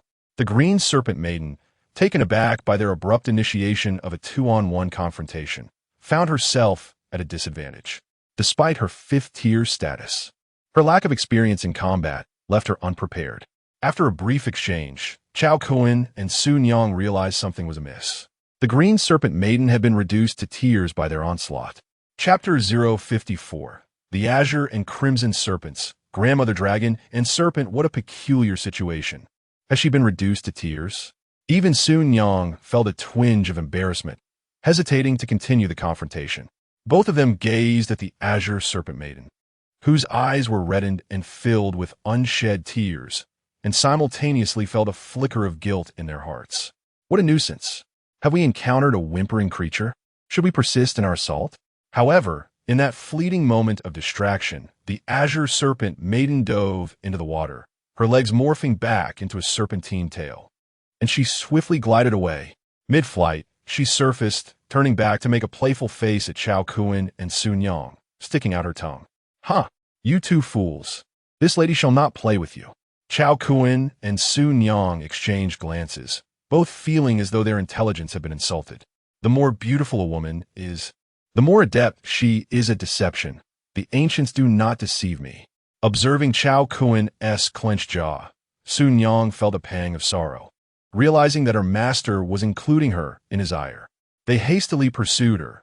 Cao Kun maintained a divine perspective to avoid any ambush, eager to uncover the destination of the Azure Serpent Maiden. As they chased, Cao Kun suddenly instructed Sun Yang to take refuge in the mysterious imprint, as he had conceived a superior plan. Reluctantly, Sun Yang retreated into the enigmatic imprint, while Cao Kun activated his invisibility to continue his pursuit. The Azure Serpent Maiden, upon realizing that no one was following her, felt a sense of caution, possessing a degree of serpentine eyesight that allowed her to perceive thermal signatures. She confirmed that her pursuers had vanished. Yet, she remained vigilant, concealing herself beneath the water and gradually swimming downstream. Unbeknownst to her, Cao Kun stood less than 5 meters away, observing her every move. Following the stream, the Azure Serpent Maiden swam for over 20 miles, the brook widening as tributaries converged to form a river. Further along, the river culminated in a dramatic drop, revealing a waterfall with a descent exceeding 20 meters. The Azure Serpent Maiden leaped down the waterfall, and Cao Kun followed, discovering that she did not land at the base. What an extraordinary sight, a water curtain cave. The Azure Serpent Maiden slipped into the cavern hidden behind the waterfall, revealing an expansive grotto. She twisted her serpentine body as she entered, blissfully unaware of Cao Kun's relentless pursuit. Green Willow, how did you return so swiftly? What is the situation at the Black Serpent Cave? Grandmother Dragon and Serpent inquired. Grandmother, there is a mysterious figure wreaking havoc at the Black Serpent Cave. Our kin have already. What do you mean by already? Cao Kun turned to the voice, only to discover a colossal stalactite hanging from the cave's ceiling, upon which coiled a gigantic black serpent adorned with twin horns atop its head. The Eye of Insight activated. Grandmother Dragon and Serpent, level 7 anomaly, formidable strength, not advised to engage. What a predicament! Encountering a dungeon boss. The Azure Serpent Maiden trembled as she responded to Grandmother Dragon and Serpent's inquiry. In answer to Grandmother, there are no longer any of our kin at the Black Serpent Cave. Grandmother Dragon and Serpent flicked her tongue, her golden, slit pupils fixating upon the Azure Serpent Maiden, as her massive head descended from the cavern's apex, compelling the Azure Serpent Maiden to recount the details of the events that transpired. Upon hearing that the other party had contracted with a being of at least the 5th rank, Elder Longshi felt a sense of relief, dispelling the tension that had previously enveloped her. A contract with a 5th-ranked entity typically renders it nearly impossible to forge another bond with a being as formidable as the one before her. It is not merely Elder Longshi who acknowledges this reality. Even the 4th-ranked Black Serpent Maiden from the Black Serpent Cave would find it exceedingly difficult to engage in further contracts with a 5th-ranked conjurer. Thus, it seems the visitor's purpose here is not to form contracts with strange entities, but rather to instigate trouble. This notion puzzled her, as the situation exuded an unusual aura. After contemplating the description provided by the Green Serpent Maiden, Elder Longshi suddenly addressed the air. My friend, have you emerged of your own volition, or have I compelled you to do so? The Green Serpent Maiden gasped in astonishment. Elder, am I being followed? Elder Longshi replied coldly, do not feign ignorance, young one. Do not presume that I cannot see through your little schemes. The Green Serpent Maiden then revealed a sly smile. Elder, you are perceptive. I cannot contend with that individual. So I intended to lure him here for you to handle. Do you hold such faith in my abilities? I am immensely powerful. Elder Longshi replied with a hint of amusement. After a few breaths, observing that no one emerged, she sneered. It appears that without employing some measures, you intend to linger here, do you not? With that, Elder Longshi opened her gaping maw, emitting a high-frequency ultrasonic wave that reverberated throughout the cave. Her eyes darted about, keenly observing every subtle movement. After half a minute, she closed her mouth, expressionless, and nodded. You have been cautious. It seems no one has tracked you here. The Green Serpent Maiden grinned. I told you I was careful. Now you believe me, do you not? Humph. While I may believe you, do not let it inflate your ego. Remember your place. At that moment, a crimson figure appeared from the stalactite coiling above Elder Longshi. A half-human, half-serpent, red figure swiftly descended to the ground. Cao Kun beheld the newly arrived 5th-ranked entity, the Red Serpent Maiden. If the Green Serpent Maiden resembled an ethereal sprite untouched by the mundane, the Red Serpent Maiden embodied the pinnacle of worldly allure. One was a delicate willow swaying in the breeze, while the other was a succulent watermelon ripe from the earth. Upon hearing the Red Serpent Maiden's taunt, the Green Serpent Maiden retorted defiantly, Humph, it is fortunate I went. Had it been you, whether you could return safely would have been a significant question. The Red Serpent Maiden countered, Elder, look at little Qing. Despite her ineptitude, she dares to be obstinate. You must discipline her. Elder Longshi glared. Do I require your guidance in matters of discipline? The red serpent maiden lowered her gaze. Little Hong dares not presume. Humph. It is well that you do not. You two shall remain here obediently while I investigate the situation at the Black Serpent Cave. You would do well to avoid harboring any inappropriate thoughts, for you are well aware of the measures I am capable of. The green serpent maiden nodded obediently, saying, Grandmother, do not worry. I shall guard our home diligently, and there shall be no issues. The red serpent maiden echoed her sentiments, asserting, Grandmother, I will keep a watchful eye on her. With my presence, she will not stray. The two serpent maidens exchanged a glance, and it seemed as if sparks ignited in the air from their eye contact. Cao Kun observed this interaction keenly, realizing that the dragon and serpent matriarch, along with the two maidens, possessed an abundance of cunning. Their brief exchange was filled with mutual probing, reminiscent of a tense gathering involving Zhang Matzi and Huang Xilang at the same table. After imparting a few instructions, the dragon and serpent matriarch departed to investigate the matter of human intrusion at the Black Serpent Cave. The red and green serpent maidens shared a glance, but remained silent, each retreating to a shadowy corner to rest with their eyes closed.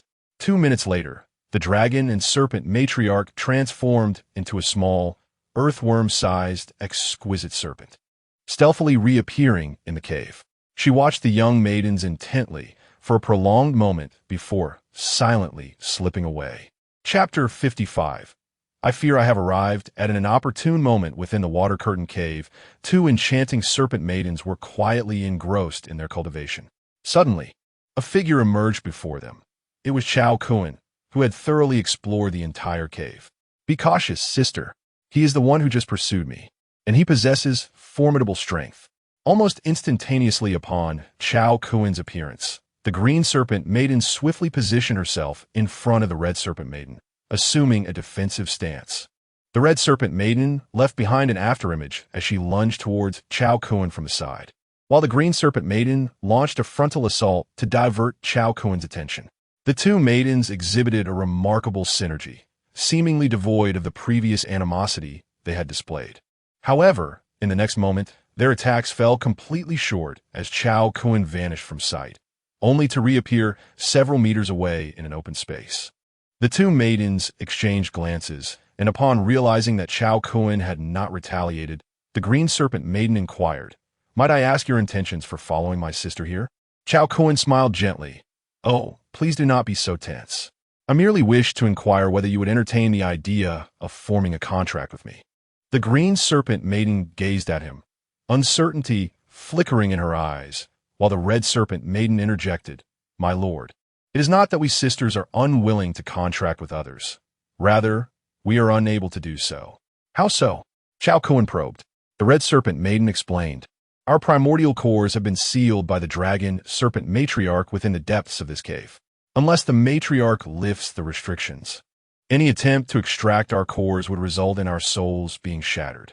Cao Kun retrieved 2 cores, each the size of a pigeon egg, from his storage space and presented them to the maidens. Is this what you speak of? I happened to come across them while wandering here. How can this be? The sisters were taken aback. The restrictions imposed by the dragon serpent matriarch were known only to her, and it was inconceivable that an outsider could unravel them. However, for one endowed with the eye of insight like Cao Kun, these restrictions were no more complex than a common lock. Well then, would you consider entering into a contract with me? Time is of the essence.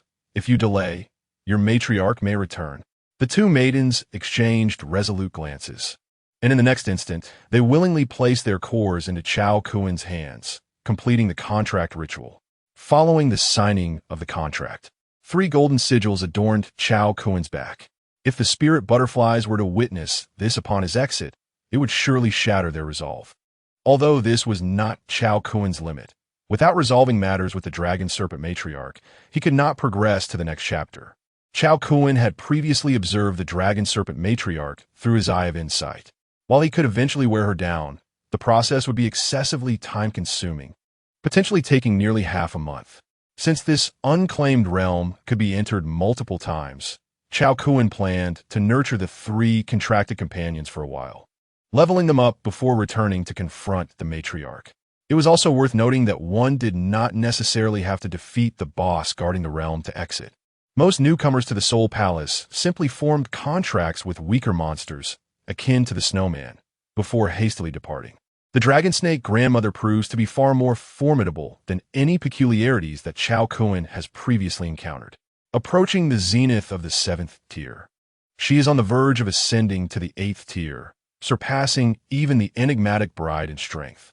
Furthermore, she has concealed her peculiar core within her abdomen, rendering it impossible for Cao Kun to threaten her with it.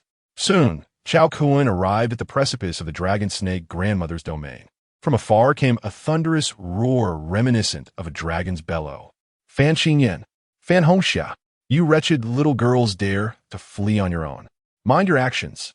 Pray for the longevity of your host. Otherwise, one day, you shall inevitably return to me. I shall await your return, and should you possess the audacity, never come back. The visage of the dragon snake grandmother transformed into a colossal dragon snake, soaring above the ground, dancing in the air. She weaved through the clouds, stirring the winds and rain, faintly resembling a dragon.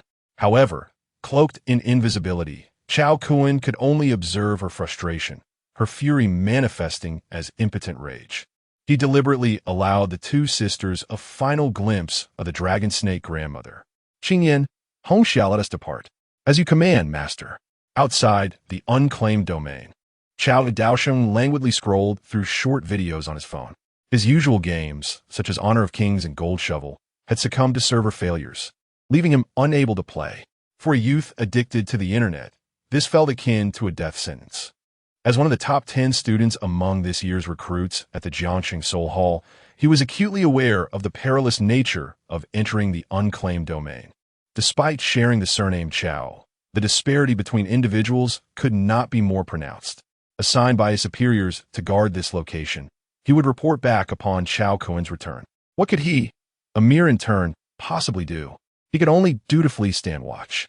At that moment, a ripple of spatial disturbance emanated from the entrance of the domain, and a figure swiftly emerged.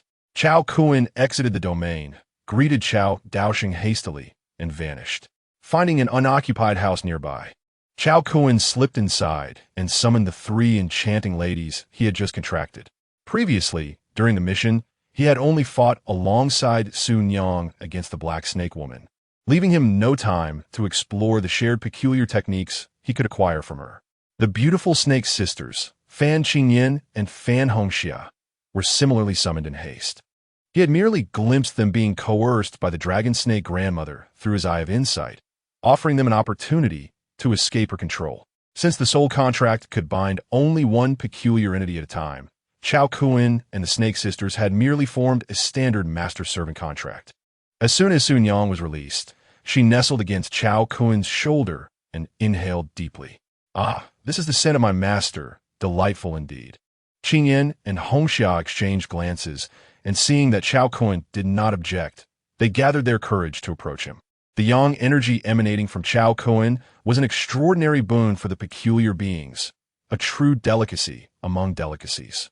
3 peculiar beings, each of the 5th order, encircled Cao Kun, indulging in a fervent consumption of his yang energy, soon succumbing to a state of inebriation as they sprawled upon the ground, their expressions languid and enraptured.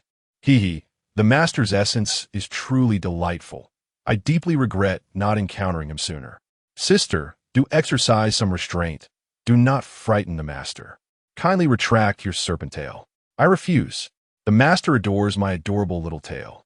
As she spoke, Fan Qingyan's serpent tail alternated between legs and tail, swaying enticingly before Cao Kun. Sun Yang frowned, vexed. I arrived first. Are these 2 sisters conspiring to vie for my affection? Not on my watch. I possess my own charms. With this thought, Sun Yang cast a sultry glance at Cao Kun, her eyes brimming with tender affection akin to a gentle drizzle.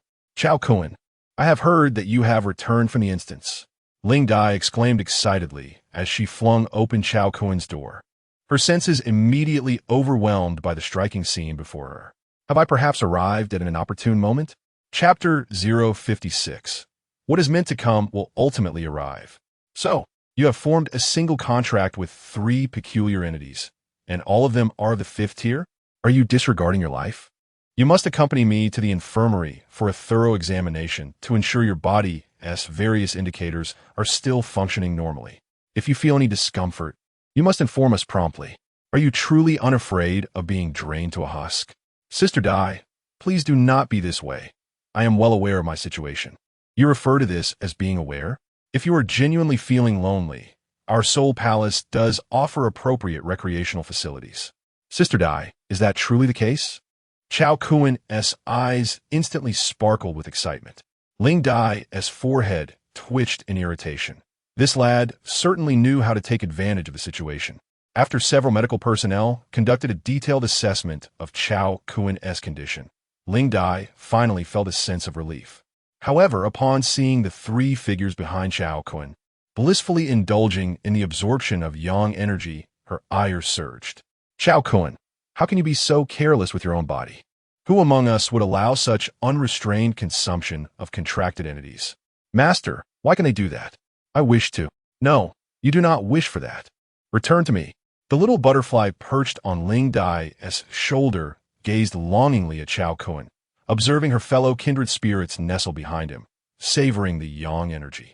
Comparing that to her own master's miserly demeanor, where a mere couple of sips over a month felt like a grand favor. The disparity weighed heavily on the little butterfly's heart. Were it not for the contract, she would have considered releasing herself from Ling Dai's service to bask in the glorious yang energy in Cao Kun's embrace. Ling Dai, in a fit of frustration, stormed off. She feared that if she lingered any longer, her little butterfly's mentality would shatter. Do you think everyone could be like Cao Kun, with unlimited free yang energy provided like a buffet for their contracted entities? Before departing, she informed Cao Kun that he was no longer needed here and should pursue his own whims. The news of Cao Kun's contract with 3 5th-tier entities swiftly spread within the Soul Palace. Gu Tingxian was drenched in cold sweat. It seemed he could no longer maintain a casual relationship with Cao Kun and would have to address him as Boss Cao from now on. Not only must he call him Boss Cao, but it must be done promptly and with enthusiasm, lest he miss the chance altogether. This lad's ascension was akin to wielding a cheat. It defied all conventional understanding. Regrettably, he had not been able to witness Cao Kun's final moments or the specific nature of the 3 contracts he had formed. However, the notion of 3 5th-tier entities was something he had never even heard of before. At noon, Cao Kun returned to the happy community. Miao Zhishi, seeing him suddenly reappear, dashed towards him in her pink bunny slippers, exclaiming, "Darling, I missed you so much." "Yes, I missed you too." After a brief separation, returning to the happy community allowed Cao Kun to indulge himself. Miao Zhishi, gazing at the 3 golden sigils on his back, curiously inquired, "Darling, was this your purpose for going out these past few days?" Cao Kun nodded and said to Miao Zhishi, "Indeed, each peculiar seal signifies a unique anomaly. Would you like to meet them?" Miao Zhishi's eyes sparkled with excitement, as she belonged to that rare breed who, despite her fear, adored horror films and was deeply intrigued by supernatural phenomena. Thereupon, Cao Kun summoned Sun Yang and the Qinghong sisters to meet Miao Zhishi. "Esteemed lady, I am Sun Yang," she greeted, her seasoned perception as a century-old spirit revealing the connection between the woman before her and Cao Kun. In contrast, the 2 sisters, Fan Qingyan and Fan Hongxia, appeared blissfully innocent, being natives of the Eerie realm, forcibly recruited by the dragon and serpent granny. Their curiosity about the human world was insatiable, often engaging in playful antics with their captor. Cao Kun introduced them to Miao Zhishi, and surprisingly, the dynamic of 1 woman and 3 spirits harmonized quickly. The sisters languidly occupied the living room sofa, engrossed in the television. The ongoing zombie apocalypse had curtailed most broadcasts, yet a few channels continued airing current events. For the 2 snake beauties, who had never seen television before, the programs were a source of immense fascination. Noticing Cao Kun's slight annoy, Sun Yang approached him with a playful suggestion. "Master, may I perform a dance for you?" Cao Kun's eyes gleamed at the prospect, promising that if she pleased him, she could forego returning to the Eerie Seal that night. Energized by his words, Sun Yang resolved to showcase her true talents. An hour later, Cao Kun, Miao Zhishi, Fan Qingyan, and Fan Hongxiao were all entranced by Sun Yang's performance. Miao Zhishi, unable to contain her enthusiasm, embraced Sun Yang's waist and exclaimed, "Sister Sun Yang, teach me. I wish to learn this."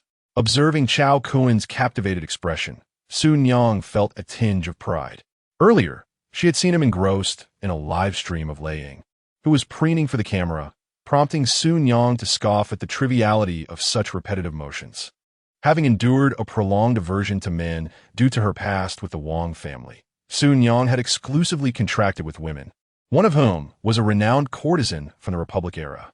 Unlike today's internet, where a minor misstep could lead to a stream's closure, Sun Yang had learned hardcore techniques from the courtesan that would be deemed inappropriate in modern times, balancing seduction and aesthetic beauty, transforming dance into a form of art.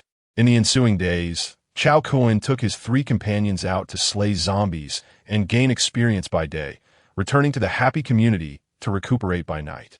The effects of their efforts were remarkable, both against the undead and the living. Occasionally, when unwary survivor teams attempted to rob him, believing him to be an easy target, Cao Kun was more than willing to convert them into experience points. On the 10th day of the zombie apocalypse, as Cao Kun ventured out for training, he noticed an alarming increase in the number of mutated zombies. To his astonishment, he discovered that the legendary crystal cores had indeed manifested within the heads of these aberrations. Upon the activation of the Eye of Insight, Cao Kun beheld the detailed information regarding the zombie crystal core. Level 1 Zombie Crystal Core. By breaking the shell of the core and consuming the crystalline liquid within, one can enhance their attributes, with a chance to awaken supernatural abilities. Remarkably, I have indeed encountered such an object. Cao Kun cracked open a crystal core and poured the liquid into his mouth. This item was merely the size of a peanut, and swallowing it elicited no significant sensation. He noted a salty flavor, reminiscent of soda water. The enhancement it provided was minuscule, with his physical strength not even increasing by a single point. Wait a moment, if this substance is consumable, does that imply? Cao Kun accessed the infinite food list and, as expected, discovered the option for level 1 zombie crystal liquid within. So, does this mean I can indulge in it without limit? Chapter 057. Miao Zhishi awakens rule-based abilities. Indeed, it is a classic zombie apocalypse. What is destined to arrive will inevitably come. After some contemplation, Cao Kun took the initiative to call Ling Dai, sharing his discovery of the crystal nucleus. To his surprise, Ling Dai was already well informed. The official research team had gathered numerous specialists, dissecting zombies on the very first day of the apocalypse. Clearly, individual strength pales in comparison to the formidable power of the authorities. However, by mentioning this matter, Cao Kun had effectively laid the groundwork for future collaboration. Should the government develop any gene enhancement serums, he might find himself benefiting from their research outcomes. A mere fraction of their scientific advancements could enable him to replicate endlessly through his boundless consumption. Nevertheless, given the trajectory of events, it was likely that, with the evolution of the zombies, more advanced mutated zombies and crystal nuclei would emerge in the future. Upon returning home, Cao Kun summoned Miao Zhishi, intending to enhance her with the zombie crystal liquid. As she raised her head and opened her mouth, Miao Zhishi blushed, about to kneel on the ground. Cao Kun quickly stopped her. What was she thinking? Was he that kind of person? Although he was indeed known as Brother Kun, he was not easily roused to anger. Cao Kun filled a cup with the zombie crystal liquid, which emanated a faint green luminescence, reminiscent of a toxic radioactive substance. Yet, Miao Zhishi had placed her complete trust in Cao Kun and readily gulped it down. "Darling, what is this?" "It's salty. This is a marvelous substance. Hurry and lie down on the bed. It's about to begin." "What is about to begin?" "Darling, it hurts." Cao Kun looked at Miao Zhishi, fully familiar with this scene. Every time he inherited power after a simulation, he endured similar suffering. Understanding the discomfort she was experiencing, he embraced her to provide some psychological comfort. However, Miao Zhishi, in her pain, clawed and bit at him, but fortunately, his robust physique could withstand her feeble attempts. At that moment, Cao Kun felt an exhilarating thrill, a zombie apocalypse, a contest of abilities. Intertwined with the bizarre systems of the original world, the elements of this first-person simulation of the zombie apocalypse were indeed rich. He could only wonder how powerful he would become by the end of this simulation. If the increase in strength was too significant, the sensation of inheriting that power would be beyond his imagination. After several minutes, Miao Zhishi ceased her convulsions, her body drenched in sweat, as if she had just emerged from water. Yet, through Cao Kun's discerning gaze, he recognized that she had successfully undergone a mutation and evolution. Name: Miao Zhishi. Age: 26. Physical strength: 12. Mental strength: 15. Innate ability: damage transfer, F-grade rule-based ability. Capable of growth. Ability description: could transfer any damage not exceeding F-grade inflicted upon herself, 100%, to a marked target. If the damage exceeds F-grade, a portion will be transferred proportionally, while she endures the remainder. Goodness gracious! Upon completing the skill introduction, Cao Kun was momentarily astounded. Who among us possesses the true advantage? Although it is merely an F-level ability, it belongs to the realm of rules and is capable of growth. The power of damage transfer. So long as her own abilities are not depleted, she can redirect any harm to anyone marked by her. The concept of sunlight reflecting back implies that striking me is tantamount to striking oneself? Ha ha! Zhishi, you are truly remarkable. Filled with excitement, Cao Kun lifted Miao Zhishi into the air, spinning her around joyfully. Miao Zhishi gradually recovered from her pain as Cao Kun carried her in the bathroom, gently placing her into a bathtub filled with warm water to alleviate her physical fatigue. He also prepared some mutated beast meat to replenish her energy before stepping out of the bathroom, allowing Miao Zhishi to slowly come to terms with her newly awakened abilities. Once Miao Zhishi emerged from the bathroom, rejuvenated, Cao Kun eagerly inquired about her condition. Awakening her abilities felt akin to a bird taking flight or a fish swimming. It was as instinctual as breathing. The targets for damage transfer need not be encountered face-to-face. Anyone residing in my memory can be marked as a target. If you have any enemies, just let me catch a glimpse of them from distance, and I can mark them, she stated. Cao Kun pondered this and asked, what if it's someone you've never seen before? If I provide you with a photograph and their name, can you mark them? Miao Zhishi chuckled. Do you think I possess a little black book? I must witness them in the real world. Even a video call 1T suffice. Cao Kun nodded in understanding. Ah, that's impressive enough. Setting aside Miao Zhishi's awakened abilities, her physical strength had surged from an initial score of 6 to 12, effectively doubling. Her mental strength also increased from 10 to 15, now on par with Ling Dai.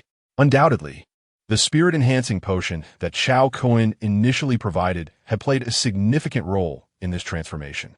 It appears that as the evolution of the zombie apocalypse progresses, the enigmatic manipulators and commanders will also experience an epic enhancement.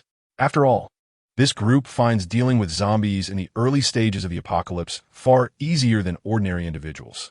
Once they complete their evolution, might they, too, be able to venture into unclaimed, peculiar domains and forge additional contracts with oddities? The amalgamation of the powers of the enigmatic manipulators and the ability system suggests that ordinary ability users would still struggle against those who have awakened. However, nothing is absolute. Should one encounter a fortunate individual like Miao Zhishi, who has awakened a potent ability, there remains a possibility for a reversal. Witnessing Miao Zhishi's successful awakening, Cao Kun then grasped a cup of first-level zombie crystal liquid and began to drink. The Eye of Insight revealed that, with Cao Kun's physical strength, he would need to consume 2 liters of zombie crystal liquid to achieve ability evolution. Moreover, the first-level liquid could only awaken one ability. Consuming more would yield no further benefit. 2 liters? Cao Kun retrieved a 2-liter bottle of soda for comparison, incredulous at the thought of consuming that salty concoction. Drink it I shall, he declared, grimacing as he began to pour it down his throat. With a 500-milliliter cup, one drink equated to half a liter. After finishing this cup, 3 more awaited him.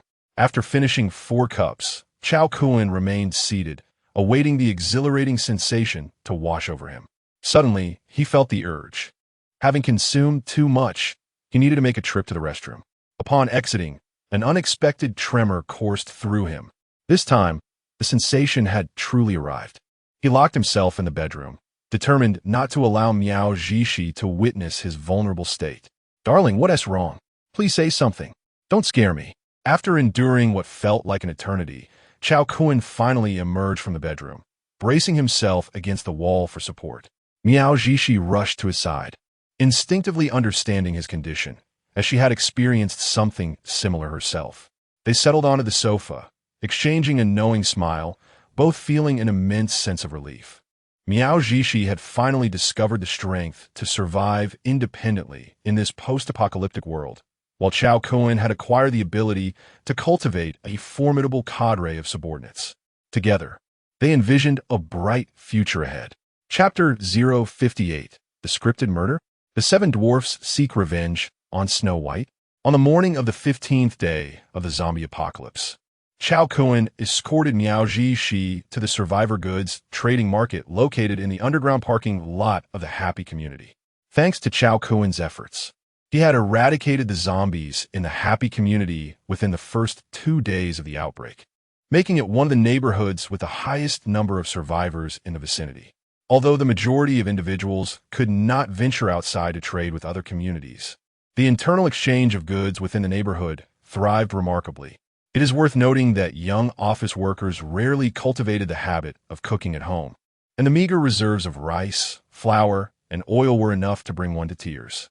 However, since Cao Kun refrained from raiding the small supermarkets in the community, many young individuals were still able to procure essential supplies from the community's supermarkets after the outbreak. What? You say the supermarket owners could refuse to sell?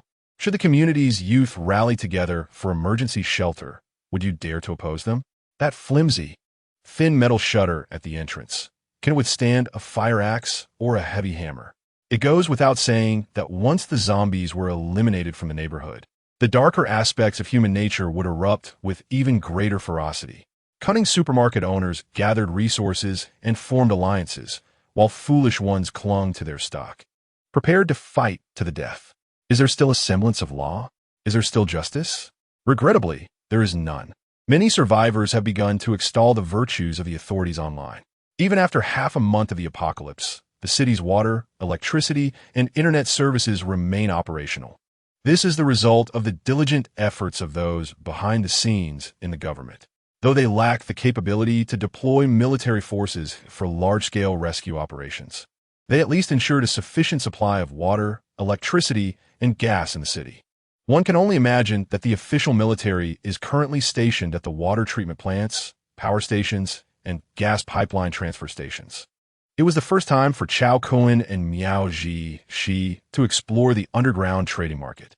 Upon seeing their clean and tidy attire, as well as their rosy complexions, the survivors immediately recognized them as significant clients.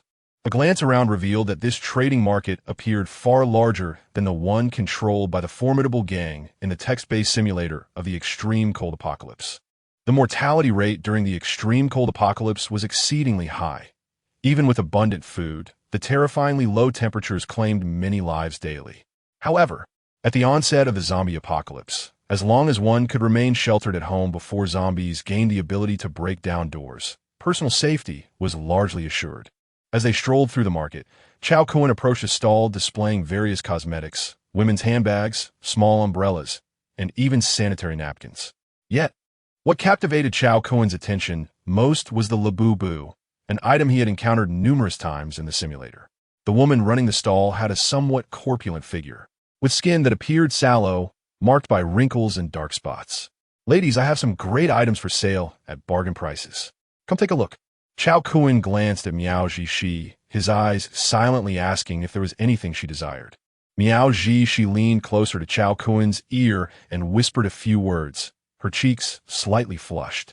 Cao Kun crouched down and picked up several packets of sanitary pad from the stall, inquiring, "How much do they cost?" The vendor contemplated for a moment and held up 3 fingers, indicating 3 packets of instant noodles or 3 pounds of rice. Without haggling, Cao Kun reached into Miao Zhishi's bag and handed her 3 packets of instant noodles. Miao Zhishi's bag conveniently concealed the seemingly miraculous appearance of food, as Cao Kun had specifically reminded her to carry it before they left home. After concluding their shopping, Cao Kun refrained from further conversation, recognizing that many things must be executed at the right moment to achieve the desired outcome. Lei Ying, after all, was a live-streaming host engaged in suggestive dance performances, and her household was quite well stocked. During the previous extreme cold simulation, she had managed to endure for quite some time before ultimately seeking refuge with Cao Kun due to the dire circumstances in their neighborhood. Now, as she set up her stall downstairs, it was likely to create an illusion of scarcity at home. Logically speaking, those who remained indoors were often individuals with abundant supplies, making them prime targets for the neighborhood's warriors seeking urgent refuge. Cao Kun and Miao Zhishi wandered the market, buying items as Miao Zhishi continually retrieved food from her bag, only to replace it with newly acquired goods. At that moment, a rather unsavory-looking individual with yellow hair approached Cao Kun, bowing and asking, "Hey there, are you interested in any exciting shows?" Cao Kun's eyes brightened as he pulled the man closer, eagerly inquiring, "What kind of shows do you have?" The man leered, "We have a murder mystery roleplay, titled Snow White versus the Seven Dwarfs. Are you interested?" Cao Kun exchanged a knowing glance with him, confirming that he had found the right person. The man hastily continued, "Let me give you a brief overview of the storyline. The seven dwarfs initially saved Snow White, but she ultimately ran off with the prince. The dwarfs, incensed, decided to venture to the big city to confront her and seek an explanation.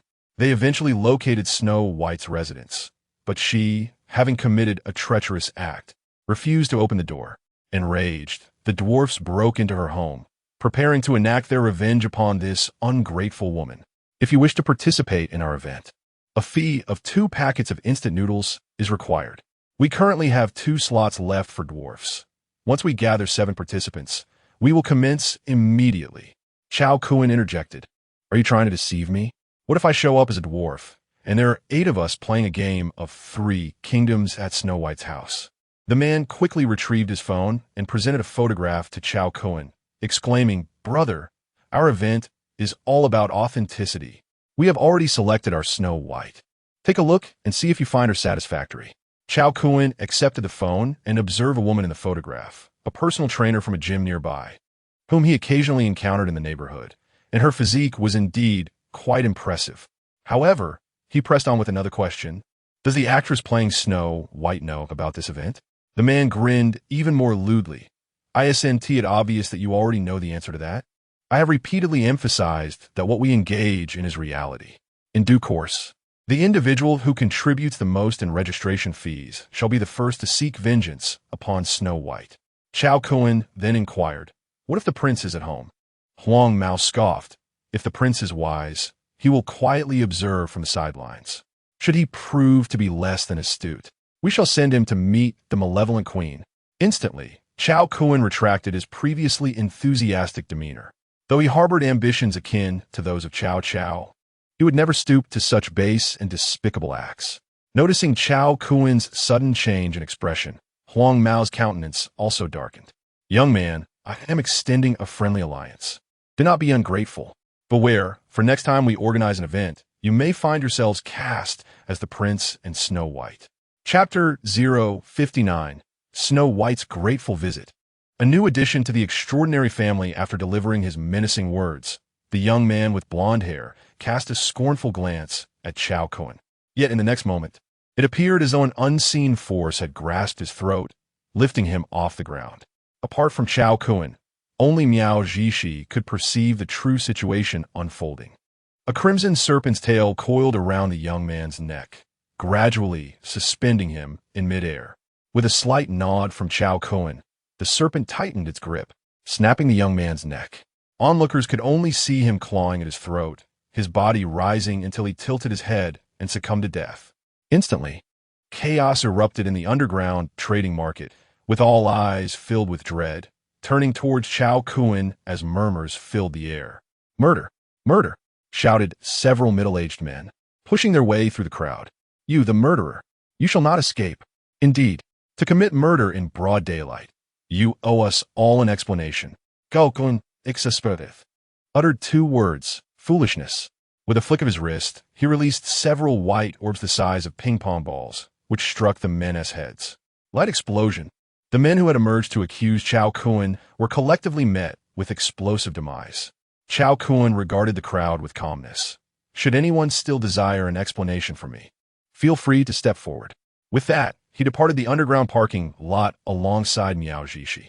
Once Cao Kun had left, videos of him dispatching the middle-aged men began circulating in the community group. Extraordinary abilities. This is undoubtedly extraordinary. I knew it. How could there be no extraordinary individuals in a zombie apocalypse? This gentleman is quite handsome and remarkably powerful. I must pay my respects. How can your focus be on this? He has committed murder.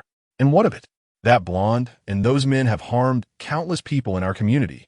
Exactly. My husband was killed by them when they broke in. This brother avenged my husband. I couldn't be happier. Well done. This scum has plagued our community long enough. Someone should have dealt with them. Surprisingly, the support for Cao Kun in the group was overwhelming. While the blonde's group had indeed committed heinous acts that stirred public outrage, Cao Kun's formidable prowess was equally a significant reason for the adulation he received. As the saying goes, when one is powerful, dissenting voices become scarce. Even if those thugs had not emerged, Cao Kun would not have spared them. Upon returning home, Cao Kun discovered that some residents were comparing videos of his recent actions to those of the mysterious hooded figure who had previously eradicated all zombies in their community. Cao Kun was indeed that enigmatic figure.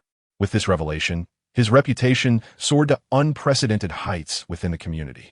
Members of the community group began sending him private messages, and many strikingly beautiful women exhibited a fervor that starkly contrasted with their demeanor before the apocalypse.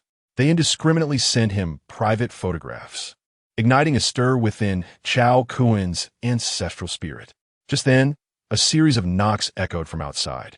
Upon opening the door, Cao Kun was taken aback to find the stunning fitness instructor from Huang Mao's phone, the very individual his group had designated as the next Snow White. "May I inquire what brings you here?" he asked. "Sir, I have come specifically to express my gratitude to you," she replied. "It was merely a trifling matter. There is no need for you to dwell on it," he responded modestly. "Please, grant me this one opportunity to properly thank you. Without your intervention, I might have contemplated taking a leap from a great height," she confessed. Cao Kun was momentarily rendered speechless. "Are you aware of their intentions towards you?" The beautiful instructor nodded solemnly. "Among those you vanquished was a former suitor of mine. My predicament with Huang Mao is largely due to him." As she spoke, her teeth clenched in anger. "A few days ago, that suitor threatened me, stating that if I did not comply with his demands, he would disclose my home address to Huang Mao." Cao Kun nodded thoughtfully. Such matters should not be taken at face value, as one could never be certain if a spurned admirer might metamorphose into a vengeful wolf. With his keen insight, he discerned that her intentions were not malicious. Whether she sought to repay a debt of gratitude or to leverage this opportunity to align herself with him held no significant consequence for him. "What is your name?" he inquired. "I am Pang Ran," she replied. Cao Kun considered her name, realizing it was fitting. Indeed, she was a formidable presence with substantial resources. Observing this, Miao Zhishi made a gesture of encouragement to Cao Kun before retreating to the gym to continue her workout. She had long conveyed her willingness to embrace the role of a clandestine lover.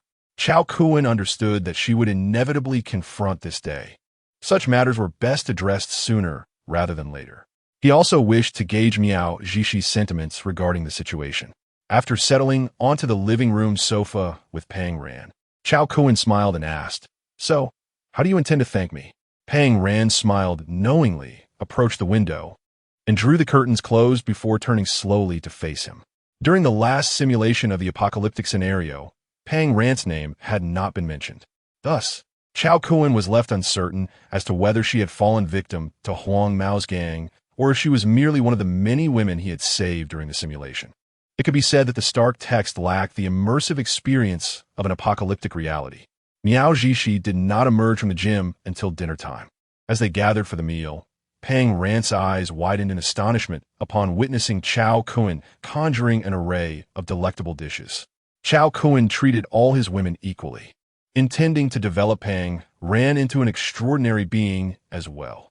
Ran, come, open your mouth. Let me offer you something delightful to drink. Pang Ran's cheeks flushed as she glanced between Cao Kun and Miao Zhishi, preparing to bend down. Miao Zhishi erupted into laughter, tears of amusement streaming down her face. Ran, please get up. My husband truly wishes to give you something special. Pang Ran eyed the glowing green viscous beverage that Cao Kun extended toward her, hesitating as she brought it closer to her nose, finding the scent slightly off-putting. Drink up. Once you do, you will awaken your own powers just like us. Upon hearing the term extraordinary abilities, a spark of excitement and curiosity ignited in Pang Ran's eyes. In the underground parking lot, Cao Kun had demonstrated at least 2 remarkable powers by vanquishing the gang of yellow-haired thugs. One ability involved levitating individuals with mere thought to strangle them, while the other unleashed explosive attacks with orbs of light. Who in the happy community did not envy Cao Kun's extraordinary gifts? Her decision to seek him out stemmed from the belief that as an extraordinary being, he could offer her a semblance of safety in this apocalyptic world. With that thought, Pang Ran felt no hesitation. She seized her cup and began to drink heartily. Once she finished, she wiped her mouth and looked toward Cao Kun, inquiring about what would follow. At that moment, Cao Kun exchanged a glance with Miao Zhishi, their eyes glinting with a hint of malicious glee. Suddenly, pangs of excruciating pain coursed through Pang Ran's entire body. Cao Kun and Miao Zhishi swiftly restrained her to the ground to prevent her from injuring herself in her struggles. Just endure it. Awakening extraordinary abilities feels like this. It will pass swiftly. Chapter 060. Stop. Do not strike any further. Observing the agonized expression on Pang Ran's face, which seemed to be crumbling under pain, Cao Kun was reminded of the scene from a few days prior, when he first awakened his extraordinary abilities. 5 days ago, he had consumed 2 liters of zombie crystal liquid in one go, successfully awakening the first of his powers in this apocalyptic realm. In the days that followed, he dedicated himself to the study of this newly awakened ability. Unlike the powers that were awakened through the system's assistance after leveling up, this ability, born from his own consumption of the zombie crystal liquid, required him to adapt and develop it from the ground up. Thankfully, the presence of the Eye of Insight enabled Cao Kun to bypass unnecessary detours, guiding him to embark on the path of power cultivation in the most effective manner. Name: Cao Kun. Age: 26. Talent: skills: infinite consumption, absolute invisibility, Eye of Insight, shadow escape, storage space, portable sanctuary, slaughter upgrade, divine perspective. Physical strength: 366. The limit for an ordinary person is 10. Mental strength: 398. The limit for an ordinary person is 10. Note: if either physical or mental strength surpasses 500, a new extraordinary ability can be awakened. Special abilities: Photonic Explosion, C-Class Light Ability, capable of growth. Sacred Light Wings, C-Class Light Ability, capable of growth. Radiance of the Holy Light, D-Class Light Ability, capable of growth. Liquid Manipulation, D-Class Water Ability, capable of growth. Special Equipment: Prayer Necklace, Phase Ring. 5th Order Origin Core, 6th Order Origin Core. In addition to a slight enhancement in his attributes, he had acquired a new ability called Liquid Manipulation, which had just awakened at the D-Class level. The sole function of this ability was to control the flow of liquids. Had this power been awakened by Miao Zhishi, given her mental strength, she might have only managed to control the surrounding water, using it to launch water balloons or arrows at her foes. However, with Cao Kun as the wielder of this power, he could manipulate the flow of blood within other bodies and even the cerebral fluid within their brains. Imagine sitting at home, enjoying a hot pot and singing, only to have your brain swirling like a washing machine. What a peculiar sensation that would be. Or consider walking down the street, suddenly losing control and urinating in public. How would that make you feel? In summary, this was an exceptionally terrifying ability, particularly when combined with the various pure waters, chili oil, fermented bean curd juice, black pine soda, and Laozhan white flower snake grass water from his infinite consumption skill, enhancing its effects even further. Cao Kun felt that once he mastered this ability, He could effortlessly wield various water techniques akin to those seen in Naruto. Previously, all the abilities awakened through the system's numerical thresholds were light-based. Thus, the awakening of a water-based power was something Cao Kun cherished immensely. The system also indicated that surpassing 500 in a single attribute would allow for the awakening of another ability. And it was only now that Cao Kun began to comprehend the underlying patterns. Initially, upon breaking through a physical strength of 30, he awakened his first ability, Photonic Explosion. Subsequently, upon surpassing a physical strength of 100, he awakened his second ability, Sacred Light Wings. Later, as her mental fortitude reached a remarkable peak of 100, she awakened her third extraordinary ability, the Radiance of Holy Light. The system indicated that upon achieving a single attribute of 500, one could further awaken additional powers. Cao Kun, utilizing his Eye of Insight, confirmed that both physical and mental strengths would need to reach 500 points to unlock the next extraordinary ability. This revelation suggested that the initial threshold of 30 points for awakening powers marked a significant hurdle for all ability users. Surpassing this barrier would enable an increase of one ability for both physical and mental attributes at each subsequent node. There is no longer a need to deliberate between the paths of physical enhancement or mental fortification. It was now a matter of seizing both with equal fervor. Cao Kun, you are hurting me, Pang Ran remarked, having unconsciously ceased her struggles as the painful phase of her evolutionary awakening had subsided. Cao Kun promptly released her, having momentarily lost himself in contemplation. Pang Ran rose, drenched in fragrant sweat, leaning against Cao Kun while panting heavily. Cao Kun activated his Eye of Insight, instantly discerning the details of her newly acquired ability. Name, Pang Ran. Age, 22 physical strength, 12 mental strength, 9 innate ability, bullet time, F-rank ability, allowing the user to slow down surrounding time to half speed, with duration influenced by the sum of physical and mental strength. Upon reviewing this ability, known as bullet time, it can be tentatively classified as a manipulation of temporal principles, neither particularly powerful nor weak. According to the theory of relative perception, if others are slowed down, it is akin to the user accelerating. A 0.5x slow motion for them translates to a 2x fast forward for the user. Given that Pang Ran was originally a professional fitness coach, her physical prowess was already superior to that of most. Now, with her extraordinary ability awakened, her physical strength surged beyond the limits of an ordinary human, achieving a score of 12. Her mental strength reached 9 points. Although Cao Kun was unaware of her previous mental attribute, and thus refrained from judgment. In comparison to Miao Zhishi, Pang Ran's enhancements were less significant, primarily because Miao Zhishi had initially consumed the energy potion provided by Cao Kun and had feasted on substantial amounts of mutated beast meat.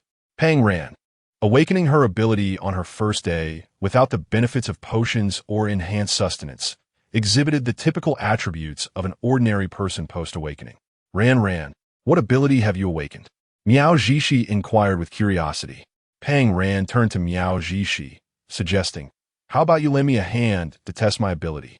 Miao Zhishi raised an eyebrow, amused by the notion of a newly awakened ability challenging her position.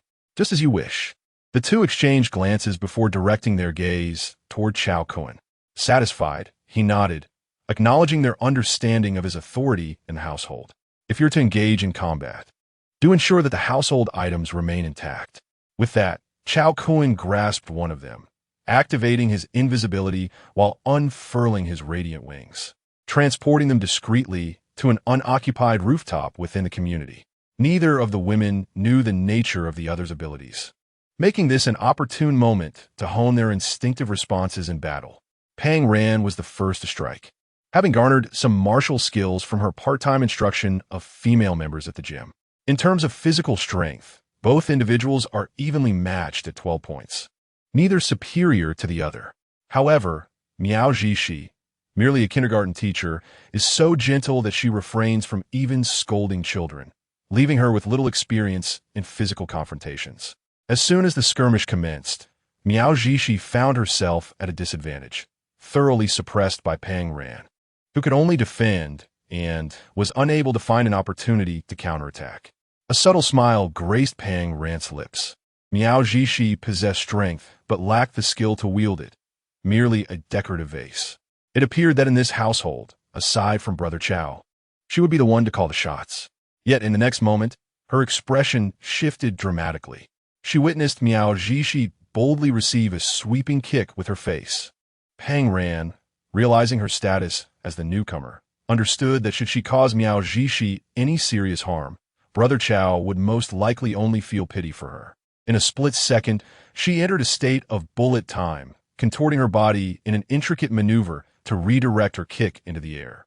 Miao Zhishi had just designated Pang Ran as her target for damage transfer, eager to witness the spectacle of inflicting harm upon herself, only to find her opponent retracting the strike. Miao Zhishi felt a surge of defiance.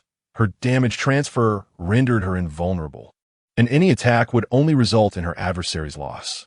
Pang Ran, equally indignant, perceived her opponent's skills as those of an amateur, unable to discern any true prowess. Just as the two were poised to continue their encounter, Brother Cao Kun intervened, urging them to cease their conflict. Stop! Do not continue fighting. Chapter 61. A call from Song Pan. Wang Xuanning seeks help upon hearing Cao Kun's call to halt. The two women exchanged knowing smiles and ceased their playful antics. After all, one's beloved is equally cherished, and to let tempers flare would be detrimental to the harmony of their future together. Thus, Cao Kun led them to the streets, where they commenced their battle against the undead.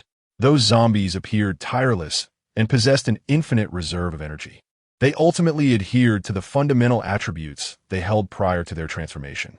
The sluggish, overweight zombies were outpaced by their leaner counterparts, while the muscular ones wielded greater strength.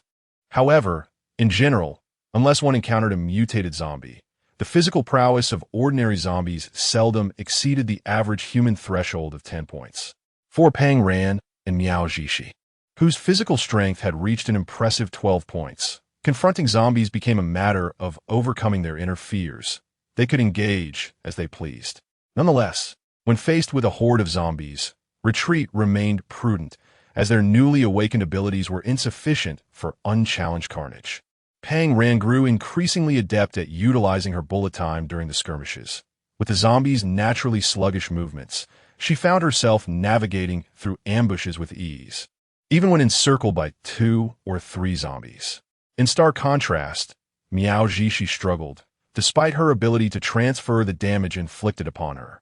The zombies' assault typically involved grappling and biting, an approach she found particularly repugnant, fearing that such contact might render her unclean in Cao Kun's eyes. Thus, while Pang Ran thrived in battle, Miao Zhishi found herself in a dire struggle. Fortunately, with Cao Kun vigilantly present, unforeseen calamities were averted. Suddenly, from shadowy corner, a remarkably swift, mutated zombie lunged forth. Observing the creature charging towards Miao Zhishi, Pang Ran gritted her teeth and dashed towards the mutated zombie. Empowered by bullet time, she delivered a powerful kick that struck the creature's flank. However, in an astonishing display of agility, the mutated zombie twisted midair, its fearsome claws aimed at the still airborne Pang Ran. Just as she prepared to activate bullet time again for evasion, another figure abruptly shielded her. Enduring the blow from the mutated zombie, Miao Miao Ya, Pang Ran surged back into the fray, only to discover that Miao Zhishi emerged unscathed from the attack, while the mutated zombie bore fresh, deep gashes. This was the manifestation of Miao Zhishi's power. Cao Kun, observing the scene with satisfaction, mused that he feared not their lack of strength, but their propensity for intrigue and discord. Fortunately, neither of the two women exhibited the scheming nature often portrayed in melodramatic tales. At the critical moment, both stood resolutely to protect one another. With Miao Zhishi serving as the frontline tank and Pang Ran seeking opportunities to deal damage from the side, they eventually subdued the mutated zombie through a gradual war of attrition. Miao Miao Jia, we are indeed formidable. We are wreaking havoc, Pang Ran exclaimed. I take the lead in chaos, and you handle the slaughter, is that right? Miao Zhishi replied playfully. All right, let us take a moment's respite, for more challenges await us ahead. With that, Cao Kun knelt to extract the crystal core from the remains of the mutated zombie. Two women gazed at the luminous green crystal before them, and simultaneously, a thought crossed their minds. Miao Zhishi remained composed, having encountered numerous extraordinary experiences lately. However, Pang Ran succumbed to her nausea and leaned against the wall, retching. Cao Kun approached, patting her back with a chuckle. Do you have any idea how many mutated zombies had to be slain for that drink you had? Others would yearn for the chance to partake. Pang Ran accepted the pure water Cao Kun offered, rinsed her mouth, and gasped, Brother Cao, I understand the rationale, but my body simply reacts this way. Very well. We have conducted enough tests for today. You are all familiar with your abilities now, so let us call it a day. With that, Cao Kun scooped one of them into his arms and, cloaked in invisibility, soared back to his balcony. The balcony door opened automatically, and Cao Kun, along with the two women, stepped inside, dispelling the invisibility. This was a sanctuary uniquely merged with Cao Kun's personal refuge, impervious to unauthorized entry. The trio first indulged in a refreshing shower, then lounged in the living room, basking in the cool air conditioning, snacking on treats, and engrossed in their mobile devices. At that moment, Cao Kun received a message from Song Pan. Boss, Mr. Wong is in trouble. Understood. I shall be there shortly. Song Pan was always tactful, resolving her own matters without burdening Cao Kun. Thus he surmised that they must be facing an issue beyond their capacity to handle. You two stay home and await my return. I may not be back tonight. Go ahead, dear. Sister Ran and I will guard the house well. With a smile, Cao Kun shared a farewell kiss with them before vanishing from the balcony. Pang Ran, observing his disappearance, felt a surge of relief for her initiative. Had she arrived even a few days later, such a remarkable man might have been beyond her reach. In the garden of Dragon City Villa, within Villa Number 8. In the lounge on the first floor, Wang Xuanning stood with her beautiful bodyguard and the Song sisters behind her. Opposite her, seated on the sofa, was a young man with a smile on his face. Ms. Wang, my patience is limited. Do not toy with me. Wang Xuanning's expression turned grave. Mr. Jiang, I must insist you maintain decorum. Your unreasonable demands are beyond my capacity to fulfill. Jiang Tianci, incensed, retorted, are my requests truly unreasonable? In these times, why are you still unwilling to confront reality? In this apocalyptic era, the strong prevail. Without my protection, do you genuinely believe you could have survived in this neighborhood until now? Without my influence, you would have been devoured long ago. And so, Wang Xuanning coldly replied, you are leveraging your past favors for demands now? Jiang Tianxi's face flushed with indignation. Is this how you perceive me? If I wish to possess you, I have a myriad of ways to compel your submission, yet I have refrained. I have been waiting for the day you would be moved by me. Wang Xuanning responded, Mr. Jiang, I recognize your distress. Matters of the heart do not yield results merely from investment. Jiang Tianci interjected, spare me the platitudes. Just tell me, what must I do to win your heart? Upon witnessing Wang Xuanning's silence, Jiang Tianci, in a fit of anxiety, covered his face and forced a laugh. Ha ha ha. Excellent. Excellent. Who would have thought that my first genuine affection for a woman would lead me to become a mere backup? A sycophant? Wang Xuanning interjected, Mr. Jiang, you are already married. Jiang Tianci, filled with rage, retorted, what does a family alliance signify? Marrying her was never my desire. Wang Xuanning glanced at Song Pei in beside her, and the two exchanged a knowing look. Jiang Tianci, catching this subtle exchange, abruptly seized Song Pei's phone from her. Oh dear, Mrs. Liu, have you only been a widow for a few days before seeking outside assistance again? Let me see what name you saved here. Kung Ji. Oh, how frightful. He mocked. Is this your last glimmer of hope? Come, come, I shall accompany you in waiting. Today, I will personally shatter your hopes and force you to confront the truth. With that, Jiang Tianci snapped his fingers, igniting a small flame between them. Chapter 062. A slap reduces one to imbecility. 2 slaps induce cerebral death. The flickering flame delicately danced between his fingers, igniting the cigarette perched at his lips. This gesture was undeniably suave. Jiang Tianci had long aspired to master such a move. once merely the illegitimate son of the Su family, residing in Villa Number 3. He was brought into the household after the untimely demise of his mother. His early life followed the expected narrative of a typical illegitimate child, devoid of status within the family, enduring humiliation and maintaining a facade of compliance and submission. Consequently, he developed formidable psychological resilience, believing he had perfected the art of endurance. Fortune, it seemed, favored the diligent, for recently, a mutated zombie invaded the garden of Longqing Villa, prompting him to volunteer for the community's zombie eradication team. Perhaps luck had finally smiled upon him. After the mutated zombie's head was obliterated by a shotgun, the zombie crystal core fortuitously landed at his feet. Without a moment's hesitation, driven by instinct, he consumed the brain matter-laden core. Aware that he had little room for error, he understood that without courage, he would never rise above his circumstances. Fortunately, his gamble paid off. He awakened a fire-based superpower, becoming the first ability user in the Longqing Villa Garden. Upon acclimating to his newfound strength, he ceased consuming beef, transforming into a harbinger of the apocalypse. His first act of vengeance was directed at the original Mrs. Su, who had relentlessly barred his mother from entering the home. This woman, whom he had despised since childhood, could only be vanquished to quell the wrath that simmered within him.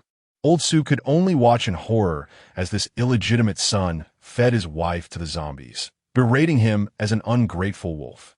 Yet, Jiang Tianxi remained unfazed, retorting that he had never been acknowledged as a true Su.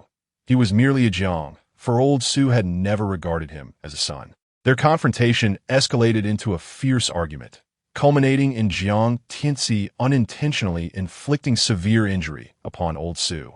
Ultimately, the greater the power one wields, the more unhinged one's character may become. Having suffered humiliation at old Su's hands, Jiang Tianxi sought equilibrium elsewhere. Thus, he set his sights on his longtime crush, the captivating CEO Wang Xueqing. Though she was over a decade his senior, Jiang Tianxi, having grown up devoid of maternal affection, found himself inexplicably drawn to her. Years of character development compelled him to maintain a semblance of decorum in her presence, yet he believed he had afforded her ample respect. Nonetheless, she remained unyielding to his desires. Jiang Tianxi, however, was no paragon of virtue. After a mere 2 days of pretense, he could no longer contain himself and resolved to confront Wang Xueqing today. Aware of his abilities, she felt the pressure mounting as he prepared to shed his affable guise. As time trickled by, Jiang Tianxi's patience waned. Even the Song sisters began to feel the weight of anxiety. Cao Kun had previously claimed that, in emergencies, he could arrive within 10 minutes. However, such assurances were not absolute. What if unforeseen circumstances arose? Fortunately, Cao Kun was not one to disappoint his women. Amidst the sisters' eager anticipation, he materialized before them. Cao Kun. The Song sisters had not seen Cao Kun for quite some time, and their eyes instantly filled with surprise and longing. Jiang Tianxi rose to his feet, conjuring a sphere of flame in his palm. Cao Kun shook his head in disbelief, remarking, "What are you pretending to be, a god?" The eye of insight revealed that this young man was, in fact, the same one who had kindly offered water and supplies during the last scorching apocalypse. Throughout that simulation, he had exhibited warmth and friendliness, earning Cao Kun's favorable impression. Yet, after awakening his extraordinary abilities, had he allowed the beast within to surface? Cao Kun could empathize with Jiang Tianxi's transformation. After all, he too had undergone a significant change after his own awakening, committing numerous acts of violence. However, he mused, "Young man, my abilities surpass yours." This was the first time he employed this tactic, and it would certainly benefit him. With that, the mysterious mark on Cao Kun's back radiated a brilliant golden light. Golden battle runes spiraling forth to envelop his entire being. The ethereal battle runes. This exclusive skill of the ethereal commander significantly enhanced his attributes while also bestowing certain characteristics of the contracted ethereal entities. The runes of Ling Dai conferred an innate ability to fly, while Tang Yu's runes enveloped him in crackling lightning. Having contracted 3 distinct 5th-tier ethereal beings, Cao Kun wielded three entirely different sets of runes.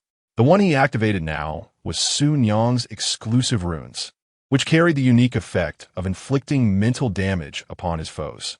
Jiang Tianzi, whose mental strength had yet to exceed 10 points, could not perceive the ethereal runes adorning Cao Kun and mistakenly believed that the man before him was even more pretentious than himself. "Pretentious fool! D!" he shouted, launching a ball of flame at Cao Kun, only to witness it dissipate as if extinguished by a fire extinguisher. In the next moment, Cao Kun closed the distance with astonishing speed, delivering a resounding slap to Jiang Tianzi's face. The force sent him flying several meters, rolling on the ground before he finally regained his senses, only to burst into tears like a child. The others in the room were left dumbfounded, bewildered by the scene. Only Cao Kun understood that his slap had reduced Jiang Tianzi's mental strength from 8 points to a mere 3. In simpler terms, the mental assault delivered by his hand had disrupted Jiang Tianzi's psyche, akin to those unfortunate souls in the Cthulhu mythos who experienced rapid declines in sanity. Had Jiang Tianzi's mental fortitude been comparable to Cao Kun's, he might have been able to shield himself from such mental detriment. Alas, the disparity in their mental strengths was too great, rendering him almost mentally incapacitated. Cao Kun had merely intended to test the effects of his mental attack. Otherwise, with his strength, a single blow could have easily shattered Jiang Tianzi's skull. Though Jiang Tianzi posed little threat now, Cao Kun was not inclined to show mercy, as the instinct to finish off a weakened opponent was ingrained in his very being. Approaching Jiang Tianzi, he placed a finger upon his forehead, effectively nullifying his mental strength. Although Jiang Tianzi's body remained largely unscathed, he had, in essence, succumbed to a state of cerebral death. Cao Kun was exceedingly pleased with the battle tattoo characteristics of Sun Yang. This mixed damage was often insidiously difficult to defend against, even the most formidable physical defenses. Akin to an iron body, proved futile. With the body of Jiang Tianzi secured within his spatial realm, the room instantly regained its pristine condition. At this moment, the Song sisters had approached him, one on each side, their eyes glimmering with the joy of reunion. Cao Kun led the sisters to stand before Wang Xuanning and extended his hand, introducing himself. "Miss Wang, I am Cao Kun." Wang Xuanning, with a hint of self-deprecation, replied, "Mr. Cao, at my age, I truly cannot accept the title of Miss from you." Cao Kun shook his head, asserting, "Age is but a number. I know a lady over 200 years old who is far more charming than you." "Really?" Wang Xuanning regarded Cao Kun with a gaze that suggested he was not deceiving her. Chapter 63. Tomorrow and Tomorrow. How many tomorrows are there? Within Villa Number 8, Cao Kun produced 4 glasses of exquisite, luminous beverages. Observing the enigmatic liquid within the cups, the Song sisters hesitated not a moment longer and lifted their glasses to drink. After a brief pause, Wang Xuanning turned her gaze back to Cao Kun and inquired, "If we consume this, will it truly awaken our extraordinary abilities?" Cao Kun nodded affirmatively, stating, "As long as fortune does not frown upon you, there exists a 90% probability of awakening such powers." In reality, under normal circumstances in a zombie apocalypse, the chances of gaining abilities through the consumption of crystal cores extracted from slain zombies are rather slim. However, Cao Kun presented a generous 500 milliliters in one go, thus amplifying the probability of awakening to its zenith. It is crucial to recognize that zombie crystal cores can only be harvested from mutated zombies, and typically, survivors consume them at the earliest opportunity. To amass this volume, one would require no fewer than 100 cores to combine their essences. The insightful I revealed that the awakening of abilities is not merely a matter of the total volume of crystal liquid consumed, but rather hinges upon the initial single dose. The larger the intake, the more potent the stimulation for awakening powers. Consuming 1 core over 100 instances yields vastly different effects than consuming 100 cores in a single sitting. Akin to the difference between receiving 100 shocks of 10 volts versus a single shock of 1000 volts. Furthermore, even in the event of a failed awakening, one would still experience an enhancement of fundamental attributes, ultimately benefiting the body. Wang Xuanning, an astute woman, realized that accepting such a precious gift from Cao Kun would essentially imply her acquiescence to becoming his partner. After all, it is rare for a man to bestow kindness without expectation of reciprocity. Wouldn't that render him a mere sycophant? Conversely, her companion, a female bodyguard named Yang Yan, found herself in a state of inner turmoil.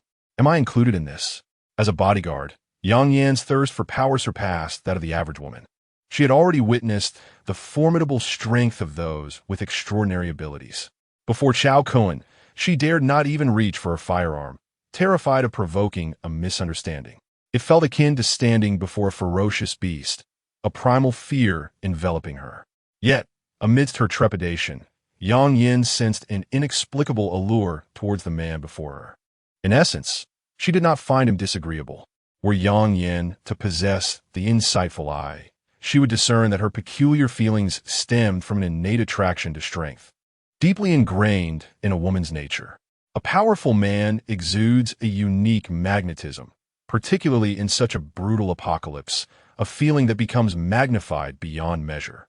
As the Song sisters finished the vibrant green liquid in their glasses, Wang Xuanning swiftly arrived at a decision. In Cao Kun's eyes, she was merely an expendable trinket, indifferent to whether she acquiesced or not. Should she decline, he could simply depart with the Song sisters, leaving her to her own devices.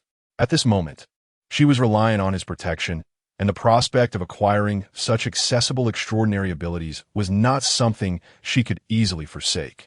As a successful female entrepreneur, Wang Xuanning understands that in a person's life, the choices one makes often hold greater significance than sheer effort. Choosing the right path renders one's endeavors meaningful. Conversely, selecting the wrong one renders all efforts futile.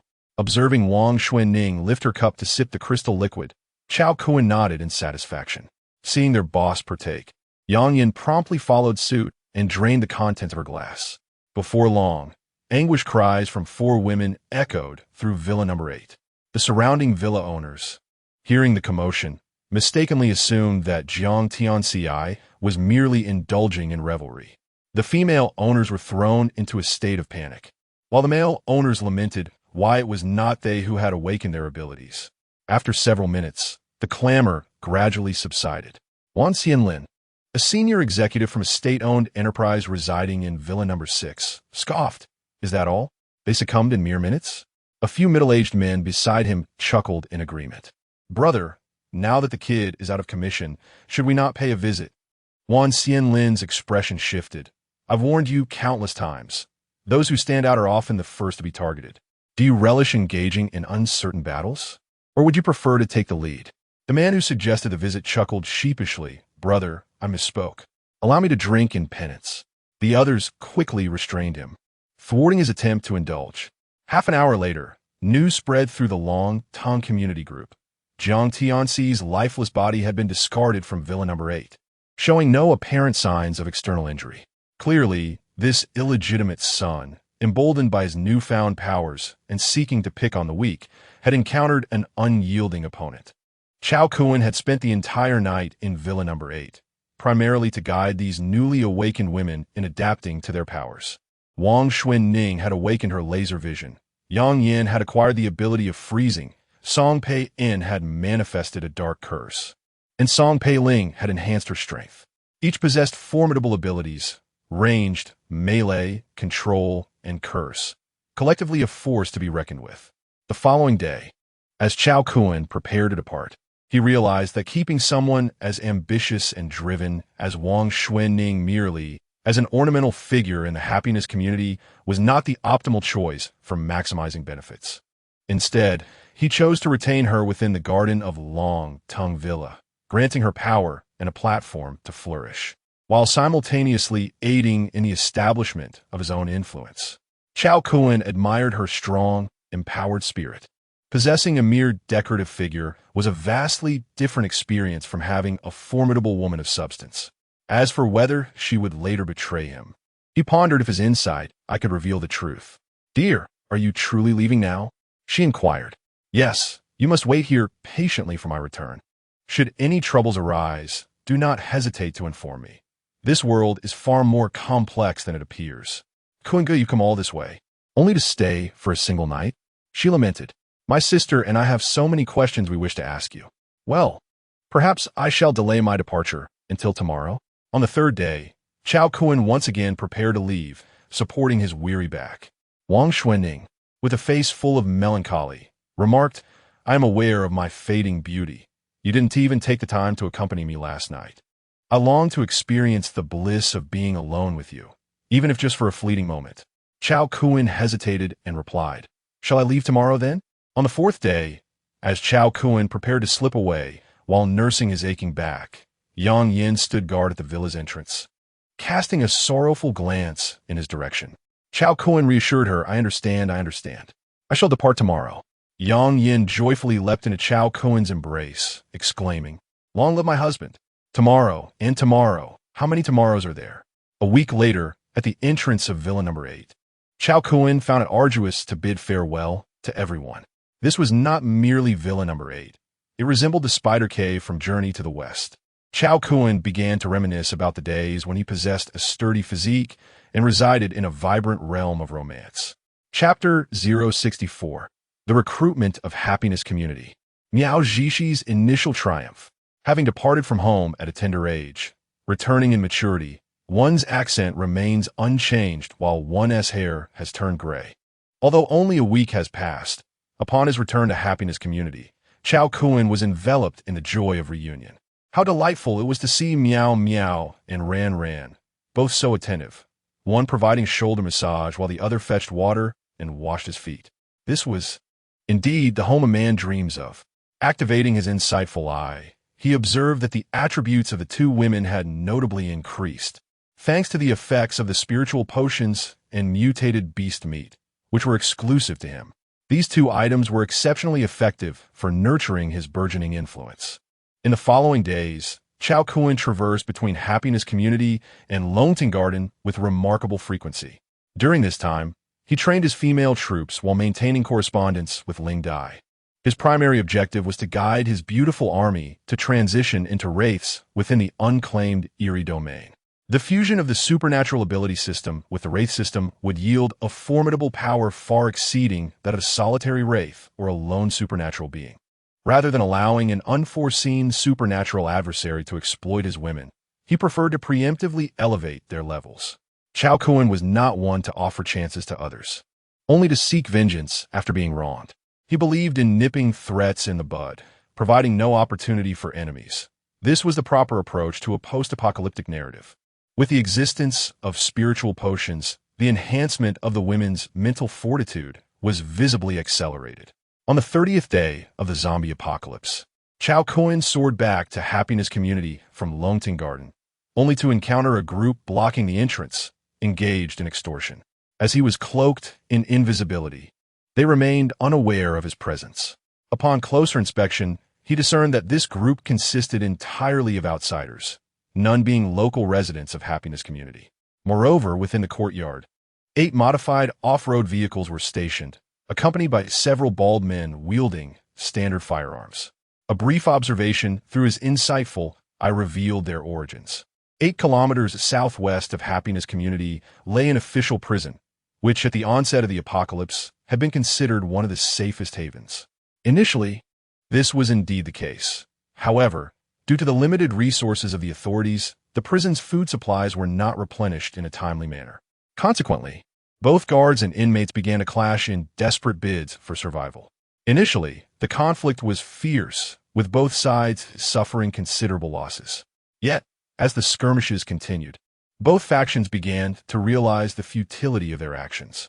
The guards, reflecting on their predicament, questioned the wisdom of risking their lives against inmates when the official support had ceased, while the inmates pondered the absurdity of perishing just as freedom seemed within reach.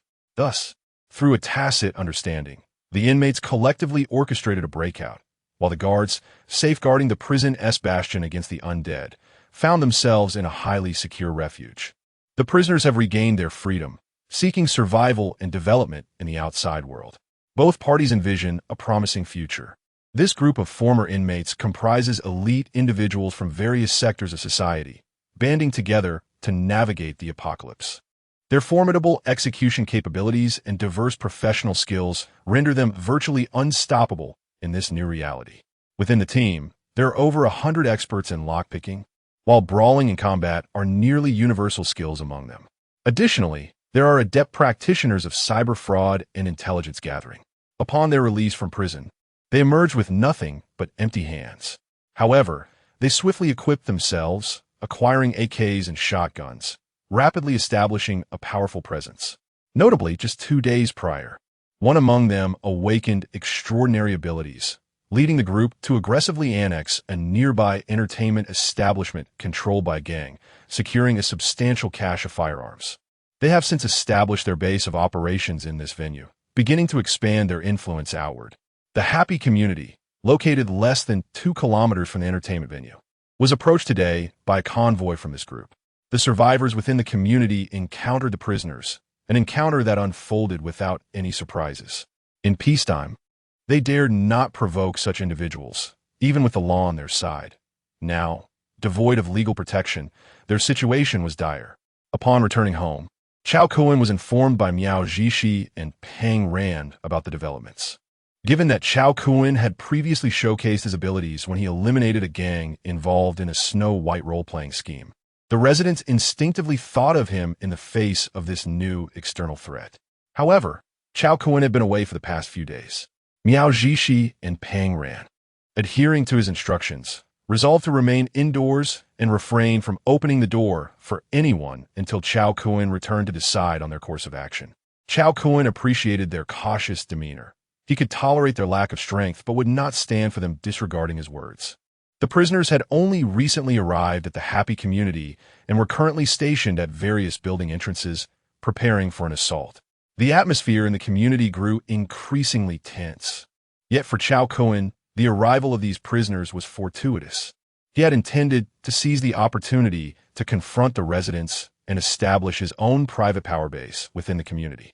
The presence of the prisoners forced the residents into a stark choice: either submit to Cao Kun, who would intervene on their behalf, or refuse his protection and fend for themselves. Any rational individual would know which path to choose. Thus, when Cao Kun briefly conveyed his thoughts in the community owners group, the neighbors unanimously agreed that the Happy Community should indeed be under Cao Kun's dominion.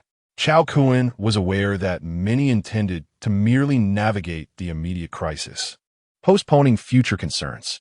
Regardless of the circumstances, he appeared far more persuasive than the violent inmates. "Remember the words you speak now," he declared in the owners group before leaping out of the window with Miao Zhishi and Peng Rand. This time, Cao Kun did not conceal himself. The resplendent radiance of the divine wings instantly captivated the attention of numerous residents within the community, prompting them to rush to their balconies to witness the spectacle. Cao Kun had already surveyed this group of captives from a divine perspective, discovering the absence of any superhumans, only 2 shotguns and 5 handguns. Upon landing with the 2 women, he exhibited no interest in engaging in idle chatter with the adversaries, promptly issuing attack commands to them. With the benefit of recent training and a continuous enhancement of their physical prowess, Miao Zhishi and Peng Rand experienced a swift elevation in their abilities.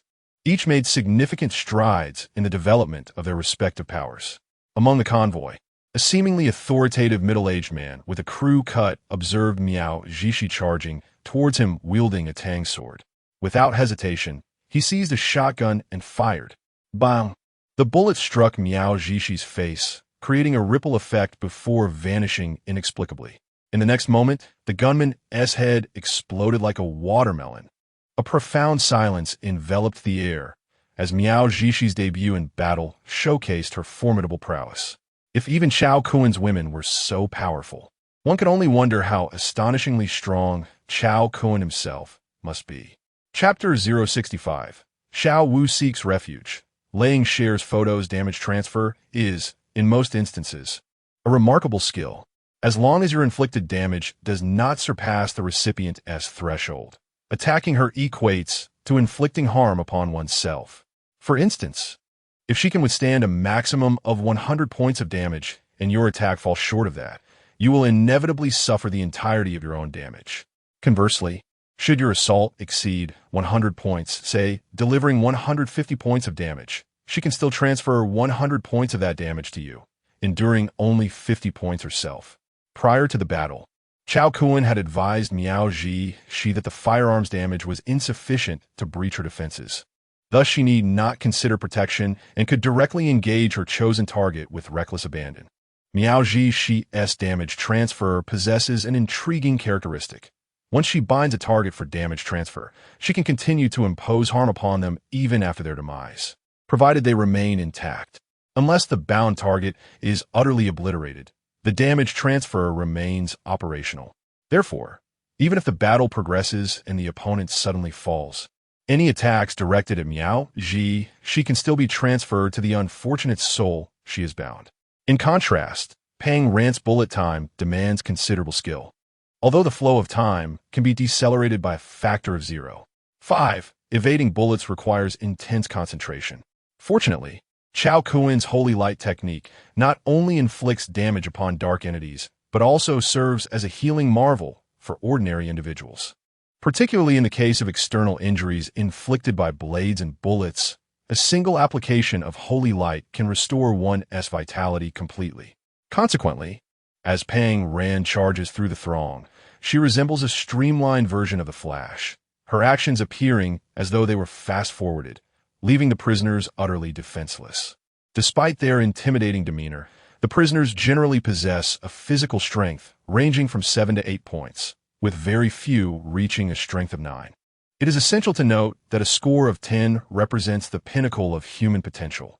Even Olympic champions like Bolt or elite special forces only approach this limit in certain domains of their physicality, never achieving an overall strength score of 10.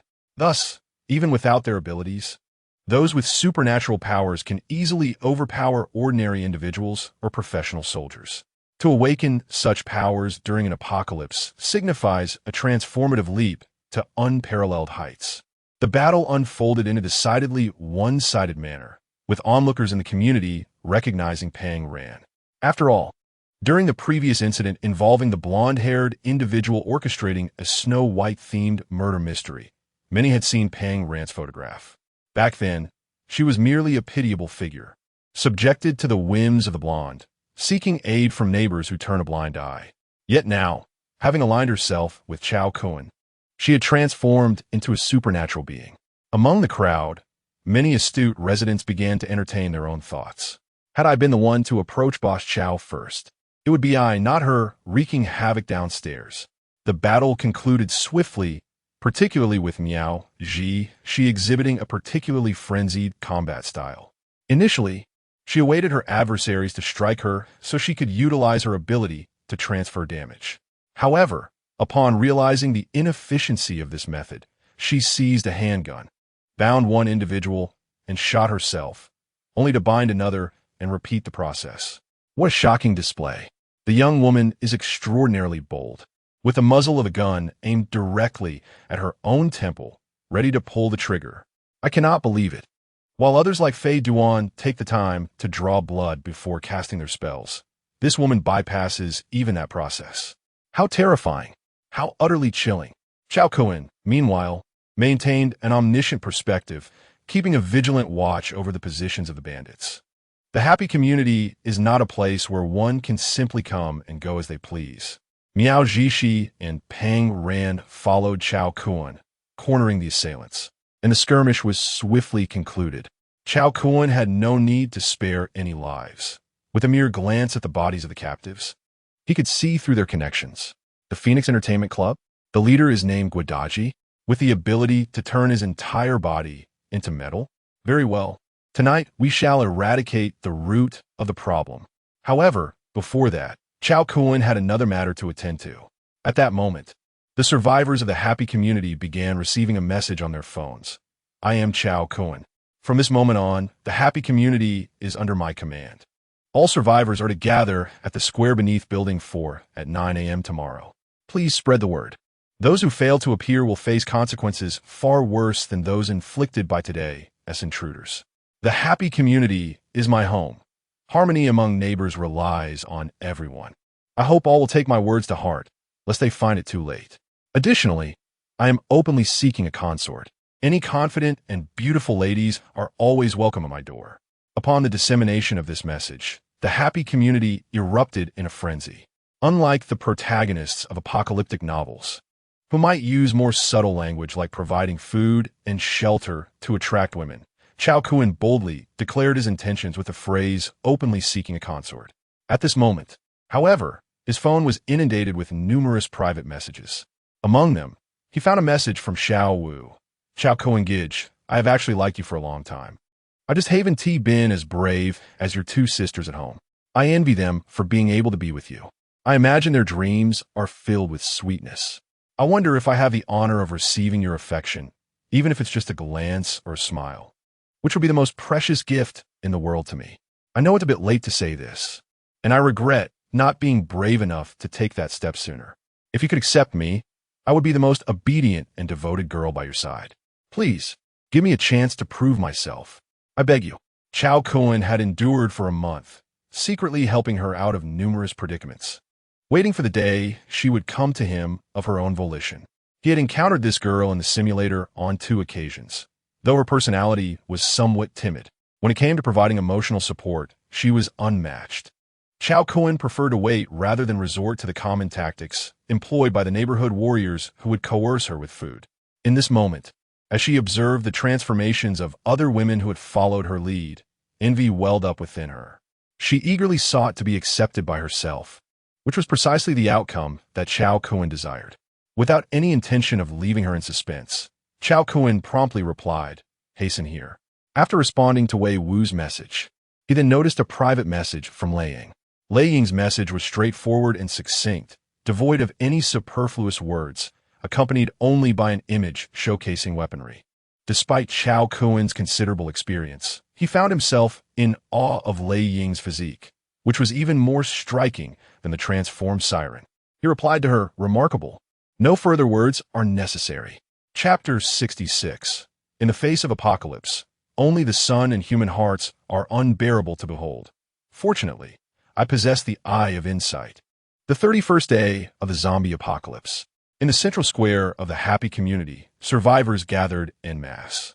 Cao Kun, accompanied by his newly formed family, made a public appearance within the community. Following the counsel of Wang Xuanning, he proclaimed several rules for the survivors of the happy community. The first rule, the leader's opinion is always correct. The second rule, if you believe the leader's actions are questionable, please refer to the first rule. The third rule, the leader's actions are always justified. If you do not comprehend, still refer to the first rule. Subsequently, with a grand gesture, Cao Kun summoned several metal containers that materialized in the yard. He instructed his men to open the containers, revealing them brimming with rice, flour, oil, and an assortment of food. In an instant, the survivors of the happy community erupted in a chorus of jubilant cheers. Long live Boss Cao! We pledge our unwavering allegiance to Boss Cao. Boss Cao, please consider my daughter. The great Mr. Cao has returned to his loyal, happy community. Aunt Lin, entrusted with significant responsibilities by Cao Kun, began her duties with a loudspeaker. Everyone was instructed to line up for registration and then receive supplies. Do not rush. Maintain order, as everyone shall receive their share. Is there anyone unaccounted for? Those not on my list shall bear the consequences.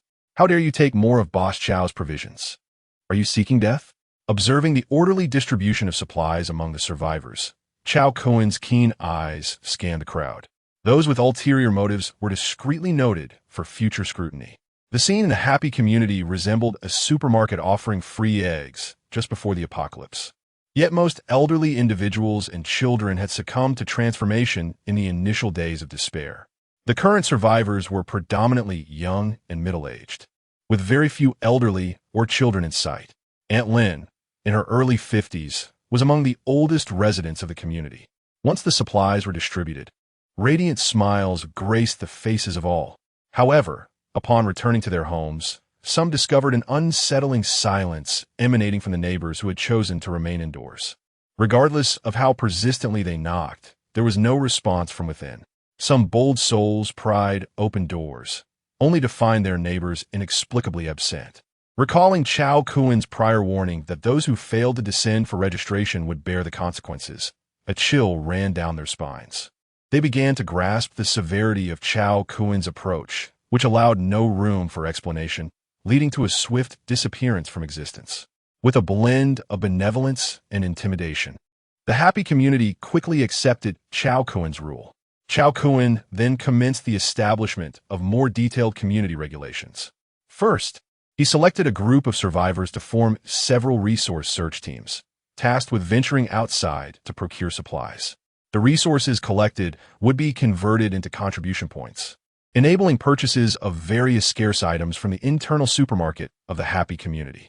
These items included tobacco, alcohol, medication, weapons, and even zombie crystal liquid.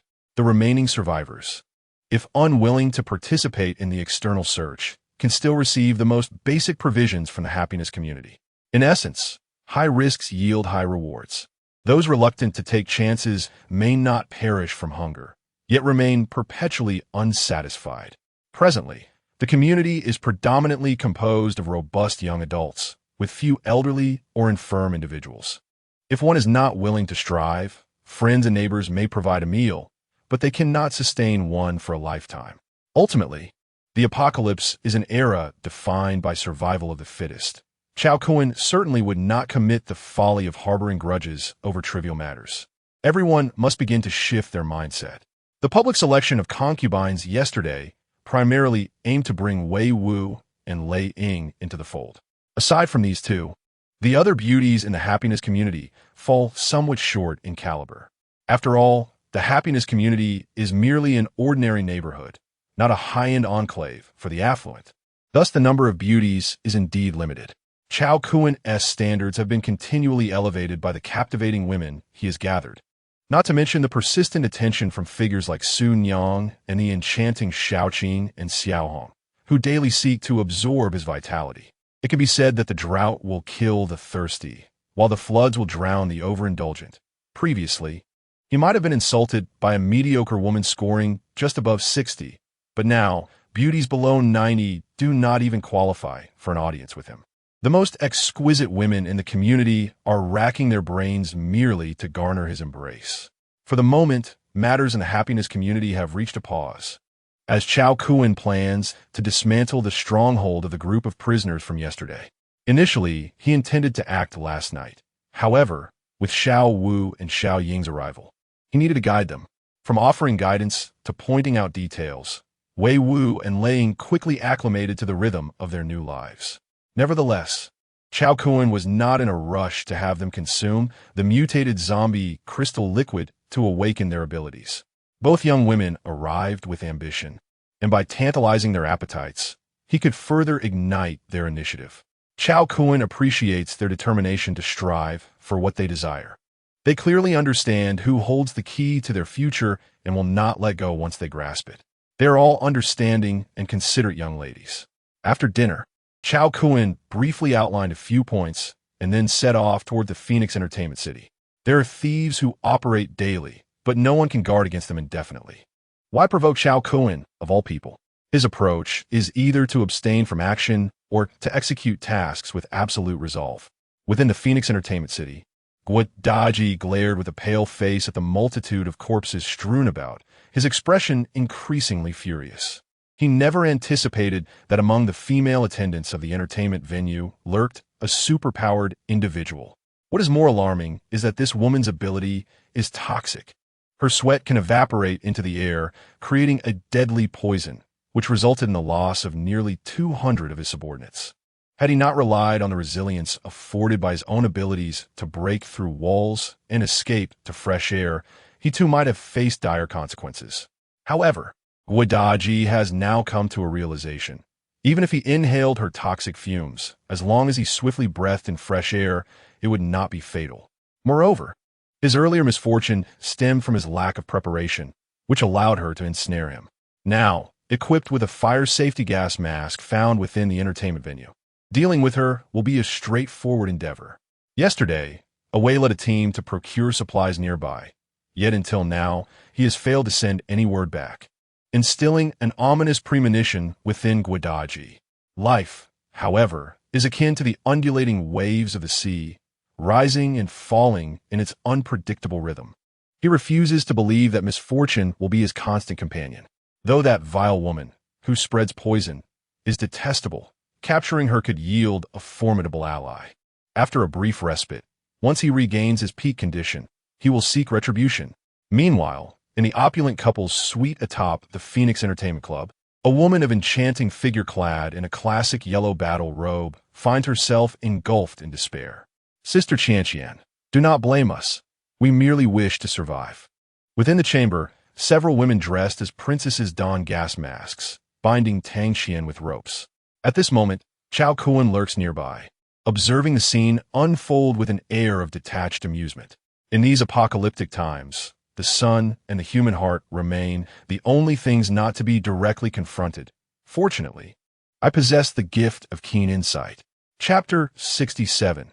The transformation. Over the years, the proprietor of the Phoenix Entertainment City, Tang Qian, rose to prominence 3 decades ago through the underworld, gradually cleansing his past to establish legitimacy. He, along with his former associates, transitioned into a property management business, overseeing countless residential complexes across Jiangxing. It is often queried online about the fates of those street thugs from Jiangxing. Indeed, they have now become property managers and security personnel, wielding authority over homeowners with a demeanor akin to their former lives on the streets.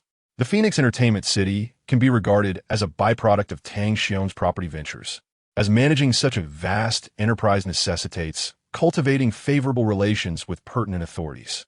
In recent years, Tang Qian has retreated into the shadows, delegating the majority of the company's operations to his daughter, Tang Qian. He has since immigrated to Southeast Asia, wary of potential repercussions due to his murky past.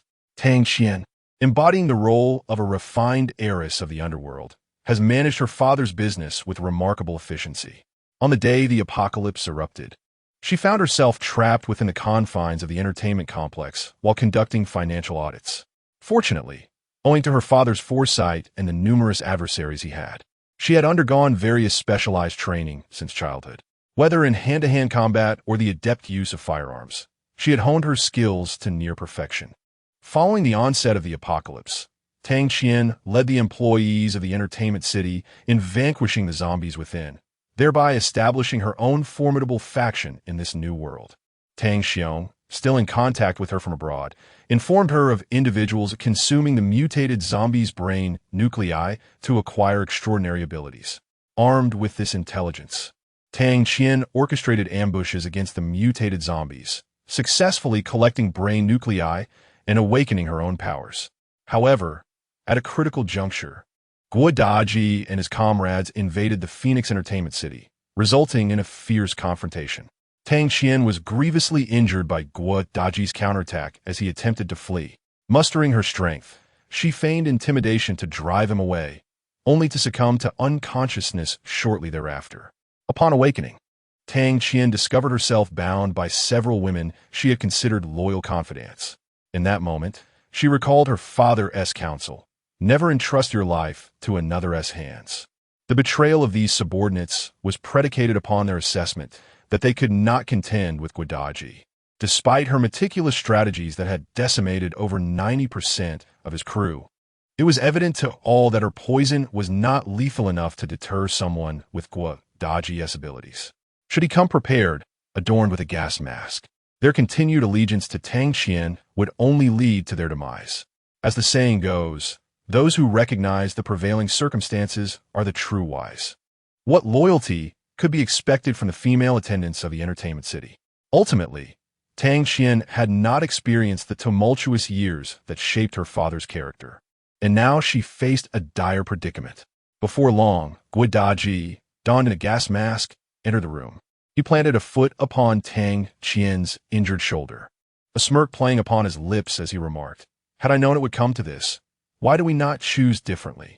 Tang Qian averted her gaze from him, fixating instead on the betrayers who had once been her trusted aides. Suddenly, she laughed and said to Guadaji, "You neither had them kill me, nor did you come in to finish me off. Are you attempting to recruit me?" Guadaji chuckled heartily. "Initially, that was indeed my intention, but I have just had a change of heart." With a sudden, forceful step, he crushed Tang Qian's already injured body, causing her to spew blood uncontrollably. If you were a different type of ability user, I might have considered letting you off and collaborating with you, but alas, you wield poison. I have no desire to live my days and nights donning a gas mask. Well, a villain's downfall is often due to excessive chatter. I can only divulge so much. President Tang, oil the gears. However, just as he lifted his foot, he realized that Tang Qian had inexplicably vanished. Guo Daji instantly transformed into a metallic form, intently observing the slightest movement around him. He turned to the female attendants and inquired, "Does Tang Qian have other accomplices?" The attendants, trembling in fear, stammered, "I don't know." Guo Daji swiftly positioned himself at the door, blocking the exit. Even if one were invisible, they would still need to open the door to escape, wouldn't they? Now, it was a test of patience, and Guo Daji, have never been lacking in that regard. Within the room, Guo Daji engaged in a battle of wits with the air, while Cao Kun had already carried Tang Qian to another room. Dan Qian, who had just assumed her demise was imminent, suddenly became invisible, seemingly lifted by someone, yet she could not touch her captor. Moments later, the scenery changed, and she found herself in a pristine private room of the entertainment complex. Cao Kun gently set her down on the KTV room's sofa and dispelled her invisibility.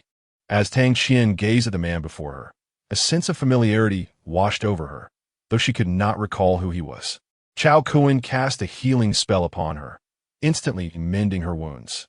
As she felt the changes in her body, her eyes reflected a newfound intrigue towards Cao Kun. This man possesses numerous abilities. Do we know each other from before? Tang Qian asked uncertainly. Cao Kun raised 3 fingers, $5 for English homework, $5 for math homework, $10 for Chinese homework. Tang Qian's eyes widened in disbelief. Is it you? Cao Kun nodded with a smile. So it takes this for you to remember me as a classmate, does it? Tang Qian was Cao Kun's high school classmate, and at that time, one of his major clients. He would help her with her homework daily, and she paid him generously, just by assisting her with her assignments each morning before school. He could easily earn $20, enough for his daily meals. Tang Qian was essentially Cao Kun's benefactor during high school, with her background as a daughter of the underworld. She had many who could assist her with her studies. Cao Kun understood that she was indirectly helping him, but at that time, he was too shy to pry into her affairs. After graduating high school, Cao Kun attended a less prestigious university, while Tang Qian seemingly went abroad to study. He never anticipated they would meet again under such circumstances. Tang Qian sat up from the sofa, stretched her limbs, and looked at Cao Kun. You possess invisibility, teleportation, and healing. Have you leveled up? Cao Kun did not respond to her directly. Instead, he shifted the topic, saying, "The iron bully who just tormented you sent someone to our neighborhood yesterday to collect protection fees. I initially came here to eliminate the threat, but unexpectedly, I found you here as well." Tang Qian exhaled deeply, relief washing over her. "Thank goodness you were here. Otherwise, I would have surely fallen victim. How can I repay you? Perhaps by dedicating myself to you?" "What nonsense is that?" Tang Qian could not hold back her laughter. However, Cao Kun had no intention of jesting. "I speak earnestly. My friend, I possess strength now. Do you understand what that means?" Tang Qian fell silent, her tone heavy as she inquired, "Do I have any other options?" Cao Kun was taken aback. "What are you thinking? Without you back then, I would have gone hungry for days. Am I the kind of person who repays kindness with malice? Then why did you say those things earlier?" "Dan Qian, that's..." "I was merely inquiring, what's wrong with that? Is it a crime to ask?" After a prolonged gaze at Cao Kun, Tang Qian remarked, "You have changed significantly over the years." Cao Kun remained silent.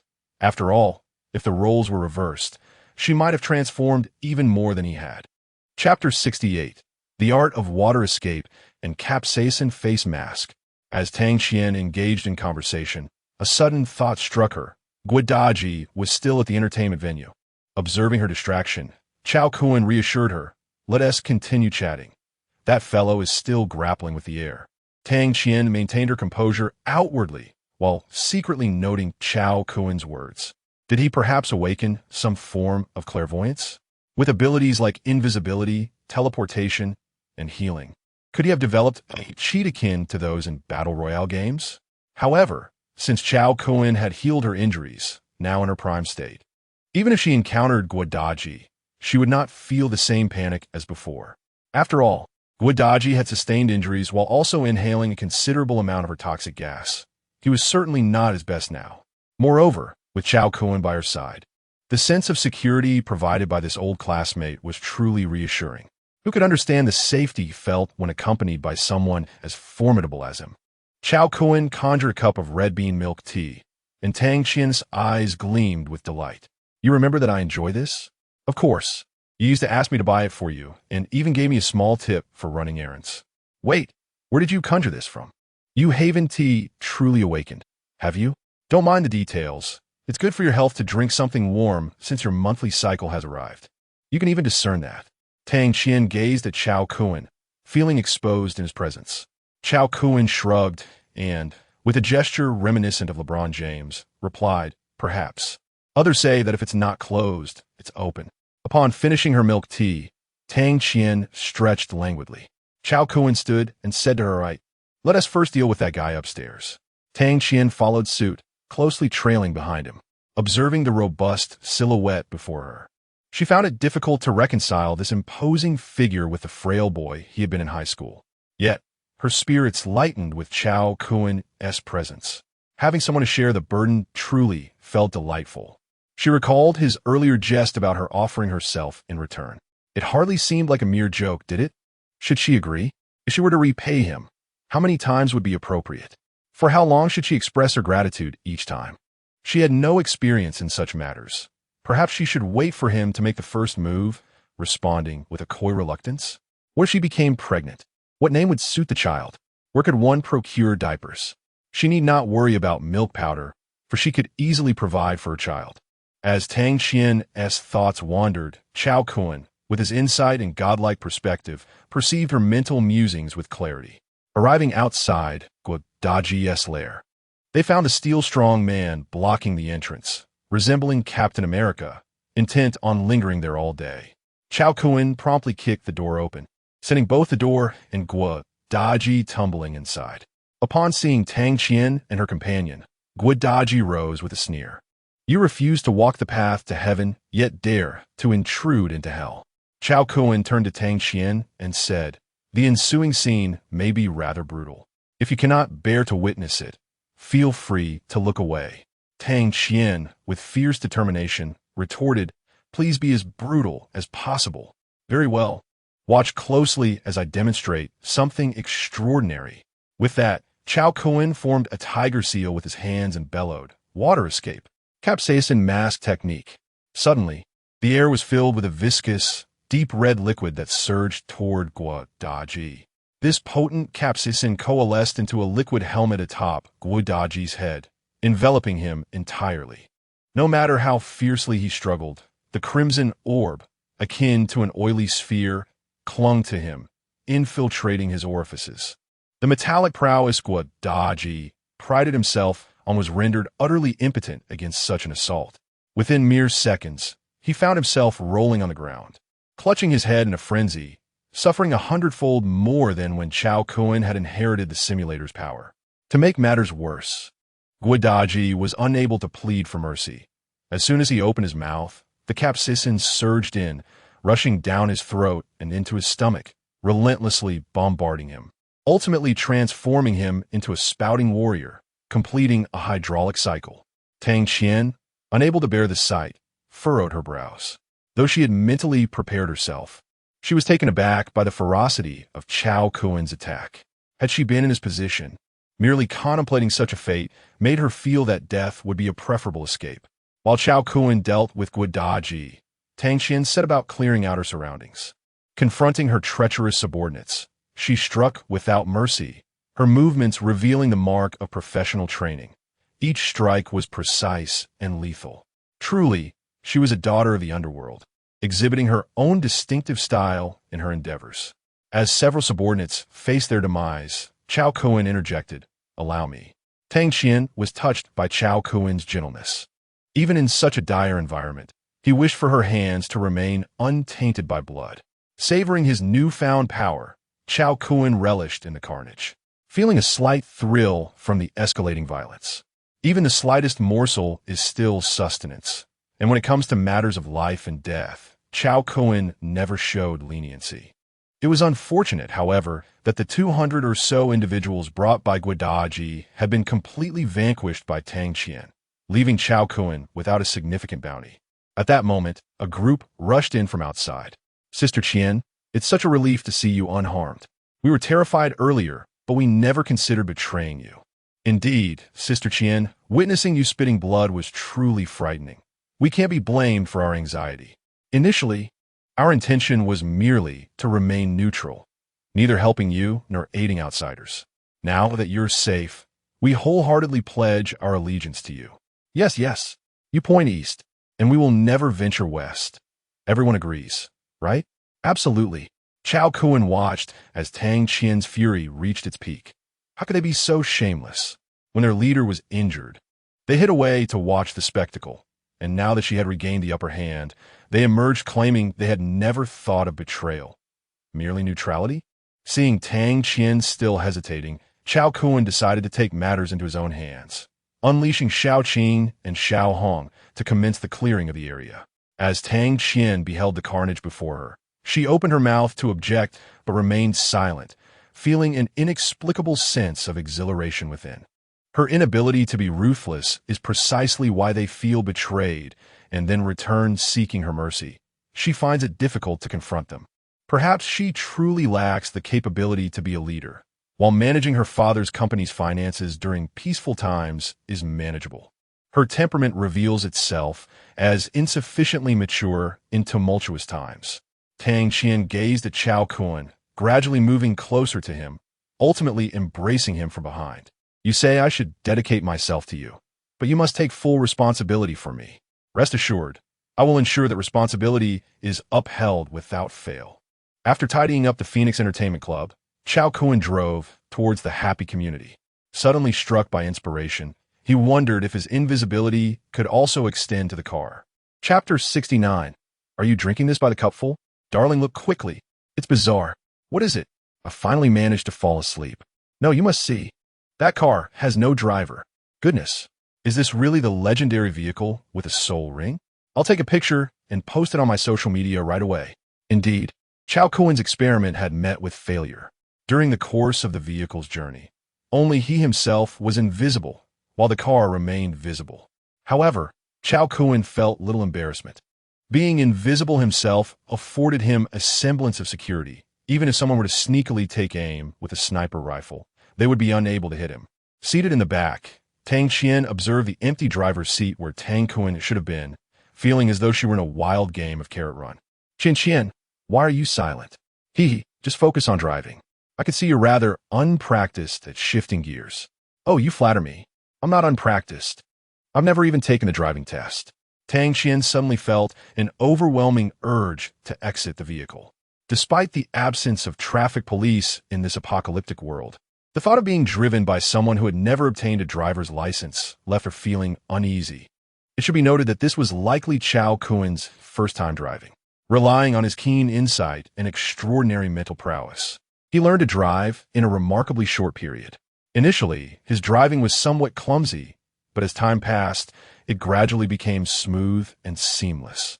At first, Tang Qian felt nauseous from the swaying of the vehicle, yet Cao Kun's driving skills improved rapidly, occasionally sending a few zombies flying off the road. This vehicle was the very same Land Rover that had remained stationary in the community courtyard during Cao Kun's initial simulation. After he became the leader of the community yesterday, he casually inquired about the car, and soon enough, someone eagerly delivered the keys to him. Cao Kun did not shortchange the individual, rewarding him with 50 pounds of beef, which made the man so ecstatic he nearly knelt down and called him father. It's worth noting that when he first attempted to trade his car for instant noodles, they would only exchange a single bag at most. Fortunately, he had not made that trade back then. Otherwise, those 50 pounds of beef would have belonged to someone else now. Driving the large Land Rover was an exhilarating experience, as the zombies were crushed beneath it as though they were merely speed bumps. Upon returning to the happy community, they found the main gate had been locked tightly with iron chains by the survivors, preventing the vehicle from entering. After parking and shutting off the engine, the two exited the car. Cao Kun stored the vehicle in his spatial pocket and, lifting Tang Qian effortlessly, they took off into the air. The magnificent form of the sacred light wings once again captured the attention of the community residents. "Boss Chow, I love you." A young woman, who had just received her rations the day prior, shouted at him. Cao Kun glanced over and noted that she possessed a figure and appearance that aligned with his aesthetic preferences, but regrettably, she bore traces of the biochemical virus. Casually, he cast a spell of sacred light to remedy her hidden affliction and departed without a backward glance. The woman felt an overwhelming sense of rejuvenation wash over her. Soon after, she recalled something and retrieved her testing kit and test strips. Not long after, anguished cries echoed from the bathroom as she clutched her head in despair. Years ago, she had encountered a man whom she believed to be her true love, giving him everything she had to offer. In the end, that man absconded with all her money and fled abroad, infecting her with multiple ailments in the process. She fell into a deep state of despair that lasted for several years, never once seeking revenge on society for her misfortunes. Today, however, she has finally awakened from this nightmarish existence. "Thank you, Master Chow. I shall undoubtedly find a way to repay your kindness." Cao Kun, of course, does not extend his help to just anyone. His interventions are meticulously verified through his discerning insights. Should he discover a frivolous young lady indulging in a dissolute lifestyle, she would surely be discreetly eliminated to prevent her from becoming a liability within his sphere of influence. Conversely, for a victim who has simply encountered a streak of bad luck yet possesses sound principles, extending a helping hand is hardly a burden. Tang Qian was unaware of the recent actions taken by Cao Kun when he swept her from the first floor to the top floor. "Allow me to introduce her. Her name is Tang Qian, my high school classmate. Please give her a warm welcome." Along the way, she had already heard Cao Kun speak of his family circumstances. Her father, Tang Xiong, had so many romantic entanglements that she could scarcely count them on both hands and feet, thus rendering her quite accepting of such matters. Given Cao Kun's capabilities, if he could maintain a monogamous lifestyle with her, she might even chastise him for lacking ambition, content with a modest life. She has always held disdain for men who feign deep emotions while entangling her. She prefers those who conquer her with unyielding dominance, much like her father did with his various partners. It is precisely for this reason that she remains single, increasingly resembling a woman of advanced age still waiting for love. "Hello, sister. You are so beautiful. What cosmetics do you use?" "My name is Wei Wu. You may call me Xiao Wu." "Sister, you and brother are high school classmates, which makes you childhood sweethearts, a perfect match. It is truly romantic for you to reunite after such a long separation under these circumstances." "Oh, dear sister, what are you doing? Xiao Wu cannot accept your gift." "Oh, Qian Qian, you are far too kind. Such a precious gift must hold great significance for you, and I will cherish it dearly." With Xiao Wu around, Cao Kun had no concerns regarding Tang Qian's ability to integrate into his family. However, Tang Qian had recently been betrayed by a close friend, and Xiao Wu's exuberance seemed to have an unintended effect. Cao Kun could only silence her momentarily with a token to allow for some tranquility.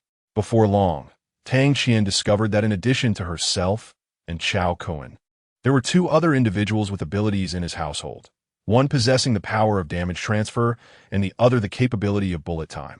Did they lack any sense of discretion? Were they so open in revealing such secrets to her? Tang Qian began to form an initial understanding of the familial atmosphere within Cao Kun's home.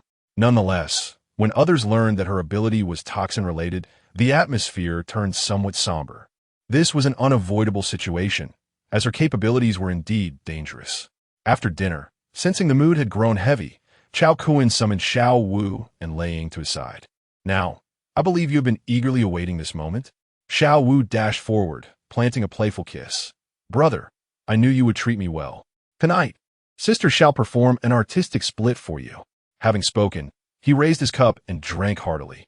Laying cast a furtive glance at Cao Kun, her eyes sparkling with unspoken attraction. She was the type of woman who appeared exuberant, yet possessed a deeply introverted nature. In the presence of Cao Kun, there was an inexplicable sense of contradiction about her. Though she followed him openly, it always gave him the impression of engaging in a clandestine affair. Thank you, my dear, she expressed simply, before taking a sip of her fluorescent beverage. Miao Zhishi and Pang Ran, seasoned in such matters, playfully urged Cao Kun to return indoors to accompany his old classmate, assuring him they would keep watch outside to prevent any mishap. Once inside, Tang Qian could no longer restrain her curiosity and inquired, "What was that drink you had?" Cao Kun nodded. "Yes, it's precisely what you think it is." Tang Qian's eyes widened in astonishment. "You drank it by the cupful? Where did you acquire such a supply?" With a mischievous grin, Cao Kun replied, "Would you like to know? Come a little closer, and I will recount the tale from beginning to end." Chapter 070. The Majestic Kun Gang. True to its name and pragmatic the following day, Cao Kun, invigorated and in high spirits, enjoyed breakfast with 4 lovely women at home. Tang Qian once again felt a more tangible sense of the hypothesis she had regarding Cao Kun. As a local of Jiangsheng, witnessing a table laden with hot dry noodles, bean curd skin, soup dumplings, fresh fish soup noodles, glutinous rice chicken, chicken crown dumplings, and egg wine a month after the apocalypse, she found herself devoid of any lingering reservations about her decision to follow Cao Kun. Moreover, she was genuinely enamored by his beast-like physical prowess at a genetic level. Perhaps she was regarded as a stunning beauty in the eyes of men, but in the eyes of women, Cao Kun was a veritable embodiment of raw masculinity. In every conceivable sense, he could satiate her desires, thereby naturally engendering a profound sense of happiness. She finally grasped why her stepmothers were so unwilling to leave her father. A woman must accompany the man she loves to truly experience happiness and joy. During the meal, Wei Wu and Lei Ying began to discuss the extraordinary abilities they had awakened the previous night. Wei Wu's power was intriguing, enabling her to summon a multitude of cherry blossom petals, which could serve both as a physical assault and a means of illusion. Excitedly, she proclaimed this to be her fated ability, and henceforth she wished to be known as Wei Yingluo. Lei Ying's ability was not combat-oriented, but was an exceedingly rare healing power, hydrotherapy. Cao Kun remarked that they could establish a spa in their home, with Little Ying as their premier therapist. Tang Qian had also consumed a vial of zombie crystal liquid the previous night. Having utilized his insightful eye, Cao Kun observed that ordinary individuals who consumed the zombie crystal liquid to awaken their abilities had a physical capability limit. As long as this limit had not been reached, they could continue to consume the zombie crystal liquid to augment their attributes. Although the enhancements were modest, Cao Kun understood the innermost thoughts of women. The disparity of having something others possessed could lead to psychological discomfort. The first-tier zombie crystal liquid provided far less enhancement to Tang Qian than the more straightforward and potent effects of psychic agents and mutated beast flesh. As days passed, Cao Kun and Wang Xuaning's 2 formidable factions flourished. Wang Xuaning's establishment remained unchanged, rooted in the Dragon City Villa Garden, aptly named the Dragon City Society, with Cao Kun occasionally delivering supplies. And under the conditions of ample food and skilled guardians, the Dragon City Society rapidly expanded and strengthened. Meanwhile, Cao Kun's faction began to spread outward from the happy community, and he aptly named his organization the Majestic Kun Gang. While the name bore a slight resemblance to the giant Kun Gang from martial arts novels, it was in truth a name that was both fitting and pragmatic. Although Cao Kun initially felt a tinge of embarrassment upon hearing this title, he gradually developed a sense of identity with it. During this period, small groups of ability users emerged in Jiangsheng like mushrooms after the rain, and the previously obscure psychic organizations began to surface. For instance, Chun Xiangbei from the Qinglong Society had directly begun recruiting and expanding their influence under the banner of the Qinglong Society. In the Qinglong Society, he stood alone as the sole cunning strategist, and at first there appeared to be no hope of equating with the 3 formidable powers. However, upon consuming the zombie crystal liquid and awakening his extraordinary abilities, Chun Xiangbei's prowess as a cunning strategist ascended to new heights. If he could not prevail in the realm of the uncanny, then perhaps he could engage with them in a different arena. Within the jurisdiction of Jiangsheng, there exists a considerable number of cunning manipulators who share Chun Xiangbei's sentiment. Numerous individuals on the Lingdai front have also awakened their powers, and Ling Dai has even proactively informed Cao Kun about the official research findings regarding the zombie crystal liquid. It is advised not to consume the mutated zombie crystal cores blindly. Instead, one should accumulate at least 10 before taking them all at once to enhance the likelihood of awakening abilities. The officials are currently researching first-tier ability evolution potions, though they have yet to pass stability tests. As chaos looms, time is of the essence, and one must resort to the most primitive methods to awaken their powers. By the way, the awakening process can be quite painful, so do take heed. It seems that the headquarters of the Soul Palace in Modu has clashed with the officials, prompting the Jiangcheng authorities to become wary of us. Exercise caution when encountering individuals from the official side. However, various regions are beginning to act independently, with some branches of the Soul Palace no longer adhering to directives from the headquarters. As you cultivate your own power, remain vigilant against infiltration by other factions. Should issues arise, do not bear the burden alone, for you have an organization and a support system. The officials, as expected, are always a step ahead of the common folk in mastering core technologies. Cao Kun's current stance towards the officials is one of neutrality. He neither seeks their favor nor offends them. After all, he has witnessed the strength of the officials firsthand through simulations, especially with the miraculous emergence of spiritual energy potions at the dawn of the spiritual revival. In this apocalyptic world, Cao Kun eagerly anticipates that the officials will unveil more powerful treats for him. The intelligence operations conducted by Sister Dai are remarkably thorough, and his endeavors to develop his own influence have not escaped her notice. However, judging by her demeanor, she seems to encourage him in this pursuit. It appears that the Soul Palace in Jiangcheng does not entirely align with the officials. Cao Kun himself harbors little interest in the power struggles among these great factions, as he believes that a person's aspirations and character are shaped by their environment. His life prior to gaining his powers was spent struggling at the bottom of society, marked by a heavy sense of mediocrity and lacking grand ambitions.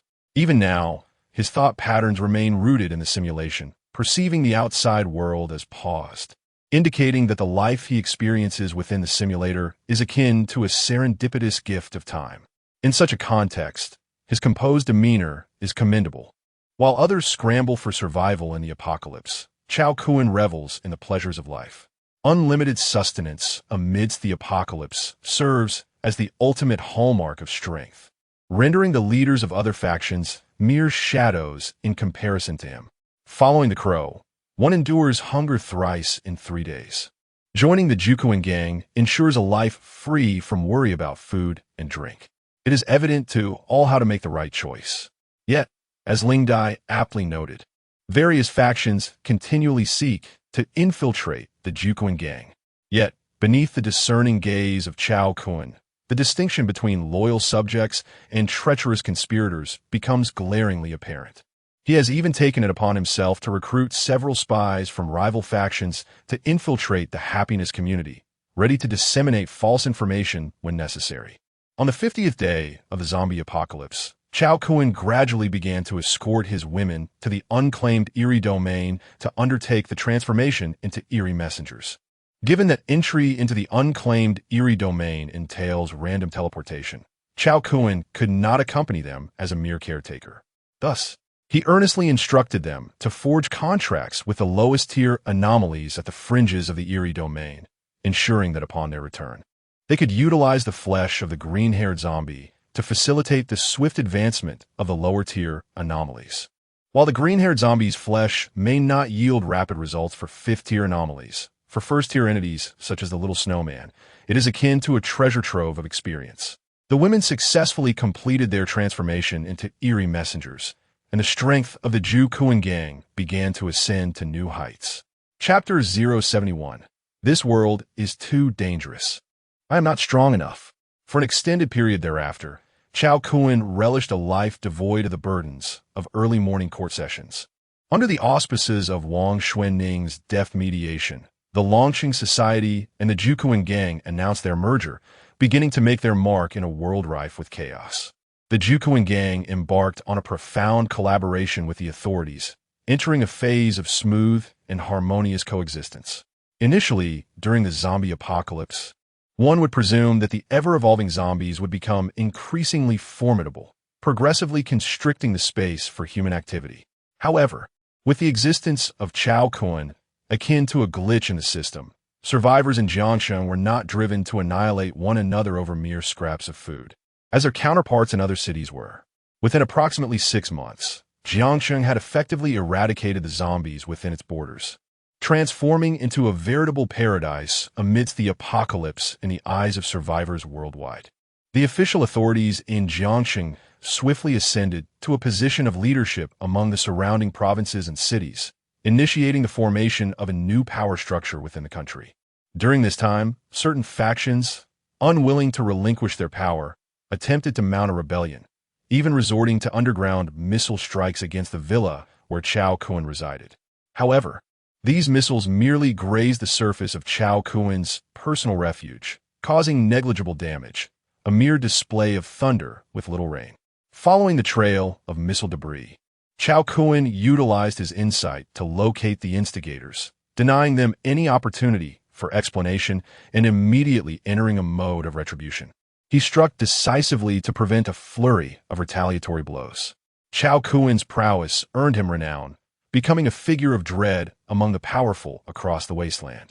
The authorities in Jiangsheng saw their awakening potions for supernatural abilities advance to the 3rd tier, which Cao Kun naturally incorporated into his infinite menu of sustenance. A year later, the Jukuan gang had successfully consolidated the major factions in Jiangsheng, including the authorities, the Soul Temple, Kunlun, and the Mutual Aid Society, all absorbed into the Jukuan gang. Notably, the legendary superpowers rumored to be among the 7 saints from the authorities and the Soul Temple had not emerged to oppose Cao Kun. Cao Kun was acutely aware that his strength had been continuously assessed by the official supercomputing center, having long shattered their unrealistic fantasies. 2 months prior, he had inadvertently showcased his evolution to the 7th tier with 3 bizarre contracts at the headquarters of the official Special Management Agency. Recalling the ashen visage of the leader of the Jiangsheng branch, it was as if the authorities had finally established a hero association, only to discover an overwhelmingly powerful, caped figure outside. What could they do but stifle their grievances and endure? What could I do? I too felt a sense of despair. On the 405th day of the zombie apocalypse, the Research Institute under the control of the Jukuan gang developed an antidote for the zombie virus. With a single command, Cao Kun ordered missile units to disperse the antidote into the atmosphere worldwide. 3 days later, he received a long-awaited notification from the system. The zombie apocalypse has ended. Calculating rewards for the instance. Please select the initial skill you wish to retain. Personal Sanctuary, Slaughter Upgrade, Goddess Perspective. At this moment, Cao Kun felt somewhat disoriented. As time stood still during the simulation, he found himself transported back to that fateful night when he played cards with Miao Zhi, the clock striking 2:30 in the morning. After enduring this immersive apocalyptic experience for over a year, he sensed the need to readjust his internal clock. His 3 initial skills, particularly the Portable Sanctuary, had shielded him from the missile ambushes emanating from the capital, primarily protecting the women in his life. The upgrade through Slaughter had bestowed upon him a plethora of attributes. Although the Divine Perspective had previously offered him considerable assistance, this time, Cao Kun resolutely opted for the path of Slaughter. You have chosen the path of Slaughter. The reward settlement has concluded, and your attributes have been updated. Please review the details promptly. The inheritance of strength is about to commence. Please ensure you are adequately prepared, as the forthcoming situation may exceed your expectations. Cao Kun's expression turned ashen. The attributes he had accrued during this apocalyptic endeavor surpassed the total from all his previous experiences combined. The suffering he was about to endure was unimaginable, and he anticipated an intensity that would surpass even that of pain. It has begun. The sensations are overwhelming. Goodness gracious, is this suffering even bearable? Cao Kun writhed in agony on the bed, his skin exhibiting a heightened state of redness and warmth. Miao Zhi, she was startled awake by his commotion. Brother Cao, what is happening to you? Please, do not frighten me. Speak to me. In her panic, Miao Zhi, she retrieved her smartphone with its intelligent AI. Seeking to understand the cause of Cao Kun's distress, the AI responded, "The likelihood of renal failure due to excessive exertion during the night is as high as 97, with a 3 chance of sudden illness." Instantly, Miao Ji she was engulfed in guilt. She had been so engrossed in her own desires that she neglected to consider Brother Chao's well-being. "Brother Cao, it is all my fault. I promise I won't do it again. I truly won't. I'll call an ambulance right away. Please endure a little longer." Cao Kun, gritting his teeth against the excruciating pain, grasped Miao Jishi's arm.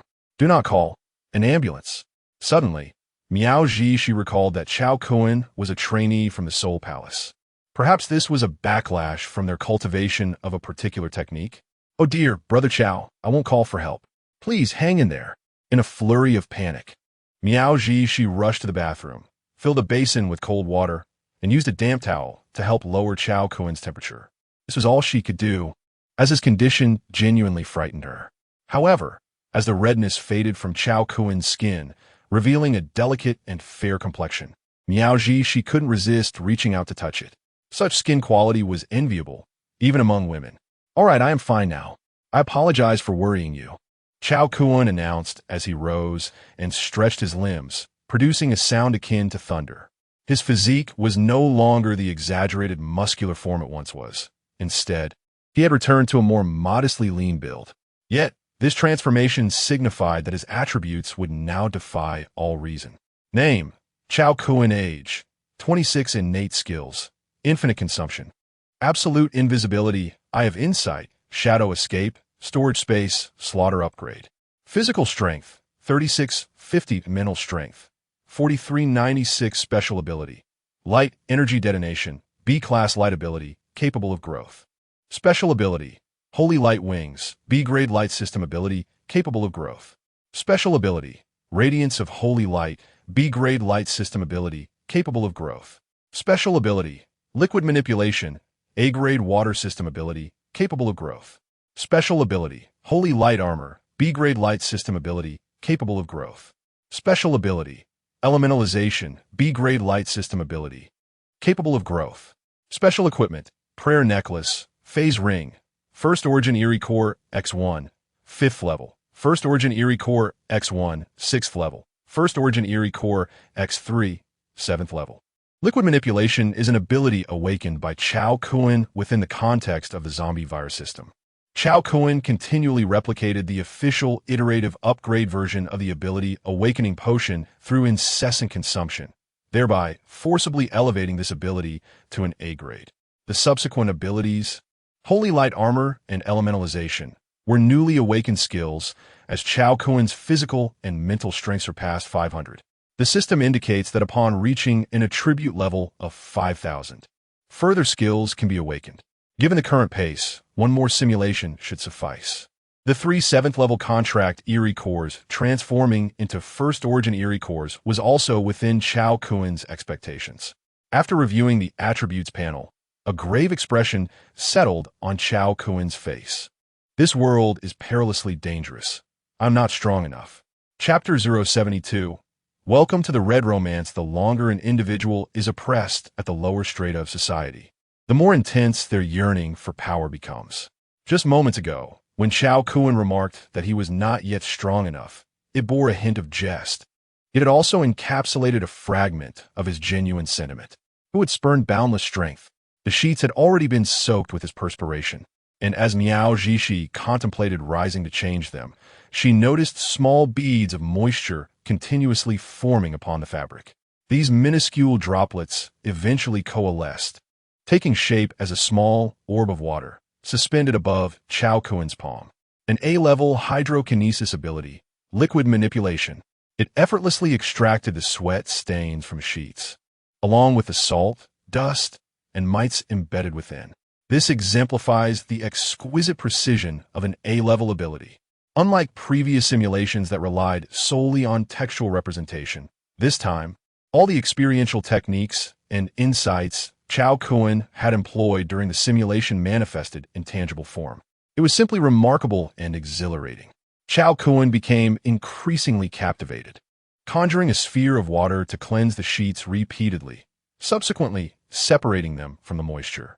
This was akin to the purification rituals depicted in immortal cultivation novels.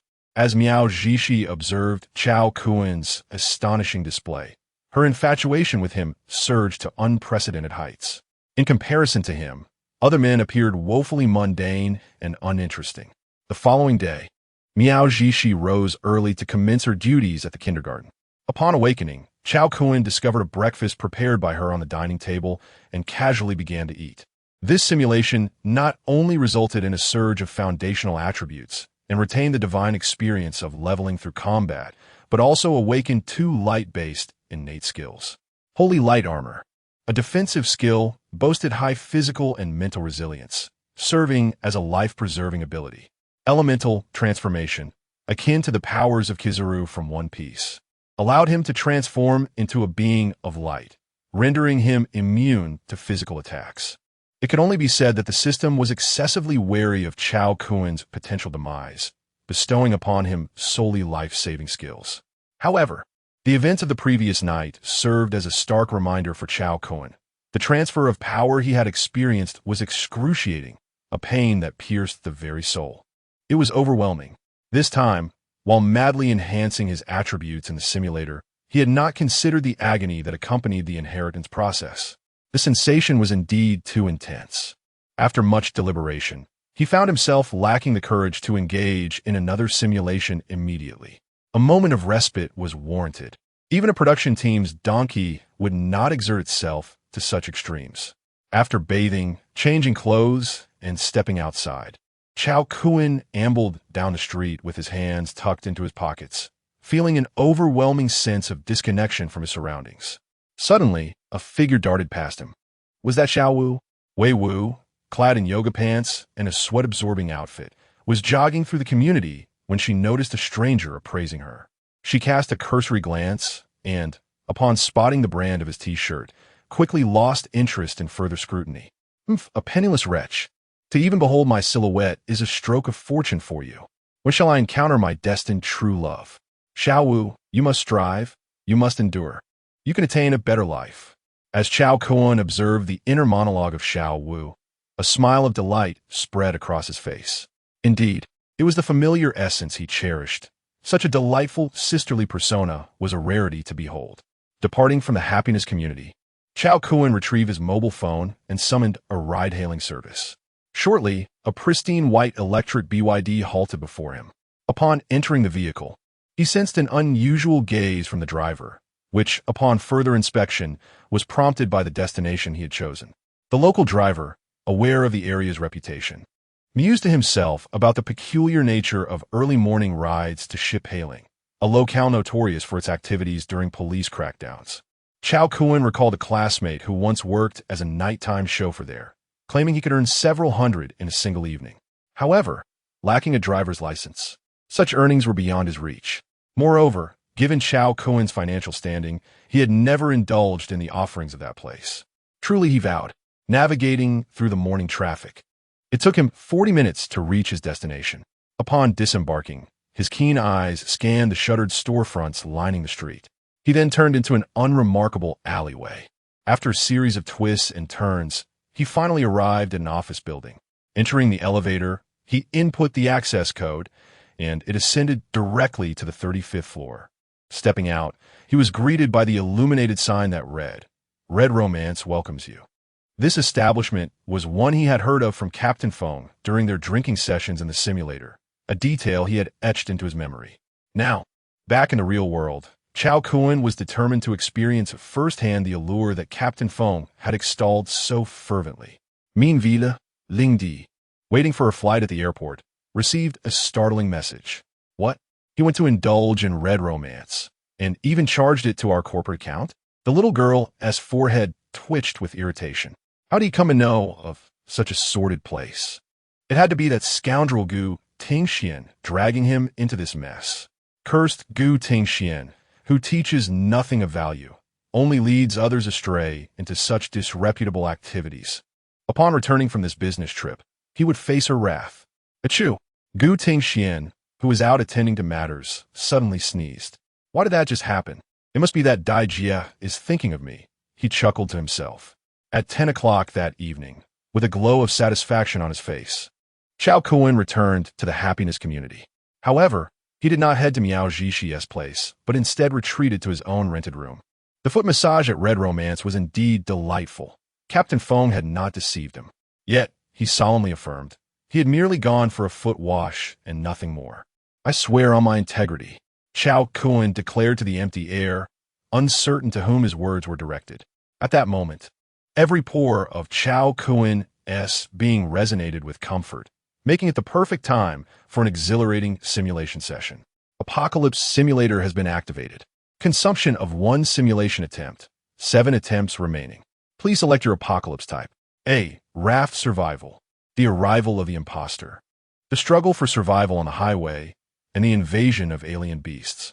In the realm of survival on a raft, as per the novels that Cao Kun has perused, it typically involves a group of individuals being transported to the vast ocean, each assigned a small raft, tasked with gathering resources to enhance their floating vessels. For a player endowed with extraordinary skills, this endeavor appears to pose little challenge. However, in such worlds, apart from the endless expanse of the sea, land is scarcely visible, and even the occasional small island often requires fierce competition to claim. As for the imposter invasion, it likely entails a swarm of unknown entities capable of disguising themselves as humans, thriving by consuming people to proliferate their numbers. Ultimately, the outcome hinges on whether humanity can eradicate the imposters or if the imposters will devour all of humanity.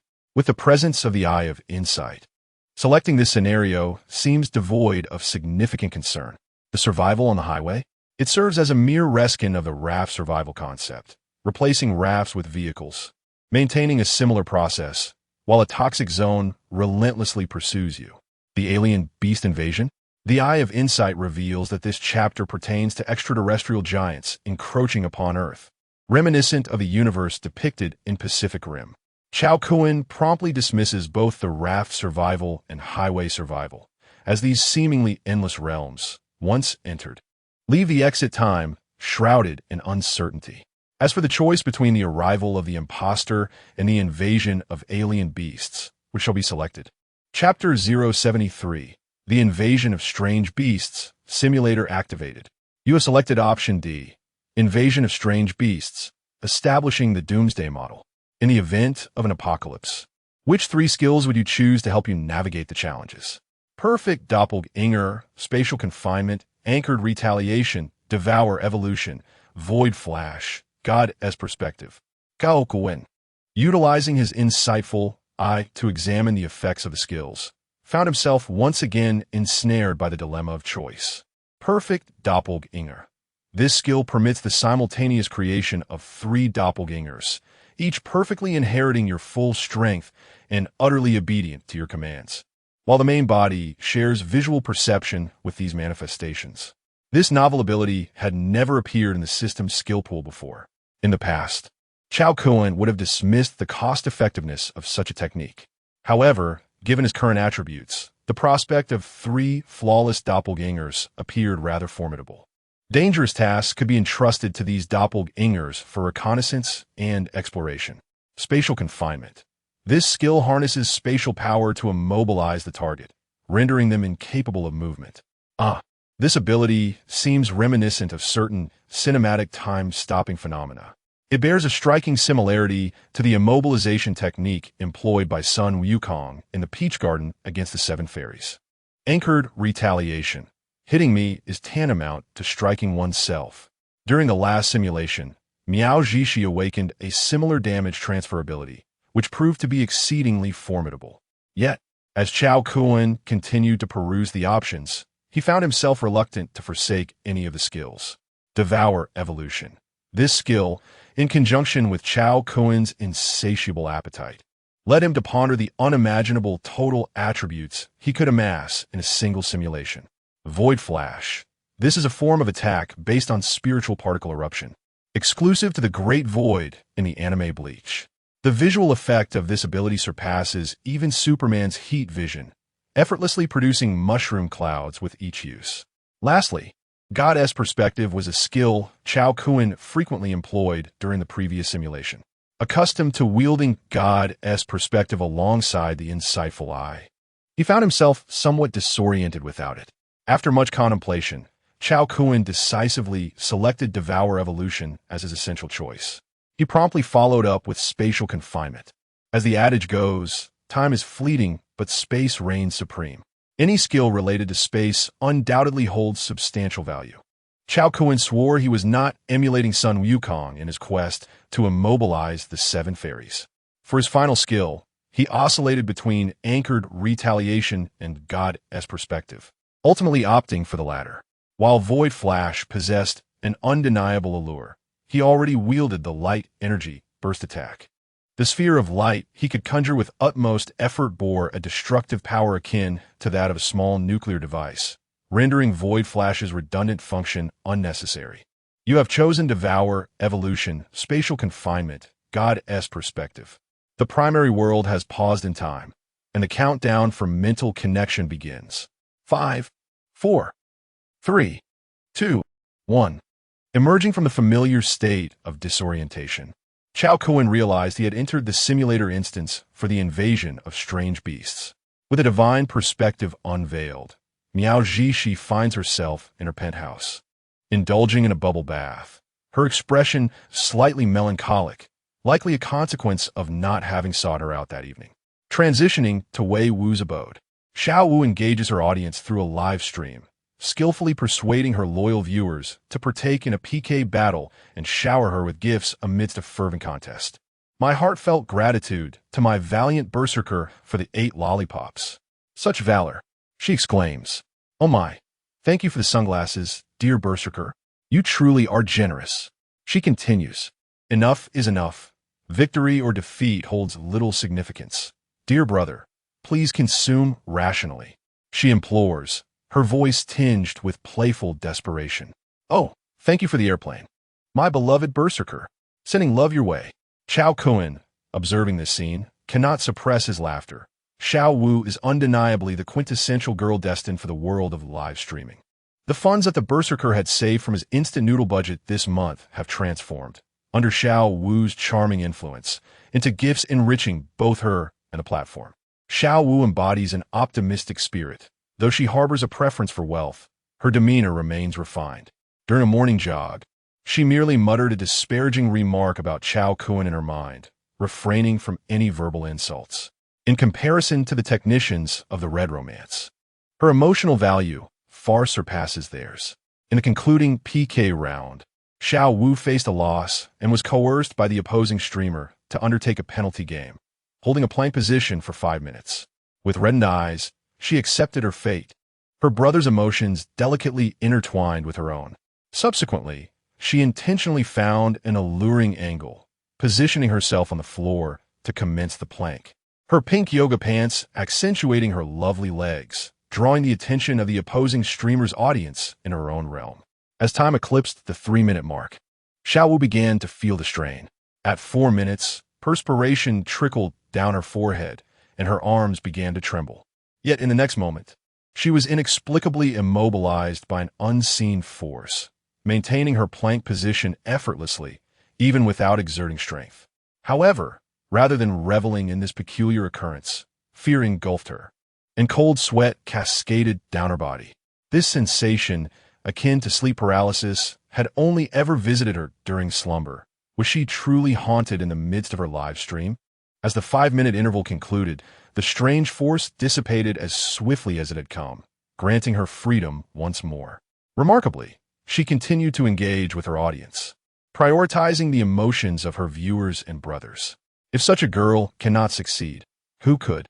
Turning to Laying, her ambition pales in comparison to Xiao Wu's. She opted not to stream that evening, instead nestled in her bedroom, savoring a box of spicy duck necks while binge-watching a short drama. Cao Kun understood her nature well. She was the quintessential homebody, earning just enough through streaming to sustain her lifestyle, yet when flush with cash, she would indulge in days of leisure. Lacking friends and social connections, she exhibited mild social anxiety. It is no wonder that in several apocalyptic simulations, she depicted herself as aged and unattractive, too apprehensive to venture outside. As for the impending beast invasion in the apocalyptic scenario, Cao Kun remained uncertain of when or from where it would strike. Noticing the hour growing late, he decided to ascend the stairs to seek out Miao Zhishi. In the realm of reality, I refrained from visiting Miao Zhishi's home, primarily out of concern that the sight of inheriting powers at the conclusion of the simulation might frighten her, though I could endure it with a bit of determination. I did not wish to leave her with any psychological trauma. At that moment, Miao Zhishi had just finished her bath and was blow-drying her hair in front of the mirror. Upon noticing Cao Kun's sudden appearance in her home, she was initially taken aback, but her expression soon brightened with joy. "Please wait outside for a moment while I dry my hair," she requested. "There's no need for such formality. Have you forgotten my abilities?" Cao Kun deeply. With a flick of his mind, the water droplets from Miao Zhishi's hair began to fall away, landing gracefully in the sink. He switched on the television, casually selecting a news channel to catch up on international affairs, and summoned several plates of barbecued mutated meat onto the table. Miao Zhishi settled beside him and took a bite of the mutated frog meat. "This is truly delicious, but do you think you can finish all of this?" she inquired. "Rest assured, my appetite is quite substantial," he assured her. Chapter 074. So it was you who caused the beast tide? Brother Cao, slow down your eating. Be careful not to choke. Miao Zhishi swore she had never encountered a man with such an insatiable appetite. She watched in astonishment as Cao Kun devoured an entire table of grilled meat, followed by a staggering 8 liters of milk. The last time she witnessed such a spectacle was in the film Lost on Journey, when the character Baogang had a similar experience at the airport security check before boarding. Cao Kun's belly swelled like a rubber man S, reminiscent of Luffy, and Miao Zhishi doubted that even during her own pregnancy, her belly would ever reach such proportions.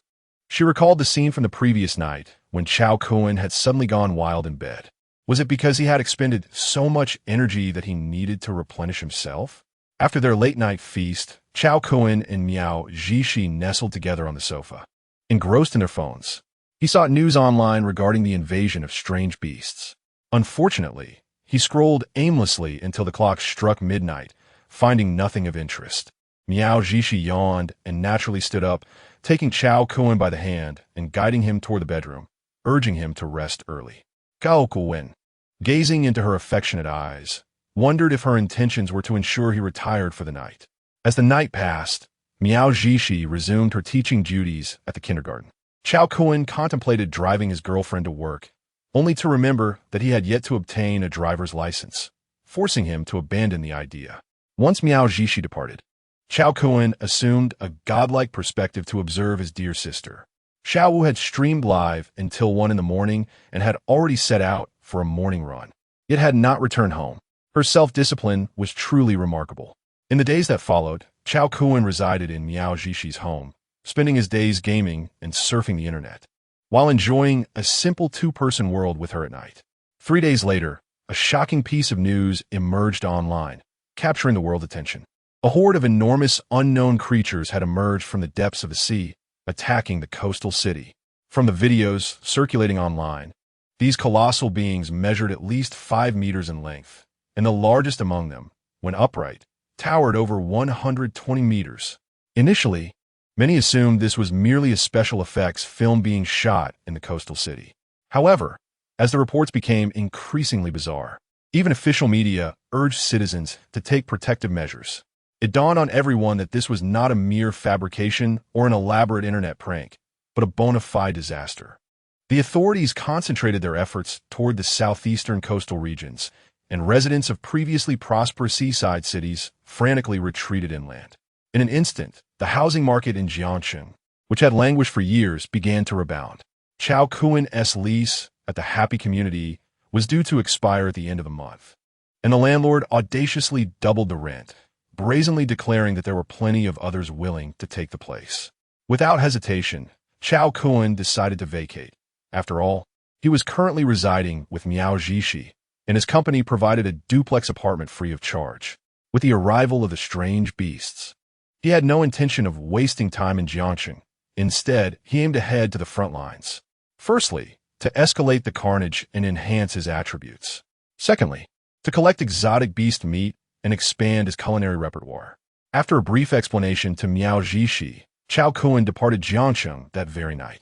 He navigated stealthily, employing the art of shadow escape under the cloak of night, swiftly traversing the ocean until he arrived at the territory of the Little Sun. The monstrous entities had landed from the direction of the Four Nations Island, and as Cao Kun soared over Kyushu Island, he reached the Seto Inland Sea near the northern shores of Shikoku, only to hear the distant rumble of cannon fire echoing through the darkness. The army of the Little Sun was being relentlessly pushed back by the onslaught of the monstrous horde.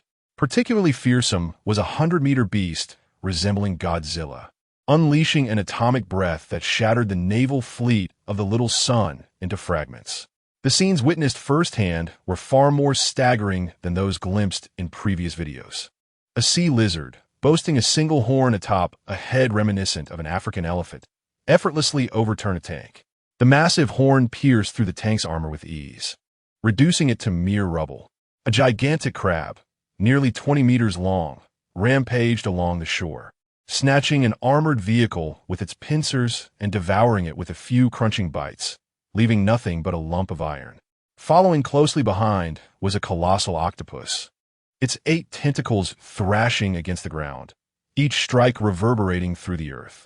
There were also various peculiar creatures that Cao Kun could scarcely describe, all contributing to the one-sided slaughter of the Little Sun's forces.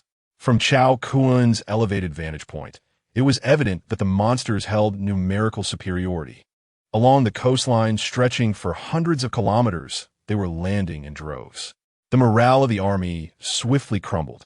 The youth of the Little Sun in this era were not the easily brainwashed individuals of yore. The new generation of laid-back youth were not to be trifled with. The hope of them rallying to shout the emperor's name and charging in a battle was virtually non-existent. The army fled into the city, pursued by the monsters, while the privileged, upon receiving the news, had fled at the earliest opportunity. Those who remained could only fantasize about superheroes emerging to rescue them. Cao Kun stealthily collected a mutated octopus leg severed by a missile, and his insight I revealed that, under equal weight, its protein content was thrice that of mutated porcupine meat. A splendid find, he promptly added it to his infinite dietary menu. He had no intention of becoming the savior of the Little Sun. He was merely there to seize opportunities. The battlefield was littered with the severed limbs and dismembered appendages of the beasts, and Cao Kun reveled in the thrill of collecting as he stealthily maneuvered through. Just then, he sensed a familiar presence not far away. A figure resembling a yin-yang master stood atop a telephone pole, gazing at the slaughter below, radiating golden battle markings. A second-tier trickster? A practitioner of spiritual energy from the island nation. At that moment, he took notice of a solitary mantis shrimp, and his expression grew serious as he dashed forward. Sign. The yin-yang master engaged in battle with the mantis shrimp. Half a minute later, the yin-yang master was sent flying like a top by the mantis shrimp's powerful tail strike. One could only say it was somewhat disappointing in light of Cao Kun's expectations. However, to be fair, this individual was indeed stronger than the spirit butterfly. What if this horde of aberrant beasts had turned their aggression towards the Dragon Kingdom instead of the Little Sun? What would the consequences have been? In this simulated world, the challenge was set from the very beginning. In the distance, a thunderous roar echoed, reverberating through the skies. At that moment, Cao Kun discovered that the information from the Eye of Insight had been updated. Oceanic Overlord, nuclear radiation, mutated creature, physical strength 8,000, mental strength 5,000. Note 1. The discharge of nuclear wastewater into the ocean by the Little Sun has led to a collective mutation of nearby creatures. This is the wrath of the sea. Note 2. After the monstrous beasts annihilate the island nations, they will disperse across the globe, indiscriminately attacking all countries. Oh my goodness, Cao Kun gasped in shock. So this invasion of monstrous beasts was instigated by you, Little Sun? How utterly despicable. Chapter 075. One more glance, and it will explode. Cao Kun did not dare linger in the small days any longer. At dawn, he hurried back to his homeland. His primary concern was the anxiety of the masses, fearing they might unleash nuclear devastation upon their own territory in a moment of panic induced by the monstrous threats. Some might argue What nuclear weapons could possibly exist in such a place? Do you truly believe such notions? They even claim their nuclear wastewater meets drinking water standards. Do you buy that? Upon returning to the country, within merely a day, the atmosphere of panic on the internet escalated dramatically. Residents of coastal cities began to frantically migrate inland, while in Jiangsheng, where Cao Kun resided, a significant number of people started relocating to the more remote regions of Sichuan and Chongqing, even venturing as far as the northwest. The affluent in Longsheng Villa Garden were the first to complete their exodus, hastily liquidating their various assets in Jiangxing. Yet, many remained in a state of cautious observation. For Jiangxing lies at the heart of the Dragon Kingdom, providing a considerable strategic depth from the coastal regions. However, analyses had already emerged online, suggesting that should the monsters navigate the Yangtze River upstream, the safety of the cities along its banks would be severely compromised. Miao Zhishi's kindergarten had temporarily suspended classes. Being a native of Sichuan and Chongqing, her parents resided in Chengdu. After Cao Kun returned, she inquired whether he would accompany her to Chengdu. After some contemplation, Cao Kun also deemed Jiangxing unsafe and acquiesced to her relocation plan. Nonetheless, securing tickets for high-speed trains or flights proved nearly impossible, and the highways were clogged with traffic. With a sense of trial, Cao Kun inquired with Ling Dai if there was any way to obtain internal tickets. Remarkably, Ling Dai managed to arrange a private plane to assist in transporting Miao Zhishi to Chengdu. Ling Dai informed Cao Kun that the Seoul Palace would concentrate all its efforts in the coastal regions to collaborate with the state on defense measures.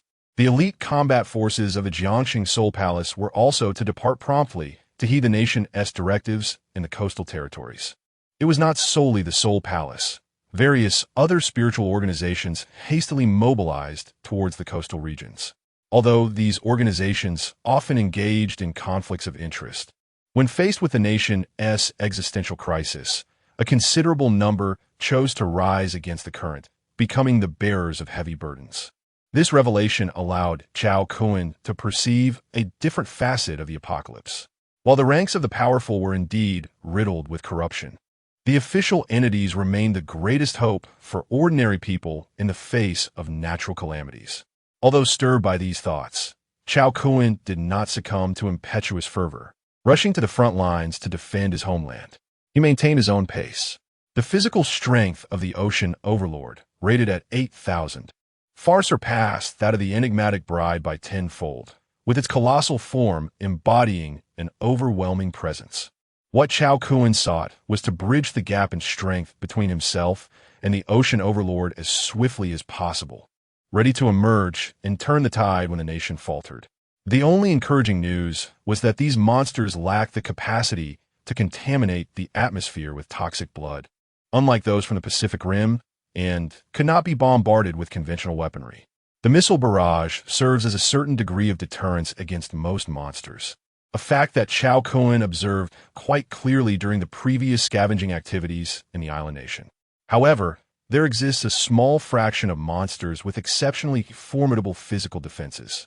Experts online have already posited that it may take merely half a month for the nation to face annihilation. After Miao Zhishi departed, Cao Kun took her house key, treating the place as his own home. Following the initial days of panic, the happy community seemed to have returned to its former tranquility. Ordinary people behave thus. Those who could flee have done so, and what of those who cannot? Shall they cease to live? Seizing the opportunity, Cao Kun stealthily visited the headquarters of the special administration in the capital. He provided ample samples of the exotic beast meat acquired through his boundless appetite. Currently, reaching the vicinity of the island nation by air or sea is exceedingly challenging. The state often incurs tremendous sacrifices to gather the blood and flesh of these beasts for research purposes. Cao Kun had deeply experienced the formidable capabilities of the national research machinery in previous simulations. Regardless of whether it was the resurgence of spiritual energy or an extraterrestrial virus, given time, they invariably deliver astonishing surprises. After discreetly supplying research materials to the state, Cao Kun returned to Jiangsheng, foregoing a visit home, and directly proceeded to the unclaimed Erie domain near the university town. With his current cultivation, Even an elder dragon or serpent would seem like mere provisions. He had grown disdainful of the 7th-tier anomalies, yet there existed no corresponding records for 8th-tier and above anomalies within the Soul Palace's archives.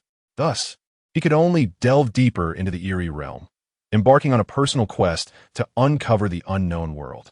Upon reaching the entrance of the unclaimed domain, Cao Kun spotted a gatekeeper sitting at the door. A 1st-tier anomaly user, earning an 8,000 monthly salary, he lounged with his legs crossed, engrossed in watching short videos of beautiful women dancing. As Cao Kun passed, he cast a furtive glance, appreciating the gatekeeper's taste. Without disturbing the gatekeeper, Cao Kun silently entered the eerie domain. The scene before him shifted. This time, it was not the familiar snowy mountains, but an endless expanse of desert. With a god's eye view unfolding, Cao Kun discerned numerous sand scorpions, each the size of a calf, lurking beneath the sand. Sand scorpion, a 1st-tier anomaly, adept at ambush. There was little to deliberate. Cao Kun summoned a plethora of green-haired zombie meat, and scorpions within dozens of miles caught the scent and rushed toward him with fervor. Green-haired zombie meat, a delicacy reputed to be exceptional even among 5th-tier anomalies, was perfect for baiting in the desert. From now on, please refer to me as the Master of Bait. A throng of sand scorpions converged from the west, eager to feast, with the tardy ones missing out on the warmth of the meal. Once a dense mass of scorpions had gathered, Cao Kun activated his invisibility and raised his hands high in the air. Receive this energy blast. A colossal sphere of luminous energy descended upon the swarm of sand scorpions in the desert. Waves of mild exhilaration coursed through Cao Kun's body. The slaughter escalated. He now resembled a fisherman devoid of ethics, having baited without a fishing rod, instead employing an electric fishing device. I am increasingly embodying the style of the Soul Palace elders.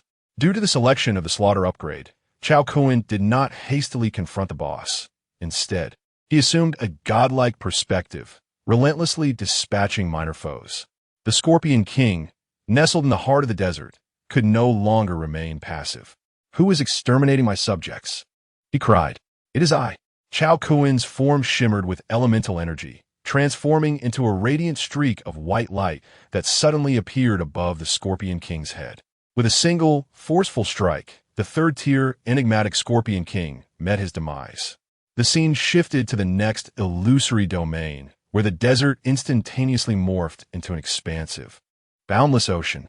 Before Cao Kun could fully engage his godlike perspective, he beheld a group of enchanting mermaids, their figures graceful, gazing at him with curiosity. Cao Kun lamented internally.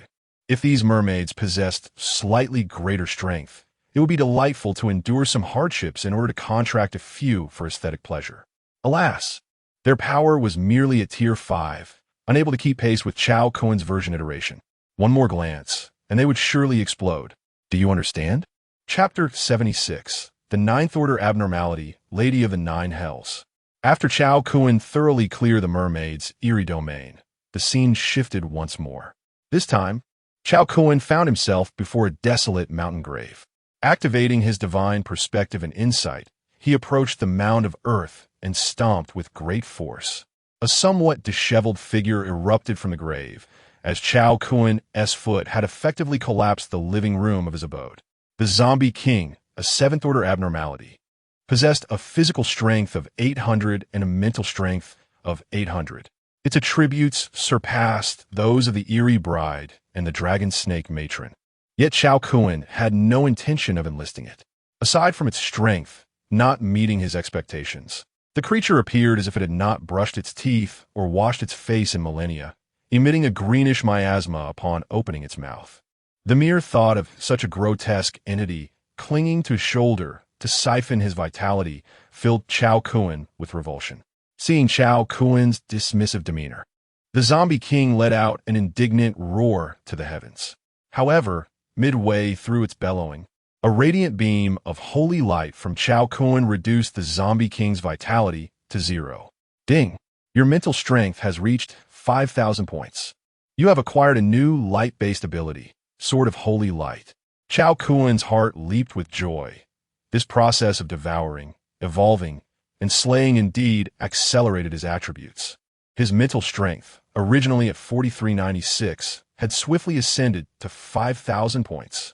Glancing at the Sword of Holy Light, which began as a B-grade skill, he noted it summoned a sword of sacred attributes, its power linked to his own attributes. Before he could linger on this newfound skill, the scene shifted again. This time, Cao Kun appeared in an ancient, quaint town.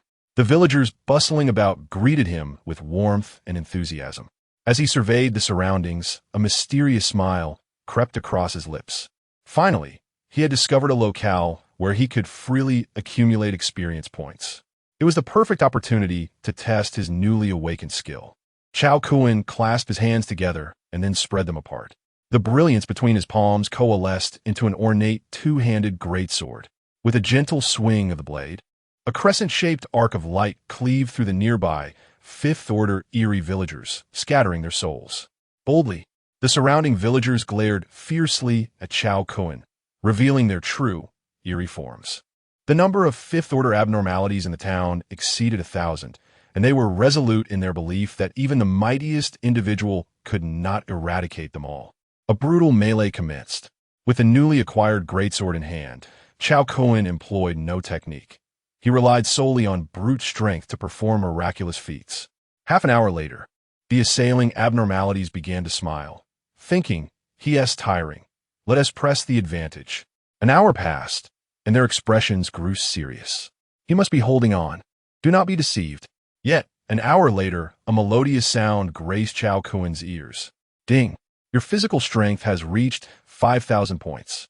You have acquired a new light-based ability, Gate of Holy Light. With the power of Holy Light, open a portal. Wherever illuminated by the Holy Light becomes your private sanctuary. Cao Kun's expression brightened, intrigued by the system's impressive introduction. Could it be that anywhere illuminated by the Holy Light could serve as a portal to another realm? Might he be able to directly open a portal back to the real world? After all, he had previously manifested the sacred wings of light in the real world, a place basked in divine illumination. With a heart full of joy, Cao Kun attempted this feat, only to find it seemingly impossible. It appeared that the system had resorted to deceptive advertising. However, in the next moment, he discovered he could indeed open a portal of holy light within this unclaimed eerie domain, allowing him to return to the world beyond the eerie realm. Moreover, this portal possessed divine attributes, rendering the eerie entities incapable of following him through. Could he retreat to the earthly realm to recuperate? Would he return in a better mood to continue his endeavors? A twisted smile began to form on Cao Kun's face. Yet, the current circumstances did not necessitate a retreat. The continuous slaughter and leveling up imbued his body with potent energy. As long as he acted swiftly, the effect was akin to consuming a bottle of vitality elixir, never tiring. Whether 2 bottles could grant eternal life, given his current attributes, he had already surpassed the lifespan limits of an ordinary human. That was sufficient. Stop. No more fighting. A voice filled with indignation echoed from afar, followed by a dark figure appearing before Cao Kun like a flash of cold light. As he focused his gaze, his expression swiftly turned grave. The figure bore an uncanny resemblance to Miao Zhishi. Activating his inside eye, he assessed her attributes. Lady of the Nine Nether, a 9th-tier anomaly. With a physical strength of 2,500 and a spiritual strength of 3,200, proficient in illusion techniques. Goodness, her attributes nearly rivaled his own, and she specialized in illusions? Encountering me would be her misfortune. The inside I was particularly adept at countering such whimsical transformations. Cao Kun scrutinized her closely before retracting his gaze. The inside eye's evaluation was clear. 3 days without a beating, and she'll be tearing down the house. First, he needed to subdue her. Only then would she refrain from mischief in his presence. Why hesitate? It was time to strike. Engaging in a thorough thrashing of this little fairy was something Cao Kun relished. Lady of the Nine Nether was taken aback that Cao Kun, a true Sigma male, could so coldly enact violence against someone he had once shared intimacy with. She attempted to confront him directly, but after exchanging a few moves, she found herself on the receiving end of a one-sided beating.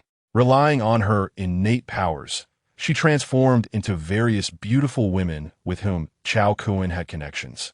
Yet he remained utterly unfazed, wielding his great sword with the ferocity of a Highland warrior, relentlessly pursuing her. Her most prized illusions had no effect on him.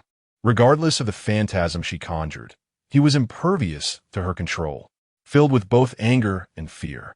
Lady of the Nine Nether felt the sting of humiliation she hadn't experienced in a millennium as Cao Kun relentlessly struck her. Observing her defiance, Cao Kun's expression gradually shifted to one of impatience. I don't have to form a pact with you. Wouldn't it be more satisfying to simply kill you and gain the experience? Lady of the Nine Nether, ever perceptive, quickly recognized the shift in Cao Kun's mindset. Suddenly, she wished to distance herself from Cao Kun and call for a pause. Yet his speed, enhanced by elemental forces, was so swift that she could barely react. The holy sword struck her, inflicting a profound pain that resonated from her very soul due to its intense sacred attribute. What have I done to deserve this? How can such a perverse individual exist in this realm? Enough is enough. I concede. I truly concede. Cao Kun's luminous sword hovered directly before the forehead of the Lady of the Nine Hells, shaking his head as he remarked, "It seems you may acquiesce verbally yet resist in spirit. Do not be overly insistent, for a forcibly harvested fruit lacks sweetness." The Lady of the Nine Hells, her face etched with terror, responded, "I do not insist. I do not insist. This is my inherent enigma. Please accept it, my master."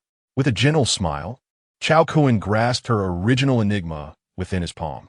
In the next moment, the Lady of the Nine Hells transformed into a wisp of black smoke, entering the enigma and forming a life-binding contract with Cao Kun. Chapter 077, The Formidable Nine Nether Illusion. Cao Kun blends into the monster horde and contracts with the Lady of Nine Nether. Suddenly, Cao Kun trembled violently as a torrent of murderous energy surged from all directions, streaming into his body. What is happening? My master, I am the sovereign of this eerie realm. I have entered into a life bond with you. Thus this realm shall inevitably collapse, replied the Lady of Nine Nether. Cao Kun was taken aback. Isn't this supposed to be a masterless eerie realm? How can there be a sovereign? The lady responded, what you refer to as a masterless eerie realm is merely a small area at your entrance. The eerie manipulators and generals of your human world believe this realm to be ungoverned primarily because they lack the strength to encounter me. Realization dawned upon Cao Kun. The dungeon had yet to be fully explored, and they had claimed it to be unmonitored, when in fact, it was simply that the sovereign of the eerie realm had no time to attend to them, now that he had subdued the Lady of Nine Nether. The eerie realm crumbled, and all the anomalies within fell under the purview of his murderous ascension. Cao Kun glanced at his attribute panel. Physical strength 7225, mental strength 8,847. His eyes sparkled with newfound clarity, as he seemed to have discovered a swift path to enhance his attributes. He recalled Ling Dai mentioning that there were numerous masterless realms across the nation. He could systematically conquer them one by one. As for the consequences of such actions, he paid them little heed. Even if things went awry, the worst outcome would be a simulated death, merely a matter of gaining more or less. Meanwhile, an elderly guard stationed outside the eerie realm suddenly wore a look of astonishment and trepidation. He hurriedly picked up the phone to report the situation to the Soul Hall. "Hello, Captain Gu, this is Old Chun. We have a situation. What's got you so flustered? Did another little eerie escape?" asked Captain Gu. "No, Captain Gu. The entrance and exit of the eerie realm just shattered." "Shattered?" Captain Gu's tone revealed his skepticism. Old Chun, agitated, insisted. "I've been guarding this gate for over 30 years, and it's my first encounter with such a phenomenon." After a moment of calm, Captain Gu instructed, "All right, I understand. Control the scene." Once he hung up, Captain Gu immediately contacted Ling Dai at the headquarters in Magic City to relay the recent events. The response from Ling Dai was even more explosive. Just moments ago, over 60 masterless eerie realm entrances worldwide had mysteriously collapsed, and this number was still rising, indicating it was not an isolated occurrence. Captain Gu was initially taken aback, but then sighed in relief. The masterless eerie realm in Jiangsheng was jointly managed by the local government, the Soul Hall, and Kunlun. However, there hadn't been any significant incidents for many years, so the three powers merely took turns assigning personnel to stand guard. Now, with the eerie realm malfunctioning during the Soul Hall's watch, they certainly did not wish to bear the blame without justification. Upon returning home, Cao Kun's attention was immediately drawn to the peculiar black and white mark on the back of his hand. Previously, he had only encountered solid color markings, making this dual-tone combination a novel sight for him. However, such a mark appearing on his hand could potentially attract unnecessary complications from his peers. With a mere thought, the mark abruptly vanished, as if it had never existed. The Lady of the Nine Hells, a ninth-tier enigma specializing in illusions, proved to be of considerable assistance to Cao Kun. Approaching the bathroom mirror, he concentrated, and the reflection morphed first into Gu Tingxian, then into Miao Zhishi, followed by Ning Yuan, and finally into Ling Dai. Observing his own transformed visage in a mirror, he couldn't resist pinching himself. The tangible sensation felt all too real, defying the notion of mere illusion. His modest physique, rough and unrefined, left much to be desired. Quickly dispelling the illusion, he reverted to his true form. After experimenting with the transformation technique, Cao Kun continued to explore the myriad wonders of the Lady of the Nine Hells. With a mere thought, the decor of his home completely shifted. From wallpaper to flooring, and from the bedroom to the kitchen, all the furnishings transformed according to his whims. The fabric sofa in the living room metamorphosed into genuine leather, presenting an authentic texture to the touch. Even photographs taken with his phone reflected his illusionary appearance. This illusionary art, devoid of an insightful eye like Cao Kun's, would render one nearly helpless in unraveling its mysteries. The Lady of the Nine Hells could effortlessly ensnare an individual within a fabricated reality, leading them to believe they had lived an entire lifetime before peacefully passing away. Everything perceived through sight, touch, and sound would be a deception crafted by the illusion. Moreover, Cao Kun realized he no longer needed to conceal himself when venturing out. He could assume the guise of anyone in this world, even that of a cat, dog, crow, or ant. A thought struck him. Could he not also transform into a beast and mingle among them? It conjured an amusing image reminiscent of a husky blending into a wolf pack. "Brother Cao, I've arrived at my parents' place. You need not worry about me," came a voice. "Yes, do take care over there. I'll visit when I have the time." Shortly after concluding a video call with Miao Zhishi, Cao Kun received a call from Tang Yu.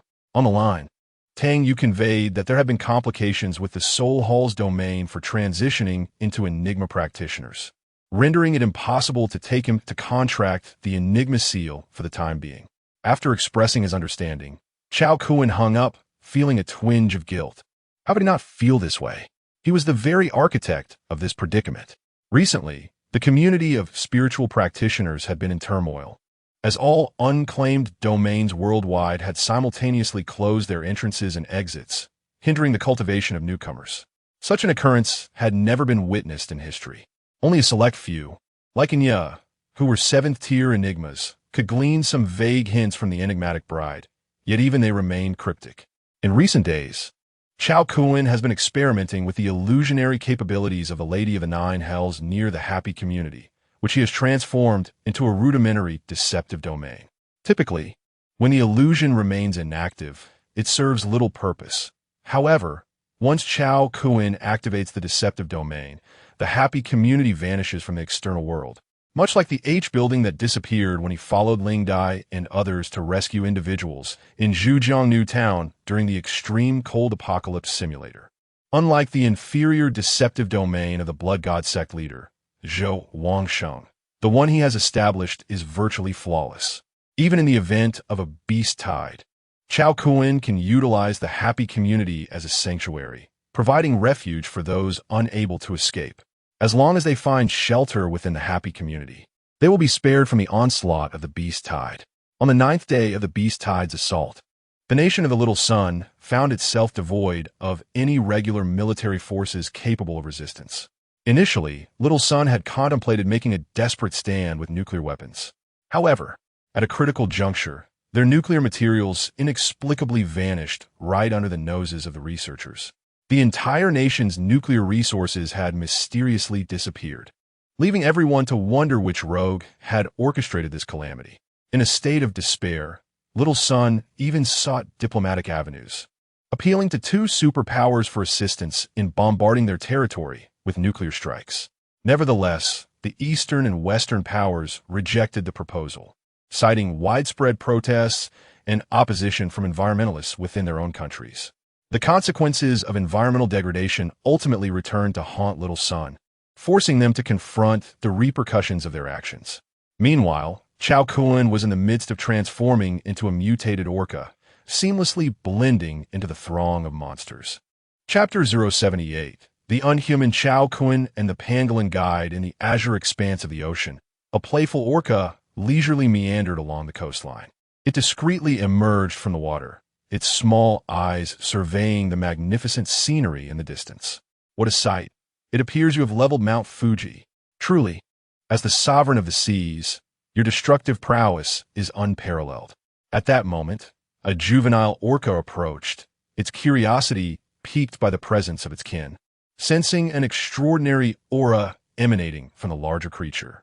Drawing closer, the young orca joyfully flicked its tail, attempting to invite the other to join in playful antics.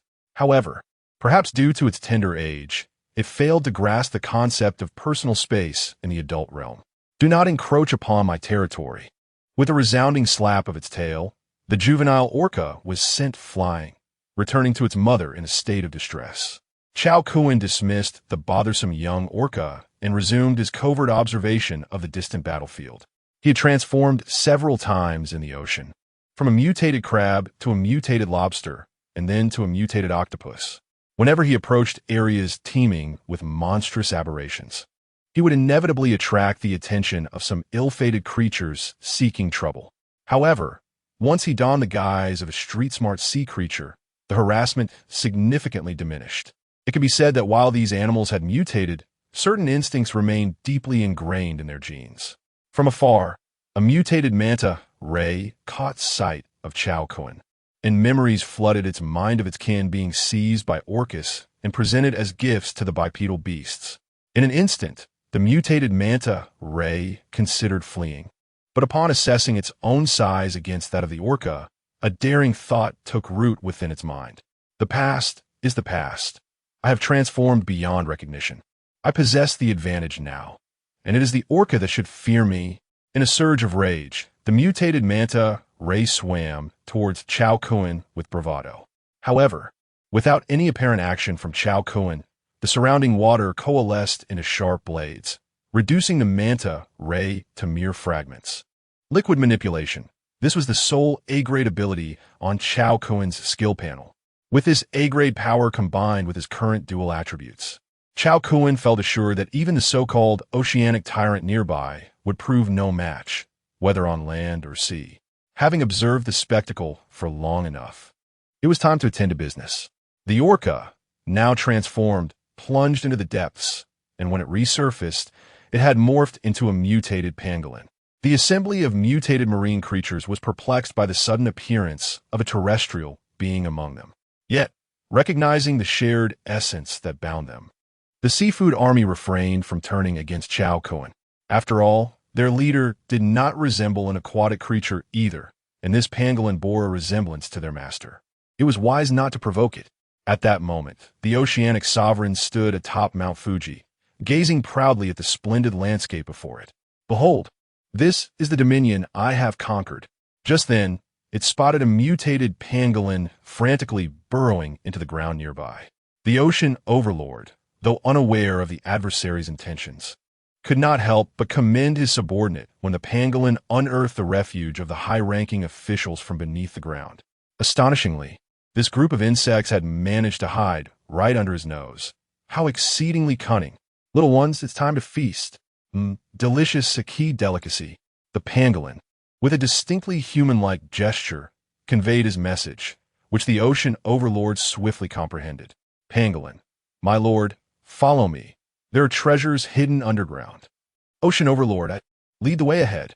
With the assistance of Cao Kun, the pangolin-shaped underground detector, the privileged officials hiding in their subterranean shelters were efficiently unearthed. After excavating the refuge, Cao Kun promptly stepped aside, resolutely abstaining from partaking in any food, evoking tears from the surrounding seafood. Truly, it was a touching sight.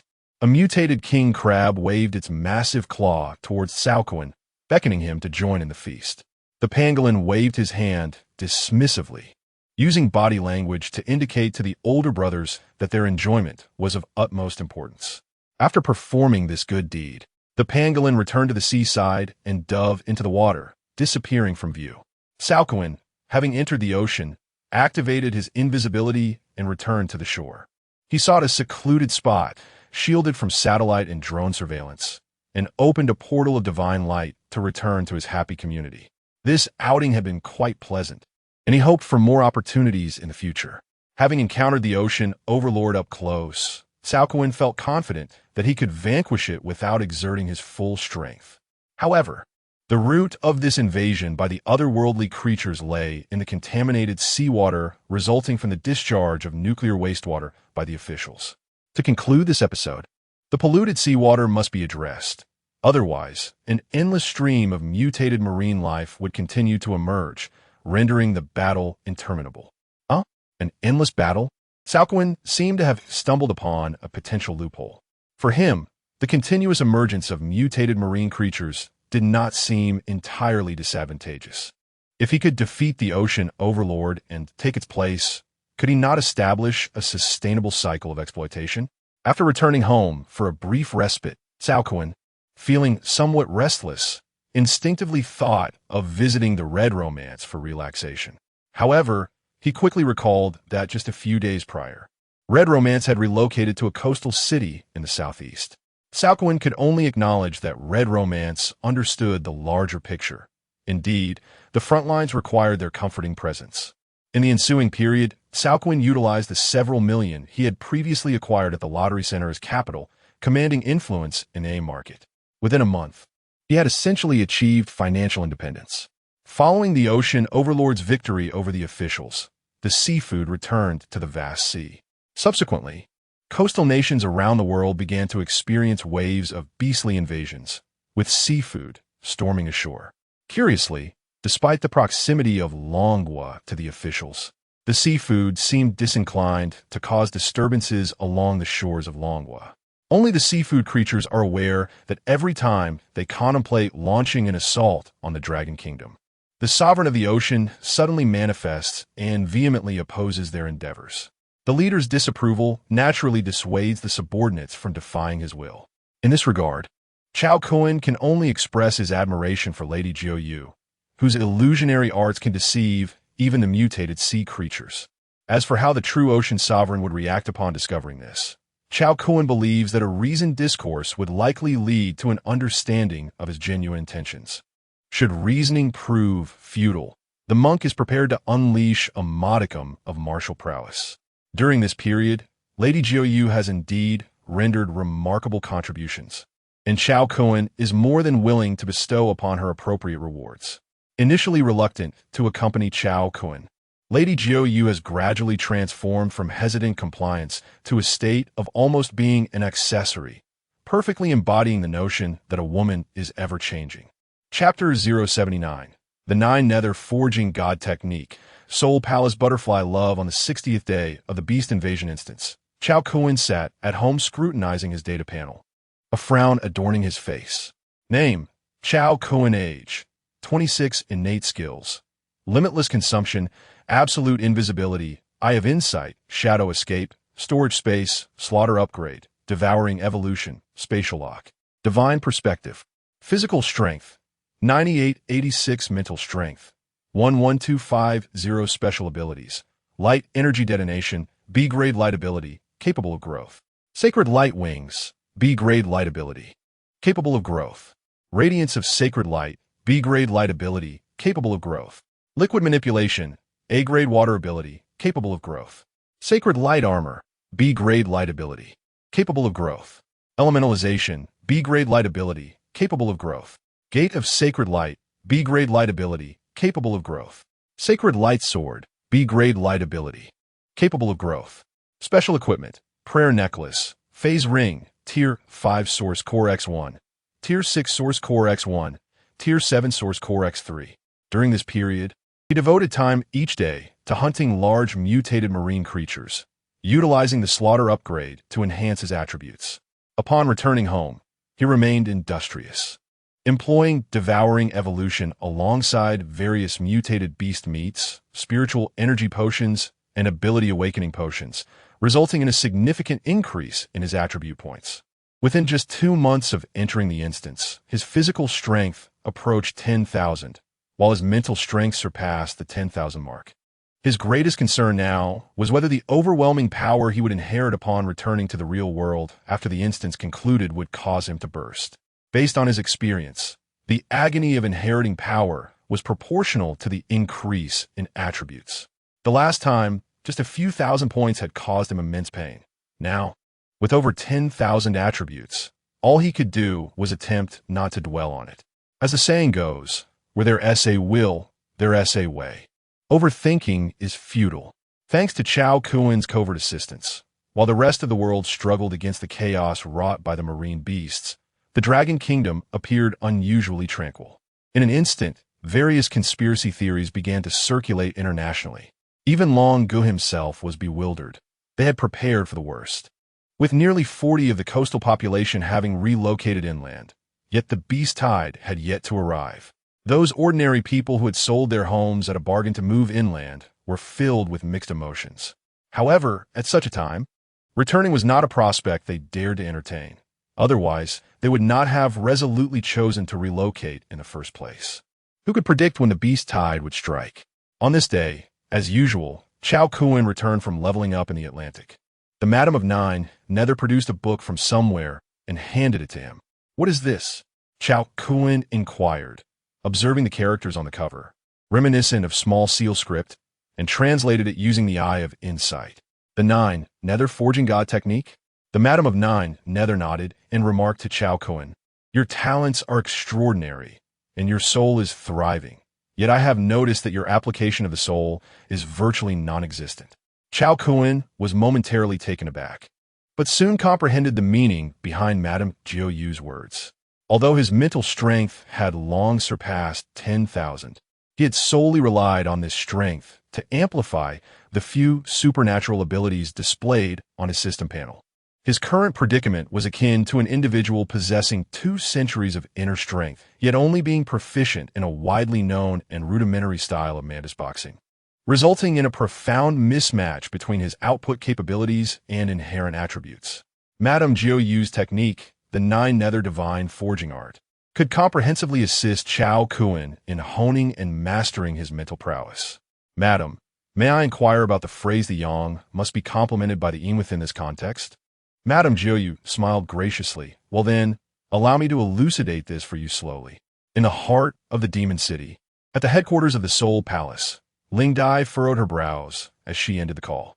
What on earth was Cao Kun up to? Why was he not answering his phone? Beside her, Gu Tingxian hurriedly handed her a can of Wangzai milk. "Dai Jia, don't be upset. That lad simply loves to have fun. Perhaps he has fallen asleep at some young lady's residence." Ling Dai accepted the milk, taking a couple of sips before glancing at the bottle, and then at Gu Tingxian. "Are you trying to treat me like a child?" With a pained expression, Gu Tingxian replied, "Dai Jia, I have told you countless times, it was not I who took him to the Red Romance. I rarely go there myself." Ling Dai regarded him with indifference. "So you occasionally do go?" Then, cold sweat broke out on Gu Tingxuan's forehead. "Dai Jia, please let me explain. My visits to Red Romance are always for a reason. You know me well enough." Suddenly, Ling Dai transformed into a white-haired, regal figure, causing Gu Tingxian's gaze to uncontrollably fixate on a certain aspect. In an instant, the white-haired figure reverted to a black-haired, youthful appearance, and Ling Dai coldly remarked, "What more do you have to say?" "Men, ha." Gu Tingxian found himself at a loss for words, inwardly cursing Cao Kun for the trouble he had caused him. "Dai Jia, since we cannot reach Cao Kun, who do you plan to send for the Super Soldier Project?" Ling Dai extracted a document from a stack in her hands and handed it to Gu Tingxian. "Let us send this lad. His physical assessment data is the highest among this year's newcomers." Gu Tingxian glanced at the photo on the document. "Cao Daoshuang? Old Chao's son? Are you certain about using him? If anything goes awry in the experiment, How will we explain it to old Cao? Ling Dai's expression turned serious. Who said the Super Soldier Project does not have stringent requirements for the physical body? We, the cunning strategists, have long been in contact with eerie entities, and thus our yin energy is overly potent while our yang energy is deficient, rendering us unsuitable for the experiment. With a resolute bite of his lip, Gu Tingxian agreed. Very well, let it be him. At worst, I shall pay my respects with a few drinks at old Chao's grave after this mission. Once Gu Tingxian departed, a figure emerged quietly from the room behind Ling Dai.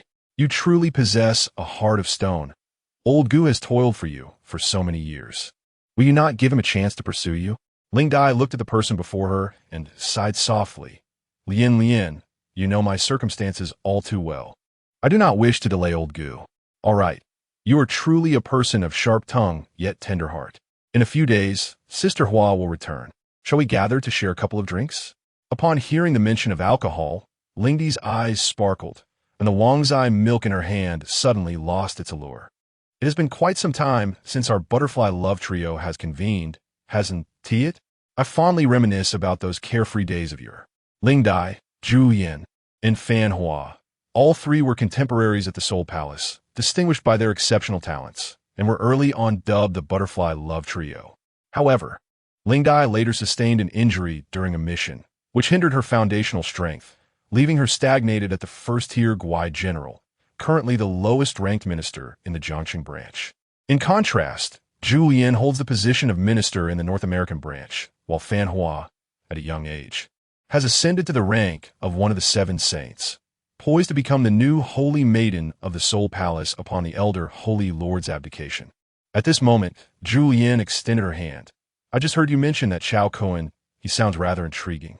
I have just returned from North America and find myself rather bored. Please provide me with his information. I wish to meet him. Chapter 080. The Dilemma of the Super Soldier Program, the Bliss Community? Is that where he resides?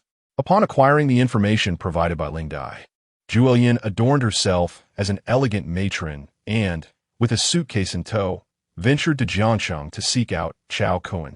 As a chosen one of the Sacred Order, she was intrigued by the fact that he could vanquish fifth-tier anomalies even without a contract with the Arcane Seal. Upon entering the Bliss Community, Zhu Yin proceeded directly to the residence of Miao Jishi, where Cao Kun was currently residing.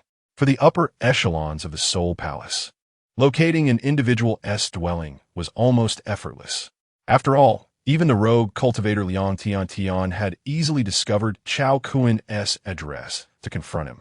Arriving at Cao Kun's abode, Julian knocked on the door, which was soon opened by an unremarkable young girl, her face adorned with a sprinkle of youthful freckles. Julian paused, realizing that this woman was certainly not the Miao Jishi from the dossier. How did she end up living with Cao Kun? Is this Cao Kun's residence? I am a newly appointed liaison from his company. May I inquire if Cao Kun is home? Oh, you are Brother Kun's colleague. He hasn't been around much lately. Do you have his phone number? Would you like me to assist you in reaching out to him? Julian's brow subtly furrowed as a figure emerged quietly behind her. Lianji, a fifth-tier anomaly, proficient in mental manipulation. When an anomaly seeks to investigate the home of an ordinary person, their methods are indeed straightforward and brazen. After all, since ordinary people cannot perceive the anomalies, she could boldly allow one to visit their domicile. Once Lianji appeared, she casually regarded the woman before her. In the next moment, she felt as though she had plunged into an icy abyss. Lord Domain Master? Lianji stood behind Julian, paralyzed with trepidation. How could you, Julian, have me investigate the residence of our domain's master?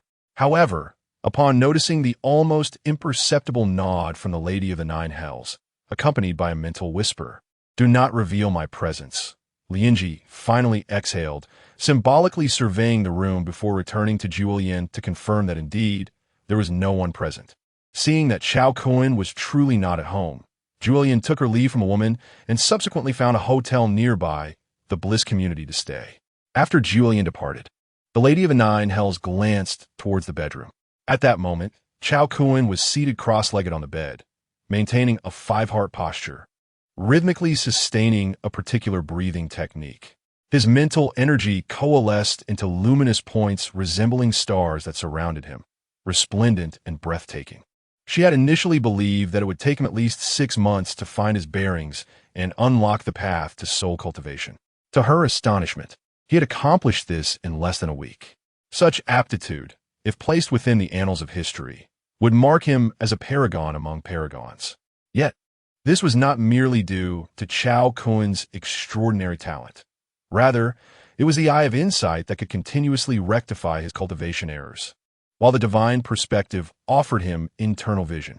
With these two auxiliary functions, Cao Kun learned at an unprecedented pace.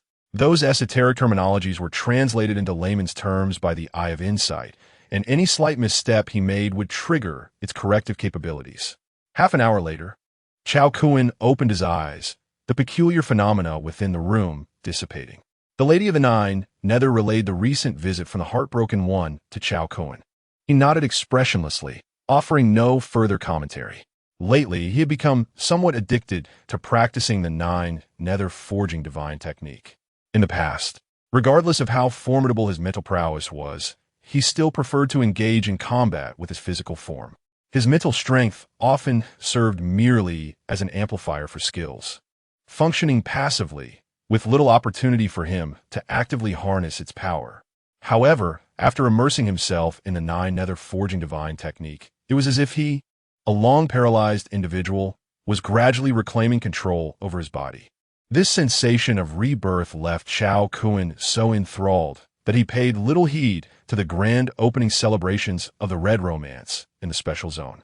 He was also keeping a close watch on the so-called Super Soldier program initiated by the authorities, which originated from the various mutated seafood materials he had willingly provided to them. Yet the enhancement serums produced by the officials currently bore certain side effects on body. Rather than waiting idly at home, Cao Kun discreetly employed his insight to assist the officials in overcoming technical challenges. Subsequently, he utilized the illusions of the Lady of the Nine Nether to inspire the researchers at opportune moments, subtly propelling the overall progress of the Super Soldier project. Cao Kun increasingly felt that employing his insight merely for personal combat was a disservice to its potential. If harnessed for scientific research, it would be a case of true steel being put to its rightful use. Presently, he was clandestinely preparing his scientific laboratory, personally tackling the project of marine nuclear pollution remediation. This invasion of monstrous beasts felt more constricting than previous simulated worlds.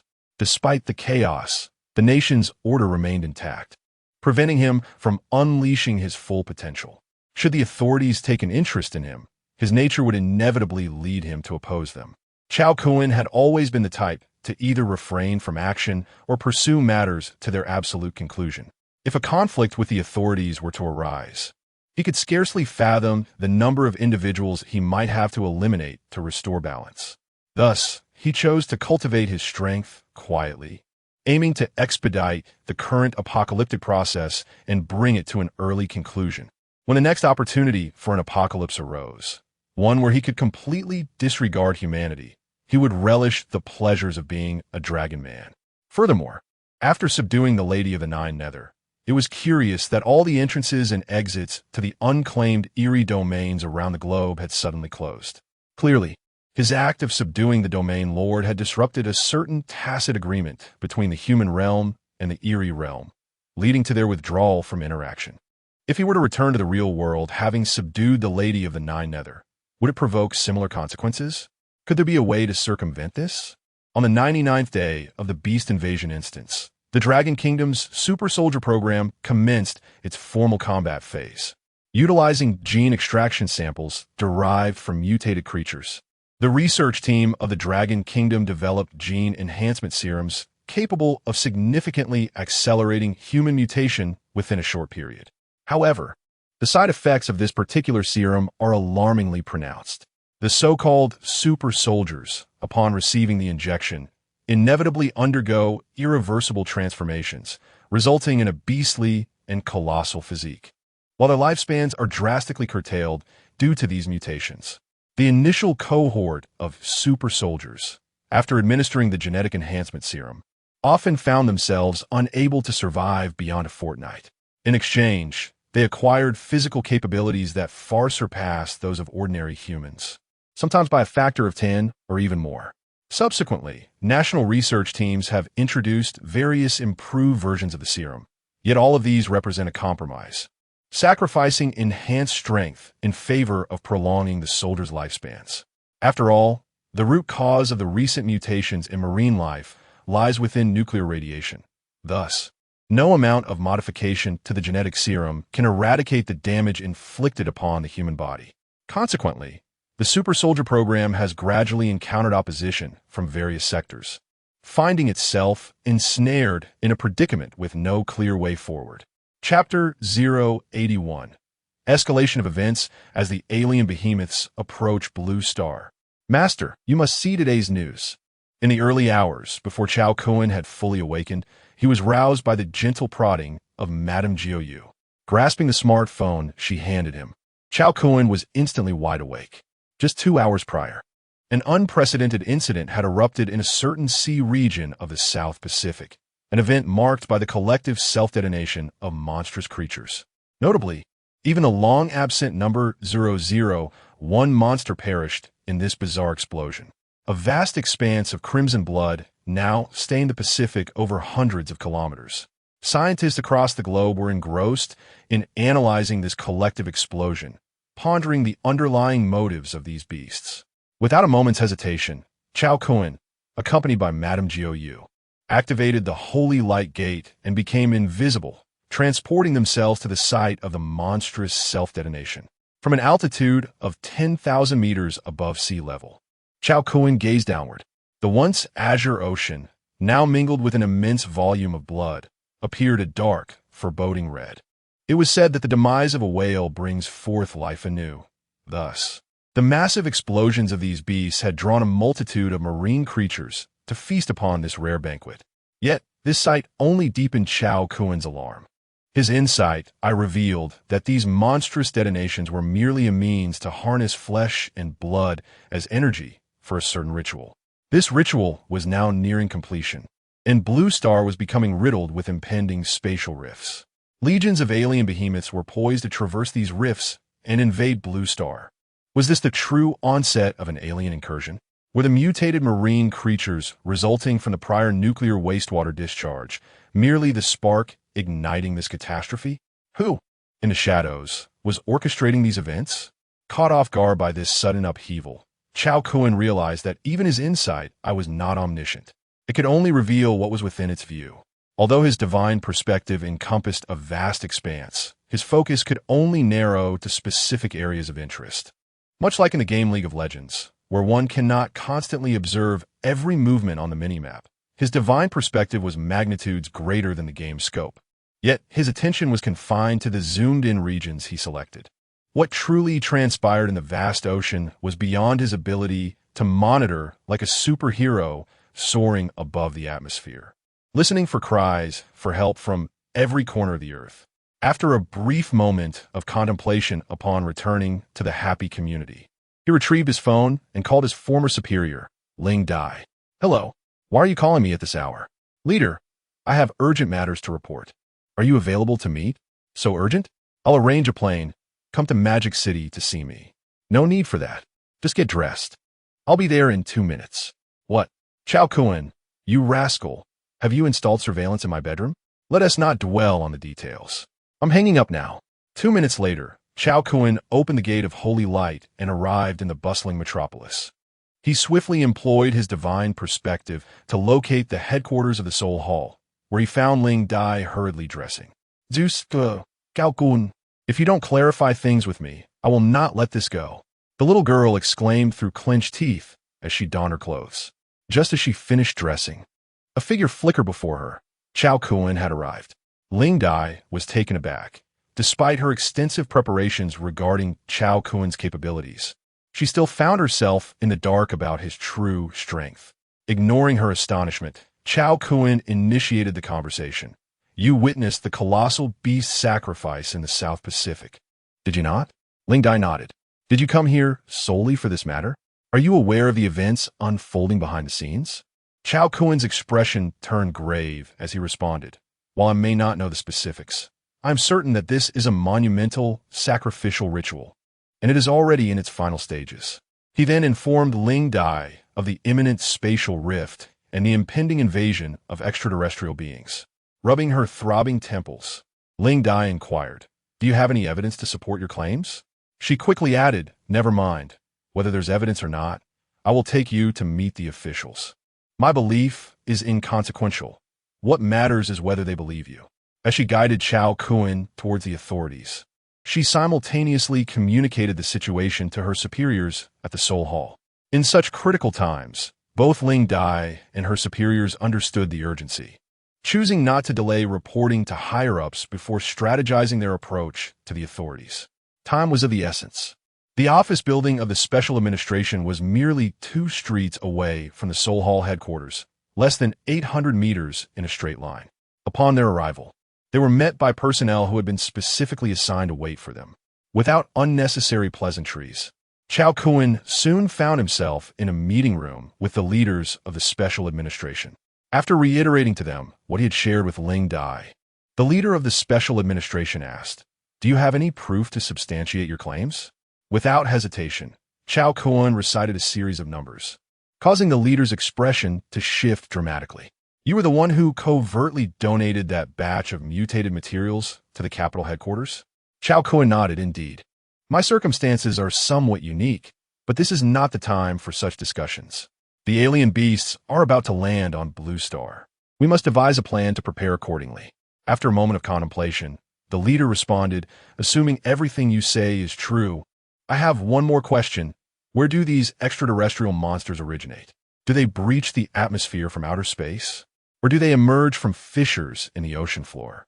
Or perhaps they utilize some incomprehensible means of teleportation to directly descend upon our cities?" Cao Kun shook his head with a wry smile. "I cannot say for certain. However, those present are experts in the realm of spiritual energy. Allow me to outline what I can contribute to mitigate the impending disaster."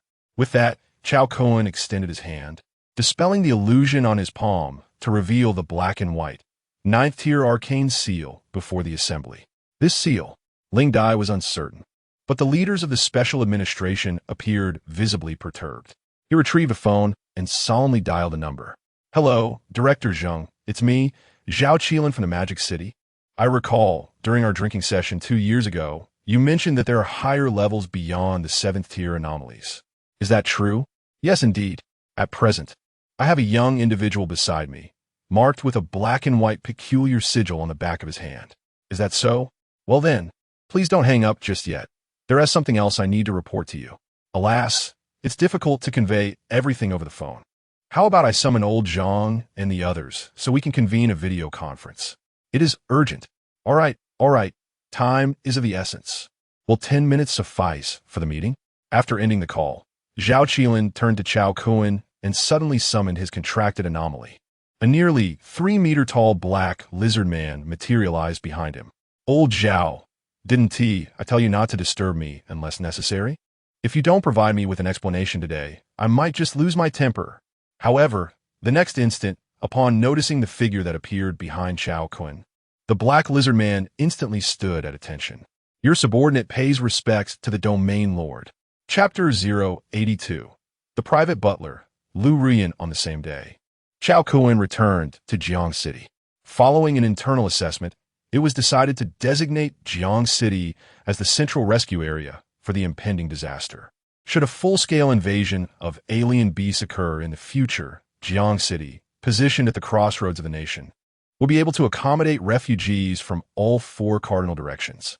Upon his return, Cao Kun immediately collaborated with urban planners to strategize the deployment of defensive illusory formations.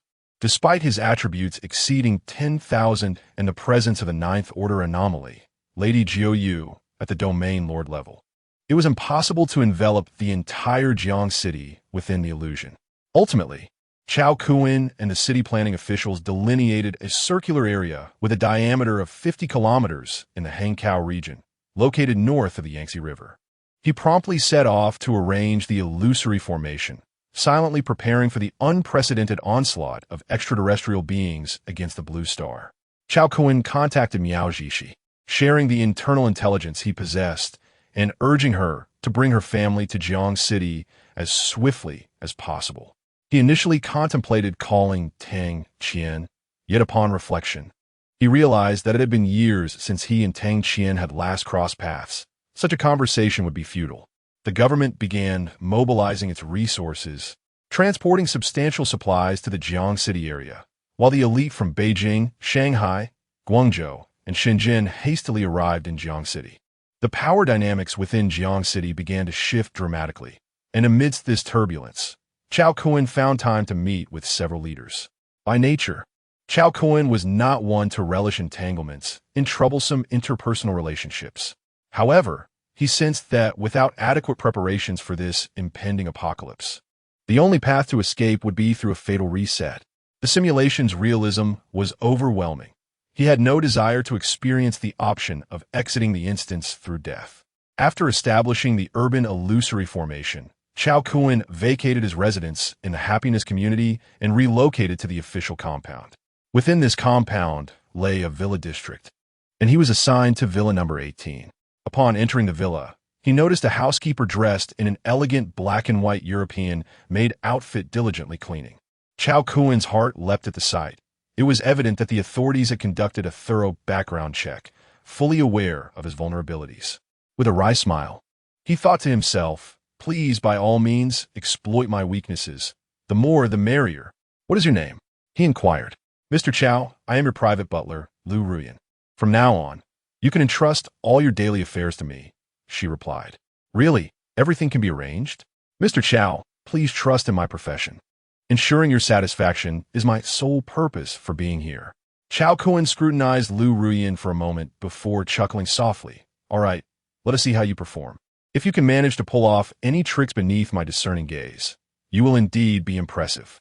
That very night, as Cao Kun settled into the official compound, numerous incidents of animal mutations erupted across major cities within Long Country.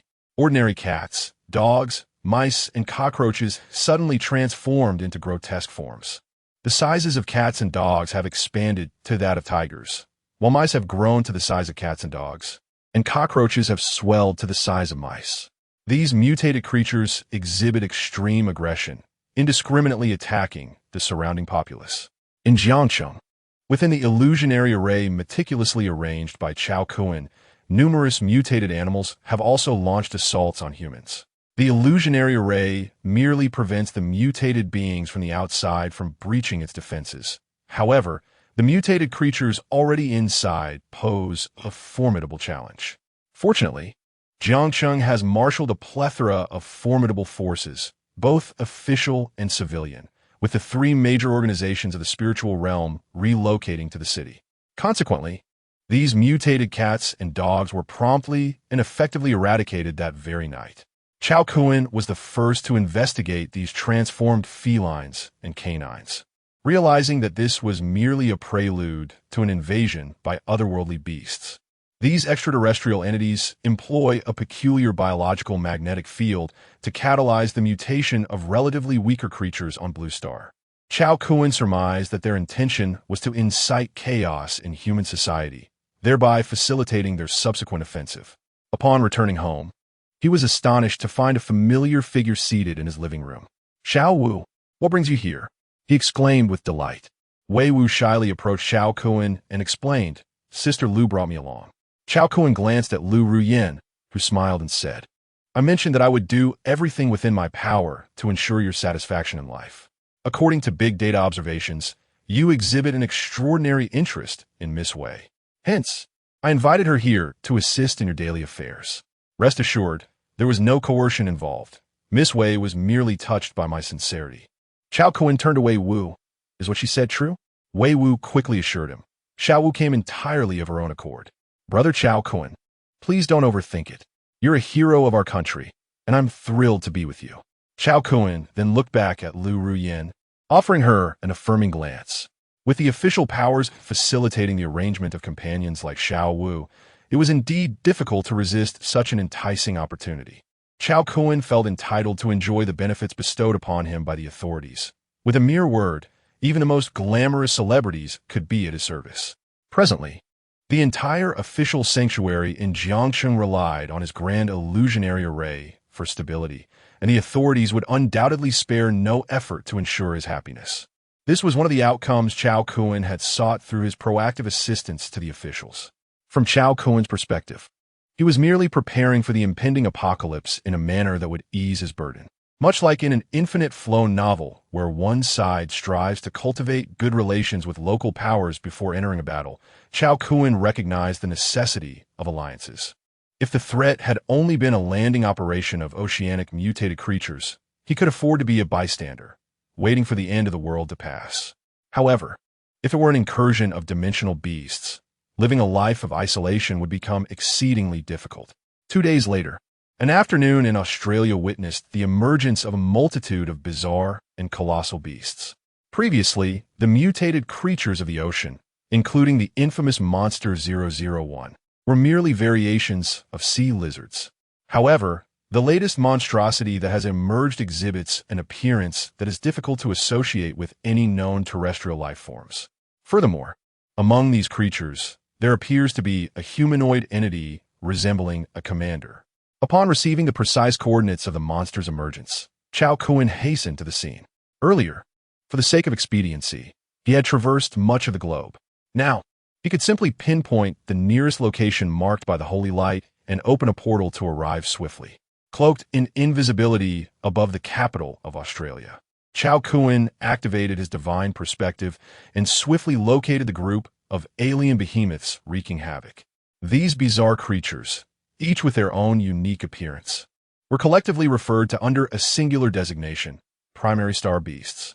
Chapter 083, Fierce Battle with the Star Beast Commander. Cao Kun gazed down at the surging tide of star beasts, his insight, continuously assimilating information about them. It soon revealed their origins. The primary star beasts served as bioengineered weapons specifically designed for the cosmic civilization level assessment, utilized to facilitate primitive civilizations in breaking through to a primary cosmic civilization.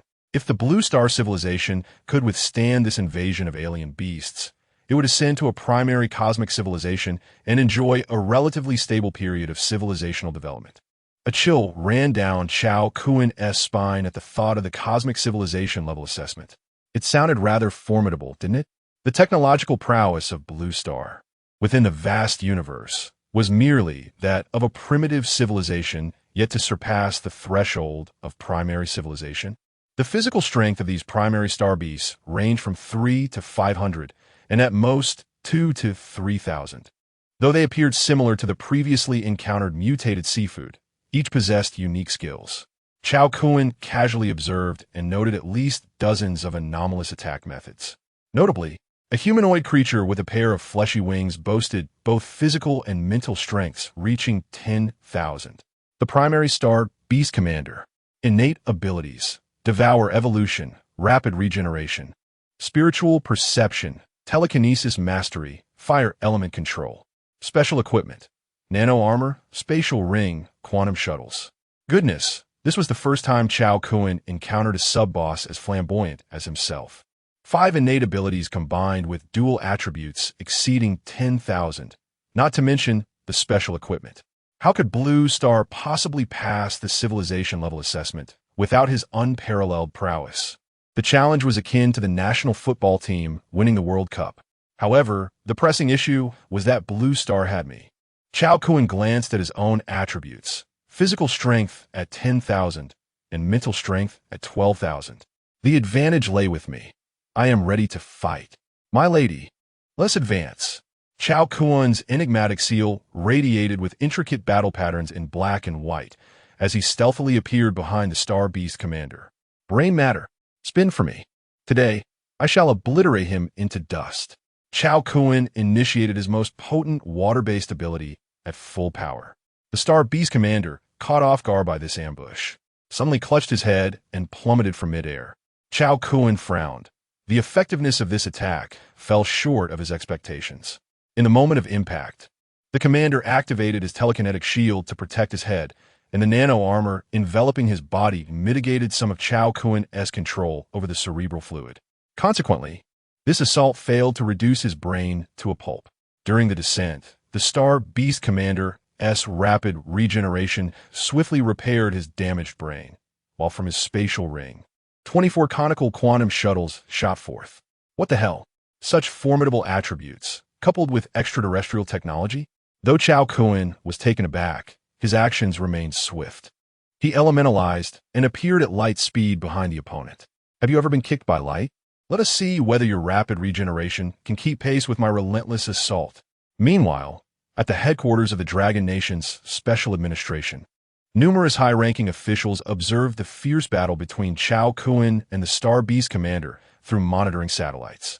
Gu Tingxian trailed behind Ling Dai, standing like a minion, his mouth moving incessantly, yet unable to utter a word. Do not mention Gu Tingxian. Even Ling Dai herself resembles a little girl who has been utterly toyed with, her eyes wide and mouth agape, as if her throat were obstructed. Could this lad possibly be an extraterrestrial? The black and white battle markings.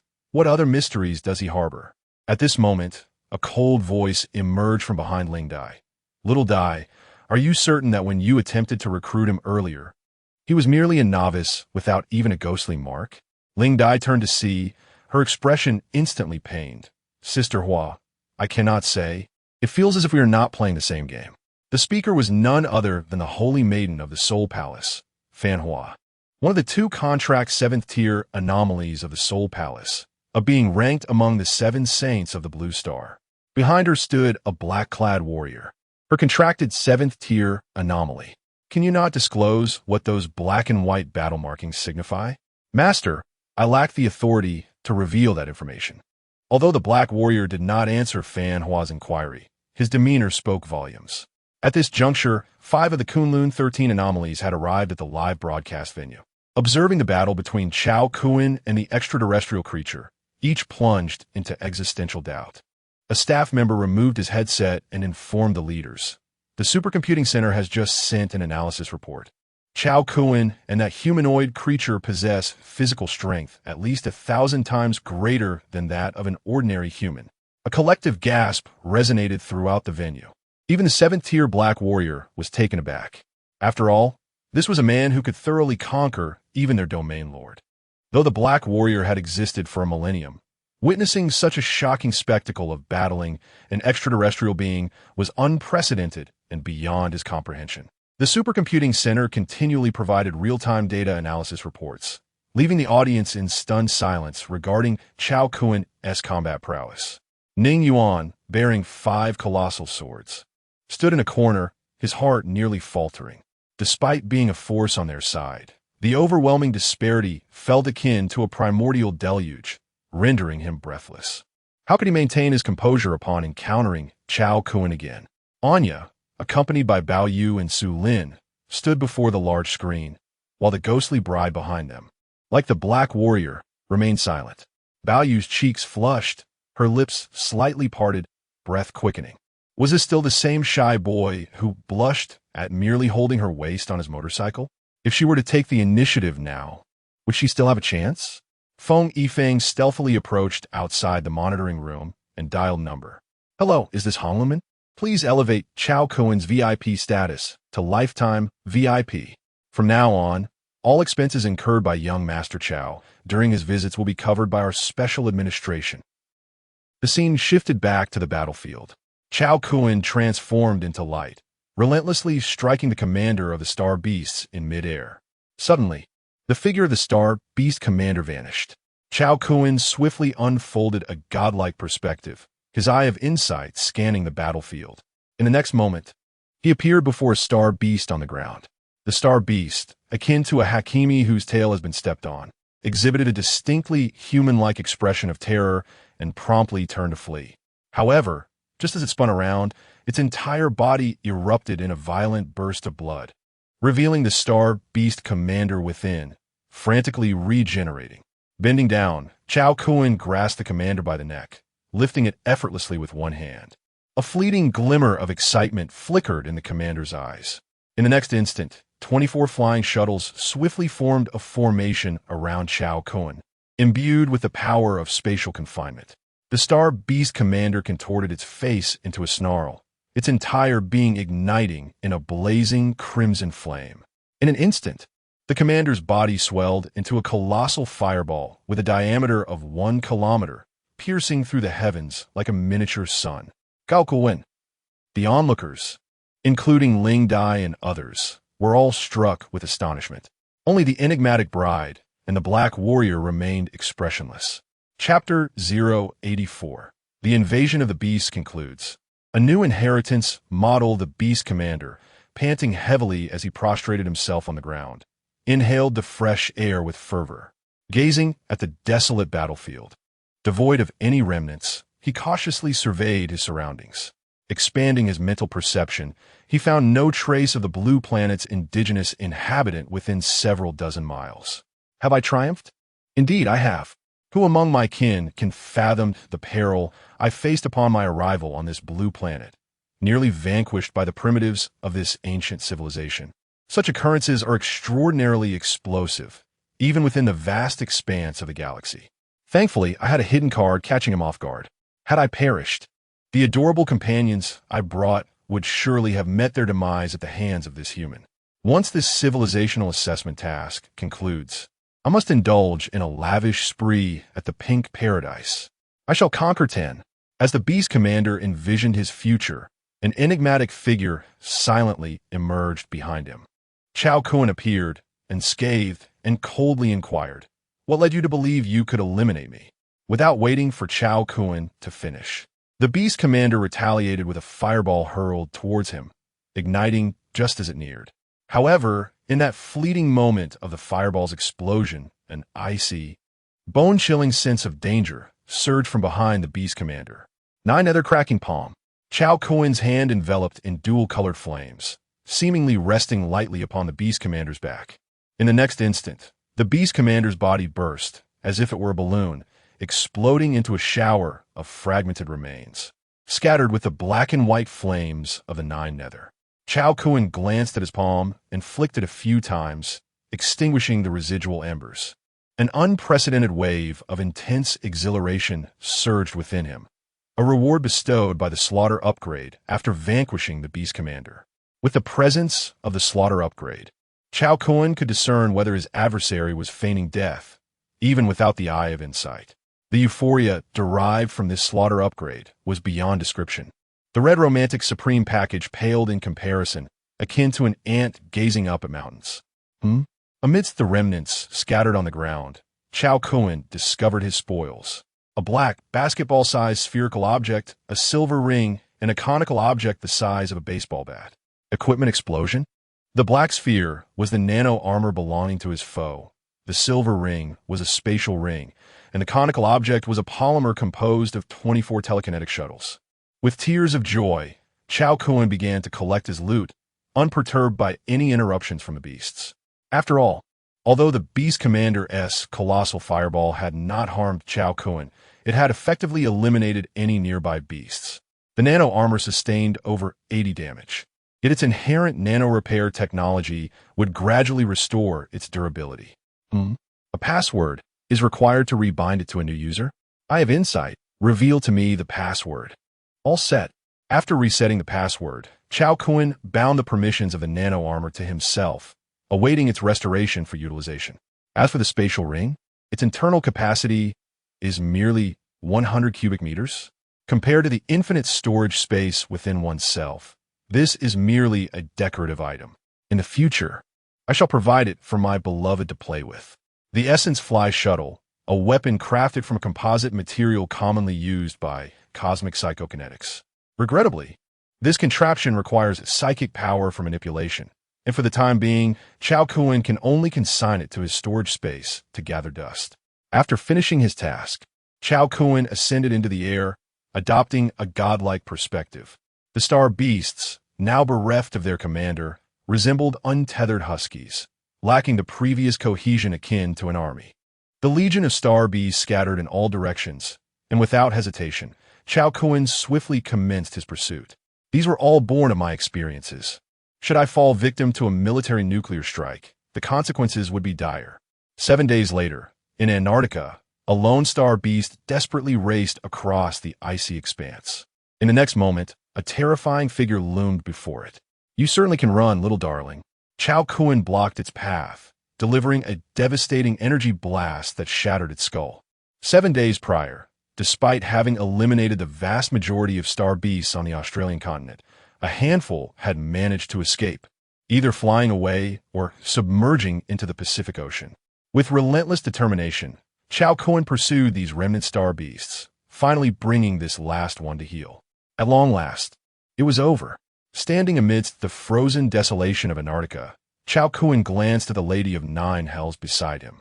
Unfortunately, the peculiarities from the instance cannot be taken outside, though they can transform into a 9th-tier anomaly core.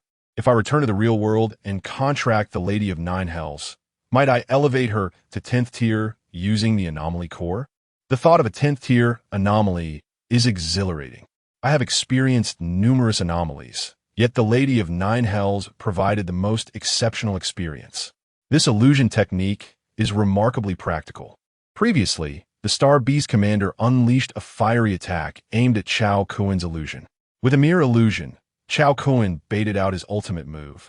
Reminiscent of a cadre of Soul Reapers frantically slashing at a mirage, or Captain Yamamoto's Bankai, cleaving through a mere decoy of Yawatch.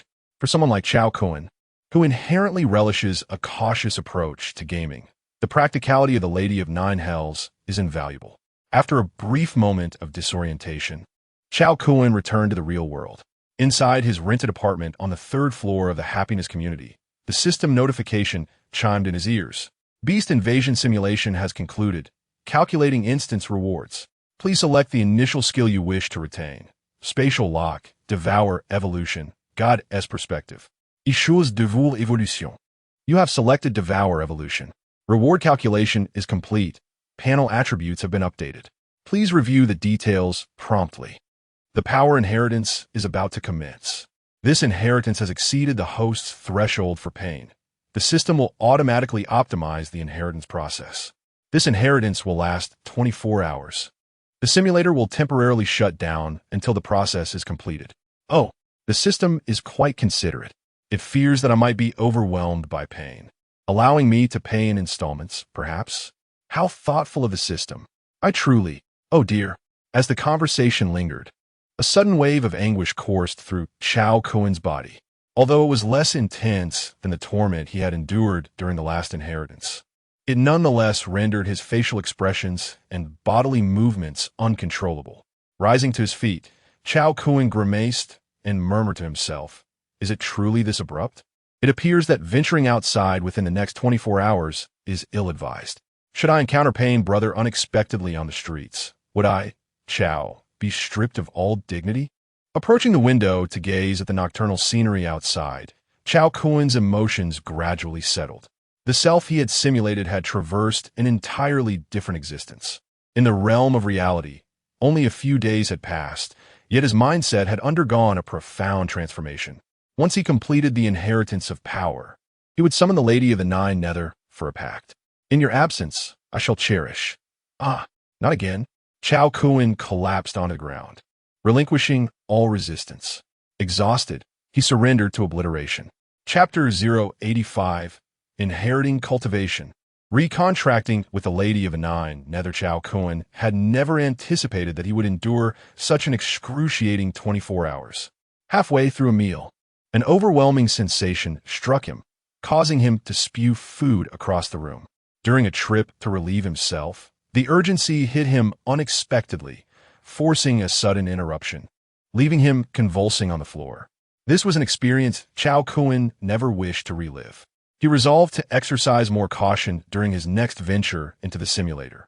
Otherwise, the consequences upon his return could be dire. Yet, deep down, he understood that once he entered the simulator, restraint would elude him. All he could do was vent his frustrations afterward, for the exhilaration of slaughter and leveling up was a feeling he had indeed savored. A restless night left him unable to sleep, and upon the break of dawn, he glanced at the clock, realizing that the torment still had a considerable duration ahead. With no other option, he gritted his teeth and persevered. Knock, knock, knock. A series of knocks echoed from outside. Cao Kun feigned composure as he approached the door. It was Miao Zhishi, preparing to head to her kindergarten job, stopping by to bid him farewell. "Brother Cao, you don't look well. Did you not sleep last night?" Mifine, meow meow. "Go on to work. Don't be late." "Oh, but do take care of yourself. Last night, I learned a new massage technique. You should try it when I return. Ah, meow meow, yure sotoutful. Be careful on your way. Suddenly, he was overwhelmed by a painful realization. Miao Zhishi watched in astonishment as the man before her erupted into an energetic display reminiscent of an old-school breakdance, complete with rapping, as if he were clutching a basketball. Her beautiful eyes brimmed with confusion. Were all the trainees from their soul palace this eccentric? With a dramatic flourish, Cao Kun leaped up like a character from a Wang Duiyu skit, planting a kiss on Miao Zhishi's cheek. Be good, meow meow. Go to work now. No need to worry about me. I'm merely practicing. It's quite normal. After exchanging a few affectionate gestures, Miao Zhishi watched as he closed the door, leaving her outside, momentarily perplexed. Ultimately, she decided not to overthink it and placed her trust in Brother Cao. Once Miao Zhishi departed, Cao Kun remained at home, enduring his tribulation. The intervals varied from mere seconds to 3 minutes, with the power inheritance coming in waves, akin to an urgent need to relieve oneself. Each episode left him gritting his teeth, his body aching and overwhelmed. Just as one wave subsided, another would crash upon him, an unending cycle that felt like a lifetime, each moment stretching into eternity. Finally, the clock struck 10:15 in the evening. The power inheritance is complete. We wish you greater strength for your next endeavor. Cao Kun stepped into the bathroom, harnessing his abilities to create a whirlpool effect with the water, treating himself to an explosive shower. Afterward, he reclined on the sofa, perusing his attribute panel. Name, Cao Kun. Age, 26 talents. Infinite consumption, absolute invisibility, eye of insight, shadow escape, storage space, slaughter upgrade, devour, evolution. Physical strength, 17. 250 mental strength, 19. 430 special ability. Light energy explosion, B-class light element ability, capable of growth. Special ability, Sacred Light Wings, Grade B light system ability. Capable of growth, special ability. Holy Radiance, Grade B light system ability, capable of growth, special ability. Liquid Manipulation, Grade A water system ability. Capable of growth, special ability. Holy Light Armor, Grade B light system ability, capable of growth, special ability. Elemental Transformation, Grade B light system ability. Capable of growth, special ability. Gate of Sacred Light, Grade B light system ability, capable of growth, special ability. Sword of Sacred Light, Grade B light system ability. Capable of growth, special technique. 9 Nether Divine Forging Technique, a method of enigmatic cultivation. Special equipment, Prayer Necklace, Phase Ring, 5-stage Origin Enigma, Core X1. 6-stage Origin Enigma, Core X1.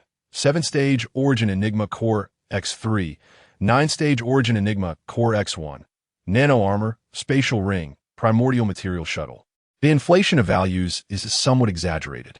It is no wonder the system would cause such turmoil upon emergence. With the addition of 2 light-based abilities, one akin to a weakened version of a portal, and the other designed to combat peculiar entities, this was quite a surprise for Cao Kun. Most astonishing, however, was that the 9 Nether Divine Forging Technique, which he had practiced with Lady 9 Nether in the simulator, was also inherited. For Cao Kun, the 9 Nether Divine Forging Technique represents an exclusive scripture for psychics, encompassing a comprehensive set of cultivation methods and combat techniques. The technique he utilized to obliterate the Star Beast commander, the 9 Nether Rift Palm, was merely one of its techniques, and though he had only grasped it at a rudimentary level, its power was sufficient to shatter the body of the Star Beast commander. This marked Cao Kun's first instance of acquiring a self-taught technique in the simulator.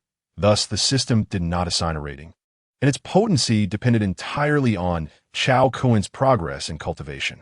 Lastly, his inventory included 4 new items. The 9-stage Enigma Core, transformed by Lady 9 Nether, along with 3 pieces of equipment dropped by the Star Beast commander.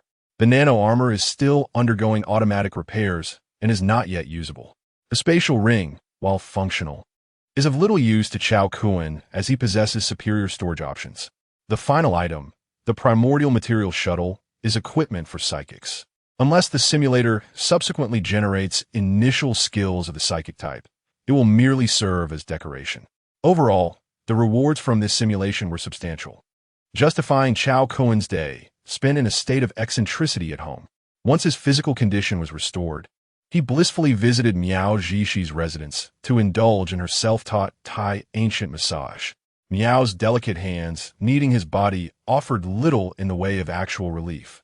Yet he found it immensely pleasurable. He regretted not having spent more time with her in the simulator and found himself yearning for her company afterward.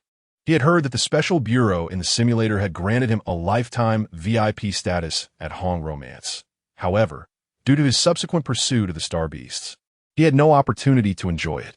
Rumor had it that the advanced VIPs at Hong Romance could unlock many intriguing activities, and he resolved to strive harder to attain a VIP status as soon as possible.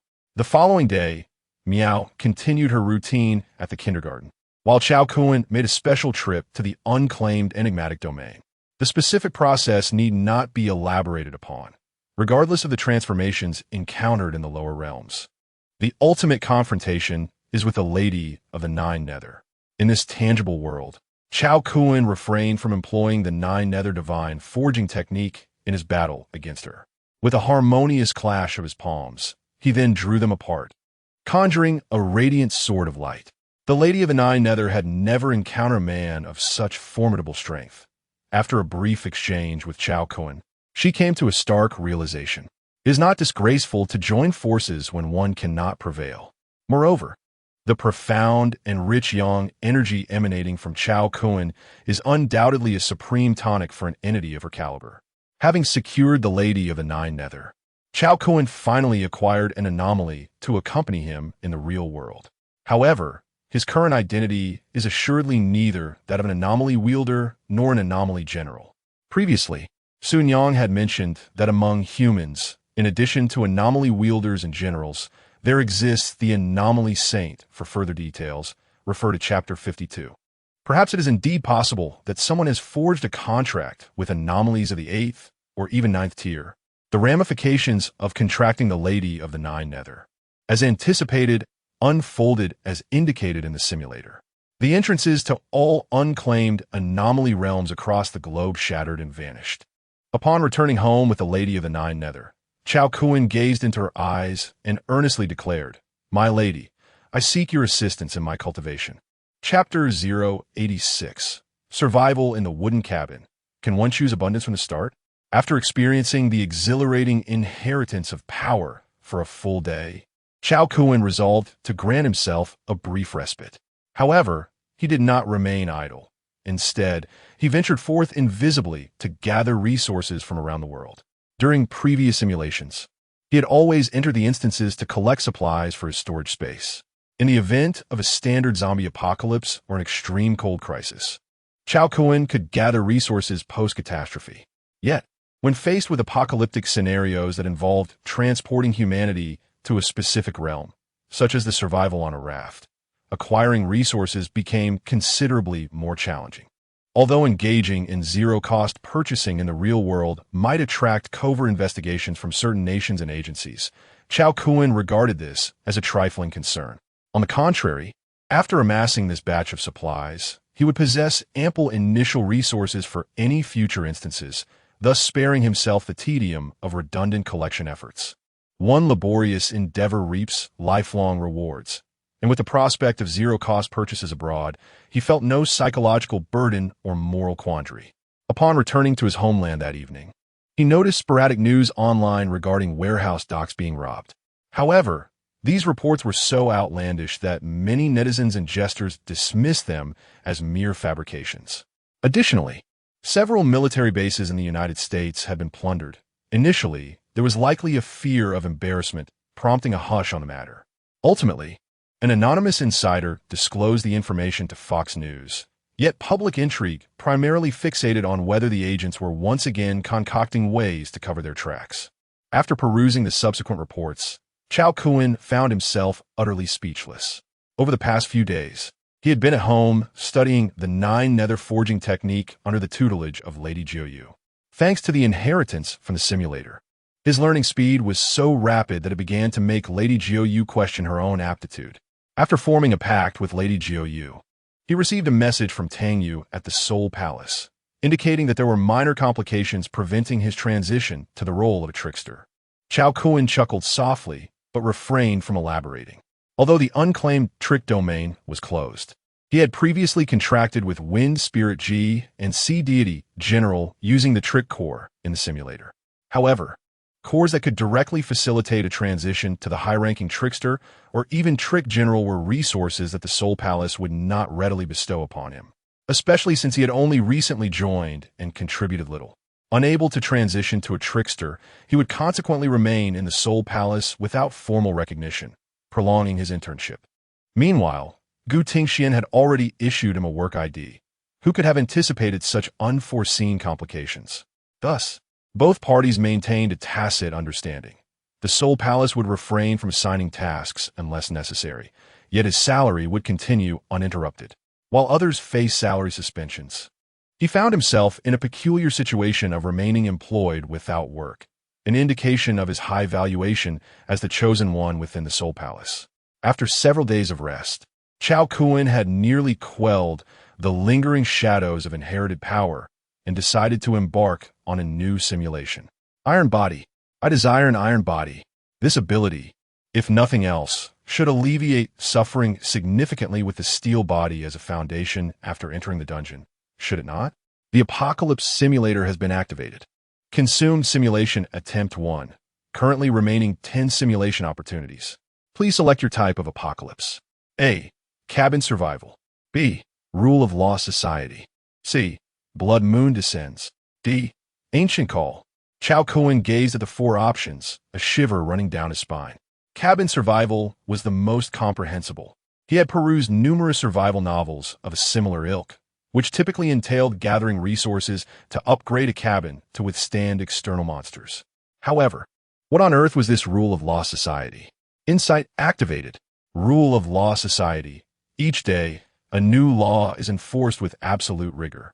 Transgressors are annihilated by celestial forces, with no distinction between minor and major offenses. Upon reading this, Cao Kun promptly dismissed the option. He could forego beef, but to abide by the law or face obliteration by divine decree. Was this not a self-imposed torment? Nevertheless, the thought of this dungeon was intriguing. If on the very first day a law was enacted forbidding corruption and the abuse of power, the imagery would be simply, as he continued to peruse. The Blood Moon Descends option revealed itself, where the moon turns crimson and all beings and flora illuminated by its light undergo mutation. A rather ordinary apocalyptic world, merely substituting mutated zombies with mutated flora and fauna, complemented by a hint of supernatural awakening. If he were to choose this, Cao Kun felt utterly at a loss for how to conclude the apocalypse. Being trapped within for decades, or even centuries, would be catastrophic. This first-person simulation felt excessively vivid, easily affecting one's mental state. Cao Kun speculated that enduring a year or so was manageable, but if he were to remain for a decade or more, his psyche would likely be compromised upon emergence. The final option, Ancient Call, presented a classic Kafkaesque apocalyptic realm, and merely gazing upon it caused his eyelids to twitch involuntarily. Instinctively, he recoiled from such a mentally corrosive world. After careful consideration, Cao Kun resolved to select a somewhat less arduous option. You have chosen option A, Cabin Survival, establishing the apocalypse model. If the end of the world befalls you, which 3 skills would you select to aid you in overcoming adversity? Telekinesis, Void Tracking, Progeny Blessing, Steel Body, Ascend and Evade, Resurrection. Cao Kun's eyes immediately fell upon the steel body hidden within the skill pool, and he decisively locked it in. This choice pertained directly to whether he might endure less suffering upon the conclusion of his simulation. Next, he scrutinized the other 5 skills. Telekinesis. As long as you can see or sense the object, you can silently retrieve it. This seemed somewhat redundant with his storage space ability, so he set it aside. Void Tracking. You can pinpoint the location of individuals with whom you have communicated and teleport to their side. Cao Kun's eyes sparkled with intrigue. This skill was fascinating. Could he pursue someone through the web? Further down the list, he was taken aback. Progeny Blessing? Was this not akin to awakening an additional system?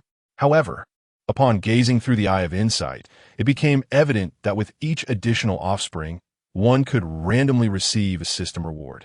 What precisely this system reward entailed remained elusive to the eye of insight, leaving one to ponder whether it was worth selecting. The ability to soar through the skies posed no challenge, yet burrowing into the earth presented a more formidable obstacle. Given its lower priority, this option could be set aside for the time being. The final option, the resurrection of the deceased, promised to revive a body as long as its integrity exceeded 50%, purging all negative buffs, but could only be applied to others and not oneself. Strangely, a voice echoed within Cao Kun's mind, urging revive my. After much contemplation, he resolved to select the option of increasing progeny, as it was tantamount to acquiring an additional system reward, with the risk of incurring divine wrath if left unchosen. Ultimately, after much deliberation between the skills of resurrection and void targeting, Cao Kun opted for the latter. Chapter 087. Is there danger at night? I am the greatest danger at night. You have chosen the steel body, blessing of many children, and void enemy detection. Time has paused in the original world, and the countdown for mental connection has begun. 5, 4, 3, 2, 1. Cao Kun felt that his unconsciousness had not lasted long. The scenery before him blurred momentarily before he found himself within the simulator. He was in a small wooden cabin, measuring roughly 3 meters in all dimensions. The room contained but a single wooden chest, devoid of any other furniture. Cao Kun glanced at the chest, a novice treasure chest, capable of yielding various survival supplies. As he employed his insightful eye to examine the surroundings, failing to detect any hidden opportunities, he casually opened the chest. Congratulations! You have received 1 bottle of mineral water and 1 loaf of bread. A rather mundane reward, yet Cao Kun did not disdain it, promptly storing the items in his personal inventory. At that moment, he realized that in addition to the simulator interface, he now possessed a system panel for the survival world within the wooden cabin. The panel featured regional chat and trading functionalities, and a multitude of individuals had already begun conversing in the regional chat room. Whoa, where have you all come from? Still in the homeland? I'm outside in a frigid wasteland. Is it the same for you? I'm all right. It's a vast grassland here. Then you too are in trouble. Did you see the upgrade requirements for the cabin? There are no trees around, so where will you find wood to upgrade? Is there a kind-hearted big brother who could spare me some wood? Are there still freeloaders here? Do you think this is home? Let's tone down the T0 flavor. Help! My cabin is in a desert surrounded by yellow sand, and the novice chest yielded 2 packets of instant noodles. Instant noodles are great. If all else fails, figure out a way to get some warm water. Don't say anything more upstairs. I loathe my momentary lapse of intelligence. Mom, I want my mom. Cao Kun glanced through the chat channel, the scene chaotic and disordered, with all manner of discussions taking place. First, he utilized his insightful eye to thoroughly inspect the wooden cabin, confirming its complete emptiness before stepping outside. Fortune favored him, as the area beyond the door revealed a seemingly ordinary plain, rather than the extreme environments of snow or desert. God-S perspective unfolds. Wait, I didn't T-select God-S perspective this time. It 1T activate. He activated invisibility and took flight, soaring into the sky to survey the terrain below. The surrounding landscape came into view. Indeed, it was a sprawling plain, interspersed with forests, rivers, and numerous wild animals. The system panel displayed a novice task. Please gather 5 units of wood to upgrade the cabin to level 2 and receive a survival supply package as a reward. This task posed little challenge for Cao Kun, yet for those unfortunate souls born in the snow and desert, it would prove quite daunting. Perhaps each individual's novice task differed. Landing gracefully on the ground, Cao Kun summoned the Sword of Holy Light and commenced a vigorous chopping spree within the forest. No matter how robust a tree may be, before the Sword of Holy Light, it is as fragile as tofu, easily severed with a single stroke. Cao Kun discovered that by felling trees, he could automatically harvest varying quantities of timber. Those diminutive saplings, standing merely 2 or 3 meters tall, yielded only a single unit of wood when cut down. In stark contrast, colossal trees towering dozens of meters could provide 70 to 80, or even over 100 units of lumber. After effortlessly collecting over 2,000 units of wood, Cao Kun returned to his wooden cabin. I shall upgrade my cabin. Consuming 5 units of wood, your cabin is upgrading. The process is expected to take 1 hour. Another hour of waiting? Reluctant to remain idle within the confines of the cabin, Cao Kun retrieved the luxurious RV he had procured at no cost from Eagle Sauce. With an initial interior space of 20 square meters, it expanded to 40 square meters, complete with a bedroom, living room, bathroom, and kitchen. He decided to reside in the RV, leaving the quaint little cabin to undergo its upgrade at its own pace. Oh, he almost forgot about Lady Jiu. Cao Kun activated the enigmatic seal, and Lady Jiu swiftly emerged from it. Master, where are we? The Lady Jiu within the simulator was not the authentic one. After all, apart from Cao Kun, everything else in this simulated realm was a mere illusion. This version of Lady Jiu mirrored the powers of her original form prior to Cao Kun's entry into the simulator, replicated to perfection. However, Cao Kun had long since grown accustomed to this, which allowed him to summon her with such finesse. Leaning back on a massage sofa within the RV, he closed his eyes and said, "We find ourselves in an unknown world. I shall elaborate on the specifics later. For now, please investigate the surrounding environment. Additionally, test whether your illusions retain their efficacy in this realm, and ascertain if your illusionary formations still affect the local fauna." Lady Jiu nestled against Cao Kun, inhaling deeply before contentedly departing to fulfill her master's commands. Cao Kun then produced energy potions and star beast meat to indulge in a hearty meal, advancing his progress in the devouring evolution.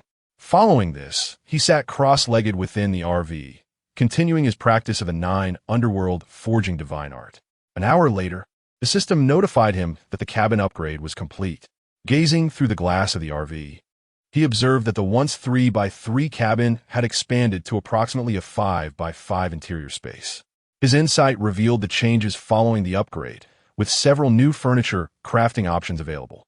Wooden bed requires 5 units of wood and can slowly restore stamina and heal injuries. Wardrobe requires 5 units of wood and extends the storage time of food, preventing spoilage. Stove requires 5 units of stone and can be used to cook food, also serving as a prerequisite for building a heated bed. Wooden stool requires 1 unit of wood, serving no special purpose other than a place to rest when weary. Crafting table requires 10 units of wood and 10 units of stone, enabling the crafting and creation of various small items. Here appeared a new resource requirement: stones. Unlike wood, which could simply be obtained by felling trees. To gather stone materials, one must either locate a quarry or venture into the mountains to excavate the large boulders partially buried in the earth. For Cao Kun, this presented no significant challenge. He had already spotted several quarries during his aerial observations. Swiftly, Cao Kun identified a promising quarry and unleashed an explosive charge. Boom! This was far simpler than the laborious task of chopping wood. I simply detonated the mine. Upon accessing the system panel, he noted that he had acquired over 12,000 units of stone. How delightful! Upon returning to his wooden cottage, Cao Kun promptly began upgrading it further. To upgrade the wooden cottage to LV3, a consumption of 10 units of wood and 10 units of stone is required. Would you like to proceed with the upgrade? Yes, upgrade it. Upgrading the wooden cottage from LV2 to LV3 will take 5 hours. Please be mindful of the time, as wild animals may roam nearby at night. Exercise caution. Cao Kun glanced towards the nearby forest, where several wild wolves were lurking. Danger? Is that all? He retrieved the single-man rocket launcher he had acquired from the mole base and aimed it at the thicket concealing the wolves, firing a powerful anti-tank rocket. What a fine piece of equipment. Chapter 088. Even fairies have their needs before darkness descended. Cao Kun's wooden cabin had already ascended to level 3.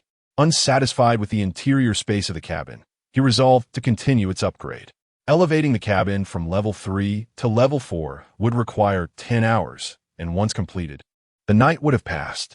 During the upgrade, Cao Kun awaited potential dangers in his RV with eager anticipation. However, perhaps due to the formidable power of the rocket launchers used during the day, no wild beasts approached throughout the night.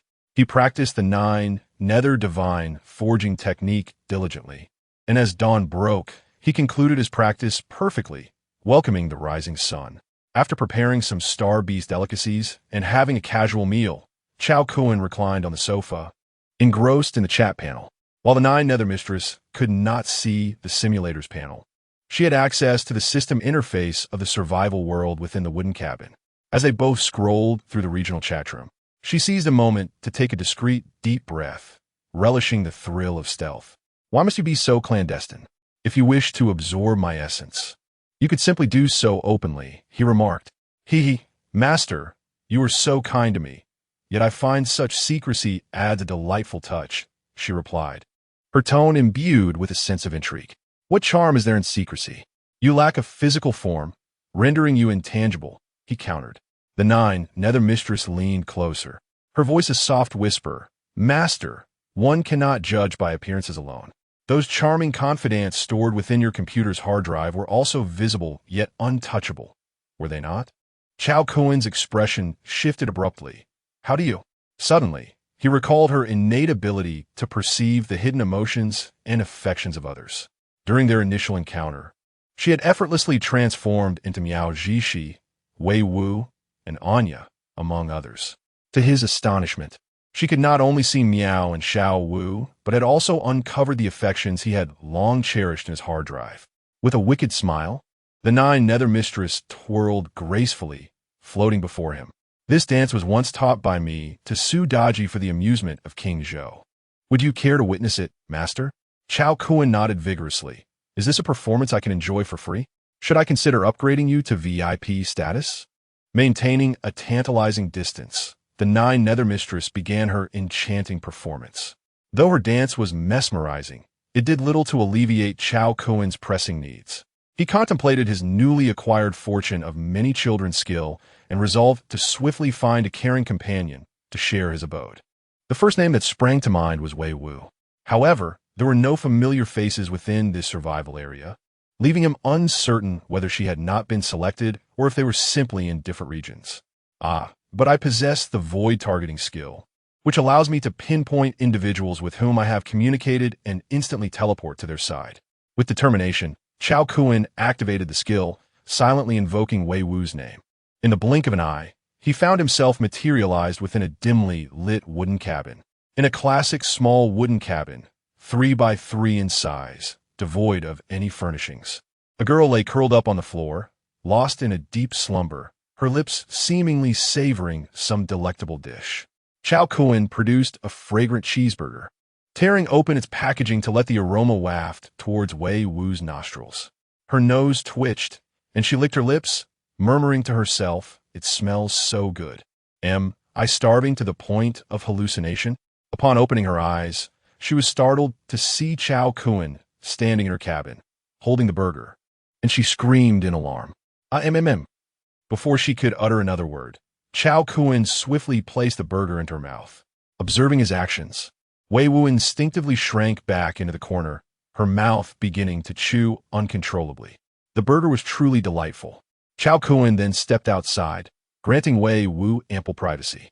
A few minutes later, having consumed half the burger, she emerged from the cabin. She had a vague impression of Cao Kun, primarily due to his enhanced physique, which had developed into a more perfect form. Although he appeared to lack wealth, in Wei Wu's eyes, his physique and skin were unforgettable. Yesterday, she had inexplicably found herself thrust into this survival world, and upon opening a novice treasure chest, she was dismayed to find a box of ultra-thin condoms. Nevertheless, embracing a spirit of resourcefulness, she had located a freshwater river nearby, cleaned her small umbrella thoroughly, and filled several bags with water to bring back to the cabin. However, the river water was evidently unclean, causing her to suffer from several bouts of diarrhea. With wild wolves howling outside, she dared not venture out, resorting instead to digging a pit inside the cabin to bury her waste. She then huddled inside, despairingly awaiting her demise. When Cao Kun appeared, she was indeed startled. But Wei Wu possessed remarkable composure, quickly tidying herself up and arranging her hair. Cao Kun said little. After all, it was quite normal for a young lady to attend to her personal needs. Though she looked somewhat disheveled, he had always regarded her with a unique tolerance. "The gate of holy light, activate," Cao Kun declared, stepping forward. On the opposite side of the gate stood his luxurious RV parked just outside the cabin. Without hesitation, Wei Wu followed him through the gate. Pleased with her response, Cao Kun led her into the RV, conjuring several pieces of women's loungewear to hand to her.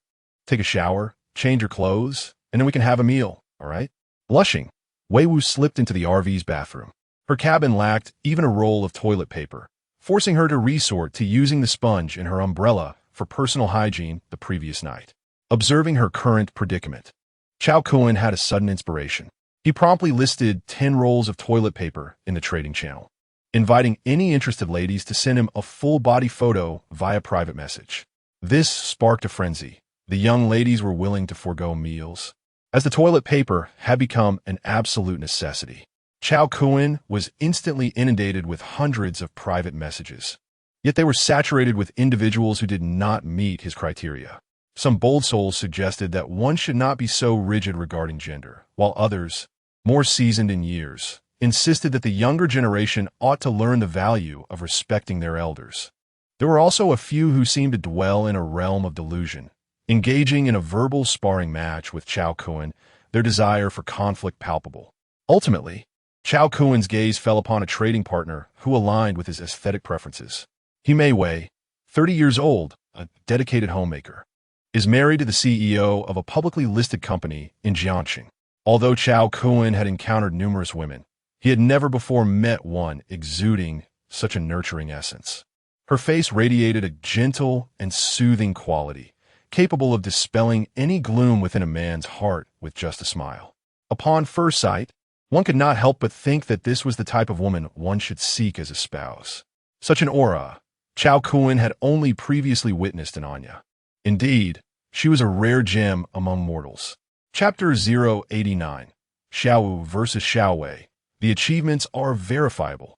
Mei Wei was not a girl prone to laughter, yet her fortune was evidently far superior to that of Xiao. From a novice treasure chest, she unearthed a bounty of 16 bottles of 600 milliliters mineral water, prompting even Cao Kun to exclaim about the splendid start. In the trading zone, she exchanged for food and wood, allowing her quaint cabin to ascend to level 2 and granting her the survival gift pack for the novice quest. However, that was the extent of her fortune. Food and water dwindled alarmingly, and upon venturing outside in search of supplies, she was met with the sight of a 5-meter-long python coiling menacingly in the grass.